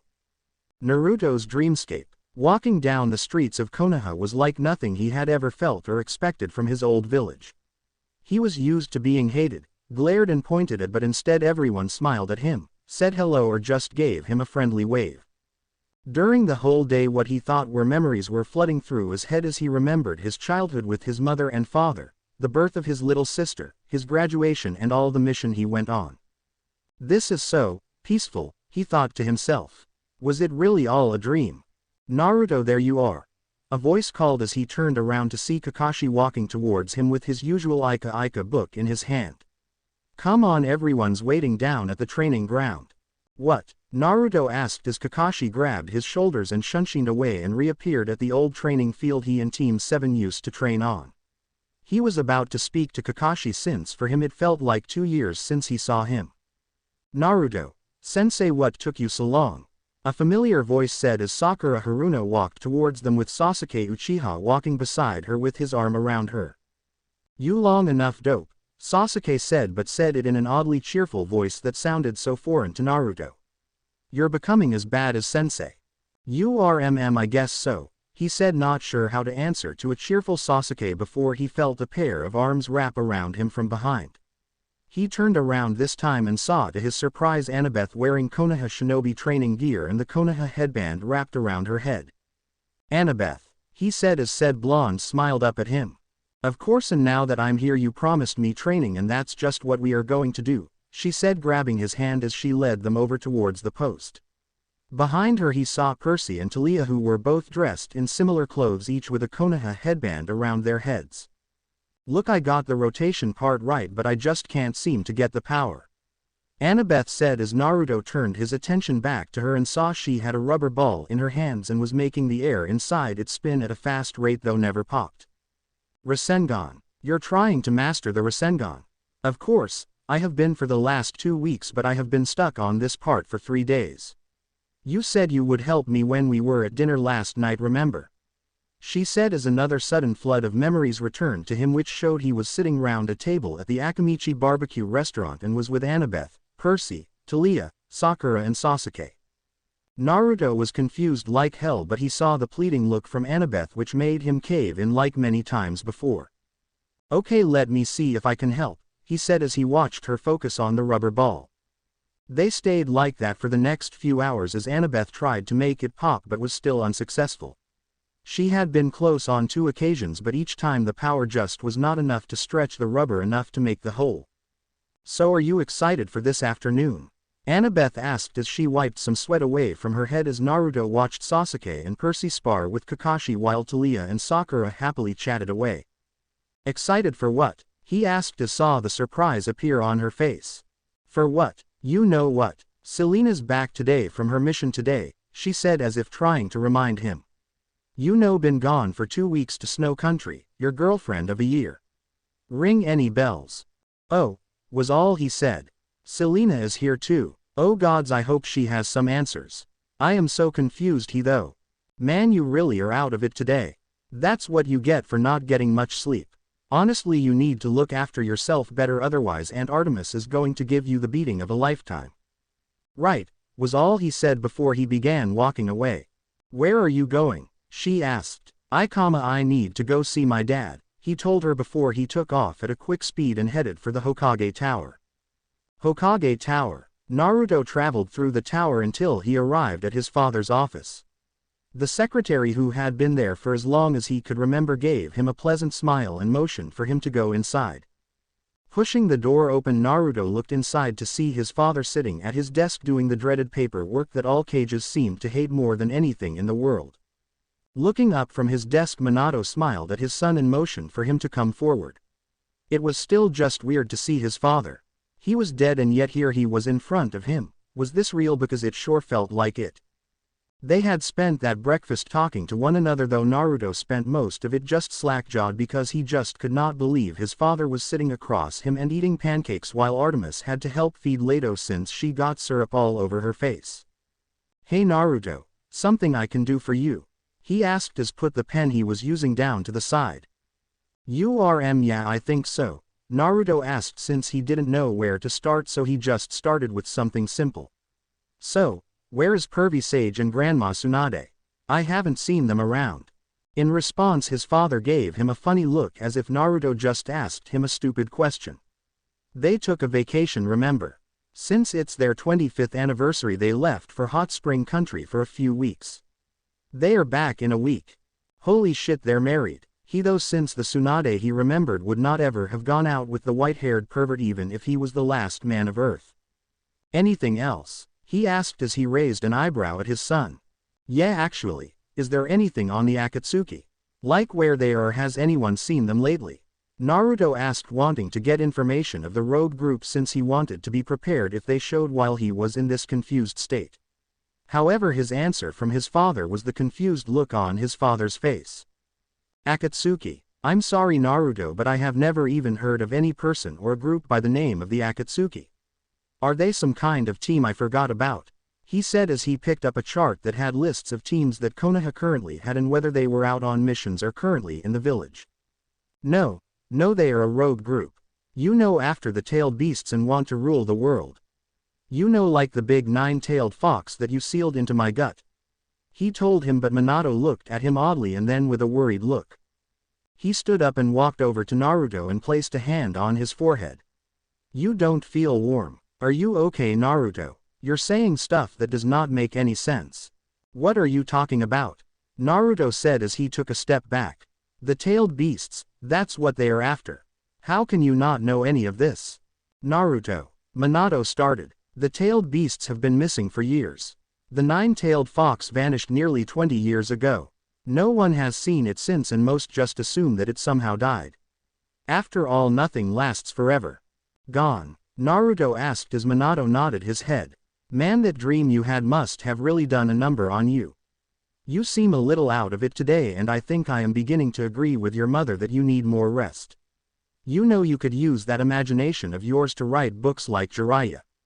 Minato chuckled while Naruto's confusion was really getting to him and he felt like he was going insane. "Come on, it's about lunchtime and I told your mother we would go get some Ichirakus. You know what your mother is like when it comes to ramen, and it about time she got her ramen fix," Minato said, laughing, which made Naruto chuckle weakly as well since it was kind of true. Grabbing his son's shoulder, Minato flashed them out of the office, and before Naruto could even say anything he found himself standing beside Ichiraku's. "Your mother had me put a Hiroshin seal on it since we go here at least twice a week. It's just easier this way." "You're darn right it's easier like this," Artemis' voice called out as the two Namakazes found her already sitting on one of the stools with none other than Athena, who was sitting on her left, and Aphrodite, who was on her right. Leto meanwhile jumped of her seat and leapt into her brother's arms, giggling as Naruto smiled at her and ticked her stomach. The two settled on a stool with Leto sitting on his lap as Minato struck up a conversation with his wife, sister-in-law and friend. "Usual as always Naruto?" Ayame asked him as she appeared behind the counter and began making his usual pork ramen dish. "Ayame," Naruto called out, happy to see the ramen waitress, as said brown-haired girl gave him a bright smile and stroked Leto's hair, making the little girl smile up at her. As Naruto and Leto played with one another as they waited for their ramen, Artemis broke away from the conversation with her husband and sister and hugged her son and daughter from behind and kissed the top of their heads. "Love you both," she whispered as she settled her head on top of Naruto's. Leto stood up on her brother's lap and gave her mother a big kiss on the cheek, making Artemis laugh as the mother and daughter nuzzled their cheeks beside one another. In his chest Naruto felt himself get warmer, and when his mother looked at him with her smile and told him she loved him, it made him feel this huge surge of happiness inside him. Minato was watching the scene with Athena and Aphrodite and were all smiling at the exchange. How about after this me and you go and spar with one another? It's been so long since we last sparred against one another, and I want to make sure my baby isn't become a girly man like his father, she said, making a dark cloud form above her husband's head. Really? He asked as Artemis nodded her head. He had wanted to spar against her for so long, and he was happy that he finally had the chance, even if he was confused about what was going on. Sure, I would love to, he said, making Artemis beam at him before kissing his nose and taking the seat beside them as she began drawing with Leto on a piece of paper Ayame had given them. Seeing his mother and apparent sister together and his father talking with his aunt and girlfriend's mother made Naruto feel a sense of perfection. A real little family, and since his first time waking up he could feel himself getting used to it. After 5 minutes of just watching his mother and sister draw funny pictures with one another, their ramen was up. All 4 namakazes sat in a row, each with chopsticks in their hands. Let's dig in, they all said together and began devouring their ramen. Ayame and Tyuki quickly began to prepare the next batch. She knew what this family was like when it came to ramen. Real world. The group of demigods, Huntress and Satyr, came to halt as their truck ran out of gas on the edge of a river that had Zoe cursing as she kicked the truck tire. No good, sun god, give us more fuel, she growled, but nothing happened, which just made her growl. What do we do now? Talia asked as everyone got out of the truck since it was useless to continue onwards in it. Beside her, Grover and Percy were scanning the area, looking for a way for them to travel. The area they had stopped in was just desert in all directions, with occasional clumps of barren mountains plopped here and there. The canyon was the only thing that stood out, and the river itself wasn't very big, maybe 50 yards across, green water with a few rapids, but it carved a huge scar out of the desert, though from the side the canyon dropped completely. It might be best if we follow the stream, Percy suggested as Grover pointed out a small goat path. We won't be able to get Naruto and Luna along that goat path. It would be safer to go upstream, Selena suggested as Talia and Zoe agreed, though Talia mainly because the height of the canyon was enough to make her stomach do flops. They followed the path upstream for a good hour as one walked beside Luna with Naruto on her back as she helped to keep him steady. While she might not like him all that much, it was odd to her to see him in such a state since he was always so strong. Looking weak was not a look that suited him. On the other side she noticed Selena wipe a few tears away as her left hand was gripping his hand tightly again. Though Zoe had no love for the daughter of Aphrodite, she could see that she was struggling to keep it together with the idea that Naruto may not wake from this state. It was heartbreak like that which pushed her to become an eternal maiden for a reason. She didn't want to experience heartbreak again. He will be fine, she muttered as Selena turned to look in her direction. I'm sure he will be out of it soon enough. Since when do you care? Selena said bitterly. Since he is my lady's son I have to care. Tisk, that's just some bullshit reason. You never cared when you told him you would be happy when he died of old age, or when he put you in your place for insulting Chiron and the other campers. Don't make some excuse, because it won't work on me. I can see right through you Huntresses. Really? Zoe said, not believing her. Then by all means tell me what we are exactly. Easy. A bunch of bullies who prey on insecure and heartbroken girls to join them and hurt people that don't see your way. We do it to benefit women everywhere. We put men in their place because we need to show them that we are strong and that we can put them in their place by any means necessary. Selena chuckled. You just say that because you and those other girls were all left heartbroken by one guy and use them to base your opinion on other men. If you could just look past that cloud of hate you have put up, you will see that a lot of men in the world are good people. All they do is look at you as if they're a piece of meat. And women do the same to men. It's human nature to lust over someone that catches your attention. You will never understand. And a daughter of that woman, it's not surprising. You're right, I won't even understand you hunters, and hopefully I never will. The thought of killing innocent people simply because of their gender is just horrid. It's make you no better than the monsters that you hunt. It's a surprise anyone can tell the difference. Take that back, Zoe growled as she glared at Selena, who sized the hunter up. It's no wonder Artemis keeps you around. It's because she pities you, Selena said as Zoe lunged at her and tackled her to the ground, making Luna try to steady herself and step away from the two girls. Pinning Selena to the ground, she landed a punch square in the jaw, making Selena see stars for a moment before her hands wrapped around Selena's neck.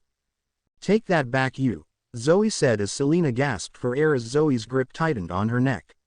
Selena tried to wriggle out, but Zoe's body was pinning her lower half to the ground. Her arms went up to get Zoe of her but found Zoe leaning away when she tried. She actually felt a little fearful as she looked at the enraged eyes of Zoe Nightshade and noticed the others had finally noticed what was going on and went to intervene. However, they were stopped when a light shined in front of them. Neither girls noticed since Zoe was too angry and Selena's vision was beginning to blacken. Getting desperate, Selena picked up rock that was next to hand and hit Zoe in the head with it, making her go down like a sack of potatoes while Selena could finally breathe again. She tried to kill me, Selena muttered as both she and Zoe steadily got back up, with Zoe now sporting a jagged cut on the side of her head which was beginning to bleed. As the two were about to go to blows, both suddenly found themselves in a world of pain when a hand appeared on their ears and tugged them painfully. Ow, ow, ow, both said as they both sank to their knees and looked towards two figured who was pulling their ears. Both however gulped and felt feet build up inside of them when they saw Hestia and Rhea looking down at them with furious looks. That is enough, Hestia said in a deadly whisper and left neither of them with any room to answer back. The demigods behind them gulped at the enraged face of the hearth goddess before it softened when she looked towards her grandson. My boy, she said sadly as she let them go as she and Rhea stood in front of the glazed-eyed Naruto. Is there anything you can do, mother? She asked while the demigods and satyr all went wide-eyed and gulped, realizing who it was standing in front of them. I don't know. My blessing helps him fend off mental attack from those like your father, but I don't think it will help him with this problem, she said as she tapped the black mercy before placing her hands on his head and closed her eyes. I will try and reach him. Hopefully I can give him a message that what he is seeing is not real, she said as Hestia nodded her thanks before turning back to the two girls who whimpered a bit on fear, even Zoe. My grandson is in such a weakened state and you two are acting like children, she said, shouting out the last word to them. Now is not the time for you to be fighting. How do you hope to rescue Artemis when you two are constantly bickering with one another? I'm sorry, Lady Hestia, both whispered, but Hestia took no notice of it. You, she said looking at Selena, I know this is hard, but you need to be strong for him, and fighting with someone is not the way to help him. You two have your differences, but you do need to goad her. Selena looked down but nodded nonetheless. And you, she said now looking at Zoe. I expected better from you, Zoe. Artemis and I thought you and Naruto really could be good friends, but you are proving to be extremely difficult about it. But nothing. You are 2,000 years old yet you remain to act like a spoilt child who dislikes the child being around. It's time for you to grow up and get past your hatred. He is not Heracles, nor will he ever be like Heracles. I will not allow your hatred affect this quest for my daughter-in-law and niece. Kinda need some quiet time here, Rhea said, making the Hestia go silent for a moment before she spoke again in a hushed tone. Go and get yourself cleaned up and have your injuries looked at, she said as she motioned for Talia, Percy and Grover to come and heal them. Anything? Hestia asked as she stood next to her mother, who was breathing deep and slow breaths. He is in there and he not fully given himself. He heard me at least, and hopefully it will give him what he needs to fight back against the Black Mercy. Hestia nodded, and before Rhea could start again, thunder rumbled in the sky. Be quiet, boy, I'm saving my great-grandson, Rhea said in a serious tone, making the thunder rumble even more as a bolt of lightning struck a few meters from the side. Brother, stop being so dramatic. He needs help, Hestia said, but the thunder just got louder, making mother and daughter growl angrily. Stupid baka, Hestia said, wanting to scream at her little brother for being such a pompous and dramatic fool. Rhea just shook her head and tsked at her son.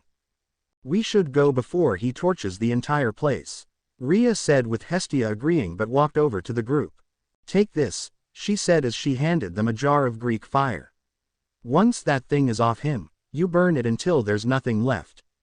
Understood, she told them with everyone nodding quickly. Rhea then waved her hands as a couple of canoes appeared. Use these to go up the stream.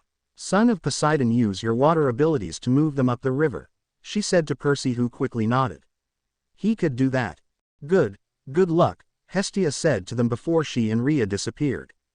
Wow, was all they could say, meeting the mother of the gods and experiencing the maternal, scary side of Hestia. Getting in the canoes, Selena, Naruto and Talia went in one while Zoe, Percy and Grover went in the other. Luna would run beside them on land. Both Selena and Zoe had healed some, though Zoe now sported a pink scar on the side of head which you could see from a certain angle, while Selena had bruises around her neck. Both girls never looked at one another and were staying away for one another, much to the relief of everyone else. Meanwhile in Dreamscape, Naruto landed flat on his back as he groaned from getting his ass kicked for the 5th time in an hour. Above him he could hear his mother laughing as she stood over him. "Odd, does my baby boy want me to take it easy on him?" she asked teasingly, which made him pout at her.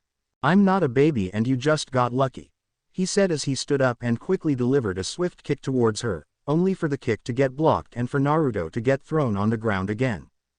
"This would be fairer if I could use weapons, jutsu or my sage mode," he grumbled as Artemis sat beside him and stroked his hair. "Stop growing up so quickly. It feels like only yesterday you were being pulled into the world and now here you are a young handsome man." In response he just nuzzled into her hair as she tapped his nose, letting the silence from the field be the only sound they could hear. From the side, Leto was sitting under a tree and looked like she had dozed off while watching them. She was about to fall to the ground when Artemis appeared beside her and caught her, laughing as she picked her daughter up. "I think I should take this one home," she said to Naruto, who nodded and kissed Leto's head, making the little girl smile in her sleep. "I should go. Remember to be home by 6 for dinner," she said to him as Naruto nodded and watched as Artemis walked off with Leto, leaning her head on her shoulders. When they disappeared from sight, Naruto turned around only for him to fall on his butt when he saw the image of Rhea standing there with a worried look on her face. Her form was flickering and Naruto could see the scenery through her. "Not real," he heard her say, but her voice was low and he could hear it so well. "What? I can't hear you," he said as he leaned in. "It's not real," she said again, though this time Naruto hear her. "Dream. You are stuck in dream. Fight it. It's a dream. Are you sure?" he asked, since maybe this was just his mind playing tricks on him. This all felt so real, he wanted it to be real. Before he could ask another question or Rhea could answer, she disappeared, leaving a worried and very confused Naruto, standing in the middle of the training field. He just stared at the spot where Rhea had been standing in both confusion and annoyance. "Gah," he said, rubbing his head as he looked up at the sky. "I am so fucking confused. Is this real or not?" he asked the sky despite nothing happening. Anyone walking by would have thought he was having some kind of mental breakdown. "I need to go and think. This just isn't making any sense to me anymore," he said before once again he jumped into the trees and ran away. He raced along the tops of the building as he headed towards the Hokage mountain. He could always feel a peace up on top of the Shodime's head and he could have some quiet time to think. It was something right now he really needed. "It feels so real. I want it to be real, but I really don't think any of this is real anymore," he thought as he neared the Hokage monument. As he ran he collided with someone who pounced on top of him and to his surprise slammed their lips into his. "What the hell?" he thought at first before seeing familiar dark hair and blue eyes looking at him. "I have missed you, lover," Selena said as Naruto got a good look at her and had to admit shinobi clothing really suited her and showed off her figure. He was smiling coyly at him and he felt her hands go underneath his shirt. "How about we go back to my place and we break in the bed again? I got a new one just before I left for the mission," she said, whispering in his ear, making shivers run up his spine. For a moment he wanted to say yes, badly. But he remembered that he and Selena were going to wait. Selena would not rush into something like this, especially not in such a public place. Not the Selena he knew anyway.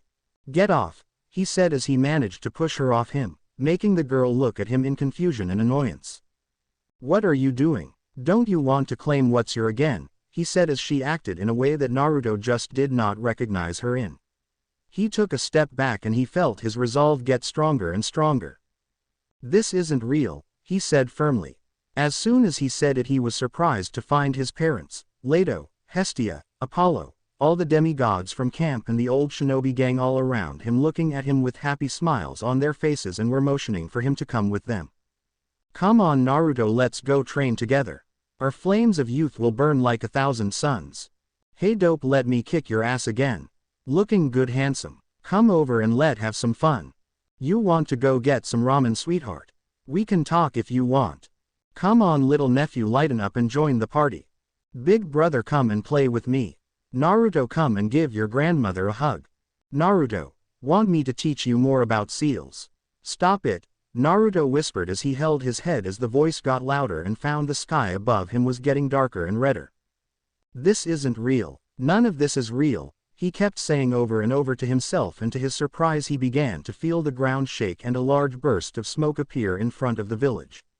After a few moments a large furred arm shot out of the smoke and destroyed the south gate. Standing in all its glory, the nine-tailed fox leered over the village as it let out a loud boom roar as loud screaming and shouting began to erupt from the entire village. His focus went towards the fox as he watched it begin to destroy the lead village and noticed everyone around him was now gone. Turning back to the fox, he watched as it completely destroyed the village with its 9 tails, crushing everything it touched. He was about to rush forward but instead found himself knocked to the ground. Try to get up, he then felt a foot plant itself on his chest and found Sasuke standing above him along with Itachi, Kisame, Luke, the general, and a man hidden in shadows with purple ripple-like eyes. "You really are pathetic. You are nothing more than dirt beneath my feet," Sasuke said, but he noticed it was not Sasuke's voice that was talking to him. It was deeper, colder and more evil. Looking Sasuke in the eye instead of seeing his black eyes or the Sharingan, he saw gold eyes look back at him. "I will crush you and I will crush everything you hold dear. I don't go back on my word," he said as Naruto grinded his teeth together. "Fuck you, Titan bastard," he said before a dark chuckle came from his mouth and pointed over to the side as their fox unleashed a huge torrent of fire from its mouth. Turning his head, his eyes went wide as he felt a stab of pain in his heart and felt a sob building up. He saw the lifeless body of his mother lying a few meters away from him with a large hole in her chest with her eyes wide open and looking towards him. His father was dangling off a building with his head missing while Hestia and Apollo lay on opposite sides of the street, each with burns covering them from head to toe. Selena was lying there with her throat ripped out, and scattered all around the street was Percy, Talia, Annabeth, Lee, Shikamaru, Choji, even Athena and Aphrodite were lying there completely lifeless. The only one who was not dead was little Leto, who was standing in the middle of the street with lost and heartbroken look on her face, screaming out for her mother, father and brother. Attempting to get up, he found Sasuke, Kronos and the others had all gone and the weight on his chest was gone. Staggering up, he ran over to Leto and wrapped his arms around her. "Big brother, what's happening? Why won't mommy wake up?" she cried as tear ran down her face. Looking at her cry made his entire body shake, and Naruto was letting his tear roll down his face, reminding himself that this was not real. That this was just his imagination. "I'm sorry. I'm so sorry. But this isn't real, Leto. I'm sorry, but this is not real." "What are you saying?" "I'm sorry. I wish you were real, but you're not. I wish I could to take you to the real world, but that is just not possible. Just close your eyes and everything will be better," he told her as she shook, cried and shut her eyes as she leaned her head on his chest. "This isn't real," he whispered once again, and this time a light came from his chest that brightened the entire area. He watched as the Kyuubi suddenly disappeared, all the dead bodies vanished, and felt Leto vanish from his arms. He watched as the entire Leaf Village vanished from view and his vision went completely black. Deep within Naruto mindscape and behind an enormous set of iron bars, a large pair of ruby eyes opened and flickered as it looked over its cage, as it noticed a few small cracks appear in the bars and a crack appear in the lock on the gate. When the eyes settled on the crack, a giant devious smile etched on its face and a low chuckle came from it. He. Like I said, Hearth Goddess, you can't protect him. My time in here is almost up. All it will take is one more push and I will be out of this hideous seal. When I do, I will crush you beneath my tails and then I will move on to Olympus, the enormous fox said as its eyes slowly beamed to close again, but its smile never left its face as it thought about the moment that it could finally ease the seal and take the world by storm. Real world. It had been an hour after the visit from Rhea and Hestia as the group felt an eerie silence fall on top of them since no one really knew what to say, especially Zoe and Selena, who would not even look in each other's direction. The two girls had been going over what Hestia had told them, and both girls felt great remorse for the way that they acted towards one another and didn't even realize until now how much it would have affected the quest from their constantly bickering and fighting. Talia, Grover and Percy had said nothing since none of them really knew what to say. As they paddled in silence and continued up the stream, a gasp for air came from Selena's boat and causing them to all turn to look. Naruto swayed from side to side as his head looked around his surroundings. Where the heck was he? How did he end up in a boat? Naruto, Naruto, Selena shouted as she turned her body to face her boyfriend. She stared down at his chest and saw the vines from the evil plant creature had come undone. Don't let it get itself attached to you, Zoe shouted as she had her bow and arrow ready in her hands and was already taking aim at the creature. Throw it to the river bank. We need it away from us. Selena followed the older girl's orders and removed her jacket. Just as the plant-like object leapt off Naruto's body and jumped towards Selena, said daughter of Aphrodite caught it in her coat before it could latch on. She quickly tied up the jacket arms and tied it into a knot as the evil creature writhed around inside the coat. Now off with you, you filthy creature, she said before throwing it over towards dry land.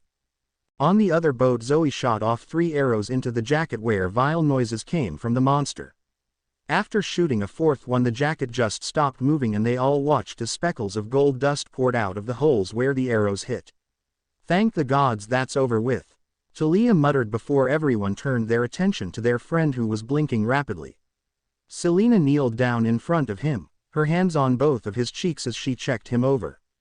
Is he well? Zoe asked as the boats slowed down and now traveled beside one another. Selena, what happened? Naruto asked, his voice a little hoarse as the face of his girlfriend appeared in front of him. Her eyes shimmered with tears ready to fall while her lips trembled. Oh, you blonde dummy, she called before throwing her arms around his shoulders and beginning to sob into his neck. Do you know how worried I was? I thought I was going to lose you. I've never been so scared in my entire life. He looked around and could see Percy and Grover have similar looks on their faces. Talia looked fine, but her eyes showed she was grateful he was okay. Zoe didn't look to his direction but could see she was watching him from the corner of her eye. In response to Selena, he just wrapped his arms around her and gently patted her on the top of the head, whispering that he was okay into her ear and that he wasn't going anywhere. I'm kinda confused though, Naruto responded before Talia began to fill him in. The Black Mercy latching itself to him, Rhea and Hestia appearing and helping to bring him back to reality. He now understood what happened and why he saw what he saw inside that dream world. A world where everything he wanted to be real would make itself look like it was. It was highly dangerous and very cruel. He wondered who it was that released the Black Mercy and whether or not he really was the intended target. For the rest of the trip up the river, he found Selena tightly grasping his hand in her own while having him put his free arm around her waist. She wanted him to be close to her after the near scare. He could only imagine what had happened while his mind was locked up in Cuckoo World. And then there was the light bruising that looked like it was forming on her neck as well as the shallow cut on Zoe's forehead. He guessed more happened while he was out than he realized. He knew Zoe and Selena didn't really like one another, but it did wonder if they came to blows. He ignored the water nymphs that were trying to flirt with him as they traveled upstream while Selena gave them a heated glare. He was her and she was going to make sure other people was aware of that fact. She even took a swipe at one of them, though the nymph had managed to quickly dodge out of the way and stick her tongue out as her. Now Zoe and Selena really did have something in common, their hate for river nymphs. There we go, Grover said as everyone looked up in front of them and saw the enormous form of the Hoover Dam beginning to come into view. To Naruto it was extremely impressive to see firsthand. The pictures really didn't do it any justice, and it was no wonder the children of Athena had always been enamored with it. Man, Annabeth has always talked about how much she wanted to see it. Talia said, it's one of her many monuments around the world that she wants to see. She can still get her chance.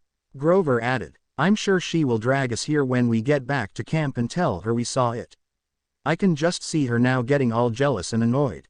Yeah, I can see her face scrunching up like a chipmunk. Not to mention those gray eyes of her will light up. Man, she will kick our butts if we rub it in. Talia added as the group shared a light chuckle. So what do we do now? Selena asked, her arms locked tightly around one of Naruto's.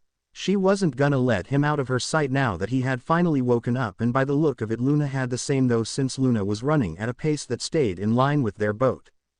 I guess we go up. No point sitting down at the base. We can figure out our net move at the top. Naruto muttered before the sound of gurgling stomachs could be heard from everyone, including Zoe. Both girls had blushed faces while the boys all scratched the backs of their heads. I think first and foremost we need to get some food. I don't know about you guys, but being trapped in a dreamland has made me really hungry too. A good idea. Let's go find food. We have no chance of rescuing my lady with an empty stomach. Zoe replied, still trying to hide the embarrassed look on her face. It didn't take them long to find a pathway on the side of the rivers and quickly got out of his small boats. Luna quickly went over to Naruto and began rubbing her head affectionately against him, glad he was okay, while Naruto gently patted her head. Are you okay? She asked as she kept close to him. She felt his hands gently pat the top of her head. I will be, at least I hope so, he whispered. He felt tired despite having been asleep in some sense for almost 12 hours. Though he couldn't show it, everyone had been worrying about him enough already, and he couldn't show signs of weakness to them right now. He arched his back to make himself look taller while Zoe gave them the all clear. No monsters were around for once. Luna back up what she said since she couldn't smell any nearby for the moment. Walking along the path, it didn't take long for them to be at the visitor center section of Hoover Dam for the tourists and could smell the cafe. The smell of burgers, fries and shakes wafted into their nose, making all of them lick their lips in expectation. Quickly they all walked in and went straight to the counter, none quicker than Zoe and Selena. Both girls quickly began ordering in rapid concession while the others all decided what they wanted to eat. Luna once again appeared as a normal-sized dog to the mortals thanks to the mist. Quickly finding an empty table, the group took their seats and enjoyed a quick rest with warm food. There wasn't much talking going on since everyone was focused too heavily on their meals to talk. Selena somehow still managed to eat while one of her arms was connected with Naruto's. Naruto could see the worry that had been on her face when he had woken up and had already been filled in by Grover about the brief scrap between Selena and Zoe. The cut on Zoe's head was still evident but had healed some thanks to a little bit of ambrosia. Their ambrosia supplies were starting to run a bit thin with all the monsters they had encountered. Hopefully they wouldn't need to use it up before they got to where his mother was being kept, but Naruto could only think that was a fool's dream. The large man in the museum that had taken his Rasengan like it was nothing worried him. Even with his sage mode he wasn't entirely sure if he could match him or get past him long enough to save Artemis. Perhaps if he managed to free his mother they could fight him together. After all, from what they knew, the general was a titan and a very powerful one at that. He wasn't like Ares who underestimated people or would let his guard go. No, the general must have had brains as well if he was chosen to be Kronos' second in command. If the time came, he knew he would have one hell of a battle on his hands. One he wasn't entirely sure he could win. You would never win. A dark voice echoed in his mind that sounded all too familiar. Only with my help can you hope to defeat the general. Making sure no one could see him, Naruto grit his teeth while one of his fists clenched hard. The last thing he wanted was the Kyuubi trying anything funny right now. Shut the hell up, fuzzball. You can fight for as long as you want. But eventually I will get out. And I will get out by any means necessary. Over my dead body. If you think I'm going to let you out, then you really are demented. Besides, if you got out, the Olympians would rain hell on earth down on you before you could even blink. If you think I am afraid of those piss-poor excuses of immortals, then you are sourly mistaken. I will take great pleasure at burying them beneath my power. The Kyuubi responded back, a manic-looking grin on its face. Naruto felt a growl build up his chest, though thankfully no one heard it, too invested in their meals. Though he could feel Luna rubbing her head against his leg as if knowing about the conversation he was having with the Nine Tails. All you want, but you are not going to say anything that will prevent me from saving my mother. If she was here she would kick your ass to the underworld and back. Naruto told it and quickly ended the conversation before the Kyuubi could mount a verbal comeback. He could feel his forehead sweating a bit and his hands clamming up. His feet shook against the ground and knew if he turned his head he would see Selena looking at him worriedly.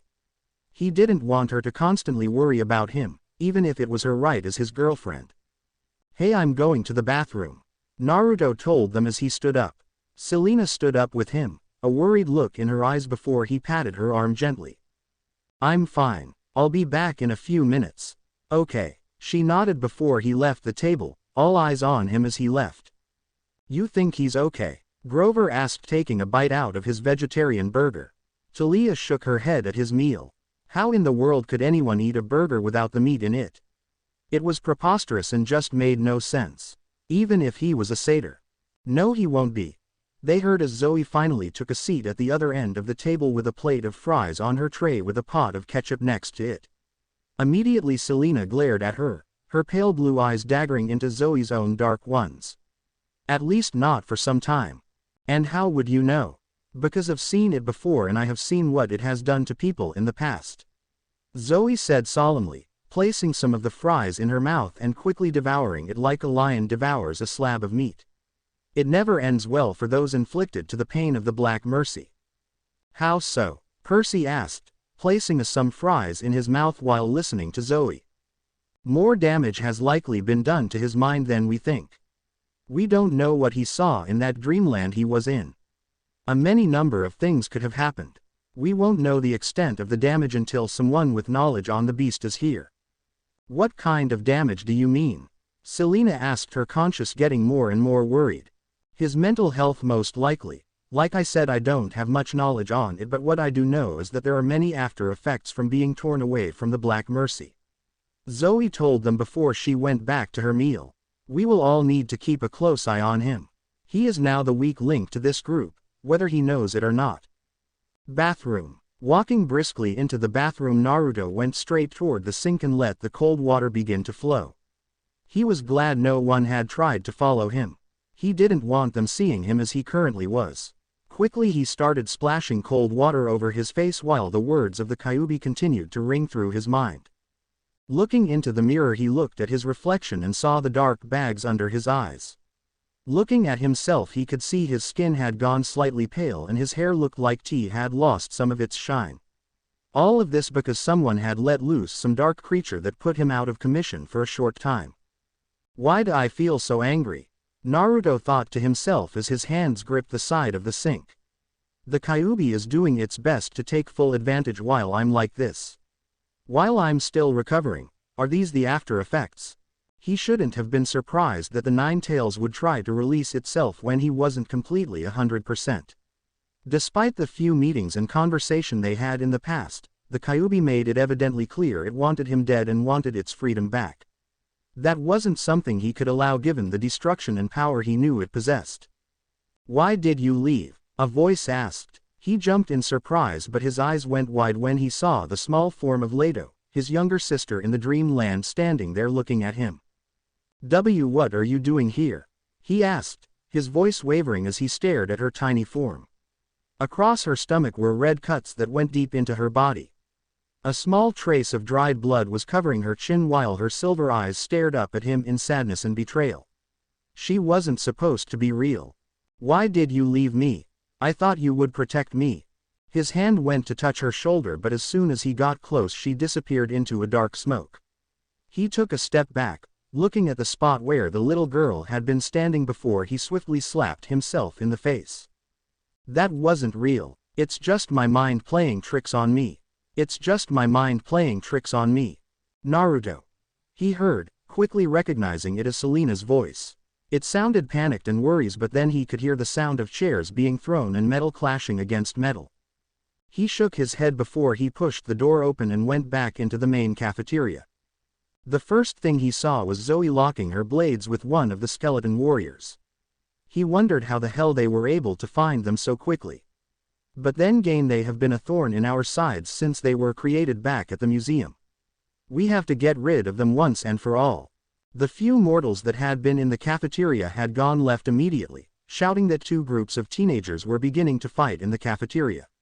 Talia was next to Selena, who were pushing back a trio of skeletons while Luna was busy tearing one apart, locking her jaws around the neck of one of the skeletons. Grover was doing what he could with some acorns he had in his pouch. Looking around, he quickly noticed Percy, but oddly saw Percy trying to push some red-haired girl out of the way and back into a nearby elevator. The girl was spouting out why there were skeletons in the cafeteria and if she was walking into some kind of Halloween-type flash mob. She can see them. A clear-sighted mortal perhaps. He thought before deciding to intervene when was getting a little too close to his girlfriend. Running forward, he brought out his hunting knives and immediately blocked a strike from one of the skeletons before twisting the knives, causing the sword to drop from its hands. He put in enough force to break the hand of the skeleton before he kicked it away with a chakra-enhanced kick. Said skeleton was sent straight out a window, losing its head as it hit the concrete. "You okay?" he asked and got a nod back from Selena. "Yeah, I'm fine. Are they still trailing Percy's scent?" "They have to be," Zoe shouted as she kicked a skeleton away, making it crash through a table. "Come on, I know where we can go. It might be the only way to finally lose these guys once and for all." She didn't have to say it twice before the group followed after as she darted out of the cafeteria. They were all annoyed that their meal had been interrupted, something Grover showed when he stepped on a fallen skeleton head and jumped on it for a few seconds. "Stupid skeleton, you don't mess with a satyr's meal. Grover, come on," Talia yelled as Percy followed just behind her, having managed to get the red-haired girl out of the area in time. "So where are we going?" Naruto asked as he caught up to Zoe. Her hair was a mess and only now had he realized half of her braid had been cut off at some point during the fight. It now barely went past her shoulder blades. She didn't seem fazed by it and didn't bother asking about it. They ran for a good few minutes with the skeletons quickly trailing behind them, weapons drawn. They were catching up despite Zoe, Selena and Naruto firing arrows at them. "There," Zoe pointed and everyone saw she was pointing towards two large angels-like statues that sat side by side. They were very large, easily 4 or 5 times bigger than a person, made of some kind of dark green metal. 3 bodies were rather rusted except for the toes that were very shiny in comparison. "You're taking us to some statues," Selena growled while firing another arrow towards a skeleton with the arrow just passing through the ribcage. "Anyone else getting fed up with these damn statues?" Percy joked before quickly regretting when everyone gave him an annoyed look. It really was not the time for jokes. They're not just statues, they're automatons. Beings created by Athena and offered them as gifts to Zeus. We can use them to escape from here and make it the rest of the way to San Francisco. Zoe explained before she turned and looked towards Talia. "What? Pray to your father. If he hears your prayer and need for assistance, then perhaps he will answer the call. The gods are known to aid their children in times of need when possible to do so." Zoe repeated and made it sound like an order. Talia wanted to respond back but stopped when Zoe began firing back at the skeletons again. Her friends made a circle around to give her time to pray. Talia though looked conflicted. She wasn't entirely up for the idea of praying to the father who had turned her into a tree for 6 years. Besides, since she had come back to life, she had not heard a word or had a single letter or note from her father. How was she to know if he even cared that she was alive again? How did she know her wicked stepmother wouldn't stop her message to Zeus from ever getting to him? "They're getting closer," Grover called out as he began playing his music, making the weeds around the skeleton's feet grow at a fast rate. It tangled their legs up briefly, but they were quickly cutting their way out of them. They made short work of Grover's weeds, which prompted him to start throwing pine cones from his bag. "Come on, Talia, it's just one prayer," Naruto commented before delivering a strong kick to one of the skeleton and knocking it a fair distance away. He blocked another swipe from one of the skeleton before literally taking its head off with a swift knock to the back of the head with the back of his bow. He was still looking pale but was determined not to let his friends down. Talia didn't look too pleased about it but saw her friends doing their best to keep the undead nuisances away from her, giving her the time to pray to her father. She shook her head and pulled on her hair before deciding to just it up. She and Annabeth were just so prideful, something both shared a great deal. She put her hands together and placed them on the feet of one of the statues and made a prayer to her father.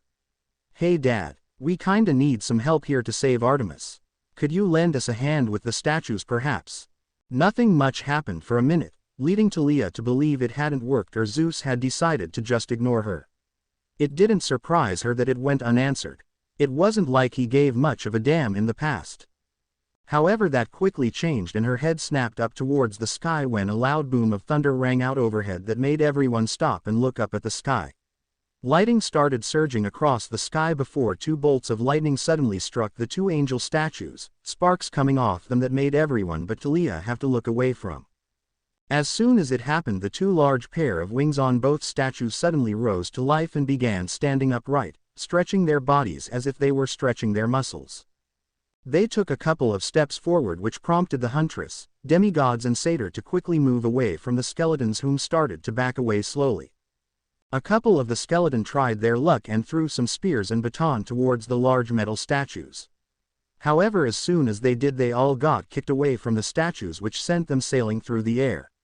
They were kicked so hard and so far into the air that they broke apart and were spread apart all across the mountainous terrain that wrapped around the dam. The group stood gawking little before hearing the two statues begin to speak. "Whoa man, it feels so good to finally stand up," one said as he cracked his neck. "I know what you mean. Hey, look at my toes. Look at how shiny they are. Whoa, look at mine, I can see my reflection in them." Talia stood there staring up at the two before feeling a nudge by Zoe. The hunter pointed to the statues and gave Talia a knowing look, something that wasn't lost on the daughter of Zeus. She gave a pleading look to everyone before once again swallowing her pride. What was this? Pick on Talia Day. Hey, excuse me. Talia shouted, that quickly caught the attention of the two statues. Both peered down at her as if she was some kind of ant until a look of recollection crossed their faces. "We need you to take us out of here, to San Francisco." "Got it," she spoke in her usual tough girl attitude voice. The two statues stared down at her for a couple of before finally speaking up. "Can we get a please, Miss Daughter of Zeus? Man, she is so mean-spoken." "I hear you. I wonder why they're all like that." Talia gritted her teeth but saw the others giving her looks again, that was prompting her to take one for the team. She clenched her fists tightly before asking again. "Can you please take us to San Francisco?" Talia asked again. She said it quietly, but it was loud enough for the two statues to hear her. "What do you think, Hank? It would be nice to stretch my wings, Chuck. I won't lie to you, buddy. I think we will enjoy this." "I agree. Besides, the guys in a Fran throw the best parties." "That's right, they do. Well, let's go then." As soon as they both agreed, the whole group suddenly got picked up by the statues and quickly took off into the air, leaving Hoover Dam and hopefully the skeletons behind. One picked up Zoe and Grover in its hands while tucking Luna gently under his arm as best as he could. The poor direwolf didn't look very happy about being off the ground and quickly tucked her head to avoid looking at the ground. Talia did something very similar and covered her eyes, trying to avoid looking down at the ground as her fear of heights began kicking in. "Tell me when it's over," Shem muttered while Zoe shook her head. Of all the things for her to be afraid of, Zoe wasn't sure whether to feel sorry for her or to pity her. The other statue picked Selena and Percy up into its hands while it settled Naruto onto its shoulder. Naruto thankfully was using his chakra to stick to the statue, so didn't have to worry about falling to a gruesome death. Percy looked in fascination as they soared across the skies.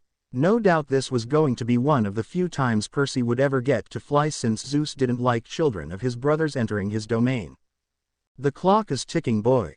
It won't be long now," Naruto heard in his mind, that made his fists clench while squeezing his eyes shut. Why now of all times did this have to happen to him?